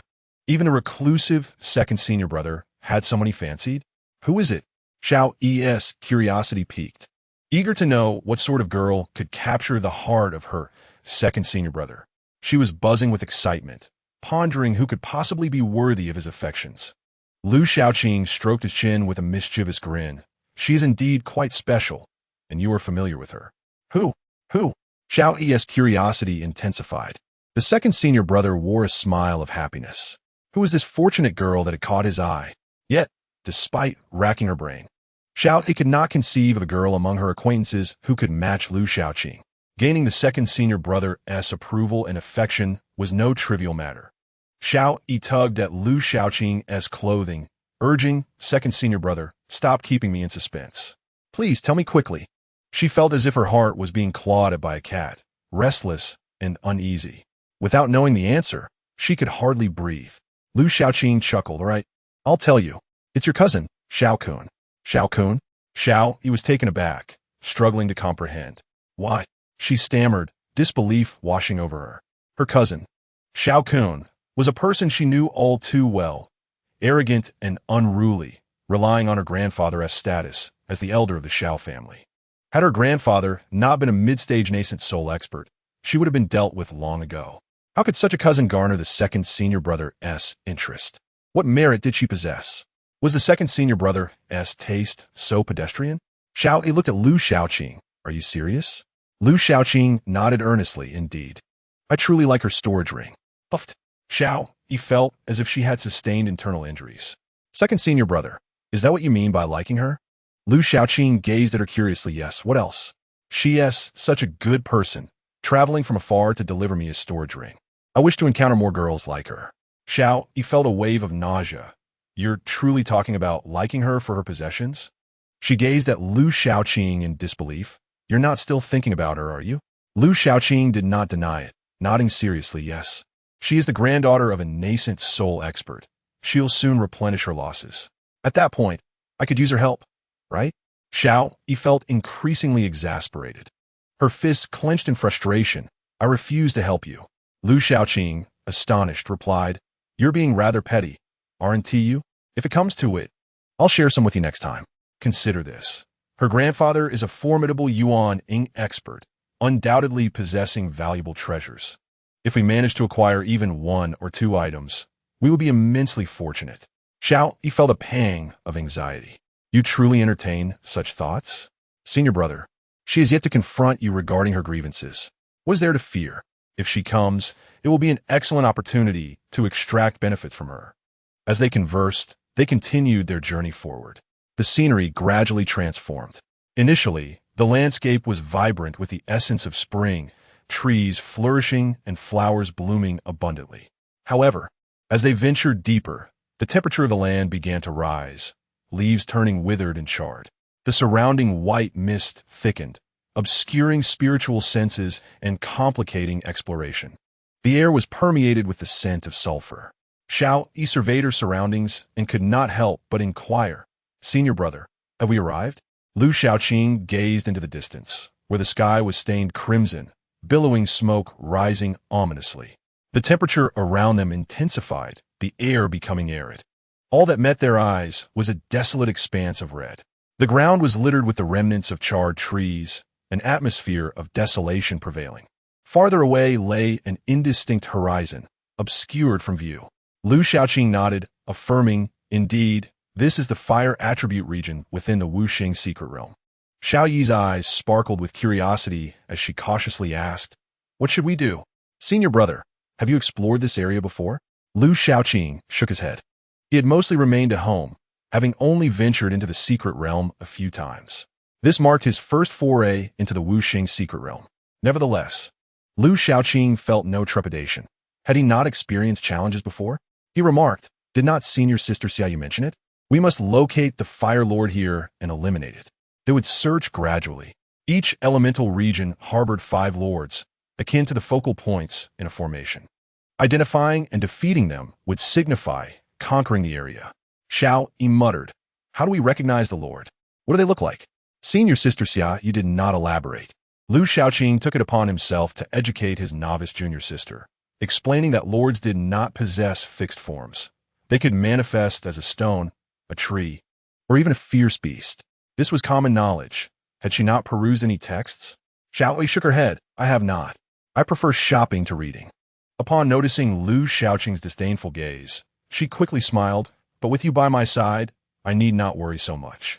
Lu Xiaoqing let out a cold chuckle, stating, If that is the case, then you shall lead the charge this time. Since you do not read, you shall gain experience through practice. Xiao Yi's expression turned sour. Senior brother, I am afraid. Afraid of what? You are already at the 9th level of Qi refinement. The creatures here are unlikely to exceed the foundation establishment stage in strength. The lords may only reach the core formation stage. With me present, what is there to fear? More combat will help you strive for a breakthrough. As they explored the secret realm, Lu Xiaoqing encouraged her to aim for a breakthrough into the foundation establishment stage. Xiao Yi's eyes widened in surprise. Is that your reason for bringing me here? Lu Xiaoqing chuckled without replying. Xiao Yi gazed at him with admiration. I thought, what did you think? Lu Xiaoqing interrupted, voicing her unspoken thoughts. You thought I brought you here to avoid this place? Xiao Yi bit her lip and nodded, acknowledging her assumption. Having emerged from the sword cave and comprehended the sword intent, she had successfully reached the 9th level of Qi refinement. Yet, she still lacked a bit to step into the foundation establishment stage. After all, achieving great perfection required further cultivation, even with the aid of elixirs. It would take a month or 2. She was surprised that Lu Xiaoqing had not given up. still pondering the agreement with Jian to comprehend the sword intent and reach the foundation establishment stage within 2 months. Such a trivial foundation establishment stage, she mused. As long as the comprehension is sufficient, a breakthrough can happen at any moment. Xiao Yi felt deeply moved, her eyes glistening with tears. Senior brother, you are truly kind to me. Lu Xiaoqing scoffed. The spirit stones given to me by senior brother will not be returned. Her gratitude dissipated instantly, and she turned away in irritation. Such a senior brother was truly difficult to feel grateful towards. Lu Xiaoqing walked ahead without looking back, saying, let us proceed. Stay alert. Danger lurk everywhere. Xiao Yi, still feeling disgruntled, brandished her long sword, declaring, if anything dares approach, I will cleave it in twain. Having said that, she spotted a stone on the ground and kicked it fiercely. The charred stone flew away, accompanied by a croak. Suddenly, a toad with scorched skin on its back and a crimson underbelly appeared before her. Xiao Yi was startled, exclaiming, what is this creature? Lu Xiaoqing calmly explained. This is a fire toad, approximately at the mid-stage of qi refinement, and it is venomous. Upon hearing this, Xiao Yi felt a wave of disdain wash over her. It was weaker than herself. A mere fire toad, how pathetic. After declaring so, she pointed at the toad in contempt. The fire toad puffed up its cheeks, its eyes firmly fixed on Xiao Yi, who dared to provoke it. With a loud croak, it opened its mouth wide, spraying a stream of venom directly at her face. Xiao Yi deftly evaded, the venom hissing as it struck the ground, releasing white smoke. How poisonous! She gasped, seeing the deep crater left behind, her anger flaring. Do you also wish to bully me? What a joke! In a fit of rage, Xiao Yi charged forward and delivered a powerful kick to the fire toad's belly. The creature rolled over, akin to a deflated ball, propelled far away, leaving behind a few croaks. Xiao Yi clapped her hands in triumph. A mere fire toad dares to act so arrogantly before me? However, upon turning, she realized Lu Xiaoqing was keeping his distance. Senior brother, why are you? Lu Xiaoqing's voice reached her, laced with anticipation. I forgot to mention one thing. Fire toads are social creatures and hold grudges. As his words settled, a chorus of angry croaks erupted around them. The surrounding charred stones began to stir.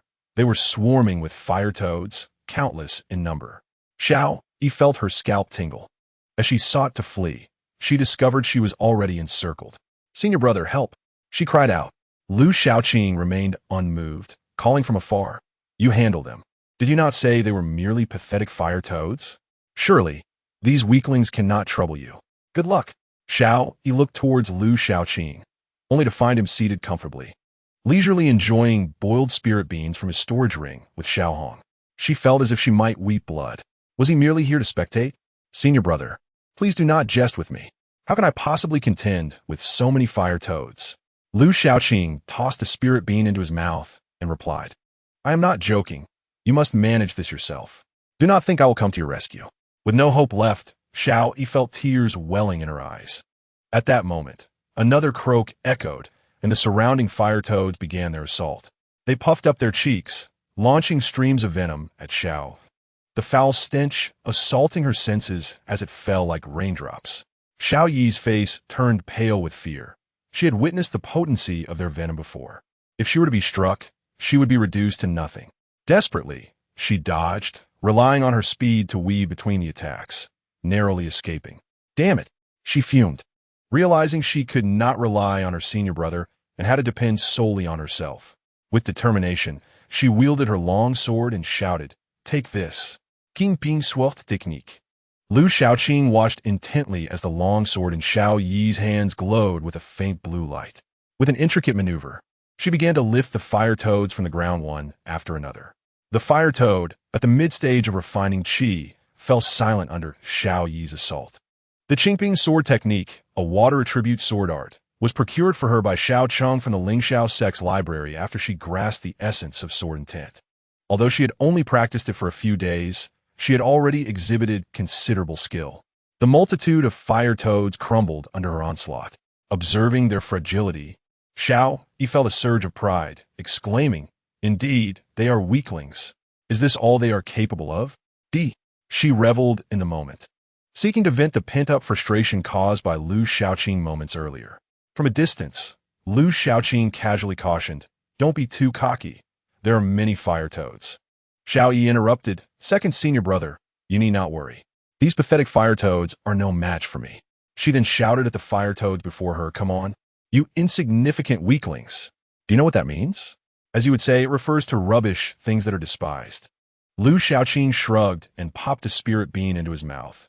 Turning to Xiao Hong, "Should I inform her that among so many fire toads, there must be a leader?" Xiao Hong chirped in response. After some contemplation, Lu Shaoqing decided against it. Let her learn from hardship. Just as he finished speaking, a louder croak echoed from afar. A profound pressure radiated from the source, heralding the arrival of a colossal fire toad, twice the size of its brethren, which fixated its gaze upon Xiao Yi. Feeling an overwhelming sense of dread, Xiao Yi gasped, "What is that?" Lu Shaoqing's voice reached her, explaining, "That is the leader of the fire toads, known as the Fire Toad King. This is what happens when one neglects their studies." Panic coursed through Xiao Yi as her heart raced. "Second senior brother, why didn't you tell me?" Lu Shaoqing responded nonchalantly, "I intended to, but you insisted there was no need to worry, didn't you, foolish bird?" Xiao Onu did, affirming Lu Shaoqing's words. Xiao Yi felt tears welling up as she faced the imposing Fire Toad King, sensing the gravity of the situation. Clutching her sword tightly, she contemplated fleeing, but the surrounding fire toads closed in, encircling her completely. In a state of panic, she brandished her sword, pleading, "Second senior brother, what should I do now?" Lu Shaoqing remained unfazed, responding with a casual, "What can be done? Just relax." At that moment, the Fire Toad King let out a ferocious croak, prompting the other fire toads to follow suit. They opened their mouths wide and unleashed a torrent of venom toward Xiao Yi. Under the king's command, the toads' attacks became organized and layered, effectively sealing off her escape routes. Xiao Yi found herself with no retreat, forced to evade amidst a barrage of toxic projectiles. Like a dancer, she dodged and weaved through the onslaught, but some venomous sprays were unavoidable, as she had to block them with her sword. Her sword, a second-tier treasure, could withstand the corrosive nature of the ordinary venom for a time. As the number of venomous projectiles dwindled, Xiao Yi felt a sense of relief and quickly retaliated. However, the sheer number of fire toads, under the leadership of their king, continued to leap at her, attacking with reckless abandon. Xiao Yi felt her spiritual energy surging forth like a flood, and the blue glow of her sword began to dim, indicating her dwindling power. If this continued, she would soon be defenseless. "Second senior brother, what do I do?" she cried out to Lu Shaoqing, who watched the spectacle from a distance. "Help me." Lu Shaoqing remained unmoved, teasing her. "Where's that arrogance you had earlier? Keep going." Xiao Yi, now in tears, admitted her fault. "Second senior brother, I was wrong. Please save me." Lu Shaoqing, seemingly intent on teaching her a lesson, replied, "You called them weaklings. Why not dispose of them?" "Second senior brother, I can hardly hold on. There are too many," she exclaimed, her desperation palpable. "If you can't manage, then it's over for you. Do you have any last words? As your fellow disciple, I'll deliver them to your family for free." Xiao Yi was on the verge of despair, wanted to cry out to Lu Shaoqing, "Don't joke with me. There are too many fire toads for me to handle alone." Lu Shaoqing turned to Xiao Hong. "Why is my junior sister so foolish? Do you notice her lack of sense?" Xiao Hong tilted her head, then shook it, covering her eyes with her wings, indicating her inability to watch. Lu Shaoqing sighed, "Alas, those who do not study are indeed foolish. Haven't you heard that capturing the leader first is paramount?" Understanding dawned upon Xiao Yi as her gaze fell upon the Fire Toad King, which had been fixated on her. Lu Shaoqing was good at many things, but his reluctance to speak directly was aggravating. Anger flared within her as she charged at the Fire Toad King, shouting, "Pathetic creature, die." A desperate scream echoed as the Fire Toad King was cleaved in two by Xiao Yi's strike, its blood and venom spilling across the ground. With the demise of their leader, the surrounding fire toads scattered in disarray. Once the crisis was averted, Xiao Yi collapsed onto the ground, gasping for breath, her spiritual energy nearly depleted. The battle with the Fire Toad King had been perilous. Its strength was approaching that of the foundational stage, surpassing Xiao Yi's own. The king's robust defenses and toxic attacks, coupled with the surrounding minions, had placed Xiao Yi in a precarious situation. Ultimately, it was only through sheer determination that she managed to split the Fire Toad King in half. However, as she examined her once prized sword, now marred and battered, she wondered what to do next. Turning to Xiao Hong, who had flitted near her, she lamented, "This is the only sword I have left, a gift from my master."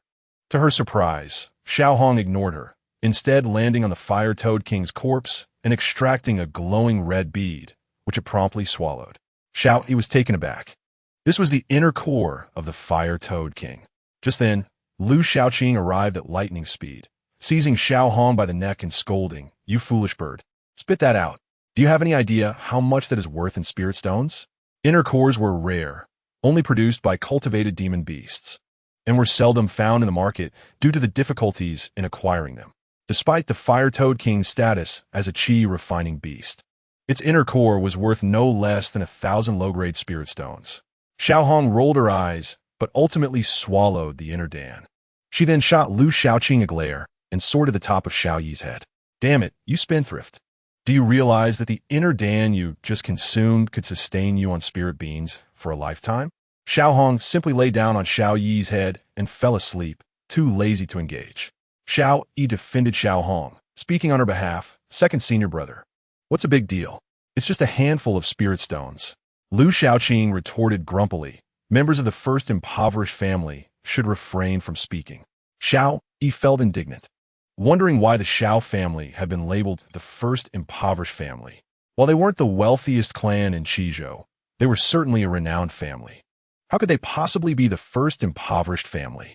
Xiao Yi knew she could not sway Lu Xiaoqing on the matter of spirit stones, so she quickly shifted the topic, mimicking her master. "Second senior brother, my long sword is broken. What should I do? I won't have a weapon to use." Lu Xiaoqing waved his hand, and 5 or 6 second-grade long swords appeared. He generously tossed them to Xiao Yi, saying, "Take them, but once you acquire the inner Dan, keep a tight grip on it. Don't let the foolish bird eat it." Xiao Yi was taken aback by the sight of so many second-grade long swords. "Second senior brother, where did you get these?" Lu Xiaoqing casually replied, "They were given to me by others." Xiao Yi randomly picked one up, noticing a name engraved on the hilt. Suddenly, she understood. "Second senior brother, did you rob these?" Lu Xiaoqing lightly tapped her, exclaiming, "Rob? That's a harsh word. They gave them to me. I felt too embarrassed to sell them, and I have no use for them, so I'm passing them on to you." Xiao Yi's heart was clear as day. Embarrassed to sell? That's just a convenient excuse. After all, the swords were engraved with names, making them difficult to dispose of without attracting the ire of enemies. Xiao Yi then spotted another sword with a familiar name engraved upon it, belonging to someone who had bullied her at the tavern. She realized, "Second senior brother, you obtained this from those who mistreated me, didn't you?" Lu Xiaoqing did not deny it, replying, "Yes. I went to find them and inform them that their actions were wrong. They were so moved by my words that they wept and, recognizing their mistakes, handed these over to me as a sign of their resolve to amend." Although Xiao Yi knew Lu Xiaoqing was likely fabricating the story, she felt a surge of joy. Without her brother by her side, she experienced a brotherly affection from Lu Xiaoqing.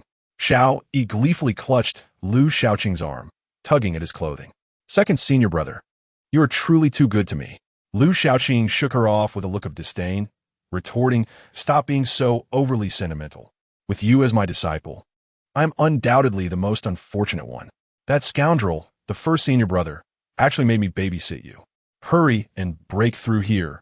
When we return, you will follow the first senior brother and leave me in peace." Despite his seemingly dismissive words, Xiao Yi felt even happier.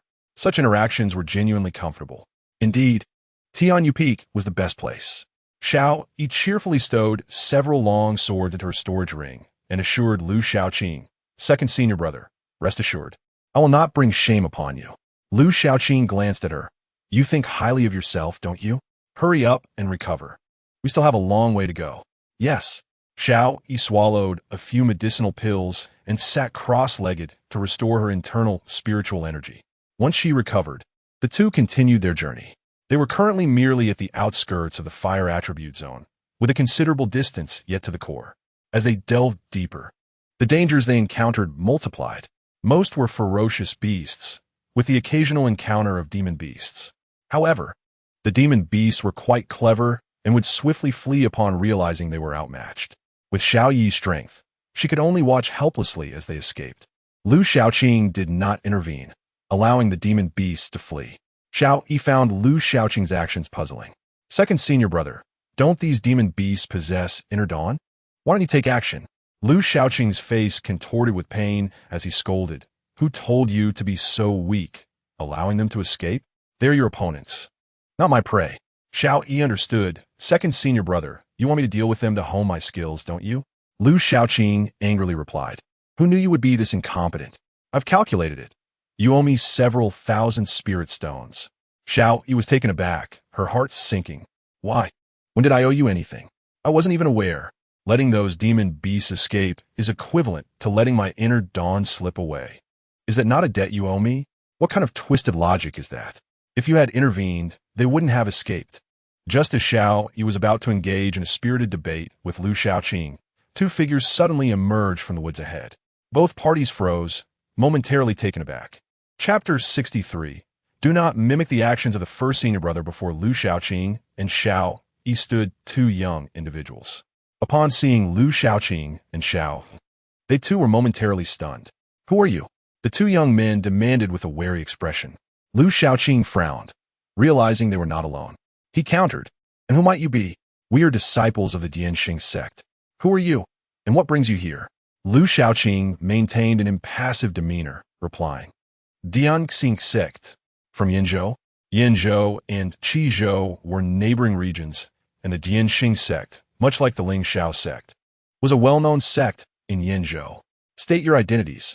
What are you doing here? The two disciples of the Dianxing sect gripped their spiritual talismans, casting hostile glances at Lu Xiaoqing and Xiao Yi. Xiao Yi felt irritated, thinking it audacious for outsiders to act brazenly in Qizhou. She huffed.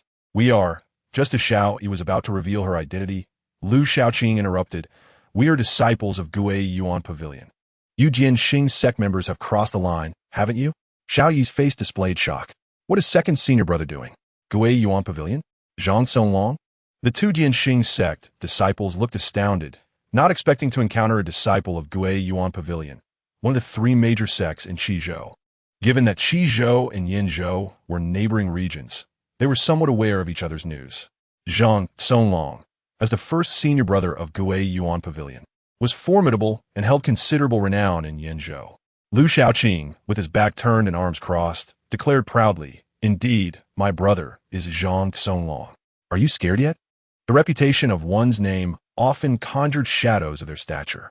Upon realizing that the individual before them was the brother of Zhang Songlong, the two Dianxing sect disciples displayed signs of trepidation.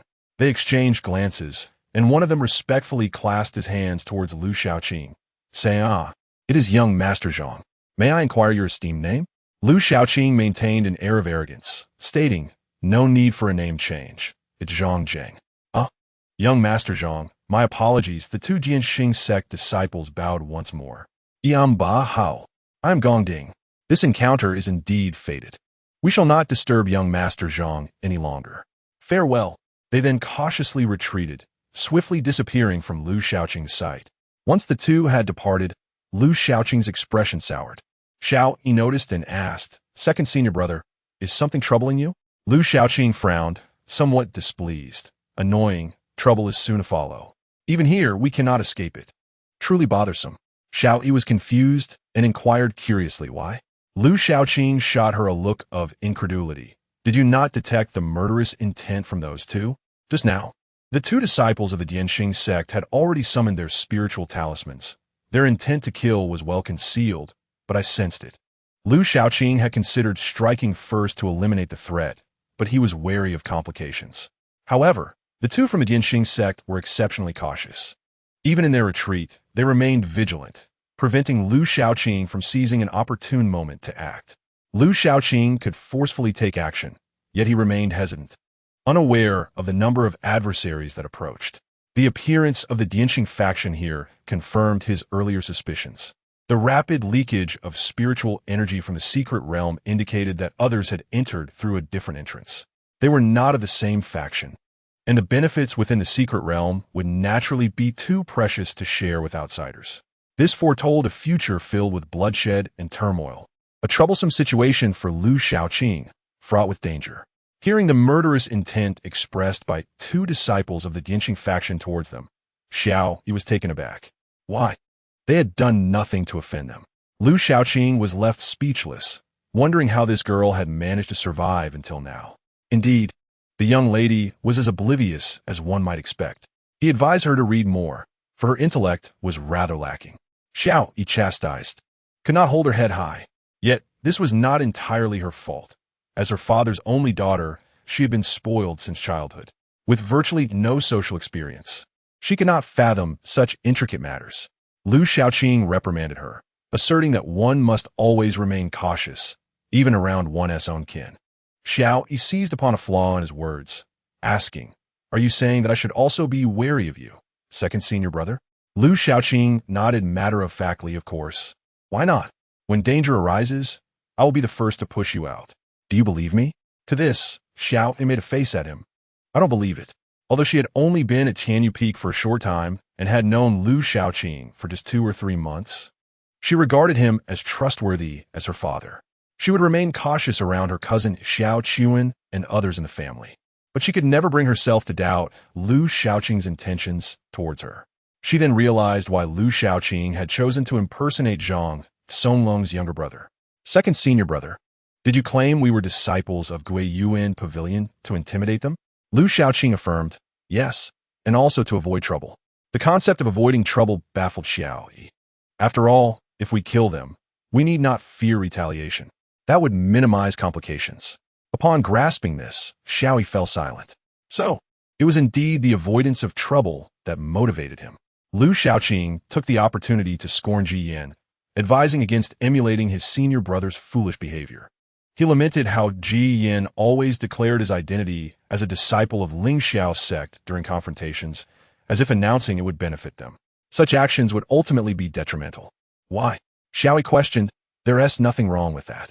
It's quite impressive for senior brother to be so forthright. Seeing her confusion, Lu Shaoqing berated her. What does being impressive matter? Can it be eaten? Can it be exchanged for spirit stones? If an enemy suffers losses at his hands and seeks revenge but cannot defeat him, what do you think they will do? They will target those close to him. In the end, it is his companions who suffer. Xiao understood, blinking in realization. So, second senior brother, your low profile is for this reason? Lu Shaoqing sighed. Of course. Remember, he once hunted a Yuaning. You know how formidable a Yuaning is. Thankfully, he eliminated that Yuaning, had it escaped and returned for vengeance. Do you think my small frame could withstand it? If I were not discreet, would I be here today? For a moment, Xiao was at a loss for words, seemingly discovering a new facet of her second senior brother, a fear of death. However, recalling the earlier incident at Jushin Tower, she felt perplexed. But during that time of the tavern, why were you so audacious? You even invoked senior brother to intimidate Zhang Zheng and the others. Lu Shaoqing looked at her incredulously. Where's your wits? Your intelligence? Lingxiao City is our territory, and Xiechong knows me. What use is it to deny it? All right, I understand now. With Lu Shaoqing intending to impersonate someone else, she felt compelled to keep pace. Xiao cheerfully declared, from now on, I shall be Zhang Songlong's sister as well. Impersonating another was rather exhilarating. Lu Shaoqing was pleased, thinking the child was teachable. Indeed, I shall be Zhang Zheng, and you shall be Zhang Xiaolu. Xiao was taken aback. What sort of name is that? Is there such a way to name someone? She protested vehemently, waving her hands. Your naming skills are abysmally poor. The little red creature perched on her head pointed at Xiao, retorting, and you dare criticize others? Have you forgotten the name you gave me? Lu Shaoqing was puzzled and asked, is it not pleasant? Xiao rolled her eyes dramatically, wishing to pounce on Lu Shaoqing for a good scolding. Second senior brother, look at this name. Is it even suitable? It does not fit me at all. Yet, Lu Shaoqing nodded seriously. It is a lovely name, Zhang Xiaolu. Perfectly matched for you and Xiaohong as a pair of interspecies sisters. Isn't that right, silly bird? Do you find this name appealing? Xiaohong enthusiastically nodded, expressing its approval of the name. Xiao was thoroughly displeased, insisting, I refuse. I want to change it. Lu Shaoqing laughed heartily, clearly amused, dismissing her protests. Your name is now Zhang Xiaolu. There is no changing it. I refuse. Xiao Yi huffed, exasperated. It seemed that impersonating another was far from enjoyable. Lu Xiaoqing remained unfazed. You have no say in this. Let's go, Sister Zhang Xiaolu. Meanwhile, disciples of the Dianxing faction, Ba Hao and Gongding, exchanged glances after leaving. Just as Sister Xuan had predicted, others had indeed infiltrated the secret realm. What should we do? Senior brother Xinji instructed that upon discovering others, we are to kill without mercy. This individual was the younger brother of Zhang Songlong, and they were uncertain if Zhang Songlong had also entered the secret realm. We must not act recklessly. Provoking Zhang Songlong would bear consequences we cannot withstand. Let's report back to Sister Xuan first. But Sister Xuan and Senior Brother Xinji are not in this area. Let us seek out Senior Brother Xianen. Shortly thereafter, Ba Hao and Gongding returned. Xianen, a core disciple of the Dianxing faction, was the younger brother of the third disciple, Xinji. Xianen was currently leading several individuals in the hunt for a fire python. The ferocious beast, massive in size and engulfed in flames, struggled futilely before the disciples of the Dianxing faction. With a swift motion, Xianen unleashed a talisman, summoning thunder that struck the fire python's head, obliterating it. The enormous body crashed heavily to the ground. Xianen brushed off his robes, glancing at the deceased python with disdain. It overestimated its abilities. He then commanded the surrounding disciples, "Skin it. This is excellent material for forging spiritual armor. Don't forget the snake gall, and check if it possesses any inner core." Xianen's demeanor was haughty, his tone condescending, treating his fellow disciples as if they were mere servants. Though his companions felt disgruntled, they complied with his orders. Knowing well the power of his influential brother and grandfather, Ba Hao and Gongding approached Xianen, bowing respectfully. "Senior brother Xianen, have you discovered anything? Have you found the leader?" Ba Hao and Gongding lowered their heads. "No, nothing." Xianen was displeased. "What are you doing here then? You cannot even accomplish a simple task? Utterly useless." His reprimand ignited a sense of indignation in Ba Hao and Gongding, yet they dared not voice their dissent. Gongding hastily interjected, "Senior brother Xianen, we have discovered another group." "Another group?" Indeed, Sister Xuan was correct. A second group has indeed entered this secret realm. We have tracked their movements. Xianen furrowed his brow and coldly inquired, "Who is it? Have they been killed?" His tone was frigid, devoid of any emotion. Ba Hao and Gongding shook their heads in unison, with Gongding exhibiting a semblance of cleverness. To prevent further reprimand from Xianen, he hastily added, "Senior brother Xianen, we have encountered two individuals. They're not only disciples of Gue Yuange, but they're also the younger brother and sister of Zhang Songlong. Gai Yuan Yi, Zhang Songlong." Xianen's expression turned stern, his eyes reflecting a hint of trepidation. Gue Yuange stands as one of the three foremost sects in Qizhou, boasting countless disciples and formidable strength.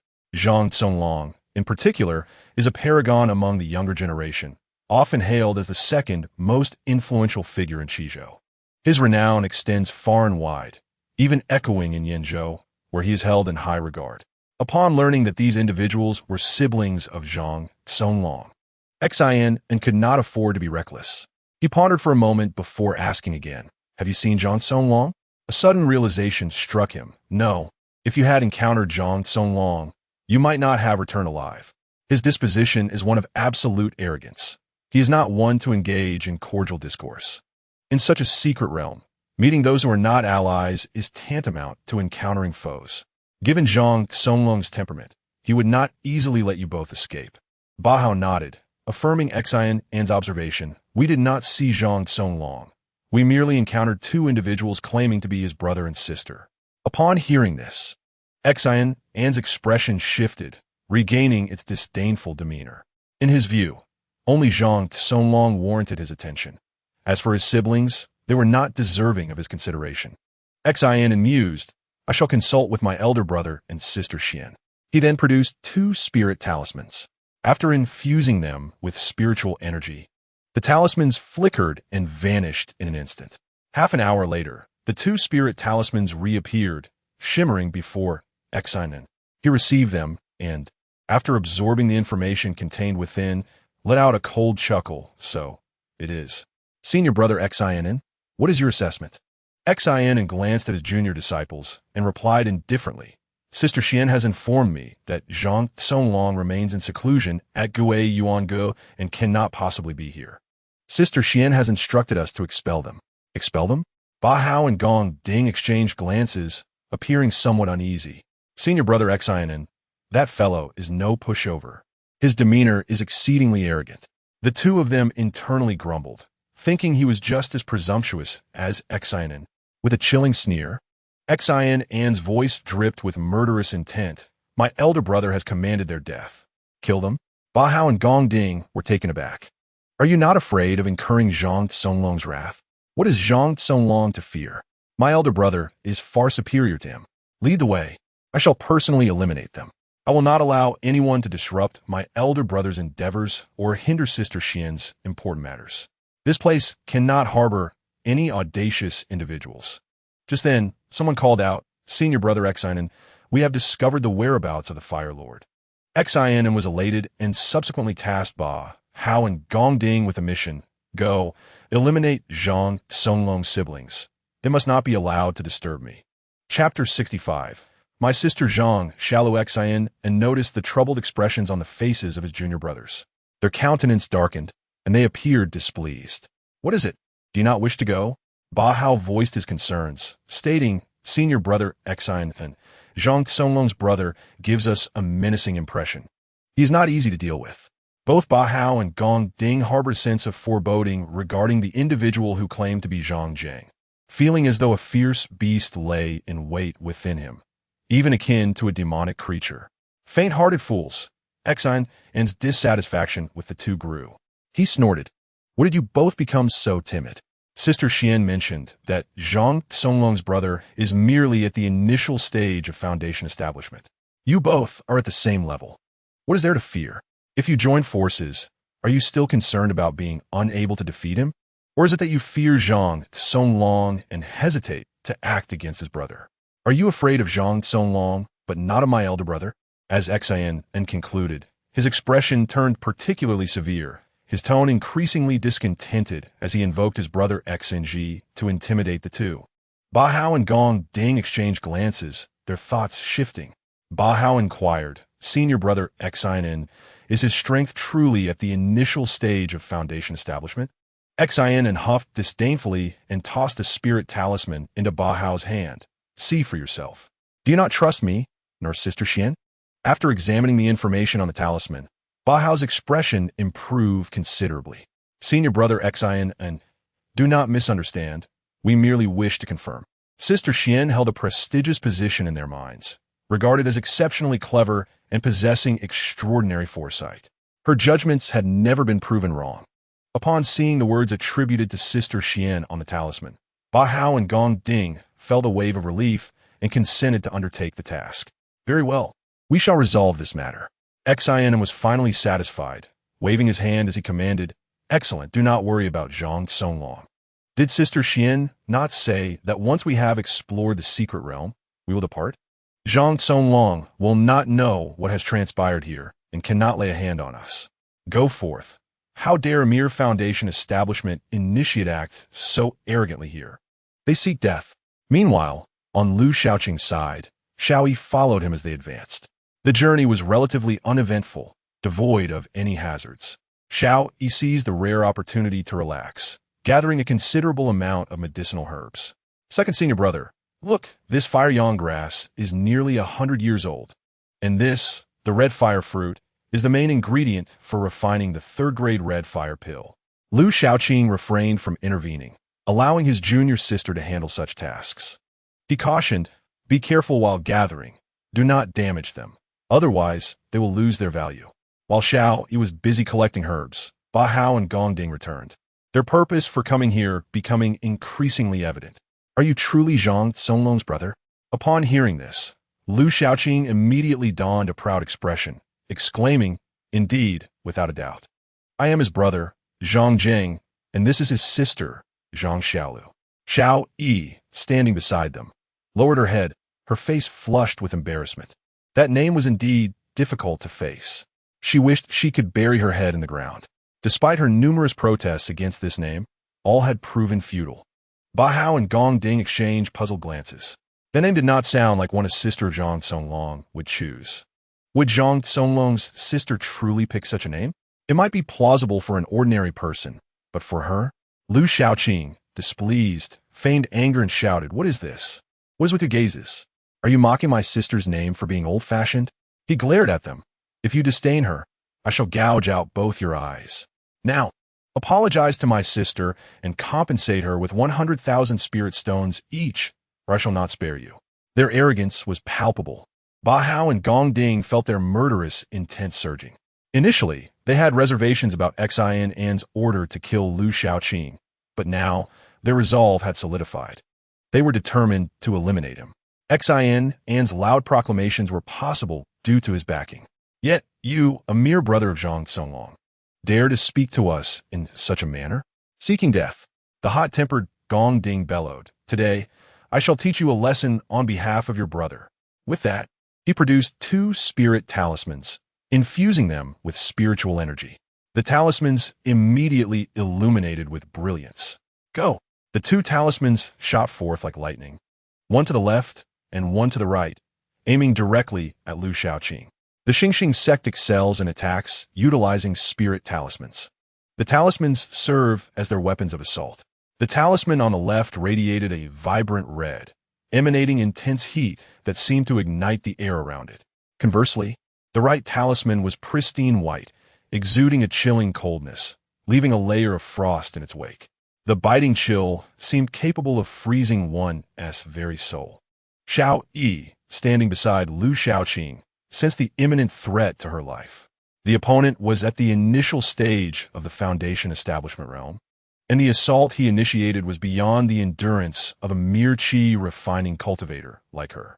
Second senior brother. Xiao Yi felt as if her body was about to melt from heat one moment, and then was pierced by a bone-chilling wind the next, making it difficult for her to speak. The disciple from the Dianxing sect who launched the attack, seeing Lu Xiaoqing and her standing still, could not help but reveal a cold smirk. "This is my signature move, the duality of ice and fire. Let's see how you withstand it." Beside him, his fellow disciple Ba Hao chuckled, saying, "It seems I won't even need to intervene. Senior brother can finish him off effortlessly." The 2 appeared relaxed, convinced that their task would be easily accomplished this time. Gong Ding expressed some regret, saying, "What a pity about the girl beside him. She is quite beautiful."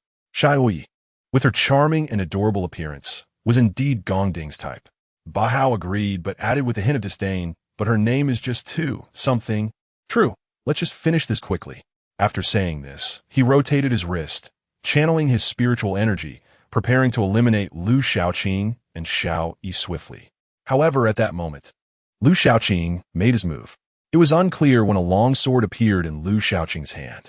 His expression was cold, starkly contrasting with his usual carefree and irreverent demeanor. The sword swung out, a flash of cold light piercing Ba Hao and Gong Ding's eyes. Alarm bells rang in their minds, and they shouted in unison, "Not good." Before either could react, the spiritual talismans that had rushed towards Lu Xiaoqing exploded. A tremendous surge of spiritual energy erupted, enveloping the surroundings. With a thunderous roar, countless explosions occurred and dense smoke billowed, instantly shrouding the area. The backlash from the talisman explosion struck Gong Ding, causing him to feel a sharp pain inside, and he spat out a mouthful of blood. Subsequently, a streak of cold light burst forth from the thick smoke, landing on his fellow disciple Ba Hao. Ba Hao, as if struck by lightning, stared wide-eyed, frozen in place. Chapter 66. Go ahead, Zhang Xiaolu. The thick smoke from the explosion spread. After spitting out blood, Gong Ding noticed something was amiss with his disciple Ba Hao. Ba Hao had fallen silent. A sense of foreboding filled Gong Ding's heart, prompting him to cry out, "Junior brother, are you all right?" There was no response. Unable to contain himself, Gong Ding reached out, but as soon as he touched Ba Hao, the seemingly unscathed disciple collapsed. Blood flowed from every orifice of his body. Mouth, nostrils, and even his eyes bled profusely. The sight was horrifying. It appeared as though he had been killed in an instant. His internal organs destroyed, and even his soul extinguished. Gong Ding's pupils constricted sharply as he screamed, "Junior brother, what are you yelling for? Your disciple is dead. And you don't even know?" Lu Shaoqing's voice emerged from the smoke, laced with arrogance. "No one can survive under my Zhang Zheng's attack."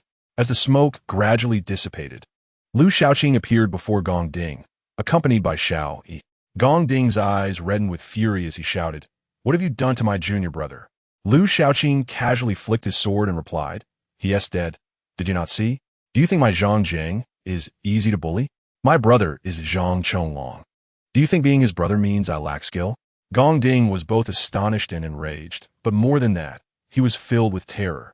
He gazed at his fallen disciple, still unable to comprehend how Ba Hao had died. This was the source of his fear.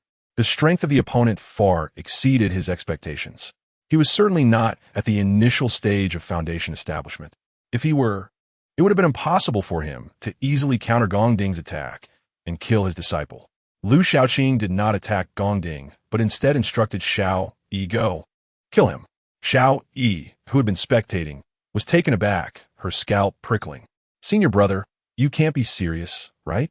Although he is injured, his strength is still that of the foundation establishment realm, far superior to my qi refining stage. To ask her to confront Gong Ding was tantamount to sending her to her death." Lu Shaoqing dismissed her concerns, saying, "What are you afraid of? He is gravely wounded and can barely summon a fraction of his power. If you cannot handle him, how can you call yourself Zhang Chonglong's sister? As Zhang Chonglong's sister, you must be fearless in the face of danger, undeterred by adversity, and march forward bravely. You absolutely cannot retreat and bring shame to your brother. Go ahead, Zhang Xiaolu." Lu Shaoqing's words were imbued with righteous fervor, making Xiao Yi want to cry. "I'm not that guy's sister." Gong Ding, hearing Lu Shaoqing's words, felt even more terrified. "What do you intend to do?" Lu Shaoqing responded to Gong Ding, "It's simple. You will have a match with my sister. If you win, I will let you go. If you lose, I will kill you." Xiao Yi panicked further. This was serious. Gong Ding, who had already felt despair, found a glimmer of hope upon hearing Lu Shaoqing's words. "Is that true?" His gaze turned towards Xiao Yi, instantly filled with murderous intent. Initially, he viewed her as a pretty girl with a rather mundane name. Even during the earlier attack, he felt a hint of regret. Now, however, Xiao Yi had become his lifeline. He looked at Lu Shaoqing, contemplating whether he might inadvertently kill her. Lu Shaoqing shrugged indifferently. "If you kill her, so be it. I find this burden quite tiresome.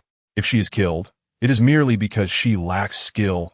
A waste does not deserve to be Zhang Chonglong's sister." Xiao Yi truly wanted to cry. Did he wish for her demise to come faster, even digging her own grave? She looked at her second senior brother, hoping he was jesting. After all, it was rare for him to speak the truth among the 10 things he said. However, what she saw was a serious and earnest expression on his face. Lu Shaoqing spoke to her in an undeniable tone. "Go, utilize all your skills and defeat him."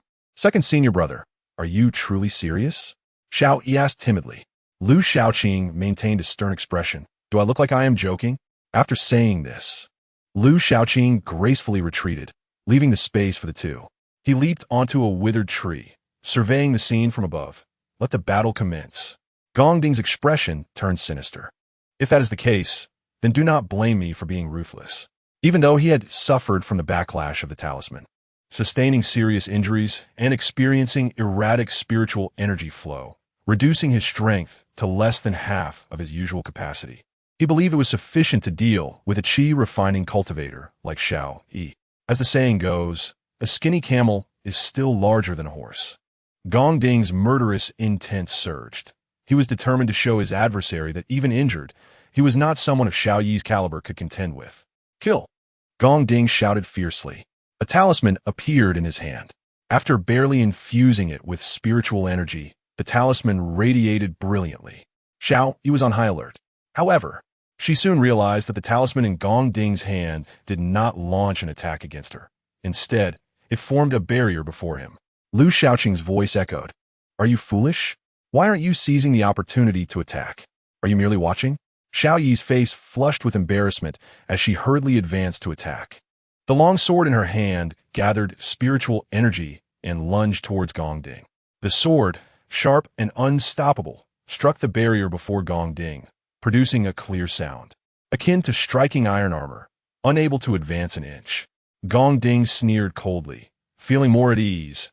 It seems this girl is not much of a threat. How naive. Do you really think you can harm me like this? He then unleashed another talisman. A massive fireball surged toward Xiao Yi. The fireball roared forward, and the overwhelming heat wave rushed at her. The greenery that had struggled to emerge was instantly wilted under this scorching wave. Xiao Yi hastily retreated while simultaneously raising her sword, striking fiercely at the fireball. The tremendous impact left her pale, blood surging up her throat. Although injured, Gong Ding remained at a higher realm than Xiao Yi. Xiao Yi found it difficult to counter Gong Ding's assaults. The fireball, deflected to the side, crashed heavily to the ground, causing a violent explosion. It created a large crater, and the terrifying heat melted the surrounding stones and soil, turning them into magma. Xiao Yi gasped for breath, having expended most of her spiritual energy to withstand Gong Ding's onslaught. Should another attack come, she might not be able to endure it. At that moment, she caught a whiff of something burning. Upon touching her hair, she screamed, "Ah, my hair! You shall pay for this!" With reddened eyes and fury surging within her, she summoned the brilliance of her sword. The Qing Ping sword technique was unleashed, accompanied by waves of unsettling energy. Although gentle in appearance, it evoked a sense of suffocation. Gong Ding's smile faltered as he too screamed, "Sword intent?" Under the terrifying sword intent, the barrier Gong Ding took pride and crumbled like tofu. With a spurt of blood, he turned and fled without a word. Gong Ding fled in panic. Xiao Yi's display had frightened him. A mere girl at the Qi refinement stage had comprehended sword intent. What extraordinary talent! How terrifying! Although he possessed the strength of the foundation establishment stage. If Xiao Yi had not wielded sword intent, he could have maintained his invincibility behind the barrier he had erected. Yet now, with Xiao Yi's sword intent easily dismantling his protections, Gong Ding lost his resolve, devoid of confidence, to defeat her. Moreover, he was wary of the enigmatic Lu Shaoqing by his side. If he did not flee now, he would meet the same fate as his junior disciple. Lu Shaoqing did not impede him. Instead, he stood atop a tree, observing Gong Ding's desperate escape while casting a glance at Xiao Hong. "Follow him," Xiao Hong did, flapping her wings and taking flight. Lu Shaoqing approached Xiao Yi, who was still lamenting her singed hair. She held a mirror, inspecting her reflection with tears welling in her eyes. How infuriating! How detestable! Xiao Yi cursed through clenched teeth. That wretched scoundrel, burning my hair like this. In truth, only a single strand had been scorched, and the damage was minimal. A little tidying would render it unnoticeable. However, her hands bore red marks from the earlier encounter, and her body felt somewhat sluggish, sustaining a slight internal injury. Yet, Xiao Yi paid little mind to her own wounds. For a woman, hair is one of the most precious possessions. Lu Shaoqing, disregarding her distress, admonished her, "You were merely singed at the tips. Next time, be more cautious. Otherwise, you might end up losing your head altogether." Xiao Yi pouted in dissatisfaction. "Second brother, you could have killed him. Why make me act? Do you think I am merely idle? If it weren't for you, I wouldn't bother with all this," Lu Shaoqing retorted. "This is also training. Do you think I have nothing better to do? How many mistakes did you make in the previous battle? If you struggle against an injured foe, what will you do when faced with an uninjured one?" Xiao Yi felt wronged by his reprimand.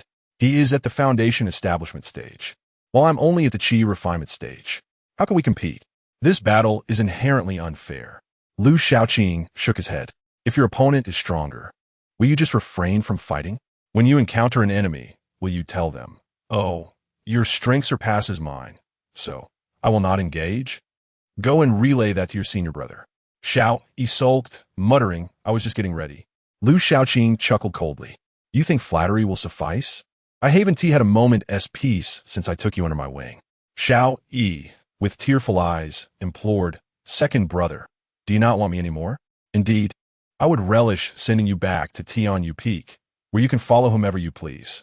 Xiao Yi continued to charm him, tugging at his clothing with wide, sparkling eyes. "Second brother, I was wrong. I truly apologize. It was just that fellow. I promise I will kill him." Her murderous intent flared. How dare he scorch her hair? And now, second brother seemed to disdain her. He must be eliminated. Lu Shaoqing's expression softened slightly as his tone became more agreeable. That is your vow. Shall you nodded earnestly? Of course. I will personally ensure his demise. Lu Shaoqing inquired. Do you know where he's gone? Xiao Yi fell silent. Glancing in the direction Gong Ding had fled, feeling troubled. In such a short span, Gong Ding could have escaped to any location. Locating him would not be an easy task. Just then, Lu Shaoqing stepped forward, saying, "Let us proceed." Xiao Yi hurriedly followed, asking, "Second brother, do you know where he went?" Although Lu Shaoqing's pace seemed unhurried, Xiao Yi had to exert herself to keep up with him. Without looking back, Lu Shaoqing replied, "If you cannot manage evenness, how can you expect to be my junior sister?" Xiao Yi, not foolish, recognized Lu Shaoqing's swift pursuit of Gong Ding and recalled that Xiao Hong had vanished.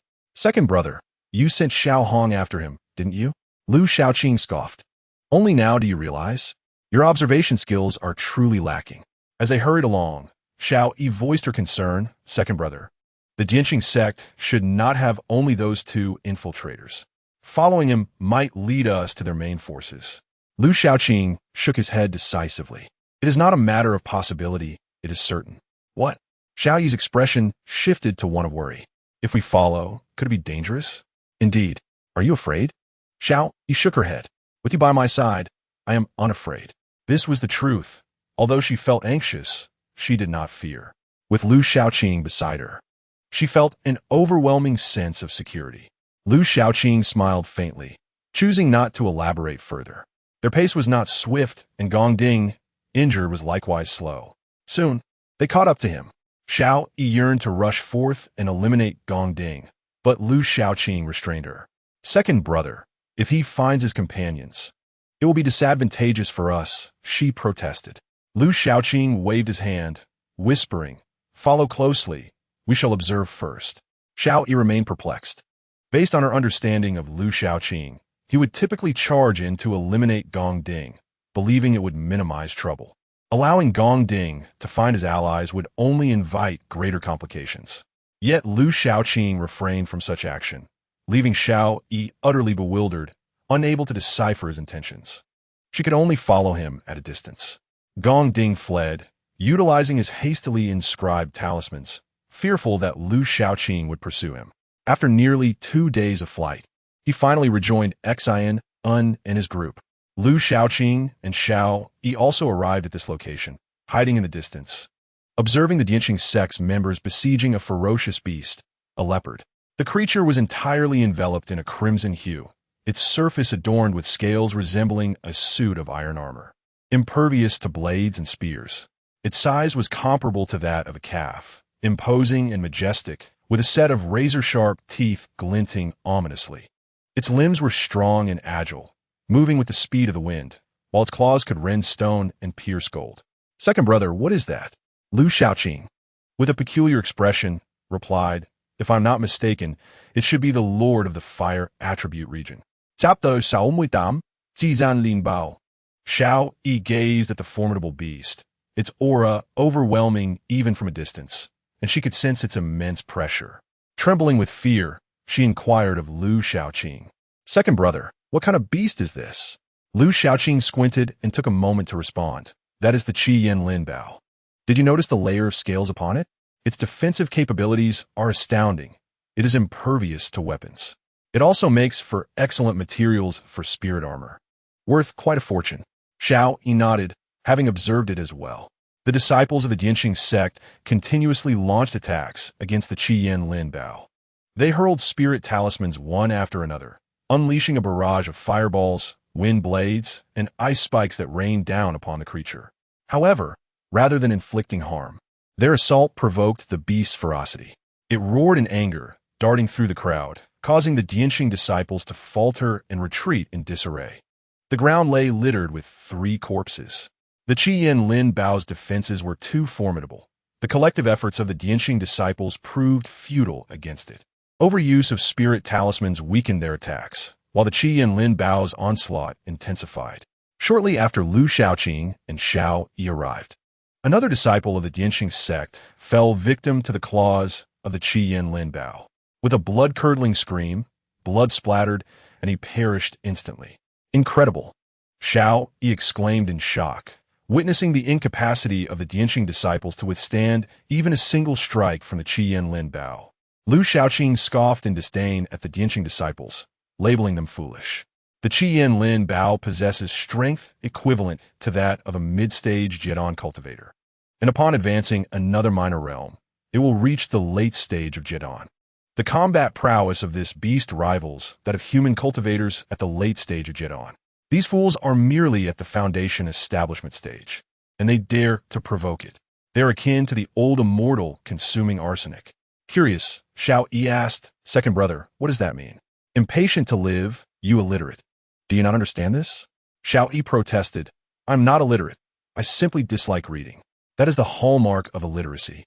As Lu Shaoqing and Xiao Yi exchanged banter, another disciple of the Dianxing sect fell beneath the jaws of the Qi Yanlin Bao. The beast sank its teeth into the waist of a disciple, who cried out for help. "Senior brother Xian, save me."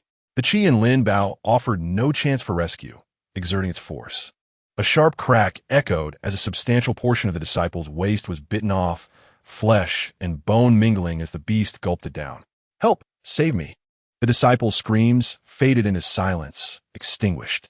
This gruesome scene terrified the remaining disciples, compelling them to cease their attacks and distance themselves from the Qi Yanlin Bao. Gong Ding, witnessing the carnage, quietly retreated. Severely injured, his strength diminished to a fraction. He realized that should he attract the creature's attention, escape would be impossible. 5 corpses lay on the ground, leaving only 7 disciples of the Dianxing sect standing. Xan glared at the ferocious Qi Yanlin Bao, gritting his teeth in fury. Damn beast. He had discovered the lord of the fire attribute region and had confidently led a group to subdue it, only to find the Qi Yanlin Bao far more powerful than he had anticipated. Although it was at the mid-stage of Jidan, its strength rivaled that of human cultivators at the late stage of Jidan. Despite their numbers, they could not contend with the beast, suffering significant losses. The Qi Yanlin Bao, possessing a degree of intelligence, recognized the weakness of its adversaries and refrained from hastily attacking. It licked the blood from its lips, savoring the taste of human flesh for the first time, delicious. Its crimson eyes fixated on the remaining disciples of the Dianxing sect. "Damn it, this beast views us as prey. Kill it." Xian barked orders once more. "Use your strongest spirit talismans and fight to the end. If we fail to slay it, we are doomed." At Xian's command, the remaining disciples launched another offensive. Talismans ignited, hurling towards the Qi Yanlin Bao. "I will bind it," shouted one disciple, casting a yellow spirit talisman that rolled across the ground, forming 2 massive hands to restrain the Qi Yanlin Bao. "Aim for its eyes. That is its weakness." Someone shouted, unleashing wind blades targeting the creature's eyes. Others employed their best techniques, and for a moment, it appeared the Qi Yanlin Bao was struggling to withstand the onslaught, retreating under the barrage of attacks. Xian's expression brightened, a cold smile gracing his lips. "Beast, you may be formidable, but you cannot surpass our combined might." Then Xian noticed Gong Ding. "Why are you back? You are injured. Where's Ba Hao?" Gong Ding's face bore a desolate expression as he recounted their encounter. "Senior brother Xian, Zhang Songlong's brother, is not merely at the foundation establishment stage. He is likely at the Jidan stage. His strength is comparable to Ba Hao's, who was instantly killed by Lu Shaoqing, leaving him severely wounded, reduced to a training dummy." This revelation cast doubt on Lu Shaoqing's true strength, as he had been concealing his abilities. His strikes had been subtle, and Gong Ding could not ascertain the extent of Lu Shaoqing's power. Thus, he exaggerated their plight. One strike had rendered them 1 dead and 1 wounded, an accomplishment unattainable for someone not at the Jidan stage. Jidan stage? Xian paused, skepticism overtaking him. Impossible. How could that be? Senior Sister Xian also stated that if he were truly Zhang Songlong's brother, his strength would at most be at the early foundation establishment stage. How could he be a Jidan? If Zhang Songlong's brother were indeed at the Jidan stage, Guyuan Pavilion would have proclaimed it widely. Zhang Songlong was heralded as the second among the younger generation in Qizhou, his reputation well known, and information about his family, peers, and friends was publicly accessible. Gong Ding, with a forlorn smile and a visage of fear, replied, "Senior brother Xen, how could I dare deceive you? He truly is at the Jidan stage. I was severely injured the moment I engaged, and Baha was killed before he could make a move. Had I not escaped by chance, I would never have returned. Furthermore, he recalled Xiao Yi, the young girl who had comprehended the sword intent, prompting further dread. She is merely a chi refining stage girl, yet has grasped the sword intent that many fail to comprehend in a lifetime. What terrifying talent! What? Xin and was disdainful. Look at you. Do you still resemble a disciple of the Yinqing sect? When have we ever feared anything? Gong Ding swallowed hard, struggling to articulate senior brother Xin. Accompanying Zhang Songlong's brother is another young girl at the chi refining stage. Xin and scoffed even more. You fear a chi refining stage cultivator? Have you been reduced to this state from a mere outing? What happened to your usual bravado? No, she has comprehended sword intent. What? Sinan, feel the shock spreading across his face. Soon, his gaze turned suspicious as he scrutinized Gongding. Are you serious? A chi refining stage girl comprehended sword intent? You are not attempting to escape in a cowardly fashion and fabricating tales, are you? Gongding raised his hand with a determined expression. Senior brother, Xinan, I swear on my Tao heart that I have not lied. This is the truth. The second great protective barrier I set up was easily shattered by her single sword strike. Xin's face shifted between emotions, gradually becoming fierce. Were they? Gongding shook his head. He was solely focused on escaping. This should be behind us. But they did not pursue. Senior brother, Xinan, do you intend to take action? Xinan nodded, his murderous intent palpable. Having offended our Dianxing sect, they must die. A surge of jealousy unexpectedly arose in Xinan's heart, solidifying his resolve to eliminate such a gifted individual who grasped sword intent at the chi refining stage. Such talent was terrifying and had to be nipped in the bud. However, Zhang Songlong's brother was at the Jindan stage. Remembering the terrifying prowess of Lu Shaoqing, Gongding felt an ever-growing fear. Sinan Gonli Laoget. And so what if they are at the Jindan stage? I can still kill them. Gongding felt a wave of reassurance wash over him. He knew who was backing Xinan excellent. If senior brother Xinan takes action, they are doomed. Xinan did not deny it, and turned his gaze towards the ongoing battle. First, we must deal with this beast. Knowing that Xinan was about to act, Gongding felt a sense of calm return, and he gradually regained his composure. With his spirits lifting, he remarked, with so many people attacking, it is sure to die. However, as soon as Gongding finished speaking, the situation changed dramatically. The besieged Qi Yin Lin Bao let out a roar, its body shuddering as it effortlessly broke free from its restraints, withstanding the incoming wind blades and ice spikes. It did not even need to evade. It simply closed its eyes, the attacks grazing its body as if merely tickling it, causing no harm whatsoever. Damn it, it was just exhausting our strength. Fall back. Roaring, the Qi Yin Lin Bao launched another assault, its body darting through the barrage of attacks, closing in on a Dianxing sect disciple. Its crimson eyes gleamed with cruelty as it raised its sharp claws and struck down violently. Like the hand of a mighty deity, the defensive barrier set by the Dianxing disciple shattered with a resounding crash, splintering like glass. Another Dianxing disciple fell. Boom! Abominable beast! Xin An Bao Lao! Throwing out several spirit talismans. Bolts of lightning struck the Qi Yin Lin Bao's head, inflicting no real damage but causing it discomfort. Then, the creature's gaze locked onto Xinan. The previous lightning had made it aware that Xinan was the strongest among them, the greatest threat. Possessing intelligence, it instinctively regarded Xinan as its primary target. Seeing the Qi Yin Lin Bao fixate on him, Xinan felt his soul leave his body in terror. At that moment, he could no longer afford to conceal his intentions. A flash of white light revealed a spirit talisman in his hand. This was a purple spirit talisman, emanating purple smoke, with purple lightning swirling and flickering upon its surface. Upon its appearance, an overwhelming pressure filled the air. From miles away, Lu Shaoqing and Xiao Yi also sensed a heavy burden. This pressure felt as though the heavens themselves were about to collapse. Xiao Yi felt a suffocating tightness in her chest and asked, second senior brother, what is this? Lu Shaoqing gritted his teeth. A spirit talisman, at least a 4th grade talisman, crafted by a Yuanying master. Its power is equivalent to a strike from the Yuanying stage. Chapter 69. Do you dare to use my spirit talisman?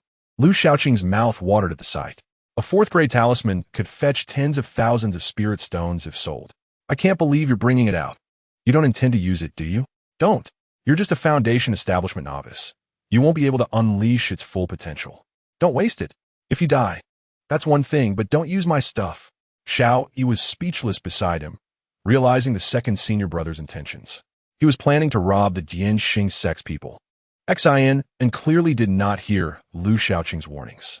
The Qi and Lin Bao had already locked its gaze on him, roaring as it lunged forward. His life was in jeopardy. Xin could no longer afford to grieve over his spirit talisman. With a roar, he shouted, "You want to die? Come and die." He infused spiritual energy into the talisman. The purple light flashed, and the talisman flew into the air as if it had gained life. The world shifted, and purple clouds rapidly gathered in the sky, accompanied by rumbling thunder. A terrifying might suffused the air. The Qi and Lin Bao sensed an intense threat, halting its advance and looking up at the talisman in the sky. The talisman vanished into the swirling clouds, and the flickering white light within them posed an even graver danger to the beast. Without hesitation, it opened its mouth, unleashing a fireball, a display of tremendous force aimed at the purple clouds above. After expelling the fireball, the Qi and Lin Bao appeared drained, as if it had expended a vast amount of energy. Suddenly, a deafening sound echoed from the sky. Boom! A bolt of lightning descended from the purple clouds, emitting a blinding white light that illuminated the entire sky.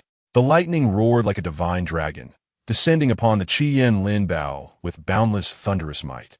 The fireball, having drained much of its spiritual energy, was utterly ineffective against the thunder dragon, dissolving silently within the lightning. As the massive bolt struck down, an even more powerful pressure radiated outward, causing all creatures in the vicinity to tremble. It was as if a deity had descended, compelling all of creation to kneel. Several Dianxing disciples, including Xin, fell directly to their knees, their faces alight with fervor. Elder Purple Lightning. This was the elder of the Dianxing sect. Xin was exhilarated, nearly mad with excitement, as he revealed an ecstatic expression, his body trembling with elation. Gazing at the Qi and Lin Bao, which was now pinned to the ground and unable to move, a fierce glint flashed in Xin's eyes. "Beast, you are doomed," as the lightning threatened to strike. The Qi and Lin Bao struggled desperately. It opened its mouth, and a fist-sized, round red orb appeared. The crimson orb arced through the air, colliding with the descending lightning. Boom! A tremendous explosion erupted, sending shockwaves that hurled Xin and the other Dianxing disciples into the air, causing them to spurt blood. Soon after, the Qi and Lin Bao's wails echoed, but quickly fell silent. At this moment, the sky returned to tranquility, and the purple smoke dissipated. Xiao Yi felt the weight lift from her, raising her head to survey the surrounding devastation. Broken trees and overturned stones, as if a powerful hurricane had swept through. This only deepened her fear. Was this the might of the Yuanying stage? Even from several miles away, she had still been affected. However, when Xiao Yi glanced beside her at Lu Shaoqing, she found he had vanished. Second senior brother, Xiao Yi Punijgit, worried that he might have been carried away by the wind. In the distance, Xin climbed to his feet, gazing at the Qi and Lin Bao, which was on the verge of collapse, and he grinned triumphantly. "Haha, beast, did you not expect this? Did you not foresee that my grandfather would grant me such a powerful talisman? You think you can kill me? Ha, cool me. I stand right here, come and slay me." The Qi and Lin Bao was now in a state of near defeat. In its final moments, it summoned its inner Dan, the inner Dan of a demon beast. Akin to the Jin Dan or Yuanying of human cultivators, represented a second life. Once destroyed, its life would be as good as over. Xin had only been slightly injured by the shockwave. Seeing that the Qi and Lin Bao had lost its fighting capability, Xin grew even more smug. "Beast, prepare to meet your end." Xin summoned another spirit talisman, and a bolt of lightning struck down upon the Qi and Lin Bao. Roar! The crimson flame-scaled leopard let out a final, anguished cry, meeting its demise at the hands of Xin. With a triumphant grin, Xin approached the fallen beast, brandishing a long sword. He ruthlessly severed the leopard's head and subsequently disemboweled it, discovering the beast's inner core nestled within its entrails. Once the size of a fist, the inner core had now shrunk to the size of a finger, dim and devoid of luster. Xian and felt a pang of regret, lamenting that this endeavor had yielded no returns, and chastised the leopard, expressing his disdain for the waste of the inner core. "This is my inner core. How dare you use it? Wretched creature."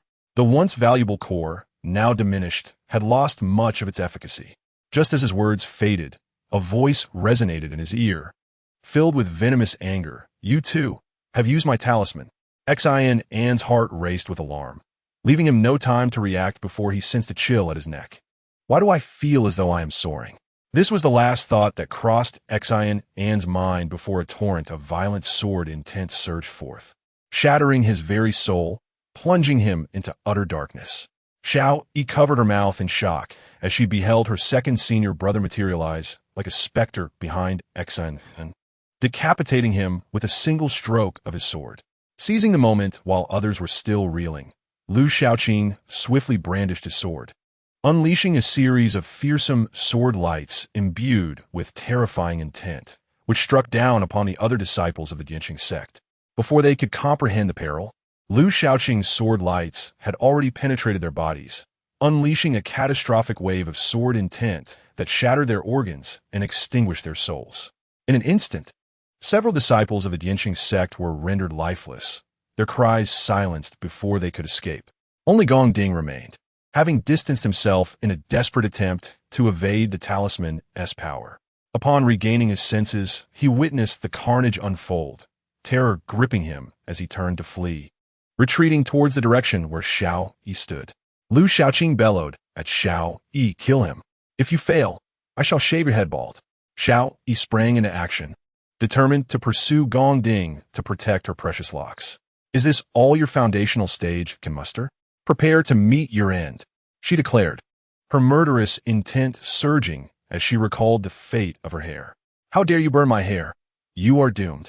Gong Ding, taken aback by the unexpected obstruction, shouted in frustration, "Get out of my way." In his desperation, he flung a talisman. The temperature plummeted, and the moisture in the air crystallized into countless shards of ice. A chilling wave swept over the ground, freezing Xiao Yi's feet and hindering her speed as if she were mired in mud. With the icy talisman restraining her, Gong Ding swiftly maneuvered around her and continued his escape. Lu Shaoqing's overwhelming strength had left him shaken. The formidable Xian had been dispatched in an instant, and his fellow disciples had perished without uttering a sound. He was now wounded and in a weakened state, with no choice but to flee toward Xiao Yi, the only path available, as Lu Shaoqing had sealed off all other routes. He had no intention of engaging with Xiao Yi, having previously crossed swords with her. Though she had grasped sword intent, her cultivation level was inferior to his. Without Lu Shaoqing present, he would have had confidence in overcoming her, but with the formidable presence beside him, he dared not linger. Thus, after momentarily restraining Xiao Yi with an icy talisman, he continued his flight. Observing Gong Ding slinking past her like a snail, Xiao Yi gritted her teeth in anger. "Stop! Stand your ground!" She unleashed her long sword, infusing it with spiritual energy, as a gentle aura enveloped her. The frost upon the ground shattered under the force of her strike, and she directed a fierce sword ray towards Gong Ding. Gong Ding, alarmed, recognized the peril of her attack. The difference between wielding a sword with intent and without was monumental. Sword intent was akin to a buff, amplifying its power tenfold. He could not afford to disregard it. If he failed to defend against the incoming sword ray, it would spell his doom. With no other option, he hurled another talisman into the fray. As the talisman flew forth, he could no longer suppress the injuries within him, forcing a mouthful of blood from his lips, staining his garments crimson. The talisman and sword ray collided midair, resulting in a violent explosion, sending chaotic spiritual energy scattering in all directions, accompanied by cacophony of blasts. Seeing the potency of her sword ray bolstered her confidence, dispelling any remnants of panic. "Is this all the foundational stage can muster? Prepare to perish!" she exclaimed. Gong Ding, seething with rage, could hardly fathom how a mere chi refinement stage cultivator dared to address him, a foundational stage practitioner, in such a manner. Realizing that he could not escape without dealing with Xiao Yi, he bellowed, "You think you're formidable?" With a flick of his wrist, a circular disc materialized in his palm. "Today, let me demonstrate the might of the foundational stage." He bit his tongue, spitting blood upon the disc. The disc spun rapidly, hurtling toward Xiao Yi. Alarmed, she invoked the Qingping sword technique, launching multiple sword rays at the disc. However, the razor-sharp sword rays failed to penetrate its defenses. Bouncing off harmlessly, perplexed, Xiao Yi thought it should not have been this way. Gong Ding, noticing her astonishment, reveled in his triumph. "This is a third-grade magical artifact, the Qianquan Talisman Disc. You, a mere Qi refinement stage lackey, believe you can breach its defenses? Dream on. I had no intention of using it, but you have forced my hand. Prepare to die." He manipulated the Qianquan Talisman Disc, causing it to spin even faster. While a sense of impending danger surged within Xiao Yi, feeling the pressure mount, she launched a desperate offensive, yet her efforts bore no fruit. Even Gong Ding himself was shielded by protective light emitted from the disc, rendering her attacks ineffective. The sense of danger intensified, deepening her anxiety. Sensing her inability to counter him, Gong Ding's confidence swelled. "Ha! Prepare for your demise." As he declared this, the Qianquan Talisman Disc released a beam of light, descending upon Xiao Yi like a vengeful spirit. With nowhere to evade, Xiao Yi raised her sword, channeling her inner strength and desperately gathering her spiritual energy in a bid to withstand the impending assault. The impact was immense, as a torrent of brutal spiritual energy surged into her body, akin to a savage beast rampaging within her, wreaking havoc and destruction. Xiao Yi fought valiantly, struggling to counter the force, but ultimately she could not suppress it, causing her to spew forth blood. With great difficulty, she managed to quell the foreign energy within her. But in the next moment, another blinding flash descended. Gong Ding saw a glimmer of victory on the horizon, his expression twisted in a maniacal grin as he boasted, "Now, let us see how you withstand this." Yet, before he could finish, a sword ray manifested, smashing into the spiraling Qianquan Talisman Disc with a thunderous crash, shattering it into fragments. Gong Ding, once again afflicted by a backlash, coughed up another mouthful of blood. The frail body could no longer endure, and Gong Ding half kneeled on the ground, gazing at the blood he had spat out and the scattered fragments of the Qianquan Talisman Disc. His eyes were filled with disbelief. This was a third-grade magical artifact, the Qianquan Talisman Disc. How could it shatter so easily? Xiao Yi was equally stunned, looking towards her second senior brother, Lu Shaoqing. With his hands behind his back, berated Gong Ding, claiming that engaging in a fight was one thing, but using his third-grade artifact was tantamount to seeking death. He then turned to Xiao Yi with a fierce glare, commanding her to kill him, or else he would take her life. Gong Ding spat out another mouthful of blood, this time from anger at Lu Shaoqing. Even in such a dire situation, he was not allowed to use it? Was there such cruelty? Gong Ding wished he could swallow Lu Shaoqing whole. Yet, he was met with a backlash, his injuries worsening, and now, even escape seemed impossible. As Xiao Yi struck with her sword, Gong Ding could no longer hold on, spraying large amounts of blood into the air before collapsing to the ground. "See, could you please spare me?"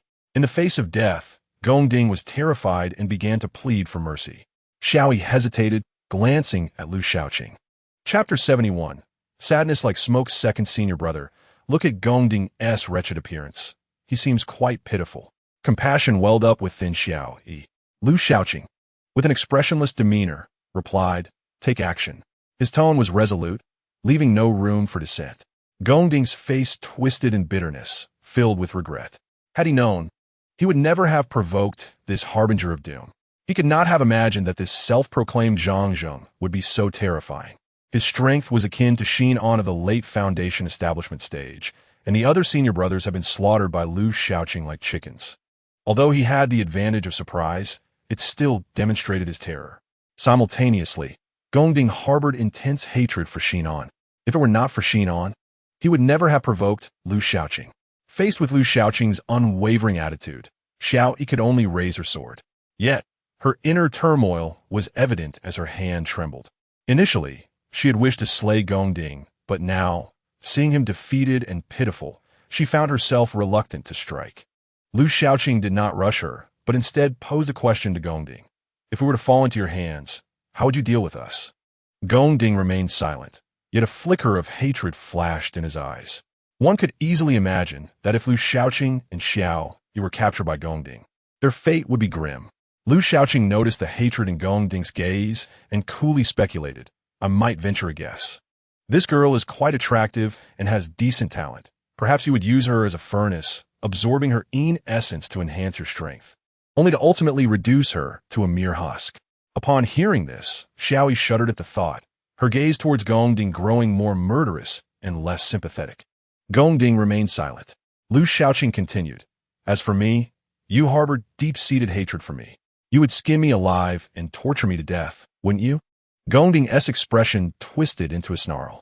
With a fierce glare aimed at Lu Shaoqing, he spat venomously. I would extract your soul, fashion it into an oil lamp, and let it burn for 10,000 years, allowing you to wail in agony for eternity.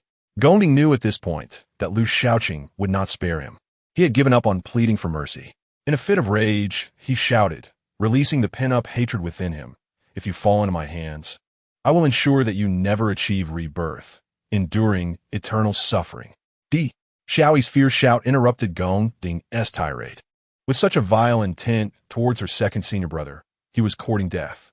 Xiao Yi's murderous intent surged as she swung her sword, cleaving Gongding in two. His expression froze, and he slowly collapsed. Lu Shaoqing reached out and grasped Gongding's corpse, capturing a white soul. The soul, vaguely resembling Gongding, displayed panic as it opened its mouth to plead with Lu Shaoqing. Lu Shaoqing's expression remained icy, showing no reaction to the pleas. With a firm grip, Gongding's soul let out a piercing scream before dissipating into the air. Xiao Yi gazed at Lu Shaoqing, her face adorned with an indescribable expression. This was the first time she had witnessed such a side of her second senior brother, cold and ruthless, sparing not even a deceased soul. This was completely unlike the second senior brother she had known before. This new side of him filled her with profound respect. As second senior brother, Xiao Yi called out timidly.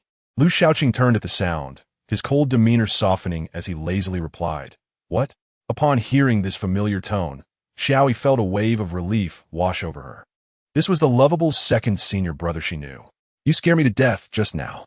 Lu Shaoqing scoffed, You're such a novice. Is this your first time killing someone? Xiao Yi nodded. Previously, she was merely a young lady of the Xiao family. She had never killed anyone, not even a chicken. Lu Shaoqing pointed at Gongding's remains and remarked, Look, you did this. Does it disgust you? Gongding lay in a grotesque state, blood and flesh mingled. The sight jolted Xiao Yi, and she suddenly felt her stomach churn, nausea rising within her. Ugh, she retched. Lu Shaoqing remained silent, standing nearby and watching Xiao Yi quietly. Just as he had previously compelled her to work, he had pushed her to kill Gongding for the same reason. In this world of cultivators, one cannot remain a naive little rabbit. The law of the jungle prevails, where the weak are devoured by the strong. Being merciless is the only way to survive in this realm. Despite Lu Shaoqing's homebody demeanor, it did not mean he was harmless. After retching for a considerable time, Xiao Yi finally felt somewhat better. This was her first experience with murder, and after expelling her stomach's contents, she felt relief. Are you done? Lu Shaoqing asked calmly. Xiao Yi wiped her mouth and nodded. Lu Shaoqing did not elaborate, nor did Xiao Yi inquire further. She knew that he cared for her. Let us take a moment to rest and tend to your injuries, Lu Shaoqing suggested before beginning to clean up the scene. He had followed Gongding here with the intention of silencing him. He did not wish to leave any traces that might lead to trouble. The deceased disciples of the Dinqing sect and the corpse of the Qian Linbao were dealt with by Lu Shaoqing. Subsequently, he located the inner core of the Qian Linbao. Seeing it was only the size of a finger, Lu Shaoqing felt a pang of sorrow. Damn it, this fellow used my talisman and ruined my inner core. Truly infuriating. My heart aches. Lu Shaoqing held the inner core, his head tilted at a 90-degree angle towards the sky. My sorrow is like smoke enveloping the entire sky. However, he reassured himself, fortunately this small inner core, being the last essence of the Qian Linbao, should still be worth something. Suddenly, Lu Shaoqing felt a lightness in his hand. Looking down, he realized that the inner core had vanished. Turning his head, he saw that Xiao Hong had it in her beak. Upon noticing Lu Shaoqing's gaze shift, the little creature felt every feather on its body shrink. Yet it would not part with the inner core, even under duress. Fluffing up its feathers, it hurriedly swallowed the inner core and flapped its wings to fly atop Xiaoyi's head, burying its head in her hair. "Foolish bird," Lu Shaoqing roared. "Return the inner core to me." His fury blazed like fire, igniting the entire sky. Chapter 72. The location of the core of the secret realm, Xiao Hong, hung limply in Xiao Yi's hands, its tail feathers nearly all gone, appearing bare. The tuft atop its head barely survived. Stealing the inner core from Lu Shaoqing came with severe consequences. Xiao Yi held Xiao Hong, maintaining a safe distance from Lu Shaoqing. The Lord of the Fire Attribute region, Qi and Lin Bao, has been slain, and the surrounding white mist dissipates. They can now see further without the fear of losing their way. As Lu Shaoqing hurries along, he counts the storage rings obtained from the disciples of the Dianqing sect, such as Xinan. The storage rings of ordinary disciples contain little of value, as their spiritual talismans were nearly depleted during the battle. After a thorough examination, he finds only around 21st and 2nd grade talismans. Although these talismans can fetch a modest sum when sold, Lu Shaoqing mutters to himself about the trouble of dealing with stolen goods, which must be handled through the black market. The prices offered there are unlikely to be high. Lu Shaoqing, who is not adept at using talismans, can only sell them. Opening Xin and storage ring brings further disappointment. Inside, there are still about 20 to 30 talismans, but they are either 1st or 2nd grade and thus of little worth. The purple talisman he hoped to find is absent. As for magical artifacts, there are a few, most being of the 1st grade, with only one being 2nd grade. How impoverished they are. Could it be that the Dianqing sect is the poorest among all sects in Yanzhou? Lu Shaoqing expresses his disdain. Collectively, the disciples of the Dianqing sect possess about 40 to 50 talismans and 4 to 5 artifacts. But they're all of the 1st and 2nd grades, with not a single 3rd grade item. Discontent, Lu Shaoqing stows them away, deciding that for safety's sake, he can only sell these talismans and artifacts and cannot use them himself to avoid raising suspicion and bringing trouble. The storage rings are also rendered useless, otherwise. They could have been exchanged for some spiritual stones. If the seals of the storage rings are forcibly broken by others, they may become damaged and unusable. Even if they remain operable, their effectiveness is diminished. It is akin to a door whose lock has been forcibly broken. Even if reassembled, it cannot function as it once did. Moreover, these rings belong to the Dianqing sect and have limited space. They are of no use to Lu Shaoqing and would fetch little if sold, as no one would dare to use them openly. Sighing, Lu Shaoqing releases his spiritual energy, reducing the empty storage rings in his hand to dust. He silently estimates that this haul amounts to around 10,000 spiritual stones, which brightens his expression somewhat. He comforts himself, considering that these are merely foundation-building individuals and good items are scarce. Having this much is not too shabby. Seeing Lu Shaoqing's expression shift from gloomy to cheerful, Xiao Yi musters the courage to ask, "Second senior brother, where are we headed now?" Lu Shaoqing points toward the distant pillars of light, stating, "Let us proceed in that direction." In the distance, 5 pillars of light illuminate the sky, golden, azure, blue, red, and yellow. These pillars act as conspicuous signposts in the darkness, guiding their way.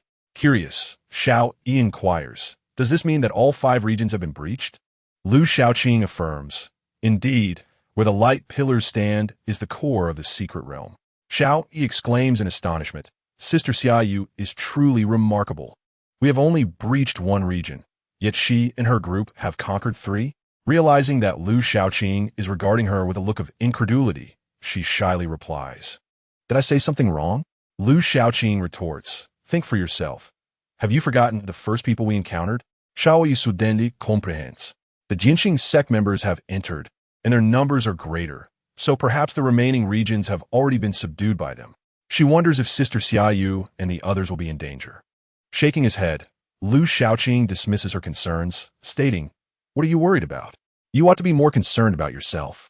After all, Xiaoyu is at the core formation stage, specifically at the 8th level, and, as the top disciple of the Xuanyue Valley, she is quite affluent.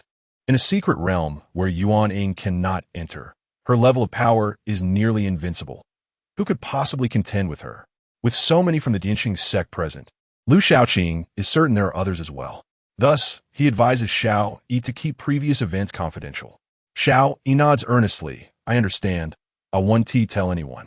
Lu Shaoqing acts resolutely, swiftly eliminating potential threats to avoid future complications. As a junior sister, Xiao Yi naturally supports him. After a while, she asks, do we still need to pretend to be disciples of the Guiyuan Pavilion? Of course, Lu Shaoqing replies. Xiao Yi's expression falters once more. Do we still have to use the name Zhang Xiaolu? Although 5 pillars of light have appeared at the center of the secret realm, making their objective conspicuous and clear, the distance is far greater than it appears. It takes Lu Shaoqing and Xiao Yi 7 or 8 days to arrive. However, upon reaching the vicinity, they are intercepted by others. 2 disciples clad in Dianqing sect robes block their path, their expressions unfriendly. Halt! Who are you? Lu Shaoqing frowns and retorts. And who might you be? One of them arrogantly states, this is the Dianqing sect's business. Outsiders should not come near. We do not know how you entered this secret realm, but now it is of no concern to you. Leave quickly if you are wise. Do not seek trouble here. Xiao Yi glances at Lu Shaoqing, who bows slightly and asks, may I inquire which esteemed brothers from the Dianqing sect have arrived?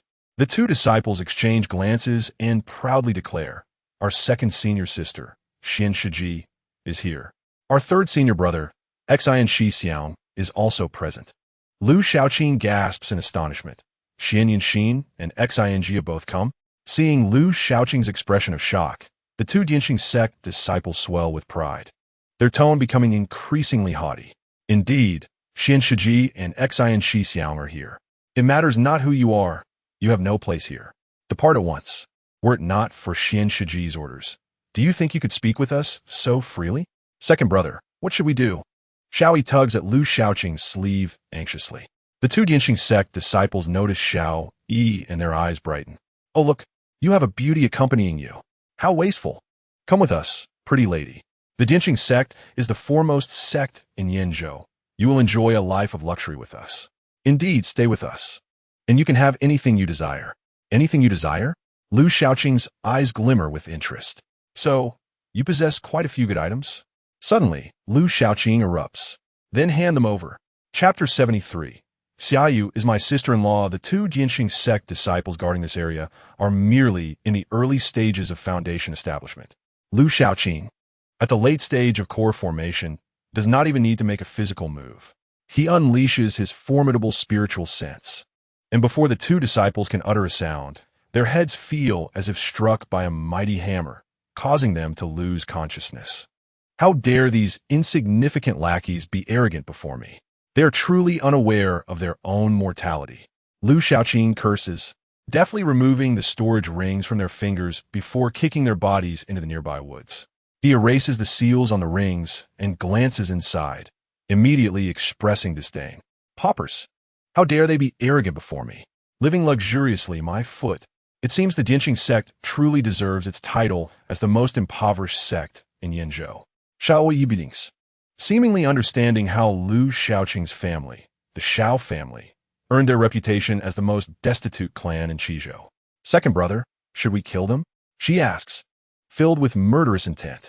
She feels no sympathy for the Dianqing sect, even as Lu Shaoqing labels them as the most impoverished. Throughout their journey, she has encountered bloodshed and has taken lives. The battles have stripped away her innocence and naivety.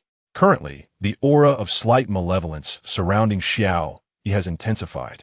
Her once innocent gaze has transformed into a sharp and piercing glare. The flow of spiritual energy within her body has become more robust and unimpeded. It can be said that she has undergone significant growth in this place. Together with Lu Shaoqing, she has slain members of the Dianqing sect, thus forging a deadly enmity with them. Additionally, after the earlier provocation from 2 disciples of the Dianqing sect, she could not even be bothered to jot down their names. Such grievances demand immediate retribution. Lu Shaoqing shook his head, stating it was unnecessary, lest she soil her hands. Even if they were to survive, they would be nothing but fools. Who would dare to toy with his junior sister in his presence? Lu Shaoqing's spiritual consciousness obliterated their sea of consciousness, ensuring that even if they were to live, they could only exist as ordinary beings. The prospect of cultivating would have to wait for the next life. Furthermore, Lu Shaoqing had no intention of allowing them to easily slip into the mundane. Their fate was sealed from the very beginning. Let's proceed and see, he urged. The 5 beams of light were located deep within a forest. Lu Shaoqing guided Xiao Yi into the woods, where towering trees reached for the heavens. The closer they approached, the more palpable the oppressive force became. Upon reaching the center of the forest, they discovered Xiaoyu and her companions already present. Xiaoyu, Feng Xiao, and Bian Ruru stood opposite a group of individuals clad in matching attire adorned with twinkling stars, the uniform of the Dianqing sect. There were about 10 individuals, with a man and a woman standing at the forefront.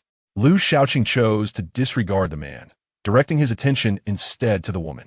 Tall and striking, she wore a dazzling red outfit that accentuated her alluring figure. Her enchanting gaze exuded a captivating charm, her eyes capable of ensnaring countless men. Her lips, fiery as flames, evoked an irresistible desire in many. This was a woman who could drive men to madness, Xuan Yunxin, the second disciple of the Dianqing sect. Lu Shaoqing had heard of her. Evaluations of her among cultivators were sharply divided. Some regarded her as a seductress, wild and unrestrained, with numerous paramours. Yet others viewed her as an ethereal beauty, pure as jade and untouched by the mire of the world. Of course, most of her detractors were women, while her admirers were predominantly men. Regardless of one's stance, all could not deny her intelligence and wisdom. It was said that Xuan Yunxin's judgments were never incorrect. She was an exceptionally astute woman. Beside her stood Xinji, the elder brother of Xinan. As Xiaoyu and Xuan Yunxin's factions confronted one another, Lu Shaoqing and Xiao Yi entered, instantly becoming the center of attention. All eyes turned toward the pair. Xiao Yi felt an invisible pressure envelop her, causing her heart to race with anxiety. However, upon glancing at Lu Shaoqing beside her, her tension eased. With her second senior brother by her side, she felt an unparalleled sense of security. Lu Shaoqing lazily waved his hand and said, "Pardon me, just passing through. Please continue." His words dissipated the tense atmosphere surrounding them. Unable to suppress a giggle, Xiao Yi found herself amused. Truly, it was her second senior brother's charm. Xinji's expression darkened, his icy gaze concealing a chilling intent to kill. "Who are you?" To him, anyone appearing in the secret realm who was not his own was worthy of death. Lu Shaoqing continued to wave his hand dismissively, reiterating, "I said just passing through. You may continue. Pretend I do not exist." Xinji's murderous intent surged, his cold eyes narrowing dangerously. "Are you toying with me? Seeking death?" With that, he conjured a spiritual talisman, preparing to strike at Lu Shaoqing. Xiaoyu interjected calmly. "Young Master Xin, is that not a bit too tyrannical? Are you truly prepared to kill over a mere disagreement?" Xuan Yunxin curiously appraised Lu Shaoqing, then burst into laughter, her enchanting eyes radiating endless allure, captivating the surrounding disciples of the Dianqing sect. She cast a flirtatious glance at Xiaoyu, teasing, "Sister Xiaoyu, you seem rather tense. Could it be that he is your little lover?" Lu Shaoqing hastily interjected, Stop. Such words should not be thrown around. I have no connection with Sister Xiaoyu. Do not speak nonsense, woman." "Goodness, I certainly do not wish to be entangled with Sister Xiaoyu. That would be quite troublesome. This woman is truly vexatious. I hope I do not find an opportunity to deal with you." Xuan Yunxin's laughter grew even more exuberant, akin to a vibrant flower in full bloom, captivating all who beheld her. "Such tension. Your relationship must be quite special, indeed. I never imagined that the fairest maiden of Qizhou had already fallen for someone." Xiaoyu's expression remained unchanged, her heart unaffected by the words. They bore no weight on her. She replied coolly, "Miss Xuan, you are overthinking this." Before she could continue, Lu Shaoqing interrupted, clearly displeased, directing his ire at Xuan Yunxin. "Were you scheming, woman? Do you dare to disrespect my sister-in-law?" "Sister-in-law?" Everyone was taken aback. Disbelief etched across their faces as they gazed at Xiaoyu. The most beautiful maiden of Qizhou was married? Even Xiaoyu felt slightly unsettled by Lu Shaoqing's unexpected declaration. Her composure wavered, and her cheeks flushed. Xuan Yunxin paused for a moment, her laughter becoming even more jubilant. Ah, so that is how it is. So, Sister Xiaoyu is already married? Wouldn't this news shatter many hearts?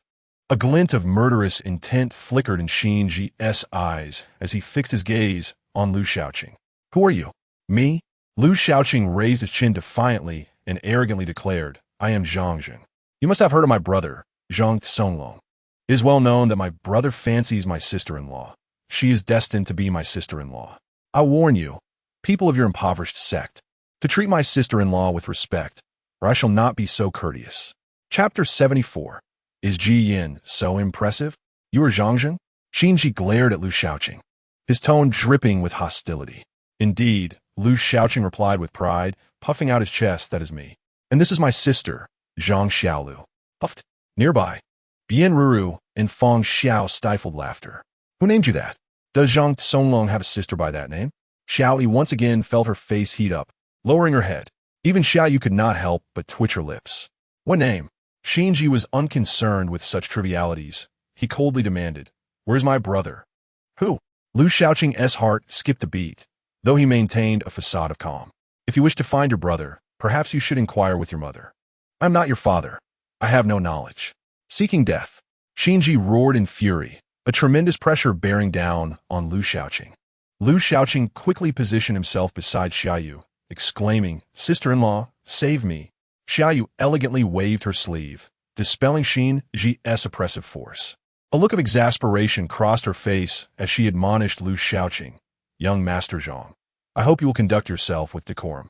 Lu Xiaoqing chuckled, subtly conveying to Xiaoyu and her companions their assumed identities, urging them to cooperate with him. Aside from that fellow Ji Yin, who in Qizhou, aside from my brother, is worthy of you? Bian Ru seethed with frustration, wishing to eliminate him for taking advantage of her senior sister. Xuan Yunxin inquired with keen interest. Are you truly Zhang Jing, brother of Zhang Songlong? Lu Xiaoqing, puffing with pride, affirmed indeed. Given that you are only passably attractive, why not accompany me home and become my sister-in-law? Ignoring his provocation, Xuan Yunxin pressed, Where is Zhang Songlong? Surely he has not come to the secret realm? Lu Xiaoqing maintained his irritating demeanor, nodding with bravado, of course. If you have any sense, you will retreat quickly. Otherwise, once my brother arrives, you are doomed. Huh! Xuan Yunxin burst into laughter, her mirth as vibrant as blooming flowers, captivating the attention of the Dianxing sect disciples. Even Lu Xiaoqing found himself glancing at her with intrigue. This woman is a true enchantress. After sharing a brief laugh, Xian Yunxin retracted her smile and stated with an air of calmness, Zhang Songlong is in seclusion. You surely do not think I am unaware, do you? From your earlier words, I can ascertain that you are definitely not Zhang Songlong's brother, nor is she his sister. Am I correct, little sister? Xian Yunxin cast her gaze toward Xiao Yi, her tone imbued with certainty, as if she had seen through the facade entirely. In this moment, her eyes sparkled with wisdom, as if she could perceive everything. Lu Xiaoqing felt a jolt of alarm within. This woman was even more formidable than the rumor suggested. Xiao Yi felt a surge of anxiety, sensing Xian Yunxin's gaze piercing through her, unraveling her innermost thoughts with surgical precision. Unable to help herself, Xiao Yi glanced towards Lu Xiaoqing. Although Lu Xiaoqing was astonished by Xian Yunxin's meticulousness, he remained unfazed. He nonchalantly remarked, Have I been seen through? Well, let's drop the charade. Allow me to reveal my true identity. I am Wu Tianzong, a disciple of Ji Yin. Fong Xiao covered her mouth, fearing she might burst into laughter. She realized she had stumbled upon yet another facet of Lu Xiaoqing's character, his penchant for holding grudges. Zhang Jing and Wu Tianzong had previously offended Lu Xiaoqing in her tavern. At that time, it was presumed that Lu Xiaoqing would let bygones be bygones after robbing Zhang Jing. However, it appeared he had harbored a grudge all along, waiting for an opportunity to take his revenge. Xiao Yi shared similar sentiments, sighing inwardly. She felt there was still a gap between her and her second senior brother. She kept a mental note of every slight against her, waiting for the moment to retaliate. Lu Xiaoqing, on the other hand, had no written record but retained every grievance in his heart, seizing every opportunity to retaliate. He had mastered the art of retaining grudges without a notebook. His mind was a ledger of its own. Disciple of Ji Yin? The expressions of the disciples from the Dianxing sect turned grave, their vigilance directed at Lu Shaoqing. Ji Yin, the foremost figure in Qizhou, possessed unfathomable strength, able to slay a Yuan Ying during the Jidan stage. Such a feat had not been accomplished for centuries, if not millennia. Ji Yan's reputation resonated throughout Yinzhou, which bordered Qizhou, and many believed that their disciple from the Dianxing sect paled in comparison to Ji Yin. Is it true? Xian Yunxin regarded Lu Shaoqing with skepticism. Lu Shaoqing was remarkably low-key. Even among the disciples of Lingxiao sect, many remained unaware of his existence, let alone outsiders. Xing, unconvinced, scoffed. You are Ji Yan's disciple? What a jest. Do you truly think you are worthy of that title? His words prompted nods of agreement from many, including Xia Yu and her companions. In comparison to Ji Yin, Lu Shaoqing was a stark contrast. How could such a person possibly be Ji Yan's disciple? Yet, the truth remained. Lu Shaoqing wore a disdainful expression and replied, "What of it? Is Ji Yin truly that remarkable? To me, he seems like a deluded fool. Being his disciple is nothing short of a curse. Indeed, do you think we are so easily deceived? Speak, who are you really?" Xian Yunxin was at a loss for words. You cannot possibly be Ji Yan's disciple. If you were, you would show respect to your seniors. How could you claim that your senior is deluded while wearing such a disdainful expression? This alone led all the disciples from the Dianxing sect to dismiss Lu Shaoqing as Ji Yan's disciple. Xia Yu and the others silently protested. He truly is Ji Yan's disciple. Initially, Xiao Yi was perplexed as to why her second senior brother would willingly disclose his identity. However, she soon grasped his intent. Lu Shaoqing purposefully revealed his true identity, knowing Xian Yunxin would struggle to believe him, deliberately misleading her. Xian Yunxin could never fathom that Lu Shaoqing's words were genuine. Yet, from a logical standpoint, Lu Shaoqing's demeanor made it difficult for anyone to accept him as Ji Yan's disciple. Xian Yunxin regarded Lu Shaoqing with a touch of scorn. First, he impersonated Zhang Songlong's brother.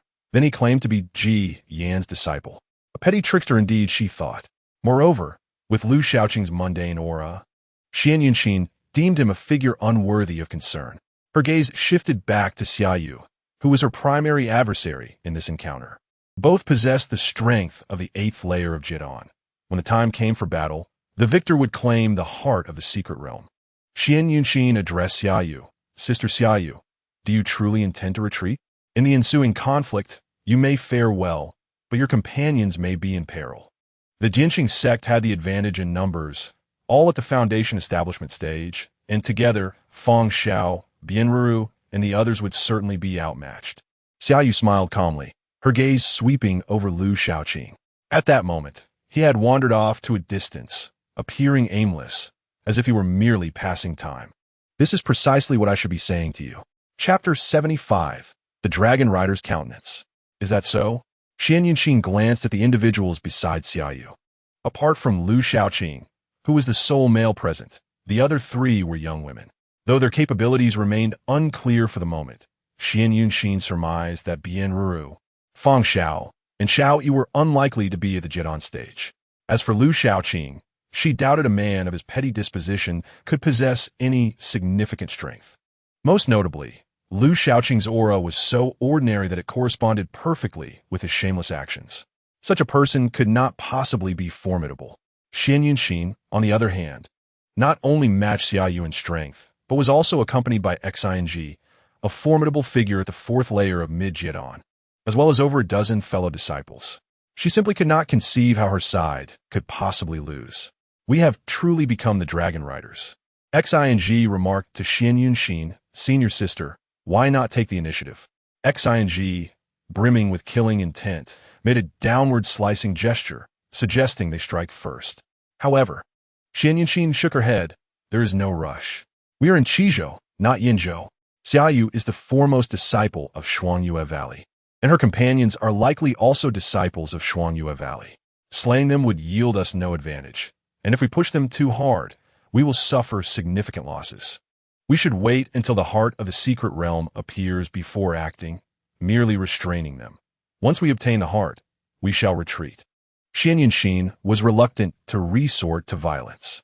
This was their territory, and killing disciples from one of the three major sects, Xuanyue Valley, would invite severe retribution that the Dianxing sect could hardly withstand. Xing felt a pang of dissatisfaction, his gaze fixated on Lu Shaoqing, his eyes filled with murderous intent. For some reason, he harbored a deep-seated aversion towards Lu Shaoqing, an impulsive desire to eliminate him. Moreover, with his brother currently unresponsive and recalling prior events, Xing turned to Xian Yunshin and said, "Senior sister, I suspect my brother and the others have met with misfortune." Xian Yunshin's expression remained unchanged as she confidently replied, "There is no need for doubt. They have certainly encountered misfortune." The moment Lu Shaoqing appeared, Xian Yunshin had already condemned Xing and his companions to their demise. Xing's expression shifted drastically. How is this even possible? Yet he understood well just how formidable his senior sister was.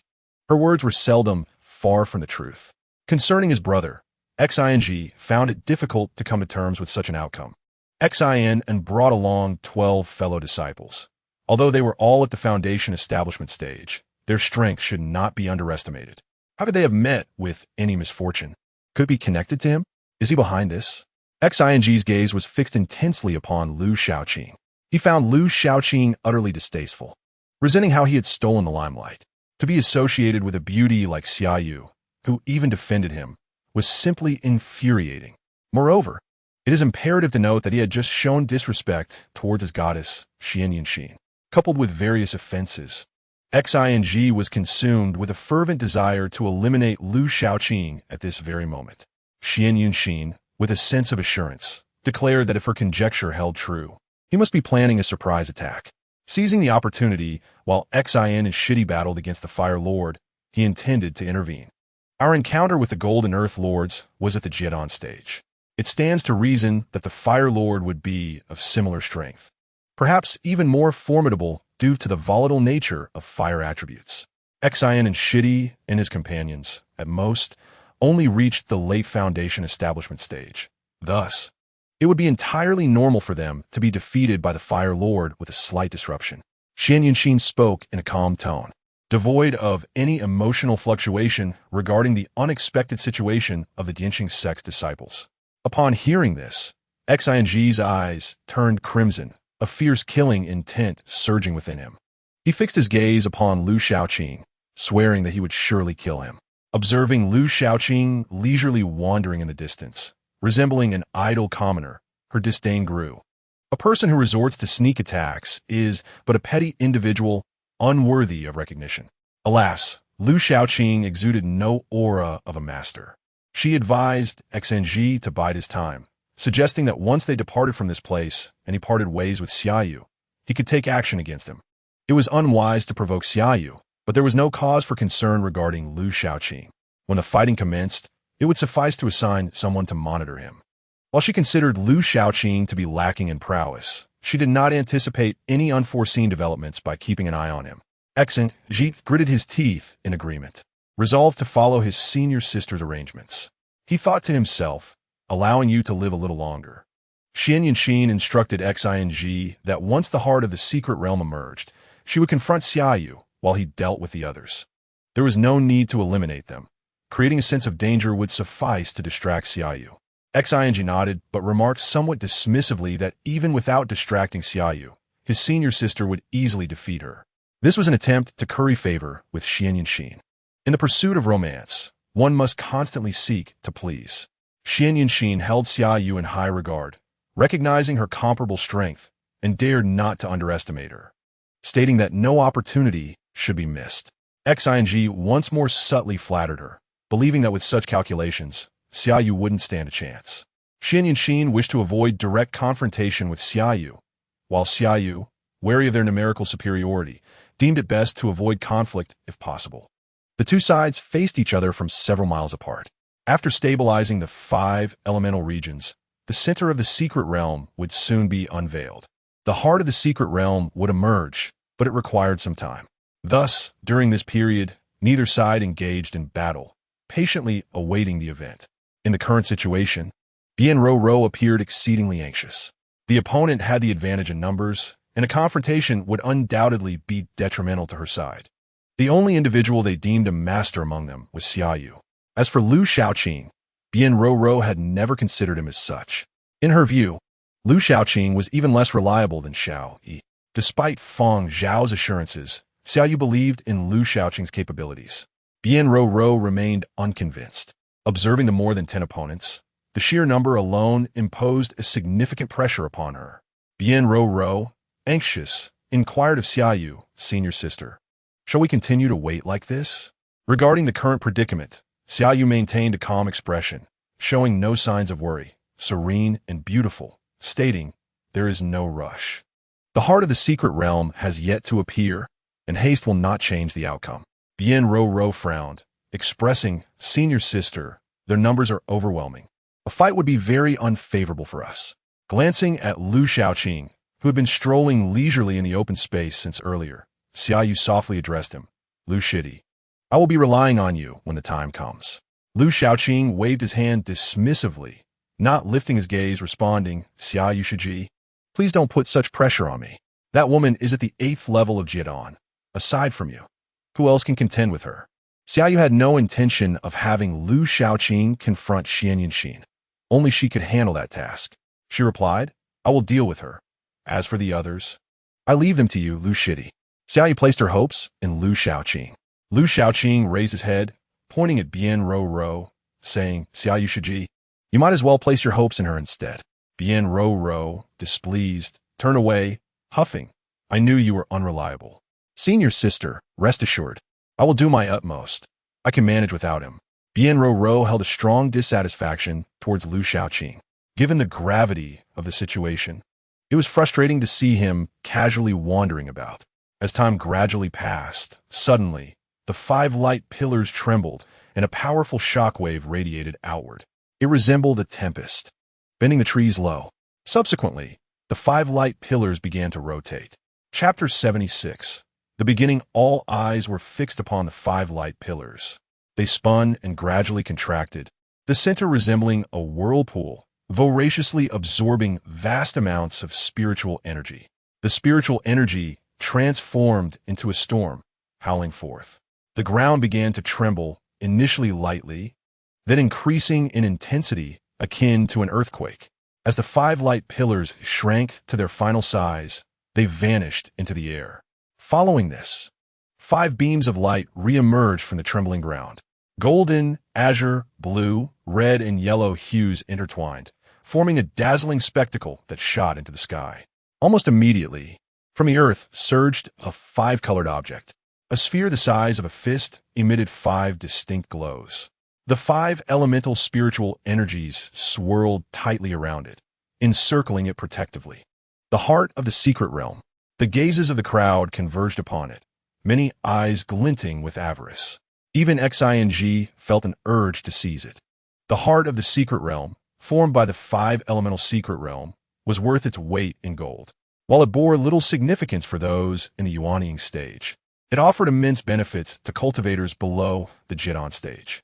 Even Xiaoyu, typically composed, felt a flicker of desire upon witnessing the emergence of the heart of the secret realm.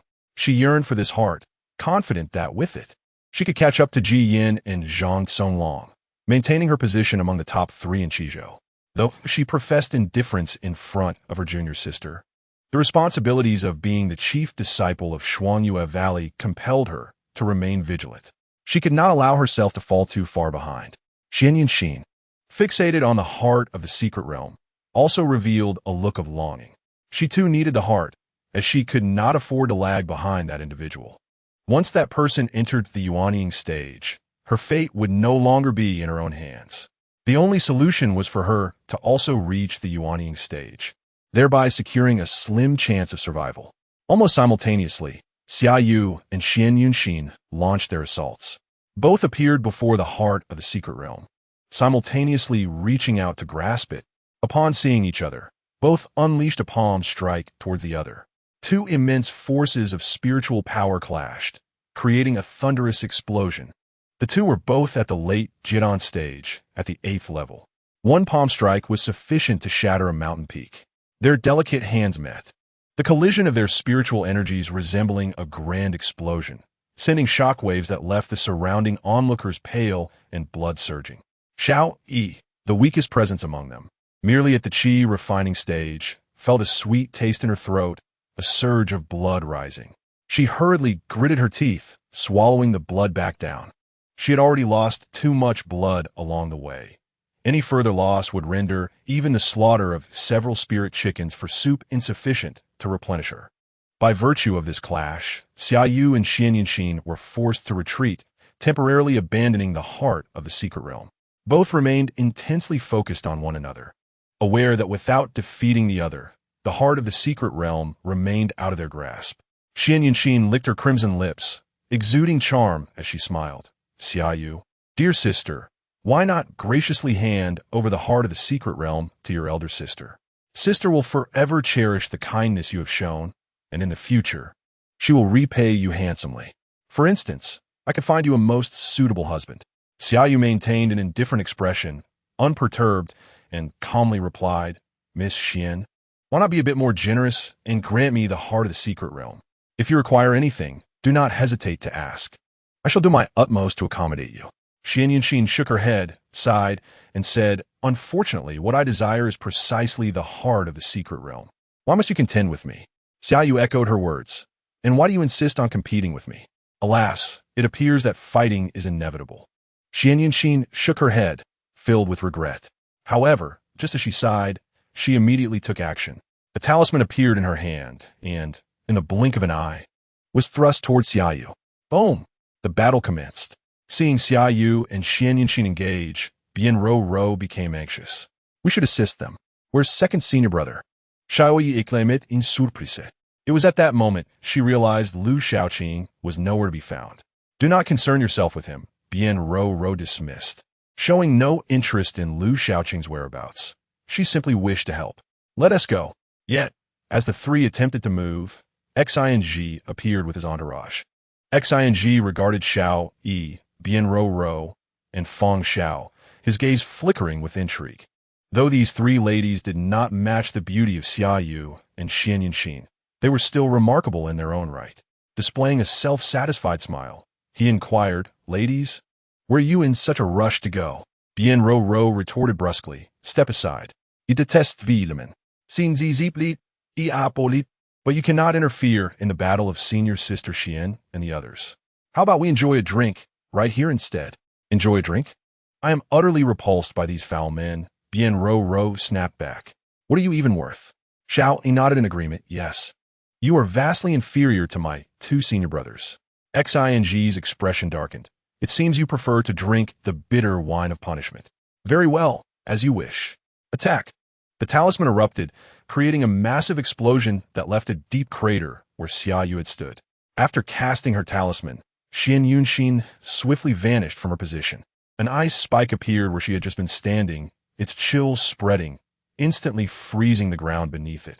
Realizing her magic posed no threat to Xian Yunxin, Xiaoyu summoned a long sword, channeling her spiritual energy as she darted toward Xian Yunxin with the swiftness of the wind. The sword danced in her hands. Unleashing a profonde sword technique. The blade quivered, and suddenly whirlpools materialized in the air, ominously surrounding Xian Yunxin. Xian Yunxin's expression turned grave. These whirlpools, though seemingly chaotic, were strategically placed, intertwining to form a cage that sealed off all of Xian Yunxin's escape routes. Moreover, the whirlpools relentlessly closed in on her.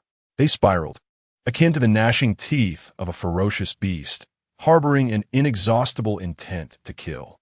Xian Yunxin dared not be careless and conjured two talismans. Go, she shouted. The two red talismans flew forth, ensnared by the whirlpool's embrace. A buzzing sound echoed as the whirlpool seemed intent on devouring the talismans. Boom! The talismans detonated, unleashing a torrent of violent spiritual energy. The whirlpools, overwhelmed by the powerful spiritual force, erupted in succession, leaving nothing in their wake, save for a surge of energy that rushed toward Xiaoyu. However, for Xiaoyu, this was merely the last gasp of a dying struggle. She effortlessly deflected the turbulent energy with a single stroke of her sword. Xian Yunxin laughed heartily, her expression grave yet adorned with a smile. "Sister Xiaoyu, what splendid swordsmanship! Alas, you have yet to grasp the essence of sword intent." Xiaoyu replied coolly, "Had I comprehended sword intent, you would be no match for me." Xian Yunxin fell silent for a moment, acknowledging the truth in Xiaoyu's words. Understanding sword intent could render one invincible within the same realm. Had Xiaoyu attained such mastery, Xian Yunxin would have fled without hesitation. However, Xian Yunxin continued with a smile, "Regrettably, you lack the talent for sword intent. In Qi Prefecture, only Ji Yin among the younger generation has grasped it. You, and here worlds apart." Xian Yunxin aimed to undermine Xiaoyu with her words, as she believed any opportunity to weaken her opponent should not be overlooked. Yet, her words evidently had no effect on Xiaoyu. Upon hearing that only Ji Yin had comprehended sword intent, Xiaoyu could not help but glance in Lu Shaoqing's direction. Here, too, was someone who had grasped sword intent. However, when she turned to where Lu Shaoqing had been, she found herself in disbelief. Chapter 77. The battle. Xiaoyu doubted her own eyes, yet upon closer inspection, she confirmed that Lu Shaoqing had vanished without a trace. All that remained were Feng Xiao, Bian Rou, and Xiao Yi, who were struggling to fend off the onslaught of the Dianxing sect's disciples. Xing, a formidable cultivator at the Jidan stage, loomed nearby, ready to strike at a moment's notice. Xiaoyu was perplexed. Where has Lu Shaoqing gone? I thought he was supposed to help, yet he is nowhere to be seen. A sense of unease crept into her heart. Given Lu Shaoqing's disposition, it was indeed plausible that he might have fled. Xian Yunxin, observing Xiaoyu's gaze shift toward her companion, couldn't help but smile even more broadly, finding pleasure in the opportunity to taunt her further. "Sister Xiaoyu, it seems your companions are struggling a bit. Would you not care to lend them a hand?" Though Xiaoyu harbored such concerns, she knew that Feng Xiao and Bian Rou, despite being at the foundation establishment stage, could only hold their ground for a while. Xiao Yi was even weaker, merely at the Qi refining stage. Together, they could not withstand the combined efforts of over 10 disciples from the Dianxing sect. Yet, the disciples were merely intent on stalling them, not seeking to inflict lethal harm. Even so, that was enough to render them quite beleaguered. After observing the situation for a moment and assessing that they could endure a little longer, Xiaoyu cast a cold glare at Xian Yunxin, her resolve unwavering. Defeating Xian Yunxin was her only chance. Thus, she declared, "Prepare yourself." With that, she swung her long sword, which seemed to vanish in an instant. In Xian Yunxin's eyes, the air shimmered as if rippling, creating an illusion that she was submerged in a lake. The suffocating water bore down upon her like a collapsing wall, making it difficult for her to breathe. Terrifying, Xian Yunxin gazed at Xiaoyu, her eyes filled with profound apprehension. Although Xiaoyu had yet to grasp sword intent, her current demeanor suggested she was perilously close. It merely required a single breakthrough. Once achieved, the comprehension of sword intent would follow seamlessly. A formidable woman indeed. It was no wonder she was hailed as the third of the younger generation in Qi Prefecture. Without hesitation, Xian Yunxin unleashed a golden talisman. Clang! The sound of the talisman piercing through the air resonated, producing a clash akin to metal striking metal. An invisible wave of energy expanded outward. Xiaoyu felt a chill dance across her skin, raising goosebumps. A flicker of surprise crossed her eyes as she realized the formidable nature of Xian Yunxin's talisman. The talisman she unleashed felt akin to a divine weapon capable of slicing through iron with ease. Channeling her spiritual energy, Xiaoyu's sword gleamed with a radiant light. The ripples in the air intensified, as if a gust of wind had swept across the lake's surface, causing the waves to surge. "Go!" Xian Yunxin's face flushed slightly as she shouted, the talisman vanishing and rushing toward Xiaoyu with a whoosh. "Break! Break!" The two shouted in unison. Their attacks collided fiercely. Bang! Bang! The air erupted with a cacophony of explosions. Due to the resounding explosions, the surrounding spiritual energy became increasingly turbulent. It was as if a fierce hurricane had swept through, with sand and stones flying, causing discomfort to both parties. Each retreated repeatedly to neutralize the other's onslaught. The expressions of the two became gravely serious. They had exchanged blows for merely 2 rounds, yet both recognized the difficulty of their opponent. It It was impossible to defeat the other in such a short span of time. Without further ado, they resumed their fierce attacks. Xiaoyu's swordsmanship shifted. While Xian Yunxin brandished her spiritual talismans, her white attire captivating all. The allure of her red garments was equally enchanting. They exchanged strikes in a relentless dance, circling around the heart of the secret realm. The power of the talismans wielded by Xian Yunxin was immense. Each explosion shook the ground, creating countless deep craters, forcing Xiaoyu to adopt a cautious approach. Armed with her long sword, Xiaoyu's intricate swordplay, combined with her spells, inflicted numerous difficulties upon Xian Yunxin. The two engaged in a back-and-forth confrontation, quickly trading blows for dozens of rounds. Their strengths were roughly equivalent, leaving neither able to gain the upper hand. Xian Yunxin observed Xiaoyu's calm demeanor and resolved to intensify her assault to secure advantageous conditions for herself. She smiled, addressing Xiaoyu, "Sister Xiaoyu, are you not concerned for your comrades?" Subsequently, Xian Yunxin murmured to Xing, her fiery red lips alluring. However, Xiaoyu was too preoccupied to appreciate such temptation. As below, the disciples of the Dianqing sect, under Xing's command, escalated their attacks on Xiao Yi, Bianru, and Feng Xiao. The trio, already struggling, could only adopt a defensive stance, rendered incapable of mounting any offense. With the disciples of the Dianqing sect intensifying their assault, talismans flew one after another, with fireballs, ice spikes, and wind blades continually targeting them. The three persevered under immense pressure, yet were forced to retreat step by step. If this continued, they would inevitably encounter dire consequences. Seeing this, Xiaoyu's expression shifted from calm to one of fury. Despicable. Xian Yunxin, instead of being angered, chuckled with satisfaction. This was merely a tactic for victory. If you want to blame someone, blame your lack of allies. Xian Yunxin then launched another attack, and this time, distracted by the plight of her companions, Xiaoyu found herself at a disadvantage. Meanwhile, Bianru and the others were under tremendous pressure. The relentless assaults from the Dianqing sect inflicted injuries upon them, their blood surging within and their spiritual energy stalling. Externally, they bore wounds, blood streaming profusely. Bianru gritted her teeth in anger, muttering, "That damned fool." This sentiment extended beyond the immediate adversary to the now-vanished Lu Shaoqing. She harbored deep resentment towards him, feeling betrayed that her senior sister had placed hope in such a coward who abandoned them in their moment of need. Feng Xiao, equally perplexed, pondered how Lu Shaoqing, so formidable, could have vanished when his presence could have turned the tide against their foes. Even Xing would not stand a chance against him. Yet, why was he nowhere to be seen? Had she misjudged him? Xiao Yi chose to trust her second senior brother, attempting to reassure Bianru, "Sister Ru, do not worry. Second senior brother would never abandon us." However, Bianru was furious, asking, "At this juncture, you still believe in that scoundrel? He must have fled." Just then, a wind blade struck, aiming for Xiao Yi. Unable to evade in time, she was on the brink of being hit. Feng Xiao shouted, "Sister Xiao Yi, watch out." Stepping forward, she pushed Xiao Yi aside, but in doing so, she could not dodge the wind blade, which left a gaping wound on her shoulder. "Sister Xiao." The two hastily shielded Feng Xiao as they retreated further. The disciples of the Dianqing sect pressed closer, trapping the trio in an even more perilous situation. Suddenly, a voice reached Xiao Yi's ears. Upon hearing it, her face lit up with joy as she pointed to the left, exclaiming, "Let us go that way. Want to flee?" Xing, observing their intent to withdraw, swiftly intervened.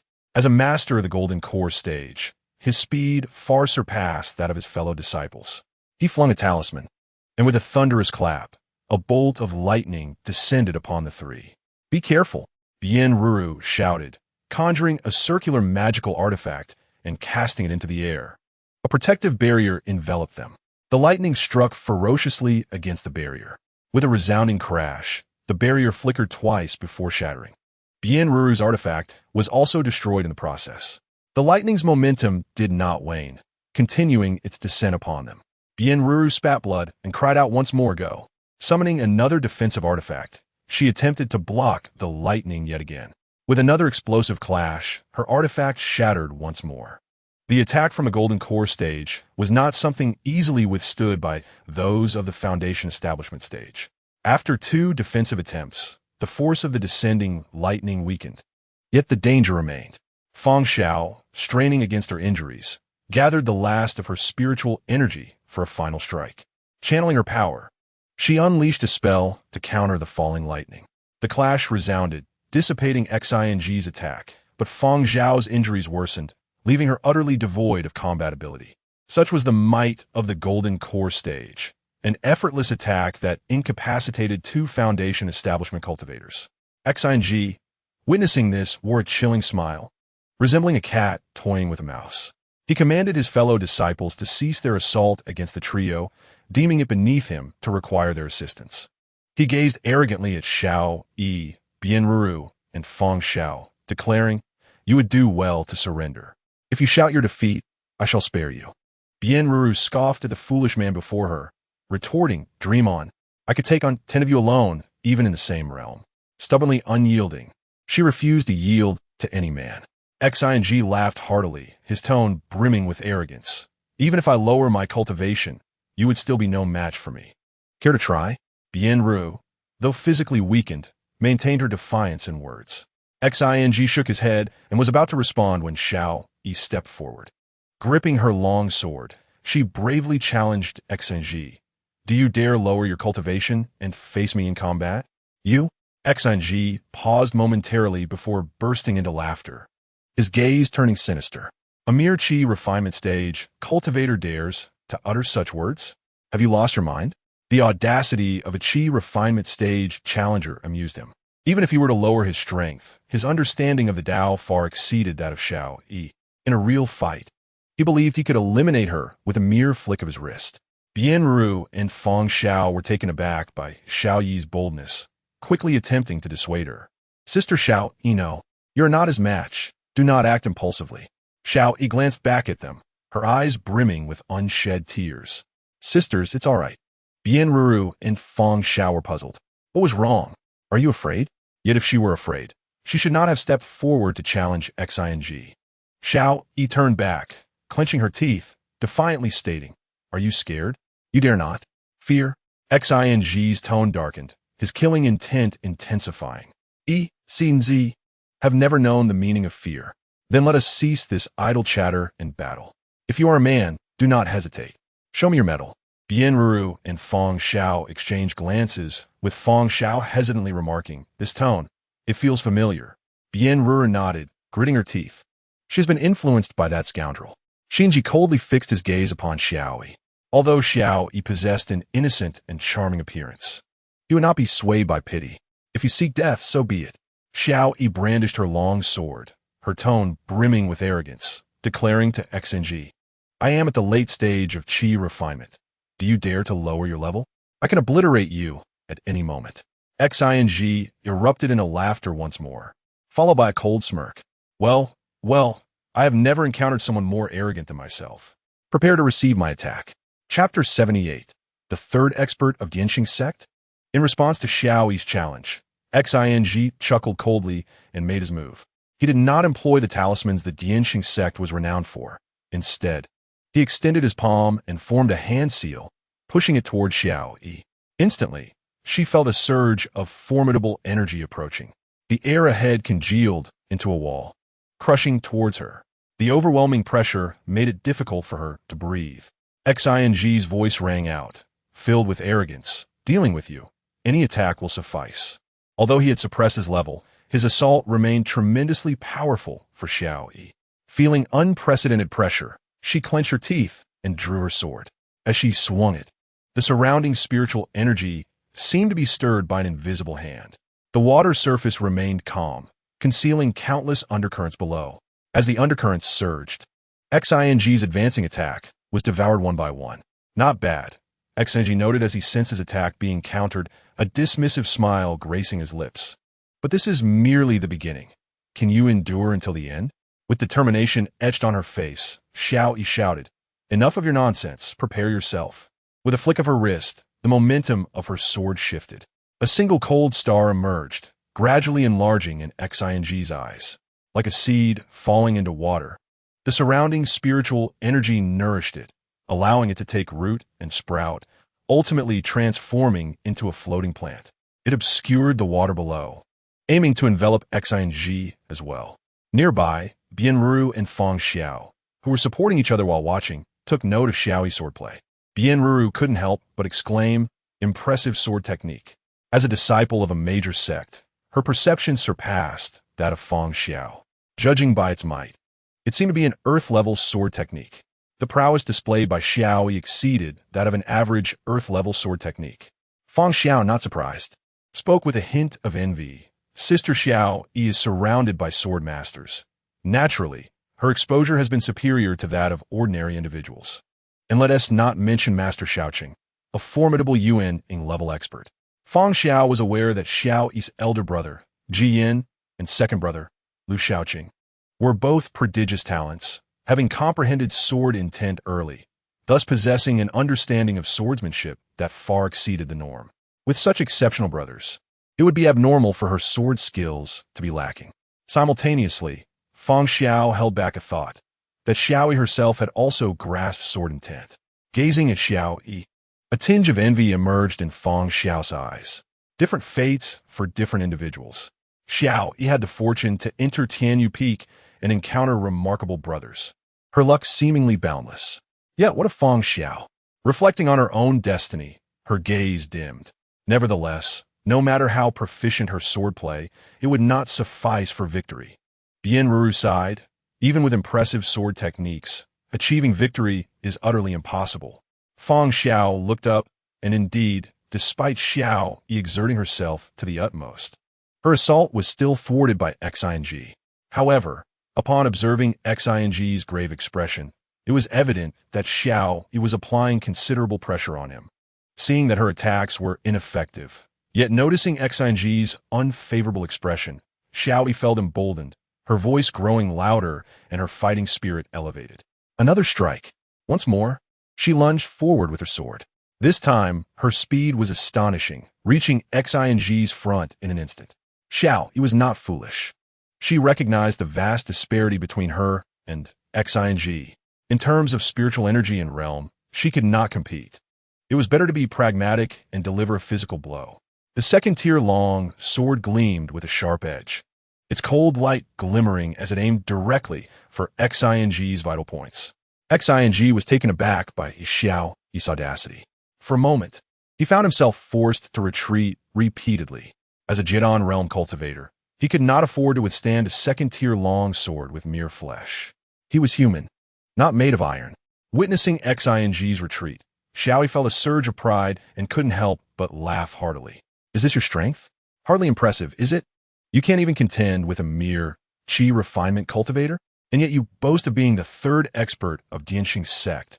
How shameless. Her words ignited a firestorm within Xing. Damn it, he roared, fury transforming his once handsome visage into a mask of rage. You dare to seek death. As the third disciple of Dianxing's sect, despite his rank, his status was hardly inferior to the first and second. He had a grandfather in the sect, and even the elders treated him with respect. Among the junior disciples, who would dare not to address him as senior brother Xing? Countless junior sisters likely fantasized about sharing his bed. In his entire life, no one had ever dared to mock or belittle him in such a manner. You dare to underestimate me? Seeking death. In a fit of rage, Xing produced a talisman. Observing this, Feng Xiao quickly interjected, "We agreed to fight on equal terms. Don't embarrass yourself." Glaring at Feng Xiao, Xing gritted his teeth and switched to another talisman. A radiant light enveloped him like a transparent shield. Facing Xiaoyi's long sword, he no longer evaded. With a clash, Xiaoyi's sword met the protective barrier, producing a metallic ringing sound. Undeterred, Xiaoyi exerted her strength, launching a flurry of thrusts. The outcome remained unchanged. She could not breach the defense Xing had established. Seeing Xiaoyi's relentless attempts, Xing's fury diminished significantly. His fierce expression returned to normal, replaced by a cold sneer filled with disdain. Stop dreaming. With your meager abilities, do you think you can penetrate my defenses? Dream on. He then produced another talisman, preparing to unleash a more formidable attack on Xiaoyi. However, at that moment, a dangerous aura enveloped his heart. Akin to a venomous serpent stealthily approaching from behind in the night, its mouth agape, revealing its fangs. Upon closer inspection, Xing saw Xiao Yi's long sword glowing with a pale blue light, a harmonious blend of gentleness and sharpness intertwining, sending chills down his spine. Before Xing could react, Xiao Yi's sword struck his protective barrier once more. With a crack, the barrier shattered, and the sword surged forward without hindrance, aiming directly for his head. The aura emanating from the sword made Xing's very soul tremble. The sword intent? Xing's expression morphed in terror as he screamed. In the face of danger, Xing dared not hold back any longer, nor could he continue to suppress his realm. He bellowed, and the spiritual energy within him surged violently. A powerful aura erupted from his body like a bomb exploding, unleashing spiritual energy in all directions. Xiao Yi was caught off guard by the sudden burst, causing her to spurt blood, and her long sword shattered in pieces, leaving her grasping the hilt as she was sent flying. Chapter 79. The Formation. Sister Xiao Yi, Bianru and Feng Xiao, ignoring their own injuries, rushed over to help her up. Coughing, Xiao Yi's face turned pale, revealing signs of pain, yet her eyes sparkled with excitement. The insights gained from battling such an opponent were invaluable. Without pausing for words, she pointed in a direction and urged, "Go! Over there." Bianru, puzzled, asked, "What are we going there for?" Feng Xiao chuckled wryly. "It makes no difference where we go." The three individuals had lost their combat effectiveness. It mattered not where they fled, for escape was impossible. "Hurry! We must act before he regains his composure," urged Xiao Yi, her anxiety palpable. "Trust me." Although she sensed the futility of her words, Bianru and Feng Xiao had no other choice, unwilling to remain and await their demise. Supporting Xiao Yi, the trio made their arduous way to the location she had mentioned. Bianru summoned a magical artifact that enveloped the three, causing their speed to surge dramatically. "Don't run," called out the disciples of the Dianxing sect, who were hot on their heels. Although the trio's pace was not swift, fortunately, Xing did not pursue them immediately, granting them a moment to breathe. Soon, they arrived at the site previously roamed by Lu Shaoqing. Xiao Yi collapsed onto the ground, her energy nearly depleted from the short distance they had traveled, and Bianru and Feng Xiao were similarly drained. Bianru surveyed their surroundings but found nothing of note. "Little E, what can we achieve by coming here?" she questioned, her gaze drifting towards the fierce battle between Xia Yu and Xianyun Xen, a flicker of guilt in her eyes for not being able to assist her senior sister. As they watched Xing and the disciples of the Dianxing sect closing in, Xiao Yi weakly replied, I did my best." "Fear not. You performed admirably." Bianru reassured her, patting her hand. "You're much more reliable than your second brother." Reflecting on the earlier battle, Bianru's astonishment lingered. She had never anticipated that Xiao Yi would comprehend the essence of sword intent. Despite Feng Zhao's warnings, witnessing it firsthand left her profoundly shaken. The sword intent was overwhelmingly powerful, and Xiao Yi's strength had managed to breach Xing's defensive barrier. Even though she had suppressed her cultivation and power, the display was still immensely shocking. Xiao Yi shook her head, wishing to say something about Lu Shaoqing. But the turmoil of spiritual energy within her felt like a startled herd of cattle rampaging through her body, causing her great discomfort. "This is unbearable. Forget it. I shan't speak well of my second brother anymore," she lamented. "He likely does not care." Feng Xiao inquired, "Little E, where is your second brother? At such a critical moment, why does Lu Gongzi not take action? How long must we wait?" Bianru gritted her teeth in frustration. "Do not mention that coward. He must be fleeing from the battlefield." Xiao Yi, somewhat perplexed, replied, "I do not know. My second brother only instructed us to stay here." "Stay here? Does he think he is someone special? Do we truly find safety in this place?" Bianru's resentment boiled over, wishing Lu Shaoqing were present, so she could unleash her fury upon him. "Coward! A scoundrel who abandons his post. Not a man at all. Indeed, you think you're safe just because you have fled here?" Xing and the disciples of the Dianxing sect surrounded them, his gaze cold and filled with murderous intent, fixated on Xiao Yi. A crimson scar marred his left cheek, blood flowing freely. Although he had managed to push Xiao Yi away in time, She had not departed without leaving her mark. The sword light, infused with intent, had etched a wound upon his face. Sensing the pain radiating from his visage, Xing's heart swelled with wrath and murderous intent. "You're the first to injure me. For that, I shall repay you in kind." His tone was calm, yet chilling. Fueled by the humiliation of being wounded by a mere chi refining stage practitioner, he could not let this disgrace spread. Only by eliminating Xiao could he quell his rage and salvage a semblance of honor. The earlier admonition from Xianyun Xin to refrain from killing had long since been cast aside. "If we are not fleeing, then we shall face death." Xing brandished a spiritual talisman that shimmered ominously. Just as he prepared to launch his attack, an unexpected turn of events occurred. A gust of wind arose, swirling as if summoning countless strands of spiritual energy. An invisible hand began to stir the surrounding energy, creating a tumultuous whirlpool. The vast array of spiritual energy moved like a school of fish, encircling them, instilling a heavy sense of unease in their hearts.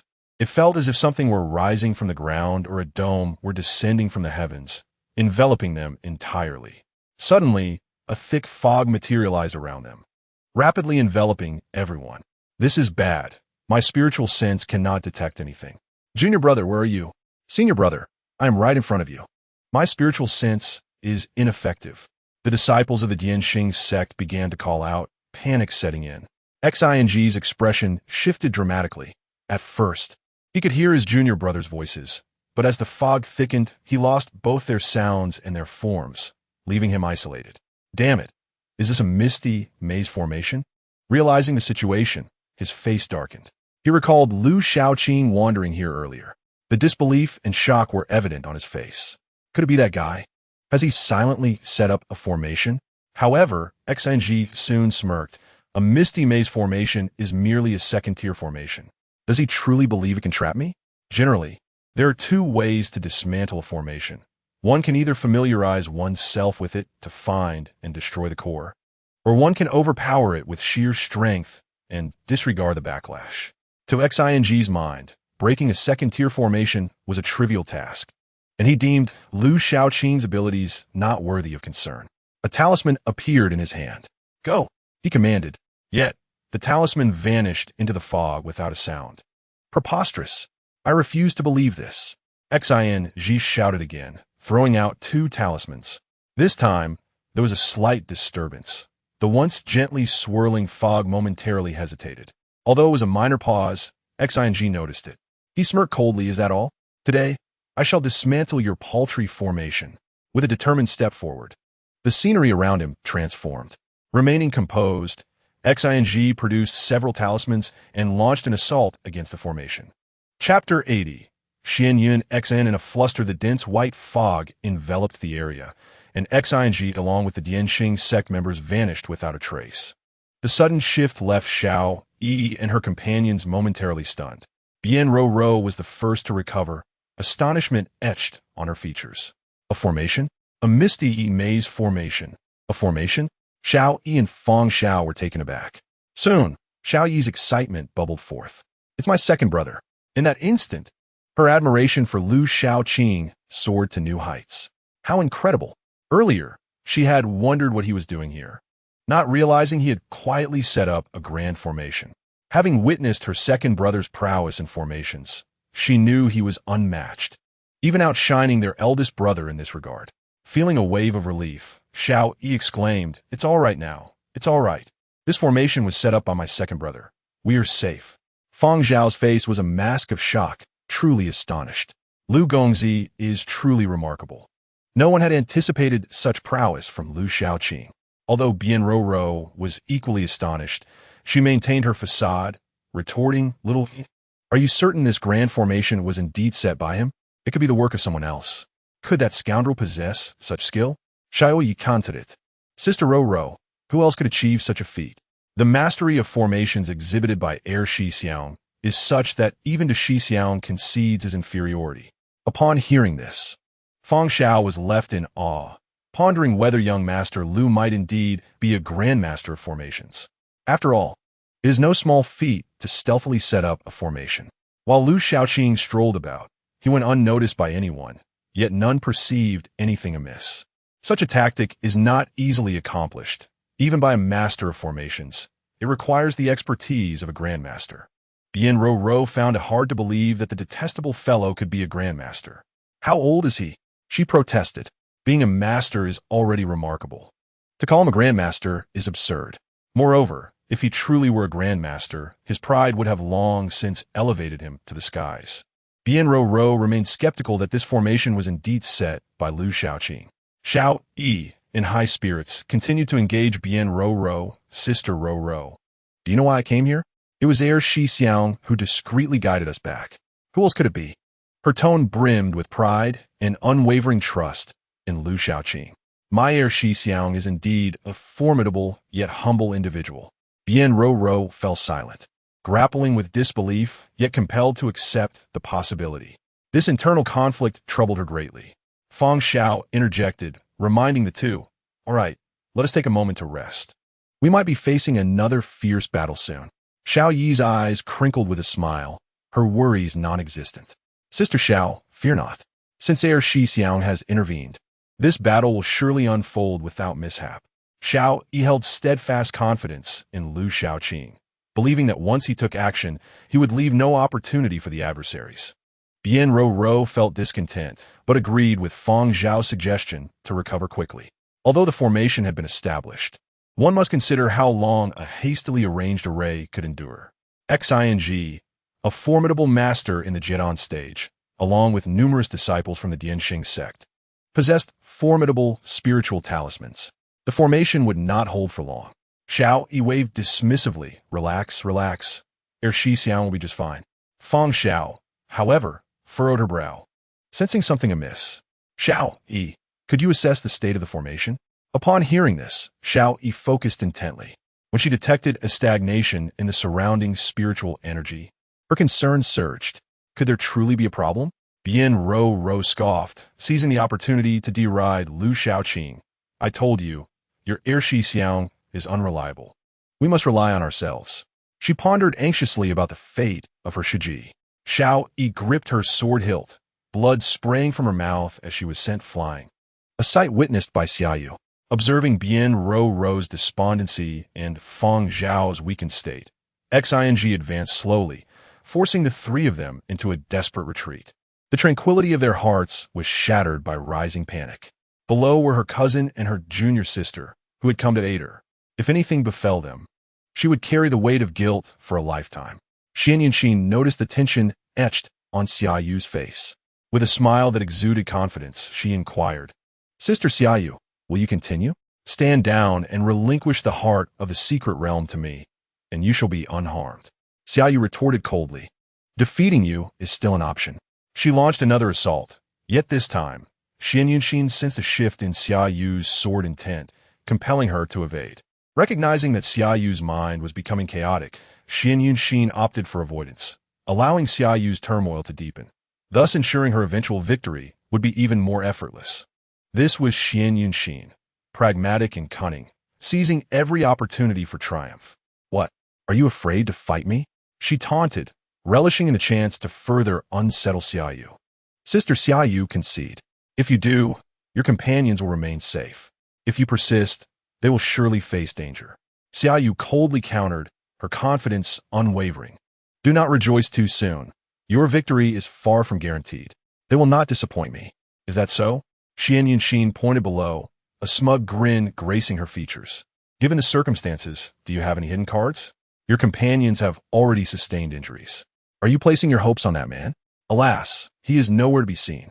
However, before she could finish, cries erupted from the disciples of the Dianxing sect. "What is happening? I can't see. Where are we? Help! Help!" Xian Yunxin's expression changed drastically as she turned towards the source of the commotion, witnessing a thick white mist enveloping both combatants. Even Xing vanished within the fog, leaving no trace. The clever Xian Yunxin quickly deduced a formation. Her face displayed shock. Could it be him? The memory struck her. The location of the formation was indeed where Lu Shaoqing had been wandering. Was he setting up the formation all along? Initially, she had dismissed Lu Shaoqing as an inconsequential figure, but now she realized her grave misjudgment. He had silently established a formation, effectively neutralizing her numerical advantage. Her scheme to pressure Xia Yu using Xiao, Yi, and the others had unraveled. Who is he, truly? Xian Yunxin gazed intently at Xia Yu, feeling a surge of panic within. She had underestimated Lu Xiaoqing. A smile graced Xia Yu's lips as she regained her composure. With a sly grin, she remarked, "Have you forgotten?" He introduced himself as Zhang Songlong's brother. Or was it Ji Yan's junior? Xian Yunxin, being astute, found her thoughts growing increasingly convoluted. Lu Xiaoqing had claimed to be Zhang Songlong's brother, then asserted he was Ji Yan's junior. Yet, she believed Lu Xiaoqing to be merely bluffing, a figure of little significance. The emergence of this misty formation revealed her error in judgment. She had underestimated Lu Xiaoqing. This indicated that his claims might indeed hold truth. Was he truly Zhang Songlong's brother, or Ji Yan's junior? Xian Yunxin's brow furrowed tightly. Suddenly, a glint of cold light shot forth. Xia Yu, having regained her tranquility, spoke with an unwavering tone, her lethal intent apparent. "It seems you do not regard me highly." Xian Yunxin hastily dodged, observing the menacing expression on Xia Yu's face. Gritting her teeth, she realized that a fierce battle loomed ahead. It was evident that she must decisively defeat her opponent. Xian Yunxin produced a spiritual talisman, its azure surface swirling with nearly invisible currents of energy. Instantly, Xia Yu felt an overwhelming pressure. "This is a fourth-grade talisman," Xian Yunxin declared. Once unleashed, its power rivals that of a Yuaning strike. Even those in the late Jidan stage may struggle to withstand it. The devastation it brings will extend 10 miles around. "Are you certain you wish to continue this fight? Your companions are shielded by the formation, but I doubt it can withstand my fourth-grade talisman." Xian Yunxin's expression grew grave. She spoke truthfully, though she was reluctant to part with such a powerful talisman. Even in her possession, she had but one. She aimed to intimidate Xia Yu, yet the unforeseen turn of events stirred unease within her. Lu Xiaoqing, this variable, was overlooked by her. Now that Lu Xiaoqing has vanished without a trace, she feels an unsettling anxiety. Thus, she refrains from acting rashly, hoping to persuade Xia Yu to withdraw. Xia Yu, equally grave in demeanor, is not one to be easily intimidated. Although her fourth-grade spirit talisman possesses terrifying destructive power, it does not imply that she cannot withstand it. She too has her trump cards. Xia Yu will not be easily swayed by Xian Yunxin's mere words. She calmly states, "You may certainly attempt to see if you can defeat me." Observing Xia Yu's steadfastness, Xian Yunxin coldly remarks, "It seems you truly fear not for the life of your companion. Even if you were to win, what would it matter? Our side still holds the advantage. Even if that person sets up a formation, what of it? My junior brother is at the Jidan stage. Once he joins the fray, your outcome shall remain unchanged." Xia Yu reiterates, "You may certainly attempt." "Very well." Seeing that words could not persuade Xia Yu, a glint of determination flashes in Xian Yunxin's eyes, and she resolves to take action. Just as she channels her spiritual energy into the spirit talisman, an overwhelming wave of spiritual consciousness suddenly sweeps in. Chapter 81. You have disappeared. Xian Yunxin's expression changes dramatically. This surge of spiritual consciousness is powerful and aggressive. It is her first encounter with such intensity. Is this spiritual consciousness or divine consciousness? The incoming force strikes her like a massive hammer, imbued with an ancient and heavy aura, crashing down upon her with ferocity that leaves her breathless. The might of this spiritual consciousness is overwhelming. Upon contact, Xian Yunxin's own consciousness suffers a severe blow. It feels akin to a playful child, eager to venture outside, only to be slapped by a passerby, returning home in tears. With a muffled groan, she hastily retracts her consciousness to protect her sea of consciousness. The incoming force is too formidable for her to withstand. Yet, rather than cease its advance, the spiritual consciousness rushes towards her sea of consciousness, akin to a passerby who, having slapped the child, now seeks to enter the home to continue punishing the playful one. Xian Yunxin's expression shifts again. The incoming spiritual consciousness transforms in her perception, from a hammer into a sword, its sharpness aimed directly at her sea of consciousness. She desperately attempts to defend herself, but finds herself powerless to resist. It is as if the child trying to shut the door of the house. cannot withstand the strength of the intruder. Her spiritual consciousness is utterly incapable of holding its ground, ultimately shattered by the invading force with ease. How can this be? Xian Yunxin exclaims in disbelief. The encroaching spiritual consciousness surges forth like an army, sweeping through and leaving destruction in its wake. Soon after, Xian Yunxin feels as though her sea of consciousness is bombarded by countless fireballs, which ultimately explode within her consciousness. The explosion sends a shockwave ravaging through her, tossing her consciousness about and rendering it fragmented. With a gasp, Xian Yunxin suffers a grievous wound to her sea of consciousness, equivalent to losing half her combat power. Dazed and unsteady, she clutches the spirit talisman, which slips from her grasp. Had it not been for her formidable will, she would have surely lost consciousness.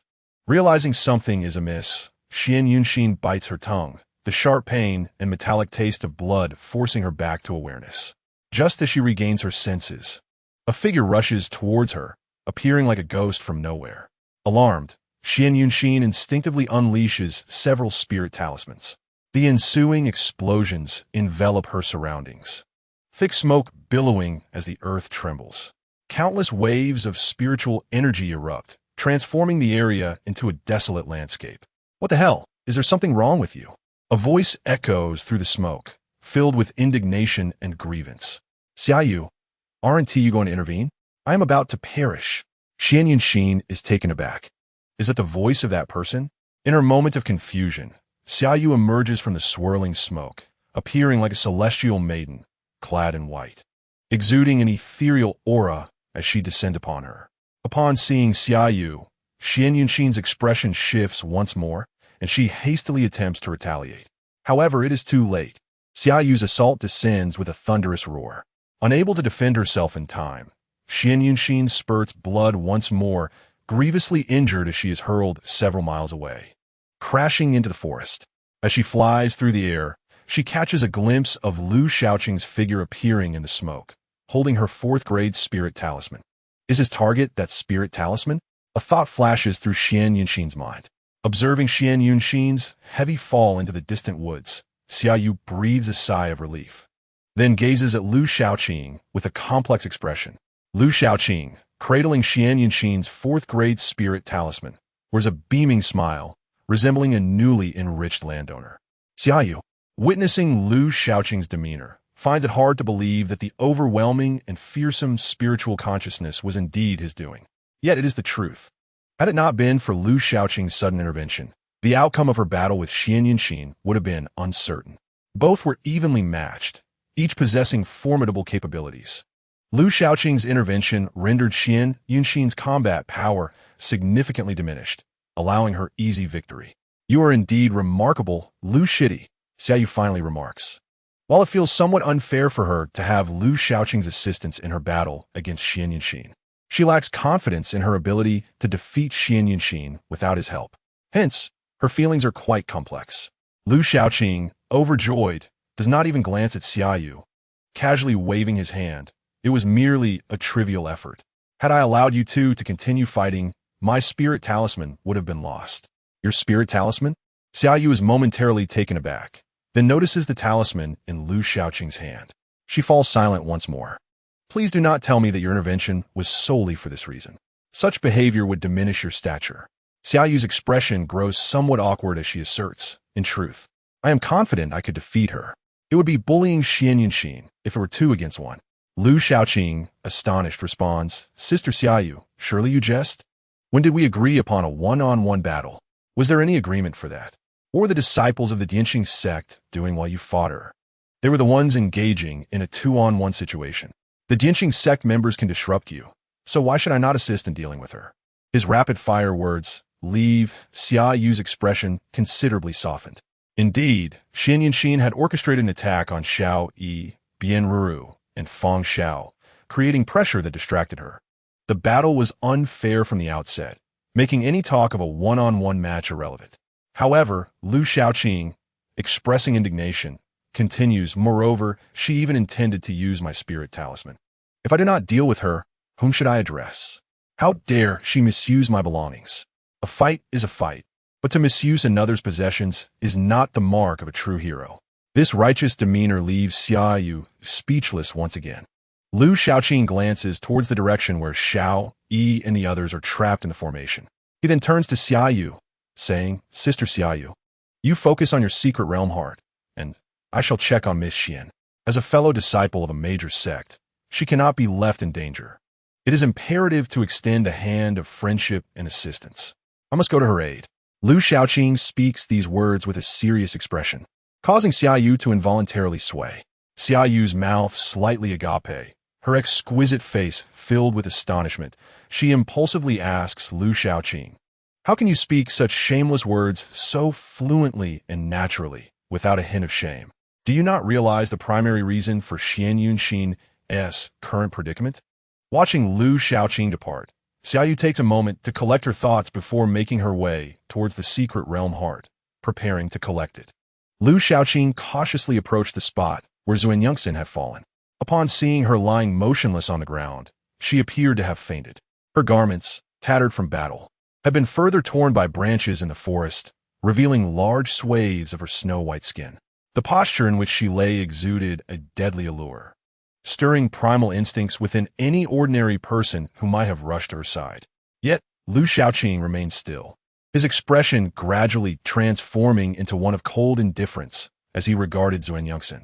A long sword materialized in his hand, imbued with gathering spiritual energy. Suddenly, a thought crossed Lu Shaoqing's mind, and his frigid demeanor dissipated as the sword vanished. He resumed a stealthy demeanor, fixating on Xuanyuxin from a distance. Channeling his spiritual power, several fireballs emerged, cascading down towards her. The fireballs detonated around her, yet Xuanyuxin remained unresponsive even when they landed directly in front of her. Lu Shaoqing waved his hand, unleashing several sword lights aimed straight at her. This time, they would strike directly. Evasion was essential to avoid injury. The sword light struck, leaving several wounds on Xuanyuxin's body, blood flowing freely. Even so, she remained utterly still, likely having lost consciousness. But Lu Shaoqing felt the need for additional assurance. "I must be cautious," he muttered, activating his heart technique. The Jing Shun Ju manifested, his spiritual consciousness surging forth like a tidal wave, slowly coalescing into a sharp longsword aimed at Xuanyuxin's sea of consciousness. He intended to launch another strike at her mind, mindful of her formidable strength and potential danger. At last, Xuanyuxin could no longer contain herself. Her eyes flew open as she cursed, "You scoundrel!" Fury coursed through her veins. Despite her injuries, she had managed to remain conscious and retain some capacity for retaliation. She had considered feigning unconsciousness to catch her opponent off guard, but Lu Shaoqing's arrival thwarted her plans, as he remained wary and tested her from afar. After 2 unsuccessful attempts, he seemed intent on delivering a more severe blow on the third. Xuanyuxin trembled with rage. This was the first time she encountered such a despicable man, and she was astonished to discover that a man could be so unyielding to temptation, devoid of compassion, and excessively cautious and unscrupulous. Lu Shaoqing chuckled to himself, a knowing smirk on his face. Indeed, he had suspected a ruse. He then struck fiercely again, launching yet another assault on Xuanyuxin's sea of consciousness. Xuanyuxin could not withstand the onslaught, clutching her head in agony. Her mind, already battered, faced further devastation, compounding her suffering. She felt as though her head might explode, her internal spiritual energy spiraling out of control. With a violent cough, she expelled a mouthful of blood, rendering her completely immobile. Having suffered a critical blow to her sea of consciousness, without the aid of miraculous elixirs, recovery would take years, if not longer, with potential lingering repercussions. Only then did Lu Shaoqing feel reassured enough to approach her. He descended gracefully from the tree, and upon seeing him, Xuanyuxin's eyes blazed with fury. "I will fight you," she declared defiantly, biting her tongue until it bled. Observing her pale complexion devoid of color and her weakening breath, Lu Shaoqing sensed the tumultuous energy within her becoming dangerously volatile. Heavens! Is she attempting to unleash her inner core like a demon beast, seeking mutual destruction? He thought. Why resort to such extremes when she could simply concede? The inner core of a Jidan practitioner could spell disaster if destroyed. The consequences range from a fall in cultivation level to death. Its explosive power, once unleashed, would surpass the full strength of a Jedon cultivator.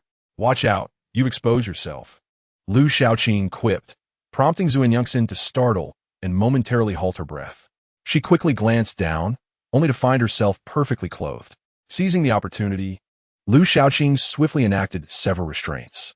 The rampaging inner core, akin to being doused with cold water, calmed immediately. Zhuan Yongxin felt her inner core severing its connection with her, leaving her unable to sense it, while her internal spiritual energy froze, rendering her powerless. In an instant, she was no different from an ordinary person. Chapter 82. Robbing wealth, not beauty? Zhuan Yongxin finally realized she had been deceived. Her face flushed with anger, and her heart burned with fury. She longed to bring Lu Shaoqing down with her. Yet, in her current state, she lacked the means to do so. Under normal circumstances, such restraints would not have confined her. But now, weakened to a mere fraction of her former self, she had become Lu Shaoqing's captive. Unwilling to accept her fate, Zhuan Yongxin struggled against her bonds. Lu Shaoqing, appearing as a concerned individual, gently advised, "Stay still. You are injured. Moving about is detrimental to your health." Zhuan Yongxin was momentarily taken aback. Did he truly possess a sense of compassion? Yet, in the next moment, she realized her misjudgment. Lu Shaoqing produced a rope, binding her securely and tying it in a knot, separating her hands to prevent any chance of escape. Furious, Zhuan Yongxin could not contain her rage. "Are you even a man?" She spat. Reduced to a state weaker than an ordinary person, she found it absurd that he would resort to binding her with rope, a testament to his fear. Lu Shaoqing grinned, unabashedly responding, "I am a man, but I do not wish to test your resolve." He then earnestly cautioned, "Refrain from such provocations. Some men cannot withstand them. It is perilous for you." Zhuan Yongxin seethed with indignation. "How dare you utter such words? Scoundrel, release me." She noticed Lu Shaoqing appraising her. Alarmed, she realized her allure was undeniable. She believed few men could resist her charm, not even the remarkable disciples of the all.Second sect. Bound and restrained, she felt as if she were a fish on a chopping block, vulnerable and exposed. Taking a deep breath, Zhuan Yongxin endeavored to quell her fury, striving to maintain her composure. She then revealed a delicate smile, akin to a vibrant red flower in full bloom, exuding temptation. Gently swaying her body, her tattered garments accentuating her alluring figure, she unleashed an overwhelming force that pierced through Lu Shaoqing's gaze, igniting an inexplicable longing within him. However, he quickly suppressed the stirrings of desire within. He could not deny the rumors. Zhuan Yongxin indeed possessed the power to drive many men to madness. Her mere smile and demeanor, devoid of words, were already laden with temptation. Any other man would have succumbed, unable to resist. Yet, Lu Shaoqing understood that Zhuan Yongxin was no ordinary woman. The allure she projected concealed perilous dangers. With a tantalizing lick of her lips, she seductively inquired, "Esteemed sir, what is it that you truly desire? If you seek to possess me, your eagerness may be a misstep." Her voice flowed like a gentle stream, soft and enchanting. In an instant, she transformed into a figure of fragility and allure. Her very presence radiating an intoxicating charm that was almost terrifying. Zhuan Yongxin brimmed with confidence, convinced that few men could withstand her current state of seduction.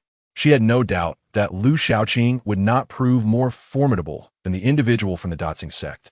"As long as you falter, I shall seize my opportunity."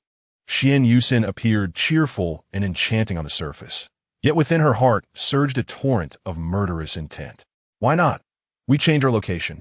Her tone was silky, her gaze ambiguous as it lingered on Lu Shaoqing, revealing her most alluring and captivating side.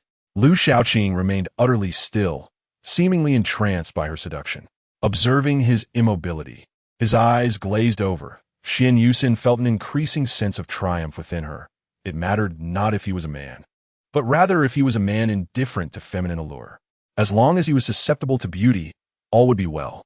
She shifted her body once more, akin to a delicate maiden's soft hand caressing the surface of a lake, stirring boundless ripples of longing in the heart. Suddenly, Lu Shaoqing snapped back to reality and playfully slapped Xian Yusin's backside. The sound was crisp and resonant, revealing an impressive elasticity. Lu Shaoqing's demeanor remained calm and collected, devoid of any urgency or peculiarity. "Don't be mischievous." Xian Yusin felt as if she had been struck by lightning. Her entire being froze in shock. A peculiar sensation surged through her heart. For over 20 years, it was the first time someone had slapped her in such a manner. The tingling sensation rendered her flustered and confused. She was uncertain whether to be furious or embarrassed, fixing Lu Shaoqing with a piercing stare. His eyes calm and composed, concealed profound depths. Xian Yusin was momentarily speechless, incredulous that he remained unfazed. She realized her cunning plan had backfired. Her attempt to outwit Lu Shaoqing had failed, and she comprehended that the man before her was indeed formidable. The persona of a mere commoner or shameless rogue was merely a facade. His eyes revealed much more than mere appearances. This was a man of considerable cunning. Lu Shaoqing rubbed his fingers together, smiling as he said, "If you cooperate with me, I assure you, nothing untoward will occur. Continue to act out, and I shall slap your backside again. Do you believe me?" After a brief silence, Xian Yusin gritted her teeth and asked, "What do you intend to do?" In the presence of certain men, Xian Yusin had resigned herself. She knew that no matter how expertly she schemed, she could not outmaneuver the man before her. Simultaneously, concern crept into her heart. Could it be that he truly intended to force himself upon her?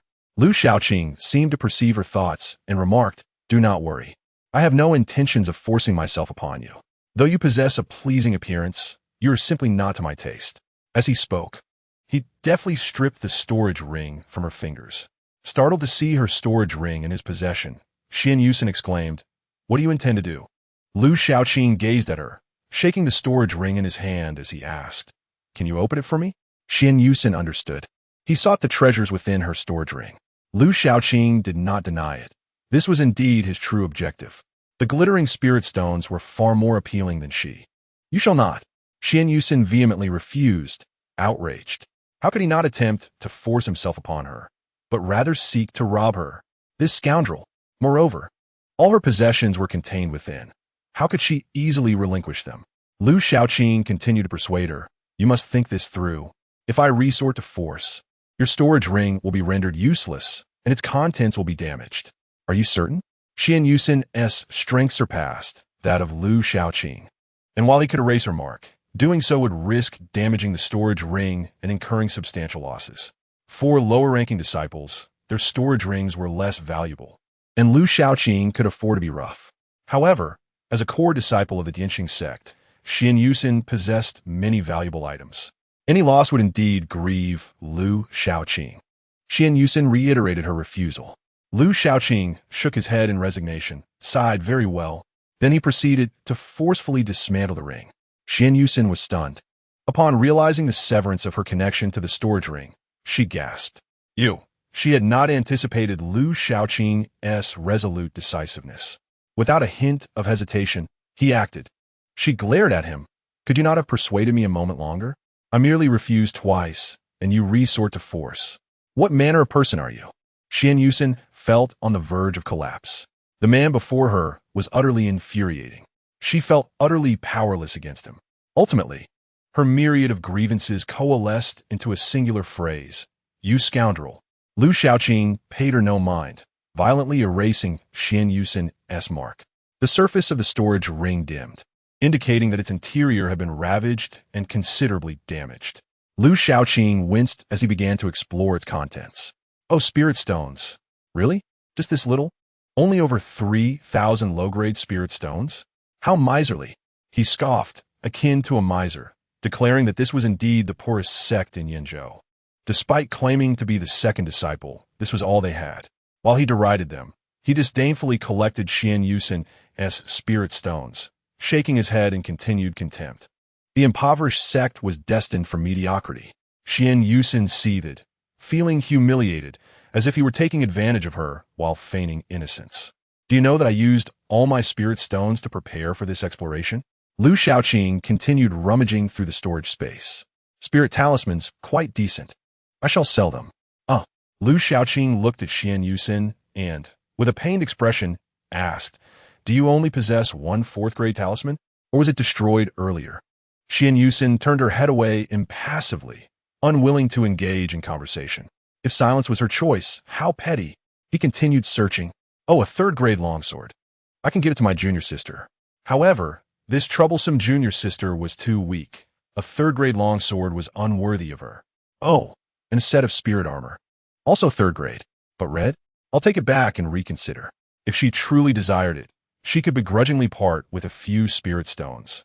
Witnessing her longsword and armor fall into Lu Shaoqing's hands, Xian Yusin was furious. "Return them to me." Lu Shaoqing ignored her, calmly stowing them away in his storage ring while casting her a disdainful look. "You're so proud. What are you pretending to be? Clearly possessing spirit armor, yet refusing to use it, hoarding it in your storage ring. It's no wonder you lost to Sister Xiaoyu." Xian Yusin felt like spitting blood. She gritted her teeth in hatred. Had it not been for his despicable ambush, how could she possibly have lost? In a fair fight with Sister Xiaoyu, without any interference, her fourth-grade talisman would have rendered Xiaoyu severely injured if not dead. Yet Lu Shaoqing had suddenly appeared, taking advantage of her unpreparedness to deliver a devastating blow, leading her to this dire state. Had she known such events would unfold, she would have exerted her utmost to eliminate Lu Shaoqing at the very outset. This scoundrel was utterly detestable. Xian Yusin cursed him vehemently. "You despicable and shameless villain." Lu Shaoqing was unfazed. In fact, he relished such titles, accepting them with a smile. "Thank you for the compliment." Observing his indifferent demeanor, Xian Yusin gritted her teeth and inquired, "Who exactly are you?" She was curious about the kind of sect that could produce such a rogue. Lu Shaoqing replied truthfully, "I have mentioned it before. I am junior brother Ji Yan. Have you heard of the illustrious Lingxiao sect? I am well acquainted with the sect leader. If you wish to join Lingxiao sect, I could introduce you. The sect leader of Lingxiao sect would certainly grant me some favor." Xian Yusin was unable to ascertain Lu Shaoqing's true identity. Initially, she was certain that his claim was false. How could he possibly be Zhang Chonglong's brother or Ji Yan's junior? Yet, the manner in which her companions silently fell into the formation Lu Shaoqing had set and subsequently ambushed her sowed seeds of doubt in her heart, making her consider the possibility that his identity could indeed be genuine. Otherwise, it would not be so formidable. Yet now, she began to waver once more. Xian Yunshin was unable to discern the true origins of the man before her.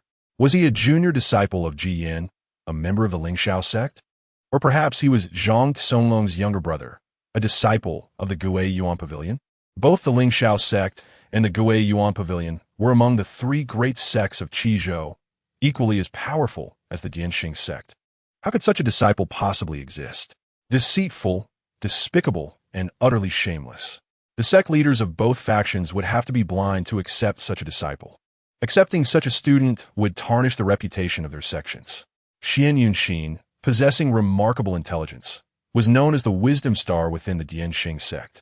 Her judgments seldom went awry, and both the sect leader and elders, along with the disciples beneath her, held her opinions in high regard. However, at this moment, Xian Yunshin's heart was in turmoil, the pain in her sea of consciousness preventing her from thinking clearly. She could not ascertain the identity of Lu Shaoqing. Unfazed by her thoughts, Lu Shaoqing continued to sift through his spoils. With a wave of his hand, a multitude of jars and containers appeared. Lu Shaoqing frowned. Among them were jade vials and ordinary bottles, as well as boxes. Upon opening a jade vial, he found some elixirs inside. However, the ordinary bottles and boxes emitted a fragrant aroma, and Lu Shaoqing immediately wore an expression of disdain. Perfume and rouge. Why do women have such an affinity for these items? Are they even edible? How absurd. As a cultivator, one should focus on their cultivation, striving forward without becoming overly enamored with such trivialities. Is this not a simple enough principle to understand? Disgusted, Lu Shaoqing set aside the perfume and rouge, addressing Xian Yunshin. "I shall not take advantage of you.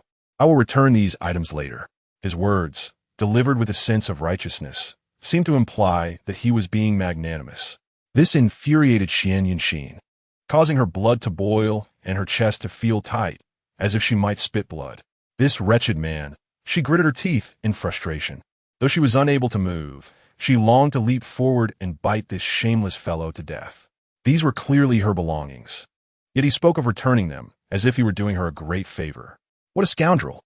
Xian Yunxin cursed vehemently. If you have the guts, release me and let us fight.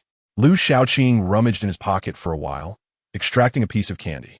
He thoughtfully unwrapped it and placed it in Xian Yunxin's mouth, soothing her, "Be good, don't fuss, it will be over soon." Ugh! Xian Yunxin spat it out, her eyes blazing with fury. Did he think of her as a child? Before she could utter another word, she noticed Lu Shaoqing's hand brushing against his storage ring, revealing a pink silk-wrapped package. Upon seeing this, Xian Yunxin's anxiety surged. "No, do not open it," she exclaimed in a flurry, her voice reminiscent of a nervous oriole, tense yet melodious. Her face bore no trace of temptation, only urgency, as if the contents were of great significance. "Hurry, put it back. Do not touch it." Lu Shaoqing, however, was not one to be easily swayed. Her reaction only brought him joy. Could it be that this was some kind of treasure? "Oh, how unkind of you, wishing to hide something good. Why be so stingy?" After saying this, Lu Shaoqing began to pry open the package. It was neatly wrapped in pink silk, resembling an ordinary parcel. The package was small and flat, and upon weighing it in his hand, he found it light. Lu Shaoqing commenced untying the knot securing it. Xian Yunxin grew increasingly anxious, writhing to stop him while continuing to shout, "Do not open it. Do not touch it." "Be quiet. There's no more candy," Lu Shaoqing retorted, standing a little further away. "Even if the King of Heaven comes today, I must see what's inside. It is already mine. I have every right to take a look." Soon, the knots of the silk were undone, revealing the contents within. Lu Shaoqing was taken aback. This was no treasure at all. Xian Yunxin's face turned as crimson as a blooming flower, radiant and vibrant. She lowered her head, wishing she could bury it in the ground, her emotions a tumultuous mix of embarrassment and anger. Lu Shaoqing gazed at the bright red undergarments and felt a flush of awkwardness. The atmosphere grew palpably tense. After a brief silence, Xian Yunxin raised her head. Upon witnessing Lu Shaoqing's expression of embarrassment, she erupted with curses. "Scoundrel, lecher, shameless, despicable." As a young woman, it was only natural to have undergarments prepared. Even as a cultivator, untouched by worldly filth, one must occasionally change their intimate attire to avoid discomfort. Xian Yunxin's undergarments were typically stored in a package for easy access. Little did she expect Lu Shaoqing to treat them as treasures. "I will kill you," Xian Yunxin shouted in fury. He had spanked her and taken advantage of her, and now he was rummaging through her personal belongings as if he had seen her naked. After Lu Shaoqing allowed her to finish cursing, rather than feeling anger, he inquired curiously, "How old are you? Is this your birth year?" Looking at Lu Shaoqing's face, which was filled with curiosity, the earlier embarrassment seemed to be a figment of Xian Yunxin's imagination. Xian Yunxin could no longer contain herself. Lu Shaoqing's provocations had caused her internal injuries, and she spat out blood. "You despicable scoundrel!" Lu Shaoqing retorted indignantly. "You don't want to answer, yet you insult me?" This incident was merely a minor interlude for him, one he dismissed without concern. However, Xian Yunxin was deeply affected but felt powerless. Lu Shaoqing then placed her undergarments alongside her cosmetics. Throughout this process, Xian Yunxin observed that when Lu Shaoqing handled her undergarments, he merely grasped the outer pink silk cloth, never touching her intimate items. This scoundrel. Subsequently, Lu Shaoqing maintained his composure, continuing to sift through her storage ring for various items: elixirs, techniques, herbs, ores, and books. Anything he deemed useful, he took, leaving her with nothing. As for the worthless items, he returned those to her. Finally, satisfied, Lu Shaoqing laughed joyfully, placing the storage ring in Xian Yunxin's hands. With a serious tone, he instructed, "Hold this well, and be cautious in the future. You were fortunate to encounter me. If it were anyone else, you might have lost your trousers." Watching Lu Shaoqing feign innocence after gaining the upper hand, Xian Yunxin felt her heart ache with anger. "You see my pants. I've suffered a great loss." Today, she felt as though she had returned to her days of cultivation, having lost everything. "If you have the guts, kill me," she gritted her teeth, glaring at Lu Shaoqing. "Otherwise, I will surely seek revenge on you in the future." For the first time in her life, she had been treated in such a manner, akin to losing her virginity to a man she despised. Despite her seemingly carefree demeanor, appearing to be a woman of loose morals, in her heart, she remained pure and unsullied, never placing any man on a pedestal. She had never entertained the notion of intimate companionship. Today, however, she had been spanked by Liu Shaoqing and had her undergarments exposed. To Xian Yunxin, this was akin to being stripped bare. She wished to perish alongside Liu Shaoqing, initially contemplating self-detonation of her inner Dan. She found herself unable to do so and had to resort to inciting Liu Shaoqing's wrath. Let's all perish together. Suddenly, Liu Shaoqing fixed his gaze upon Xian Yunxin, the smile vanishing from his face, replaced by a calm demeanor and indifferent eyes. In an instant, Liu Shaoqing transformed in Xian Yunxin's eyes. If the previous Liu Shaoqing was a miserly, shameless scoundrel, at this moment he metamorphosed into a cultivator who regarded the lives of the world as mere weeds, indifferent to everything. The coldness in his gaze ignited a surge of fear within Xian Yunxin. This indifference was not feigned. She had only experienced such a profound detachment in ancient fiends who had lived for centuries. Xian Yunxin could not comprehend how Liu Shaoqing, younger than herself, could possess such a gaze. He was indeed a fearsome man, one who would truly take action. This thought emerged in Xian Yunxin's mind. Faced with such a Liu Shaoqing, many words were lodged in her throat, unable to escape. Though she was loath to admit it, her inner dread was undeniable. In this moment, she felt fear. Liu Shaoqing fixed his gaze on Xian Yunxin, and the atmosphere around them grew increasingly tense. The bird song and the chirping of insects that should have filled the surrounding woods had vanished, leaving an eerie silence that was utterly terrifying. After a while, Xian Yunxin gritted her teeth, her gaze resolute, urging him to act, to strike. If he did not take action, he was not a man. Suddenly, Liu Shaoqing smiled, returning to his usual demeanor. The tension in the air dissipated with his smile, and Xian Yunxin found herself exhaling in relief. She suddenly felt that this version of Liu Shaoqing was far more endearing than the earlier one. Why engage in violence? Liu Shaoqing waved his hand dismissively, embodying the spirit of a peace-loving individual. He did not genuinely wish to harm Xian Yunxin. According to his nature, he would have preferred to eliminate any potential threats entirely. However, Xian Yunxin was not alone. There were others from the Dianxing sect outside. Liu Shaoqing lacked the confidence to eliminate them all without leaking information. Furthermore, Xiaoyu, Bian Rou, and Feng Xiao could only be considered companions, not allies. Even if he were to eradicate the Dianxing sect members, he could not ensure that the news would not spread, especially with Bian Rou, who might quickly betray him. Xian Yunxin was a core disciple of the Dianxing sect. Killing her would provoke their formidable retaliation. Such an outcome was not Liu Shaoqing's intention. Eliminating Xian Yunxin would not only fail to resolve his troubles, but would also invite greater complications. Given this, why resort to murder? Moreover, Liu Shaoqing remarked lightly, "You still have a backup plan, do you not?" He had harbored thoughts of killing her upon arriving here, but he sensed a faint threat at that moment. Liu Shaoqing trusted his instincts. If he dared to strike, he would face danger. Thus, he changed his mind. Xian Yunxin's complexion changed dramatically as a storm of emotions surged within her. She had not anticipated Liu Shaoqing's keen perception. Liu Shaoqing smiled gently, seemingly aware that Xin Ji shared this trait. He then turned to leave. Xian Yunxin shouted after him, "Bastard, let me go." Liu Shaoqing's voice floated back, "No hurry. The restraints will soon wear off, and then you shall regain your freedom. Farewell." Chapter 85. He wouldn't have done anything to senior sister Xian, would he? Xiaoyu had already stowed away the heart of the secret realm, standing outside the grand formation.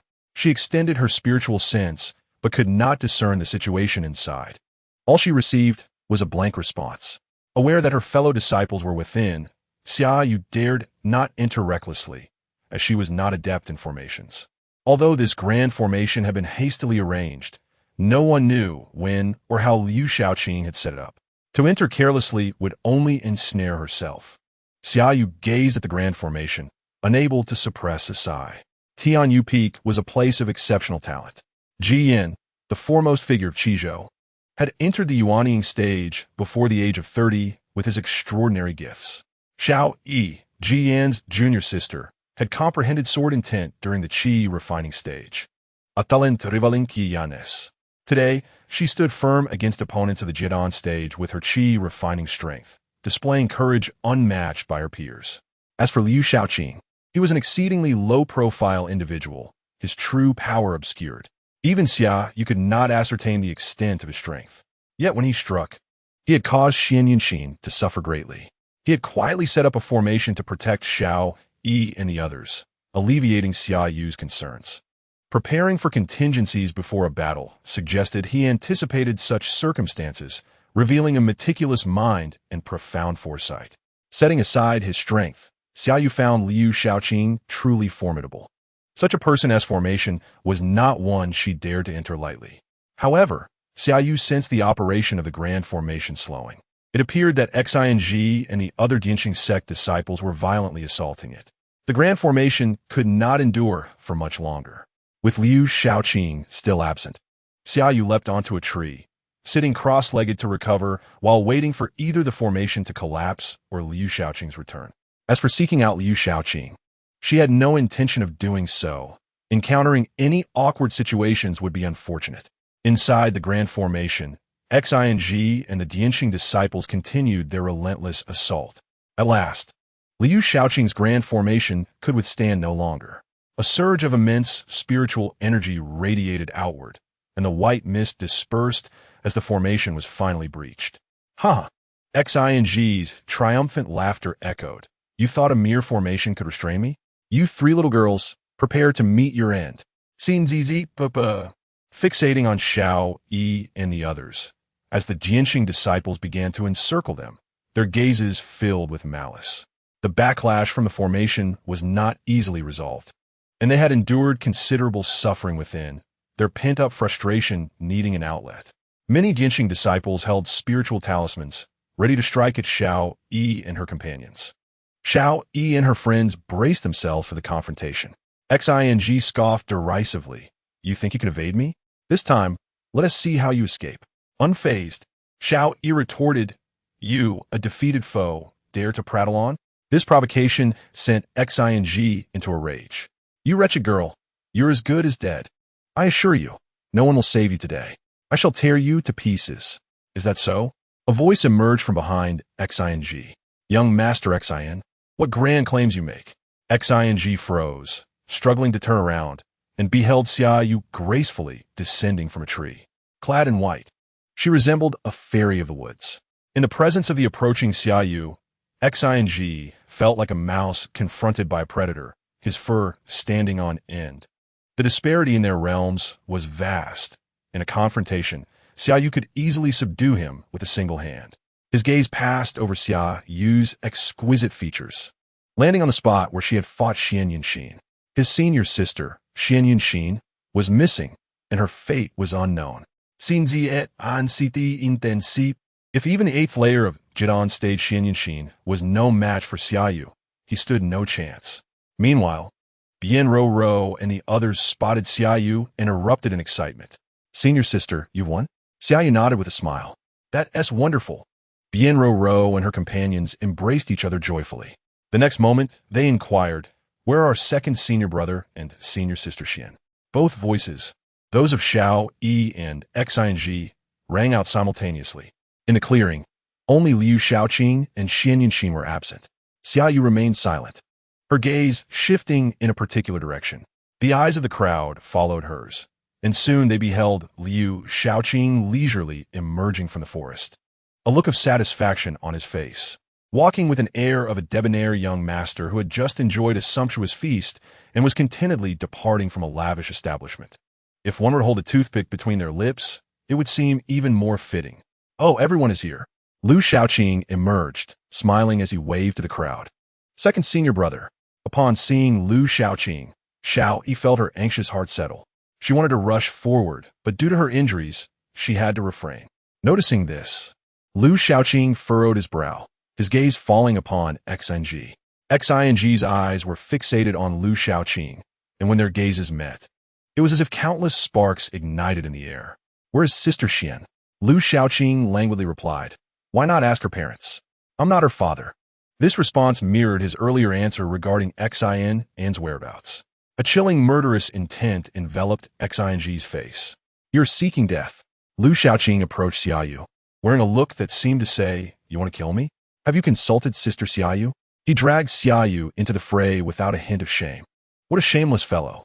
One of his companions, Bian Ro Ro, could no longer contain her disdain. Xing, furious, felt a surge of power, exuding a fierce aura. Do you dare to face me in battle? A fight to the death. Oh, are you not worried about your sister Xian? As if a balloon had been punctured, quickly deflating. Sister Xian, where is she? Tell me. Over there. Lu Shaoqing pointed in the direction where Xian Yunxin was located. But you need not worry, she is fine. I have alleviated some of her burdens. No need to thank me. Nonsense. Both Xing and the disciples of the Dianqing sect could not help but shout internally. With that demeanor, it hardly seemed like he had aided Sister Xian. The sight of Lu Shaoqing only deepened Xing's worries. Damn it, this scoundrel, what has he done his sister? Without hesitation, Xing dashed towards the direction of Xian Yunxin. Chapter 86. Was he truly the one? Second senior brother. Are you all right? Xiaoyi, palefajit, approached Lu Shaoqing. He glanced at her, his expression unchanged. Injured? Xiao Yi nodded, a hint of a smile gracing her features. It's nothing, just need a few days of rest. With second senior brother by her side, she felt reassured. Lu Shaoqing nodded, saying nothing further.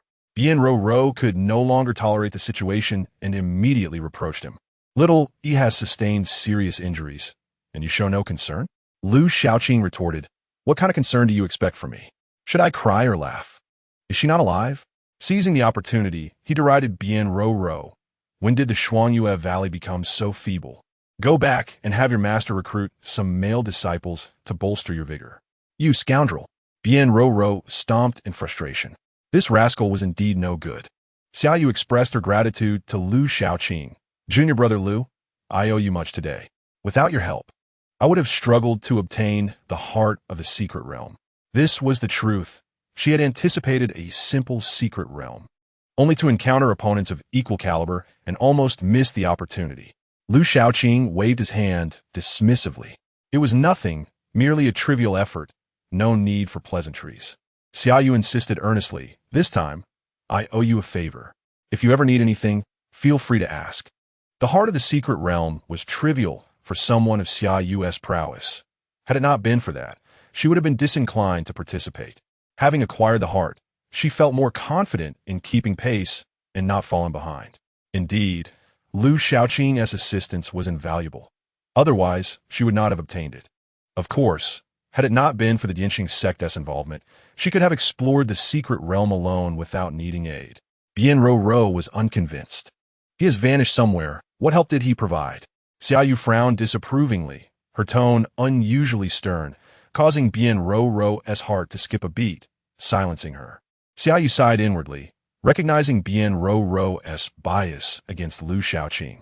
Blinded by prejudice, she failed to see the extent of Lu Shaoqing's contributions. Lu Shaoqing chose to ignore Bian Ro Ro, addressing Xiaoyu. As for favors, let us skip that. Just give me 80 to 100,000 spirit stones. Xiaoyu overlooked this comment. Although she was somewhat affluent, she did not possess such a sum. It was better to consider it a favor owed. Glancing around, Xiaoyu noticed the other disciples of the Dianqing sect viewing her with trepidation, none daring to speak. She could not be bothered to argue with them. Let us go.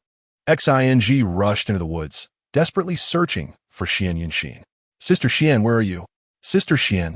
Soon, Xing detected Xian Yunxin's presence. Sister Xian, don't come over, she shouted weakly. Xing, concerned, disregarded her warning and charged forward. He then witnessed a scene that ignited his fervor. Xian Yunxin had just managed to free herself from her bindings, her tattered clothing revealing her fair skin, a disheveled sight that appeared captivating to Xing. Sister Xian. Xing's eyes widened, swallowing hard. Don't come over, Xian Yunxin shouted, her face flushed with anger and shame. Yet Xing, unable to control himself, took steps closer to her. Sister you're hurt. I'm here to help. Xian Yunxin, recognizing the allure she held over him, felt no satisfaction in captivating Xing. If only she could ensnare that scoundrel instead, she would feel accomplished. You need not assist me. Xian Yunxin rejected his offer. But Xing seized her arm, helping her up while pushing her against a tree. As he gazed at her up close, his reason began to erode. Sister, you are truly beautiful. Feeling Xing's hand wandering, exploring, Xian Yunxin was instantly overcome with disgust. In that moment, she realized that compared to Liu Shaoqing, her junior brother Xing was far more repulsive. Liu Shaoqing had made her gnash her teeth in anger, but had not crossed any boundaries. Except, of course, for that slap on her backside. Xian Yunxin called out repeatedly, but her voice only fueled Xing's fervor. Sister Xian, Xing murmured, his gaze unfocused. As he neared the brink of losing all reason, Xian Yunxin hastily exclaimed, Junior brother Xing, have you forgotten about senior brother? The mention of senior brother seemed to cast a spell. Xing instantly regained his clarity. The haze in his eyes dissipated, replaced by lucidity. As he looked at Xian Yunxin, at her alluring proximity, and inhaled her intoxicating fragrance, he felt a pang of reluctance. Yet, he slowly released her hand, a flicker of fear crossing his face.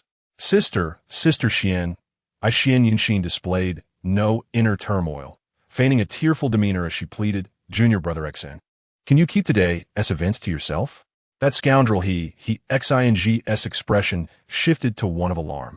Sister, what did he do to you? In short, I can't face anyone. If this gets out, my life is ruined. Xian Yunxin's words led Xing's thoughts down a dark path. Coupled with her earlier state, a wave of murderous intent surged within him. I will kill him. Xing was uncertain whether it was envy or jealousy that consumed him. His goddess had been plucked away, just like that. After years of devotion, he had been left empty-handed. If he did not avenge this, what was the point of cultivating? His eyes blazed with rage as he prepared to confront Liu Shaoqing. Xian Yunxin hastily intervened, expressing her concern and urging, Xing, do not proceed. You are no match for him. This sentiment echoed the implication that you are inadequate, inferior to him. In a flash, Xing soared into the sky, his fury rising higher than the heavens. Xian Shiji, wait here, I shall slay him. Xing remained oblivious to the glimmer of glee and ruthlessness that flickered in Xian Yunxin's eyes behind him. He caught up with the departing Liu Shaoqing, bellowing, You vile creature, surrender your life. He descended from the air with a powerful strike. Liu Shaoqing seemed caught off guard and hastily clashed with Xing. Ouch! A spurt of blood erupted from Liu Shaoqing, who was sent flying. Chapter 87. One must not burn bridges after crossing them, you scoundrel. I will kill you. I will butcher you. Xing raged, unleashing talismans one after another towards Liu Shaoqing's direction. Elements of thunder, tempest, and flames intertwined, resulting in a series of explosions. Enormous shockwaves radiated outward, shaking the earth and darkening the sky. The group with Xia Yu had yet to react by the time they did. Xing had bombarded Liu Shaoqing's location, creating a massive pit. Second senior brother, Xiao Yishidiakit. As the smoke cleared, only a profound crater remained, with nothing else left behind. Sinzi Lauget Mania Gali. That detestable wretch. Not even a scrap remains. How dare he lay a hand on my goddess? Utterly unaware of his impending doom, Xia Yu and the others were stunned. In the blink of an eye, had Liu Shaoqing truly been reduced to nothing? Xiao Yi's eyes brimmed with tears. She drew her sword, ready to charge for revenge. Fang Xiao grasped her arm, pointing into the distance. Do not act impulsively. Xiao Yi followed his gaze to see Liu Shaoqing emerging from another thicket, darting towards Xia Yu. He quickly brushed off his clothes and shouted angrily at Xing. Are you insane? He then complained, Shiji Xia Yu, why weren't you watching over me? He came at me, and now look, I am injured. Wiping the blood from the corner of his mouth, the others sensed his weakened state. He then suspiciously eyed Xia Yu. Shiji Xia Yu, you aren't contemplating burning bridges after crossing them, are you? Once you've used me, will you just discard me? One must have a conscience. Xia Yu was both amused and exasperated.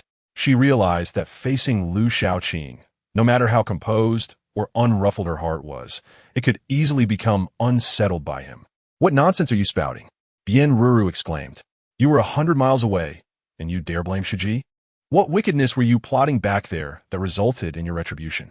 Lu Shaoqing, unfazed, retorted, I was covering your backs. If that scoundrel had attacked you, with your petite frame, you would have been obliterated. How ridiculous. Bien Ruru fumed. Shiji, ignore him. This fellow is nothing but a rogue. Lu Shaoqing then addressed Xia Yu. Shiji Xia Yu, even if we must part ways afterward, you cannot abandon me here, can you? Xia Yu did not rebut, acknowledging her oversight. You are correct, Lu Shidi. I was negligent. Xing, filled with murderous intent, was hot on their trail. Xia Yu had sensed him approaching early and had prepared in secret. Her primary focus was on Xiao Yi, Bien Ruru, and Feng Xiao. Should Xing strike at them, she would intervene at once. However, she did not anticipate that Xing's target was Lu Shaoqing. Moreover, she believed in Lu Shaoqing's strength and did not concentrate on him. To her shock, Xing was so swift, and Lu Shaoqing could not withstand his assault, being sent flying. Lu Shaoqing's face was pale, blood still staining the corners of his mouth, indicating he had sustained serious injuries. Xiao Yu turned her gaze to Xing, stating, Young Master Xing, you have crossed the line. Xing, filled with trepidation, fixed his furious gaze upon Lu Shaoqing. You are doomed. Since you insist on striking, do not blame me for being merciless. Xiao Yu's tone was calm, yet imbued with threat. Should you dare to strike again, I will slay you. Xiao Yu loathed bloodshed. It did not imply she would shy away from killing. Xing hesitated, his grip on the talismans wavering. Just then, Lu Shaoqing interjected, Shiji Xiao Yu, let it go. There is no need to concern yourself with him. He acted rashly, and we, as the more mature ones, shall not hold it against him. The crowd gasped in astonishment at Lu Shaoqing's words, glancing at one another in disbelief. Had this fellow been possessed? Or had the recent explosion affected his mind? Such words from his mouth were astonishing, especially to Xiao Yi, who was left speechless. Was this truly the second senior brother she knew? The one who harbored grudges and meticulously kept a ledger of slights? In Xiao Yi's eyes, her second senior brother had suffered a tremendous loss, and Xing was certain to face dire consequences. Even if his ancestors came to his aid, he was as good as finished. Xiao Yi even envisioned 100 ways for Xing to meet his demise. Yet, she never imagined Lu Shaoqing would advocate for Xing's release. Xiao Yi could no longer restrain herself. Second senior brother, are you all right? Lu Shaoqing responded, what do you mean by all right? Did you not see my injuries? Hurry and come support me. Bien Ruru scoffed. Little Xiao Yi is far worse off than you. Are you still a man? Xiao Yi, perplexed, asked second senior brother. You wish to let him go? Why? Lu Shaoqing immediately lectured Xiao. Repay kindness with kindness. I have told you countless times. Though he ambushed me, he must have been provoked. Shiji Xiao Yu has obtained the heart of the secret realm. Needless conflicts are unnecessary. Why must one be so petty? Violence is distasteful. If we each take a step back, the world will be at peace. Is that not preferable? Return and right repay kindness with kindness 100 times. Not a single punctuation mark less, or else. At that moment, Lu Shaoqing seemed to embody a saint, radiating moral brilliance. Xia Yu and the others blinked in astonishment, increasingly suspicious that he had been possessed. Xing was equally taken aback. Had this fellow truly cowered? Yet, cowering did not guarantee survival. At this juncture, Xian Yunxin arrived, donned in a fresh red outfit. Despite her injuries, she exuded an alluring charm. Sin CD. Do not act impulsively, Xian Yunxin urged, her face pale, laced with concern and apprehension. There is no need to provoke further conflict. Xiao Yu concurred, Xian Gunyang. It is unnecessary to continue fighting. It holds no meaning. Lu Shaoqing noticed Xian Yunxin's gaze upon him and smiled, waving his hand. Your new attire is delightful. Xian Yunxin felt a surge of desire to self-detonate. Meanwhile, Xing's countenance darkened further, his murderous intent intensifying. Xiao Yu addressed Xian Yunxin. Miss Xian, I bid you farewell. Until we meet again. Sensing the atmosphere was amiss, Xiao Yu dared not linger. Engaging in conflict would be futile, and victory was uncertain given their numerical disadvantage. Before departing, Lu Shaoqing warned Xing, behave yourself, do not seek death. Qi Zhou is my territory. A mere call from me summons a multitude to eliminate you. He then turned to Xian Yunxin, saying, Miss Xian, I will remember the events in the forest. You are a good person. We are simply not meant to be. Curse it, that detestable scoundrel. Xian Yunxin seethed inwardly. She lamented her severe injuries. Otherwise, she would have acted. Xing, without further ado, clenched his talismans, veins bulging on his forehead, teetering on the edge of rage. Xian Yunxin sighed, her tone melancholic and pitiful. I am unable to seek vengeance now. This humiliation will linger with me for a lifetime. Xi and Shitty, let us return. We shall report to the Shi Xiang and have him avenge me. Oh, by the way, Xi and Shitty must have perished at his hands. Let the Shi Xiang come and avenge us. Xing coldly interrupted Xian Yunxin's words, saying, Sister Xian, you need not persuade me any further. The vengeance for my brother, and yours, I shall undertake. I will rend him limb from limb, extracting his very soul, ensuring he never finds peace in the afterlife. However, Xian Yunxin expressed her concerns, stating, No, I do not wish for you to take such risks. Your abilities do not match his. Xing vehemently disagreed, retorting, Sister Xian, rest assured, I have just clashed with him, and his strength is merely average. He is only slightly faster. He is no match for me, especially now that he is injured. Yet, Xiaoyu also hesitated alongside Xian Yunxin, as if recalling something. Oh, right, they are not from the same sect. Once outside, they will surely part ways. Xing affirmed, Indeed, I heard her mention that. Hence, he is doomed. His expression radiated confidence, his gaze fierce. Moreover, even if Xiaoyu is present, I fear her not. With the talismans bestowed by my grandfather, I am unafraid even of those at the 9th level of Jidan. Even if I cannot defeat him, I can still retreat unscathed. Xian Yunxin's demeanor grew serious as she continued to advise him. Xi and Shitty, please heed my words. I implore you, do not proceed. Xing's resolve was unwavering, especially upon witnessing Xian Yunxin's demeanor, which only fortified his determination to eliminate Lu Shaoqing. Sister Xian, you and the other Shitty wait for me at the exit. I shall return with his head. Chapter 88. Outside the secret realm. Upon exiting the secret realm, everyone could not help but exhale a sigh of relief. Generally, with a Jidan stage expert leading the charge, exploring a secret realm would be quite effortless. Most threats within posed little challenge to a Jidan stage master. However, this time they encountered the Dianxing sect. Compared to the dangers within the secret realm, humans proved to be far more perilous. Xiaoyu's gaze instinctively drifted towards Lu Shaoqing, only to discover him waving towards the sky. A flying sword vanished into the ether, causing ripples in the air akin to a fish entering the water, creating gentle, subtle waves. So soft and delicate, it was accomplished without a sound. With Xiaoyu's prowess, had she not fortuitously witnessed Lu Shaoqing's action, she would not have noticed what he was doing at all. After casting the flying sword, Lu Shaoqing prepared to clasp his hands behind his back, feigning nonchalance. Upon sensing Xiaoyu's gaze, he met her eyes with a grin, even winking at her, which made her flustered as she averted her gaze. Though uncertain of Lu Shaoqing's intentions, Xiaoyu was not one to meddle unnecessarily. To the others, she proclaimed, Let us return. Once we reach Lingxiao City, we shall discuss matters thoroughly. Yet, Lu Shaoqing interjected, Sister Xia, you three should head back. My junior sister and I have a few matters to attend to. Xiao Yi blinked in confusion, asking, Second brother, is there something else? I was unaware. I am injured and need to return quickly to prepare some spirit chicken for recovery. Lu Shaoqing did not respond to this query. Xiaoyu, recalling Lu Shaoqing's earlier actions, seemed to have an inkling of what was afoot. With a gentle smile, she inquired, Do you require assistance? Lu Shaoqing shook his head, responding, It is a minor matter. I do not wish to trouble Sister Xia. He secretly thought to himself, if it were possible, he would have acted in the secret realm already. Why complicate matters further? Xiaoyu scrutinized Lu Shaoqing intently before saying, In that case, I shall not impede your time, Lu Shitty. We shall meet in Lingxiao City.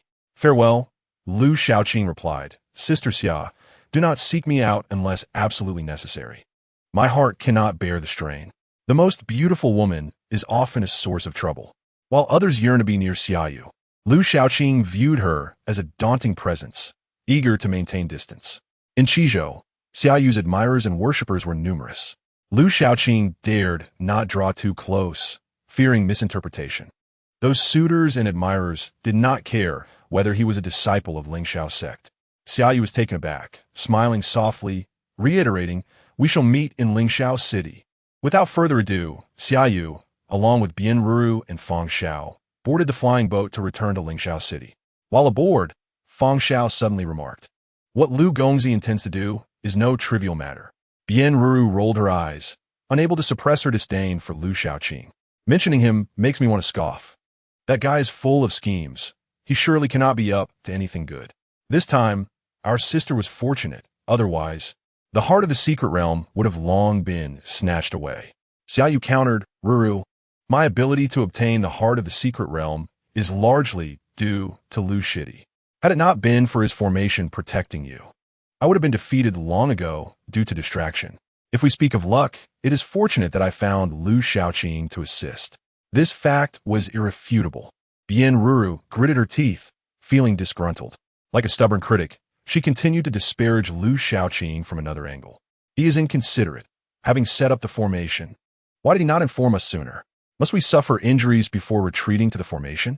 Little E suffered injuries because of him. Is this how a brother behaves?" Fang Xiao interjected, "I believe he had his reasons." "What reasons? To make little E suffer injuries? To make us all injured? What could that possibly mean? Is he seeking revenge on me?"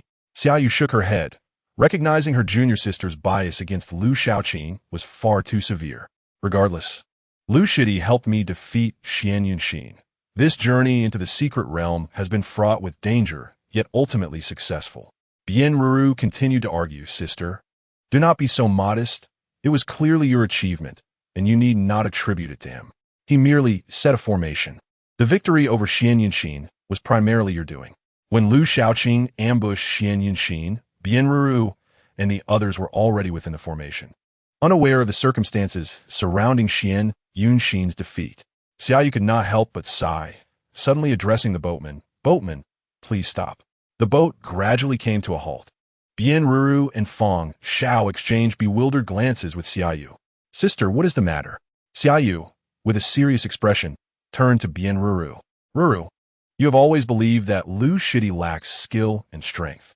This time, I shall take you to witness Lu Shidi's true capabilities." Bian Ruru was taken aback. Fang Xiao seemed to grasp the situation, exclaiming, "Sister Yu, are you saying Lu Gongzi is not returning with us because he is preparing to confront someone?" She recalled that fateful night. Xiaoyu nodded, her gaze fixed on Bian Ruru.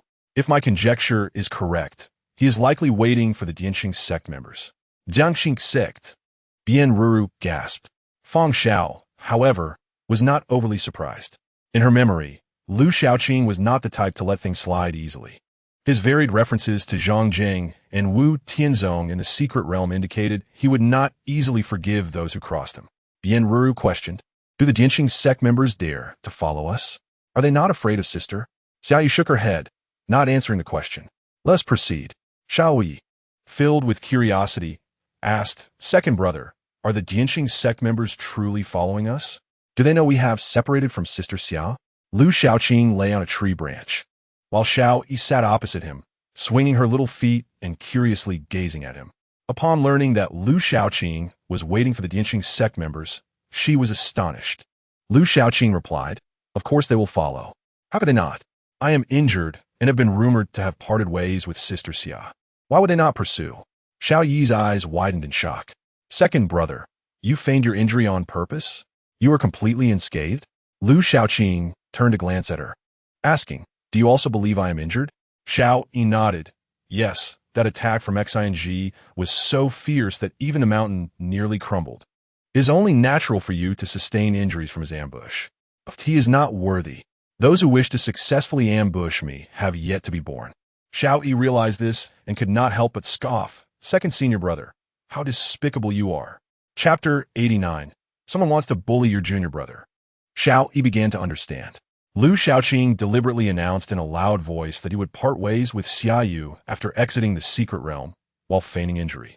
His aim was to attract the attention of the Dianxing sect, particularly Xing. Second senior brother, do you intend to kill the people from the Dianqing sect? Lu Shaoqing nodded. Indeed, especially that Xing. He must be eliminated. Is it for me? Xiao, he felt a surge of excitement. You want me to confront him? I have done my utmost. He is simply lacking in righteousness. Is second senior brother seeking vengeance for me? Xiao, he felt a sense of delight in her heart. However, Lu Shaoqing doused her enthusiasm with cold water. His younger brother possessed a fourth-grade status. As the elder brother, he certainly had his own standing. Xiao Yi's expression fell. Her lips pursed, realizing her earlier joy was misplaced. It turned out he was after someone else's possessions. Displeased, Xiao Yi huffed. Perhaps he is too afraid to come. Yet Lu Shaoqing remained confident. Rest assured, he will definitely come. Why? Xiao Yi asked, puzzled. Did you not hear me say we would part ways with senior sister Xiaoyu? He is not foolish enough to doubt that this is merely a ruse. Lu Shaoqing chuckled. Oh, weren't you illiterate? You actually understand the concept of a feigned retreat? Xiao Yi protested. I am not illiterate. I simply dislike reading. So, you possess high culture then? Xiao Yi proudly lifted her head, her small feet swaying with delight. Lu Shaoqing replied, perfect. Upon returning, remember to write me an 8,000-word reflection. Xiao Yi was taken aback. Her feet ceased to sway, her face filled with disbelief, gradually shifting to terror. Second senior brother, what did you just say? Lu Shaoqing stated, a reflection, detailing your observations, battles, mistakes made along the way, and how you plan to improve in the future. At least 8,000 words. If you write one word less, I shall shave your head and make you a nun to practice Buddhism. Xiao Yi's vision darkened, her body swayed, and she toppled over. She hurriedly grasped a branch, crying out like a startled monkey. Second senior brother, you are not joking with me, are you? This is no jest. Lu Shaoqing responded. Who is joking with you? This is a task. Xiao Yi climbed back onto the tree, leaping to the branch where Lu Shaoqing was situated, smiling ingratiatingly. Second senior brother, please spare me. You would have me write 8,000 words? You might as well kill me. Jokingly. Xiao Yi felt that the total number of characters she had written throughout her life could hardly amount to 8,000. Now, to require her to write an 8,000-word reflection was truly a matter of life and death. Xiao Yi blinked her eyes, attempting to be cute. However, Lu Shaoqing was not swayed by her antics, inciting her anger to the point where she considered pushing him off the tree. Realizing she could not change Lu Shaoqing's mind, Xiao Yi angrily jumped back to the opposite branch. She huffed at Lu Shaoqing. Just wait. I will go find Master and the senior brother. I will have them help me. Lu Shaoqing shrugged. Go ahead. If they agree, you won't have to write. Xiao Yi soon felt disheartened, contemplating her master and senior brother, and realized the hope was slim. Instantly, she felt devoid of motivation. 8,000 words. Was this not more challenging than cultivating to advance? Nevertheless, Xiao Yi did not give up, silently vowing, I will find a way to persuade second senior brother to let me off. Xiao Yi continued, second senior brother, even if Xing comes. What about the others? Are you not afraid they will follow? Lu Shaoqing replied, I am waiting for them to all arrive. It will be perfect to capture them all at once. Well, there was still the intention of killing and silencing witnesses. However, Xiao Yi was puzzled. Second senior brother, why not act within the secret realm? With senior sister Xiaoyu's assistance, we could easily eliminate them all. Lu Shaoqing remarked. Do you think I do not wish for that? Senior sister Xiaoyu is not one to indiscriminately kill. Having obtained what she desires, she would not strike at the Dianqing sect. This was something Lu Shaoqing had already discerned. The cultivation method that Xiaoyu practiced emphasized a tranquil state of mind, avoiding enmity, and would never proactively create slaughter. It was unrealistic to expect her to assist in killing. When Xiaoyu defeated Xian Yanxin, Lu Shaoqing had already sensed it. Clearly capable of delivering a fatal blow, Xiaoyu chose to hold back. Moreover, with Bian Rou involved, Lu Shaoqing did not intend to trouble Xiaoyu and her companions any further. With so many of them, second senior brother, do you have confidence? Lu Shaoqing replied, you will know soon enough. Xiao Yi wished to inquire further, but Lu Shaoqing grew impatient, stating, instead of wasting time here, it will be better to meditate for a while to restore your strength. Xiao Yi pouted, but obediently complied with Lu Shaoqing's words, swallowing a few medicinal pills and quietly cultivating. Lu Shaoqing lay on the branch, eyes closed, breathing steadily, appearing to be asleep. Xiao Hong rested atop Xiao Yi's head, eyes also closed, seemingly asleep as well. A gentle breeze blew, creating an atmosphere of tranquility. After a considerable time, Lu Shaoqing opened his eyes, sat up, and directed his gaze into the distance, where their entrance to the secret realm lay. Xiao Yi sensed Lu Shaoqing's movement, opened her eyes, and asked, "Second senior brother, are they here?" Lu Shaoqing nodded, indeed. He then sensed again and grew furious. Only one person had arrived? How audacious! Did they not regard him at all? How infuriating! Xiao Yi, puzzled, queried, "Second senior brother, what do you mean?" Lu Shaoqing huffed, "Only that Xing has arrived. The others are nowhere to be seen." Xiao Yi asked, "Second senior brother, what shall we do?" Lu Shaoqing felt a headache coming on. "I am uncertain. I expected them to all show up, but I miscalculated. That woman is not simple."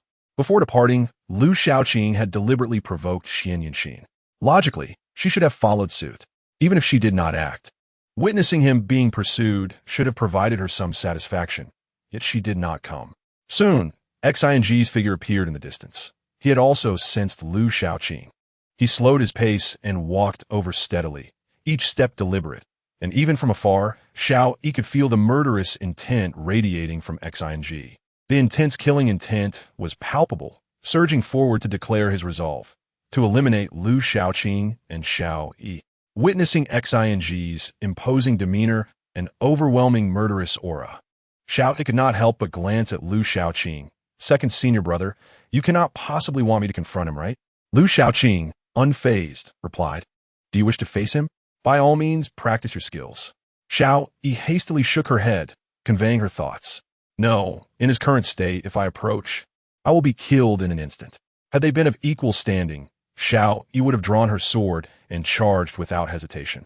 Previously, she had exploited Xing's carelessness, coupled with her sword intent, to gain an advantage.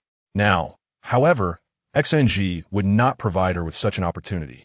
While shaking her head, she took a step back, positioning herself behind Lu Shaoqing to indicate her absolute unwillingness to engage.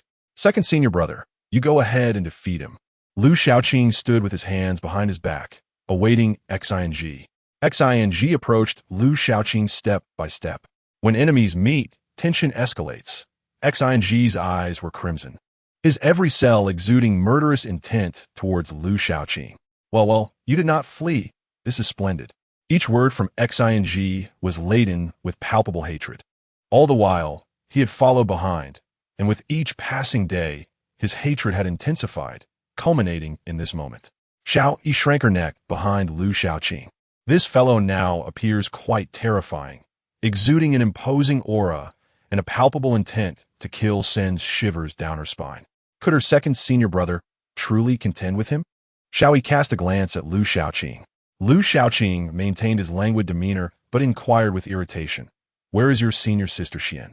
Why is she so fearful that she dares not show up? How dare you mention senior sister Xian?" Xing declared, a talisman manifesting in his hand, his spiritual energy surging. "Today, I shall surely slay you." Lu Shaoqing scoffed derisively, then shouted toward the direction behind him, "Why don't you come out? Someone is about to bully your junior brother." Both Xiao Yi and Xing stood in stunned silence. Then a young man in white, bearing a long sword and possessing a gaze as sharp as the blade itself, emerged. With his appearance, an overwhelming sword intent radiated across the vicinity, striking fear into the hearts of those present. Senior brother. Chapter 90. Unfazed senior brother. Xiao Yi exclaimed joyfully. "Yan? Xin Zi Gapet?" His tone not one of delight, but of dread.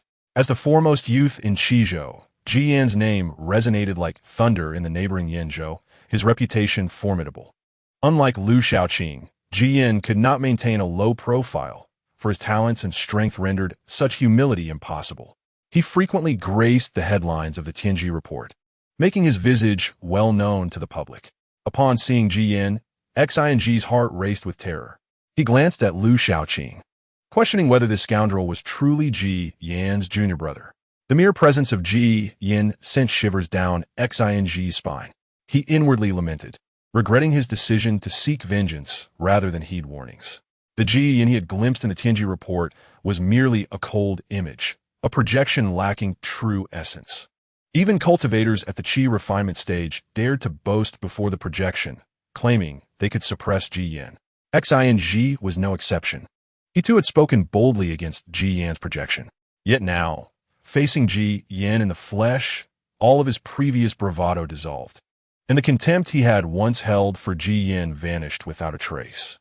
Ji Yin merely cast a glance at him, and in that instant, every acupoint in Xing's body felt sealed by an invisible sword, rendering him immobile. Ji Yin regarded his junior brother and sister, his expression unchanged, though the sharpness in his eyes softened considerably.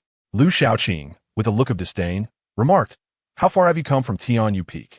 And you arrive only now, claiming to be in the nascent soul stage? Your speed rivals that of a snail." Ji Yin replied, "I arrived long ago. I merely wished to see who warranted my intervention." Lu Shaoqing continued to scoff, "What a show-off. Hiding away while I handle this." Similarly, Ji Yin's tone dripped with disdain as he derided Lu Shaoqing for summoning him in such a manner. "Can you not manage this yourself?" Xiaoyi, with curiosity sparkling in her eyes, turned her gaze between her two senior brothers. "Second senior brother, when did you call senior brother here?" Lu Shaoqing huffed. "If you wish to go, why didn't you pay more attention?" Seizing the moment, Ji Yin instructed Xiao Yi, "Always remain vigilant, regardless of the situation. Yes, be wary of your senior brother. Should he act rashly and disappear, leaving you amidst a sea of enemies, you shall see how you fare." Xiao Yi sensed the palpable resentment emanating from Lu Shaoqing. Her eyes widened in realization. Was there truly no understanding of the bond and rivalry between the two senior brothers? Her curiosity surged, prompting her to ask, "Senior brother, second senior brother, what are you discussing?" Ji Yin replied nonchalantly, "Once, while exploring a secret realm, he sent me forth to clear the path, and I fell into a trap." His tone was flat, devoid of any emotional fluctuation, as if recounting the tale of another. Xiao Yi was astonished. Even senior brother had moments of misfortune? Lu Shaoqing retorted angrily, "Do not bring that up. You are the senior brother. If you do not clear the path, who will?" With a hint of bitterness, he added, "You fled when I was besieged by ferocious beasts." "Yet I was seeking the leader of those beasts," Ji Yin countered. "Ultimately, it was only I who could slay that creature." Xiao Yi's heart swelled with joy, reveling in the fact that her two senior brothers had once collaborated in exploring a secret realm. She eagerly inquired, "When did this happen?"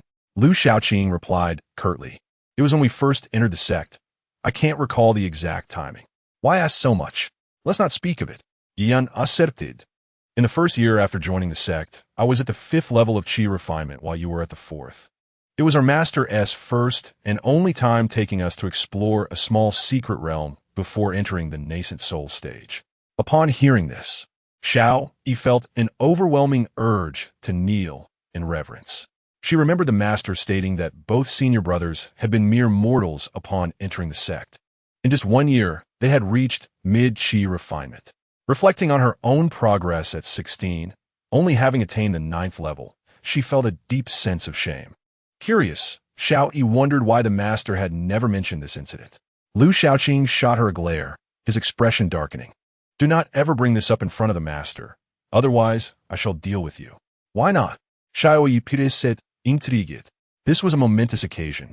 The first time a master took you both to venture forth. It should hold significant meaning and fond memories. In Xiao Yi's eyes, the first expedition with the master and disciples was a moment to be cherished, filled with romance and beauty. Why was it forbidden to mention? She turned her gaze towards Ji Yin. "At that time, I also caused trouble for the master," Ji Yin confessed. Pausing for emphasis, he raised 2 fingers twice. "Afterward, I received a spanking from the master. Each time he recalls it, he gives me another whack." The master indeed had a lasting impression. Xiao Yi burst into laughter, entirely unprepared for this revelation. Lu Shaoqing glared at Ji Yin. "Do you wish to perish? How dare you mention this?" Yan smirked. "Did you not bring it up first? Your junior sister is curious. Why must we hide it from her?" Xiao Yi nodded. "Indeed, it should not be concealed from me. Your adorable little junior sister." Lu Shaoqing's gaze sharpened, prompting Xiao Yi to quickly avert her eyes. Lu Shaoqing reiterated his warning, his tone menacing. Do not mention this in front of the master, or I shall deal with you. Xiao Yi's mind raced, seizing the chance to negotiate. Second senior brother, I promise not to mention it in front of the master, but I refuse to write an 8,000-word reflection. Lu Xiaoqing chuckled, his voice sending chills down Xiao Yi's spine. So you've learned to threaten me. Quite ambitious. Second senior brother, I truly do not want to write 8,000 words. It's far too much. I assure you I will remain tight-lipped. Ignoring Xiao Yi, Lu Xiaoqing turned to Jiyan. Have her write 10,000 words, no? 20,000 words of insights from the secret realm. Jiyan nodded impassively. Very well. You shall oversee her work. After all, it will be submitted to you for guidance. By the time she finishes, I expect I'll be ready to break through. Agreed. Xiao Yi blinked, a wave of sorrow overwhelming her, nearly bringing her tears. Was she truly digging her own grave? What had she done? Xiao Yi felt utterly despondent. Xiao Hong perched atop her head, shielding her eyes with her wings. You have gone too far. Do you not realize this great demon cannot be threatened? Suddenly, a booming voice interrupted the trio. Chapter 91. I do not bully the younger generation. The three turned towards the source of the voice, witnessing Xing's body trembling in the corner.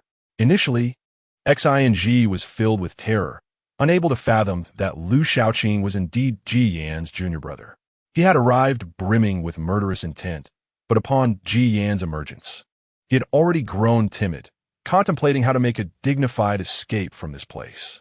However, once Ji Yuan made his appearance, he was left to the side, as his senior siblings spoke without restraint, treating him as if he were merely air. He could no longer endure it.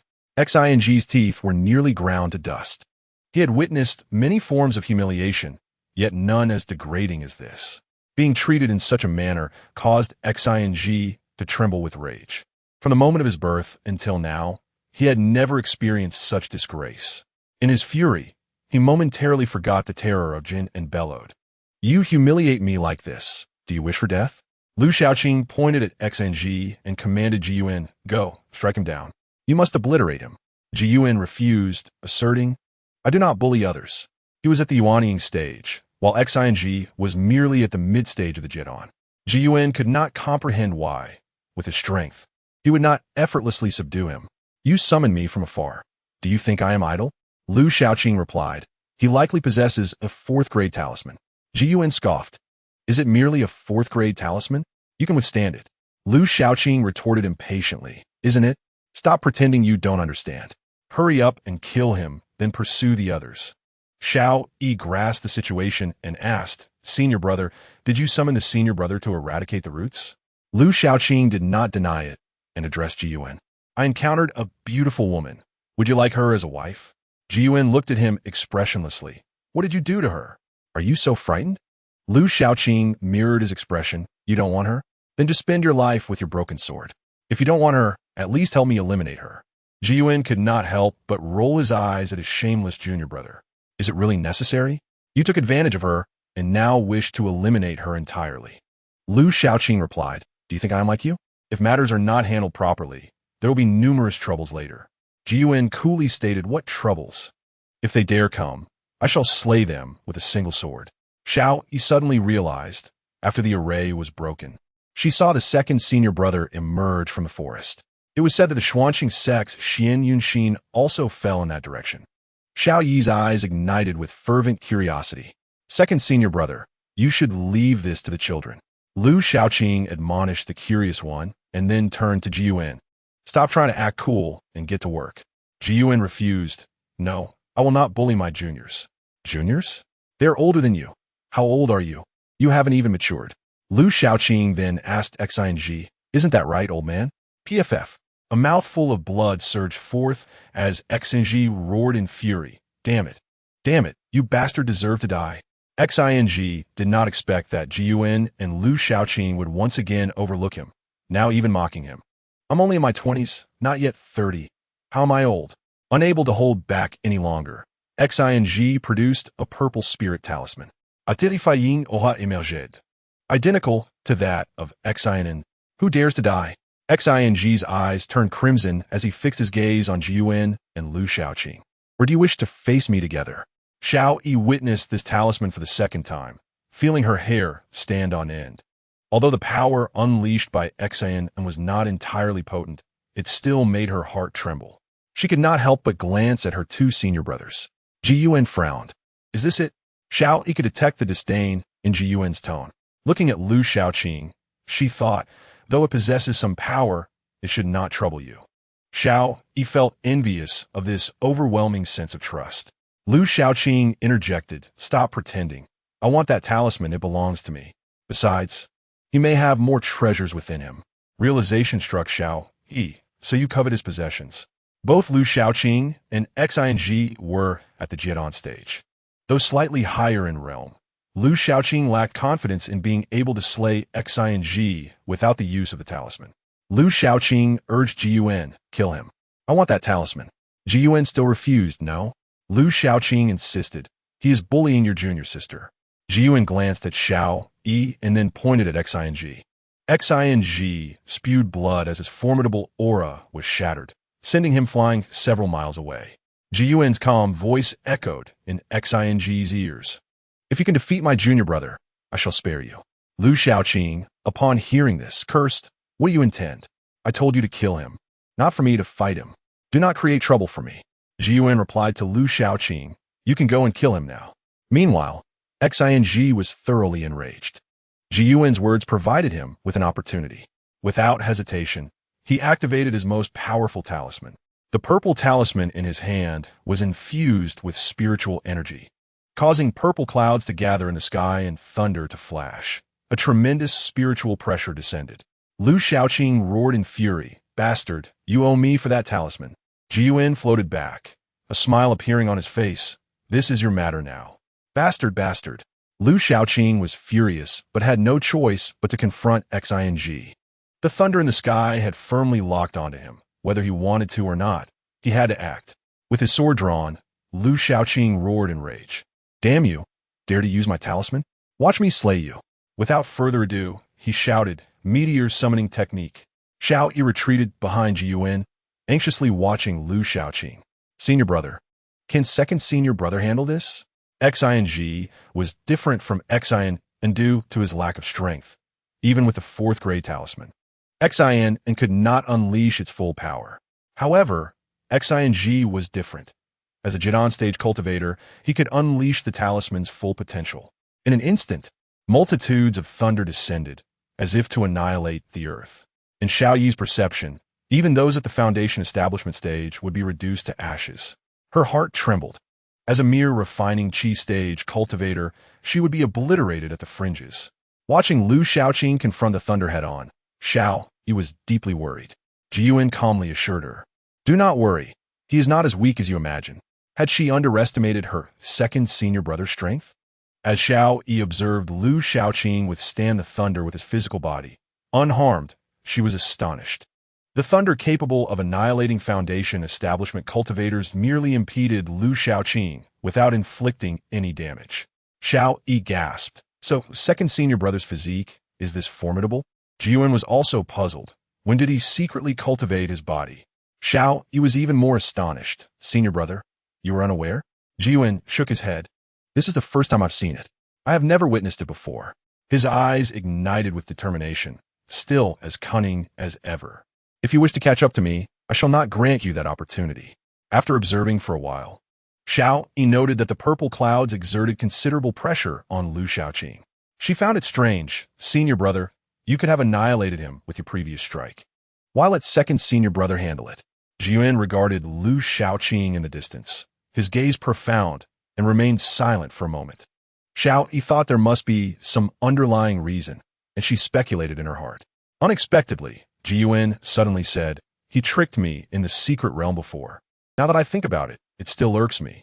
This is a perfect opportunity. His tone hinted at a subtle sense of pride. Xiao Yi's eyes widened in disbelief as she gazed at her senior brother. Is this truly the reason? However, she continued, senior brother? Second senior brother mentioned that if a Jidan stage cultivator uses a fourth grade talisman, they can unleash its maximum power. Its might is equivalent to a strike from a Yuanying stage cultivator. Can second senior brother endure it? Ji Yuan replied, do you think I struck him for no reason? Otherwise, with your second senior brother's temperament, would he take action? Xiao Yi was stunned. Were the two senior brothers this in sync? She felt a twinge of disappointment, thinking Ji Yuan was merely avenging her. As Xiao Yisin felt a surge of frustration, the enormous fireball in the sky descended towards the violet clouds. Chapter 92. You are so powerful, yet you still call for help? The colossal fireball, akin to a meteor from the heavens, crashed heavily into the violet cloud mass. Boom! Instantly, a vast shockwave surged through the entire sky, radiating outward. The white clouds that spanned thousands of miles were swept away. On the ground, the formidable shockwave wreaked havoc, akin to a hurricane of unimaginable force, rampaging through everything in its path. Flames and lightning intertwined, resembling a tumultuous sea of fire, and similarly, a tempest of thunder raged. The shockwave surged towards Ji Yin and Xiao Yisin. Even before its arrival, Xiao Yisin felt a suffocating pressure, an overwhelming urge to flee from the scene. She quickly moved closer to Ji Yin, and her breathing immediately became more manageable. The ground trembled violently, dust swirling, trees snapping as the shockwave approached. However, upon reaching a mere 3 feet in front of Ji Yin, it seemed as though an invisible barrier had cleaved through it, leaving the area around Ji Yin untouched. Xiao Yisin stuck out her tongue, realizing that throughout the chaos, Ji Yin had made no visible movement. The senior brother was truly formidable, though the second brother was not to be underestimated either. Xiao Yisin observed the fierce battle involving Lu Shaoqing. Lu Shaoqing summoned the fireball to strike the violet clouds. After the explosion, while the violet clouds remained, a keen observer would notice their color had significantly faded and the terrifying aura had diminished greatly. The descending lightning was no longer dense, but sparse, and posed no threat to Lu Shaoqing. Xing, with blood at the corner of his mouth, looked on in shock. He had not anticipated Lu Shaoqing's strength to surpass his expectations, even exceeding his own. A single blow had nearly shattered him. Xing now realized how absurdly wrong he had been. This scoundrel had been playing the fool all along. His power was far greater than he had imagined. And yet, Xing was filled with unbridled rage. How could one this strong still call for assistance? He had seen shamelessness before, but nothing quite like this. It was one thing to be powerful, but to summon Ji Yin was utterly disgraceful.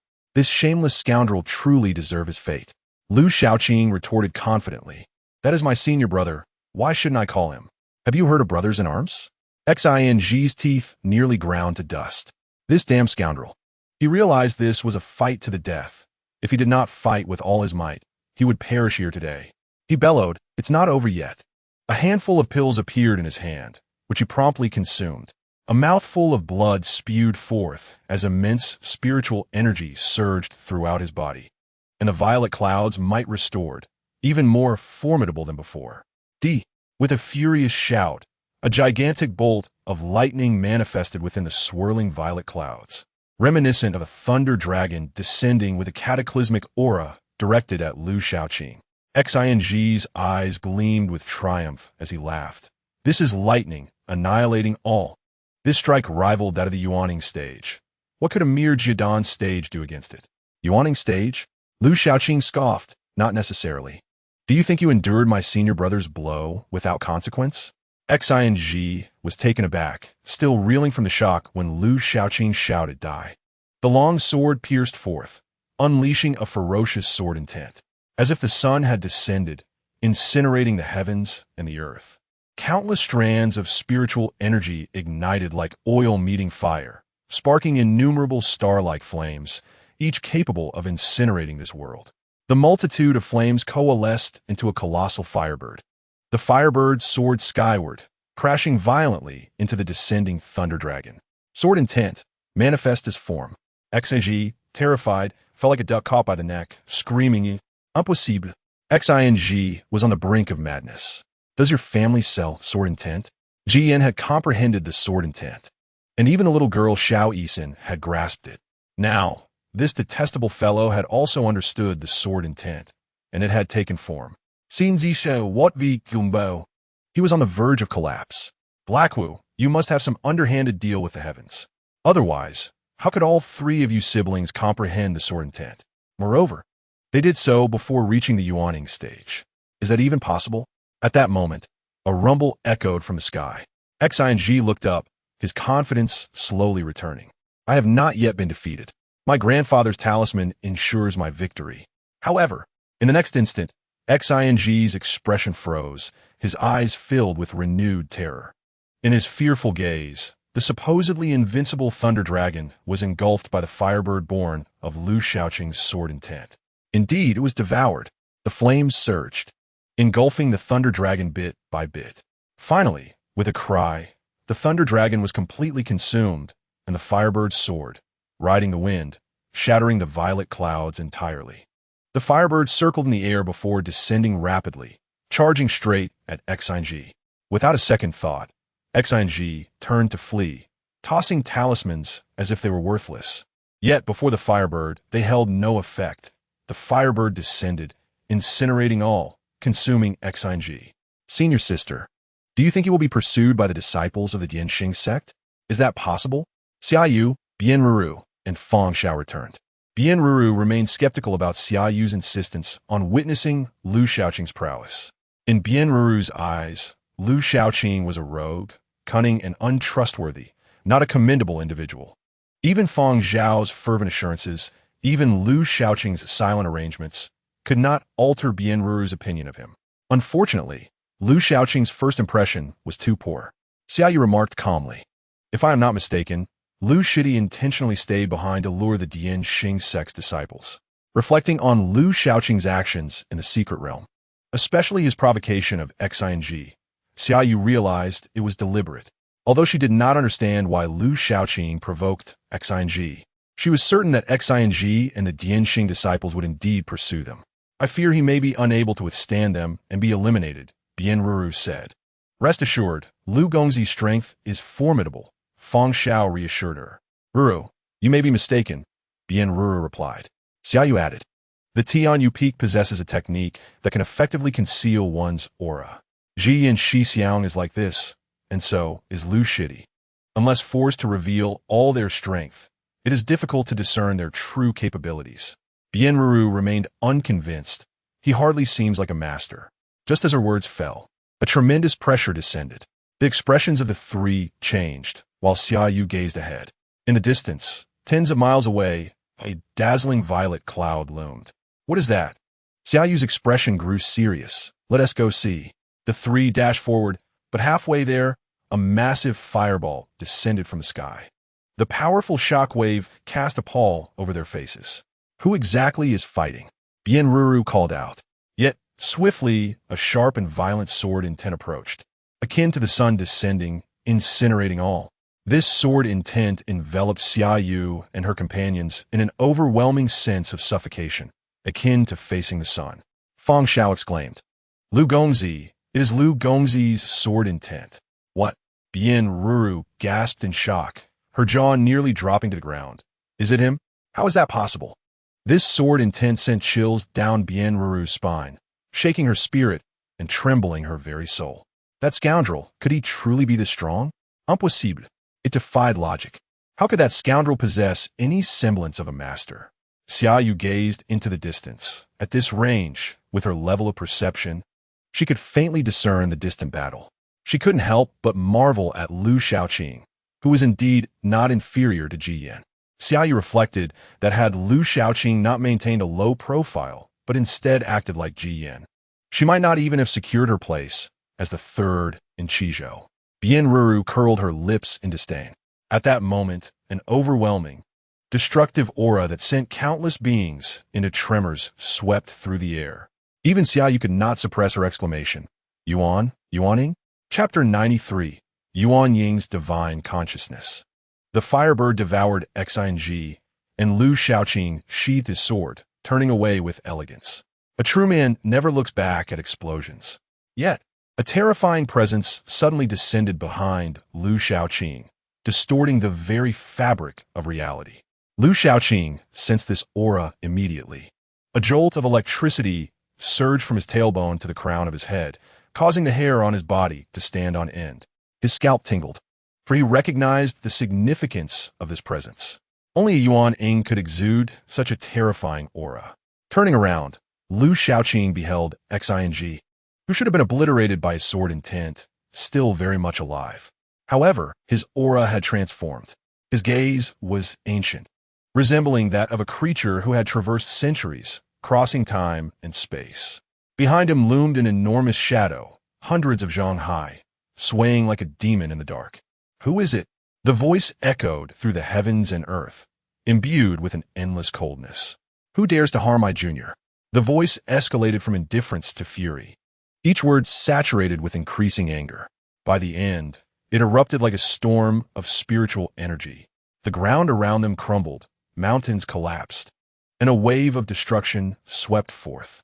XNG's gaze settled upon Lu Shaoqing, and the shadow behind him seemed to open its eyes, fixating on Lu Shaoqing with a hollow stare that could freeze his very soul. Is it you? In the distance, Ji Yan's expression turned grave, his sword intent manifesting as ripples in the air. He appeared as a long sword, poised for action, with the tip of his sword gleaming ominously. A white dragon seemed to swirl around him, elusive yet present. Xiao Yi trembled, staring at the colossal shadow, her throat dry. Is this the might of Yuaning? Although she had encountered Yuaning before, her uncle Xiao Chuang, the elder of the Xiao family, her master Xiao Cheng, and even her senior brother Jian were all Yuaning. Those interactions had been tempered, their auras suppressed. Now, facing an enemy, the terrifying presence of Yuaning was laid bare. Is this the aura of a Yuaning powerhouse? Xiao Yi's complexion paled as she gazed at the immense shadow, feeling her own spiritual energy stagnate in response. Truly, truly terrifying. Her worry for Lu Shaoqing deepened, and she couldn't help but plead, "Senior brother, will you take action? Please. Hurry. Second senior brother, he can't withstand this." She hoped for her senior brother to intervene, believing that Ji Yan, now a Yuaning, should easily handle the adversary before them. However, Ji Yan merely relaxed, his demeanor returning to normal, calm and composed, as he sheathed his sword with a soft clink. "Everything is fine, just watch," Ji Yan said with a faint smile. Xiao Yi was bewildered. How could he still smile in such a dire moment? Was it possible that he no longer cared for the second senior brother? Or was he still brooding over the incident in the secret realm? That shouldn't be the case. It was the second senior brother who should be petty, not him. At that moment, Lu Shaoqing's voice rang out, "Old man, who are you trying to scare?" His tone held no panic, only deep indignation. "Indeed, there's a battle among the young, and you dare to intervene? How shameless can you be? Does your mother know? You old relic, go find something better to do instead of meddling in such disgraceful affairs." Lu Shaoqing hurled accusations at Xing, denouncing him for calling for help when he couldn't win a fair fight. "You, the Xingxing sect, not only the most impoverished sect, but also the most shameless. How dare you use my talisman and still call for aid? Do you have no shame? Stand still, and I will slice you down now." As Lu Shaoqing spoke, his anger escalated, and he drew his sword once more, unleashing a terrifying sword intent that enveloped Xing.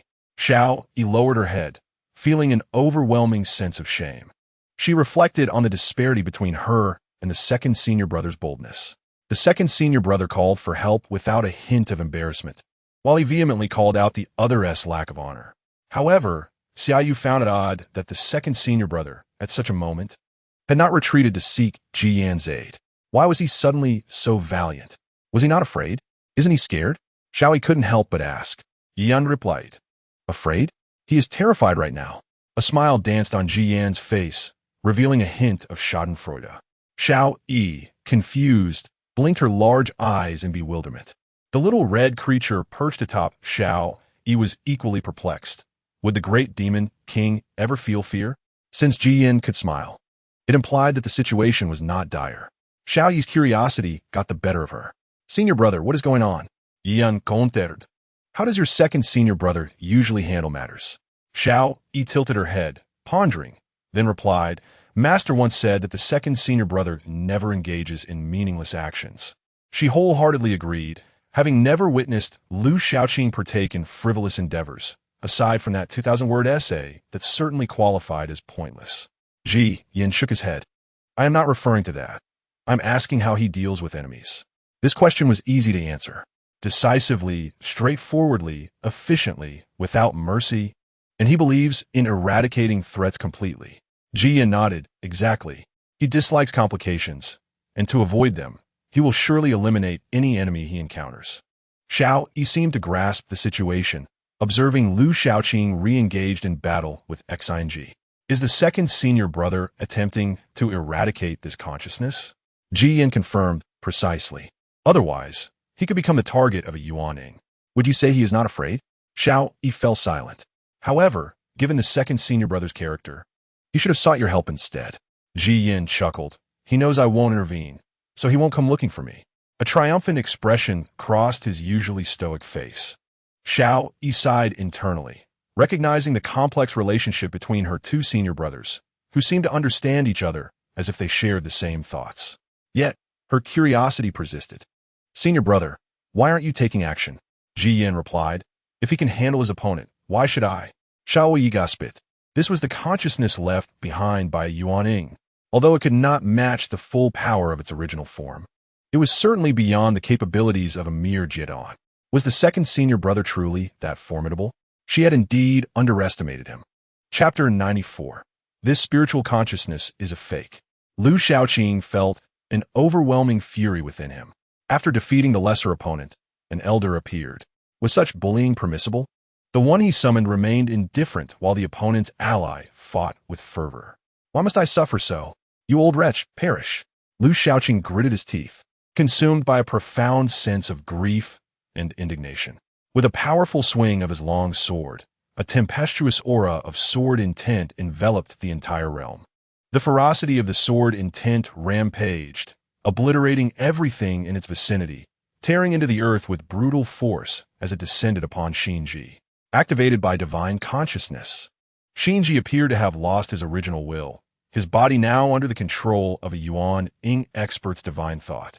Suddenly, he cast forth a cyan spirit talisman. Instantly, the air was filled with howling winds, akin to the ominous gusts emanating from the void, each wisp transforming into a razor-sharp wind blade. The air was shredded into fragments before the countless wind blades. Lu Shaoqing's frenzied sword intent met the wind blades, as if two elite soldiers clashed in a fierce battle. Explosions erupted in the space between Lu Shaoqing and Xinji. Although it was merely a first-grade spirit talisman in Xinji's hands, its power rivaled that of a third-grade talisman. The wind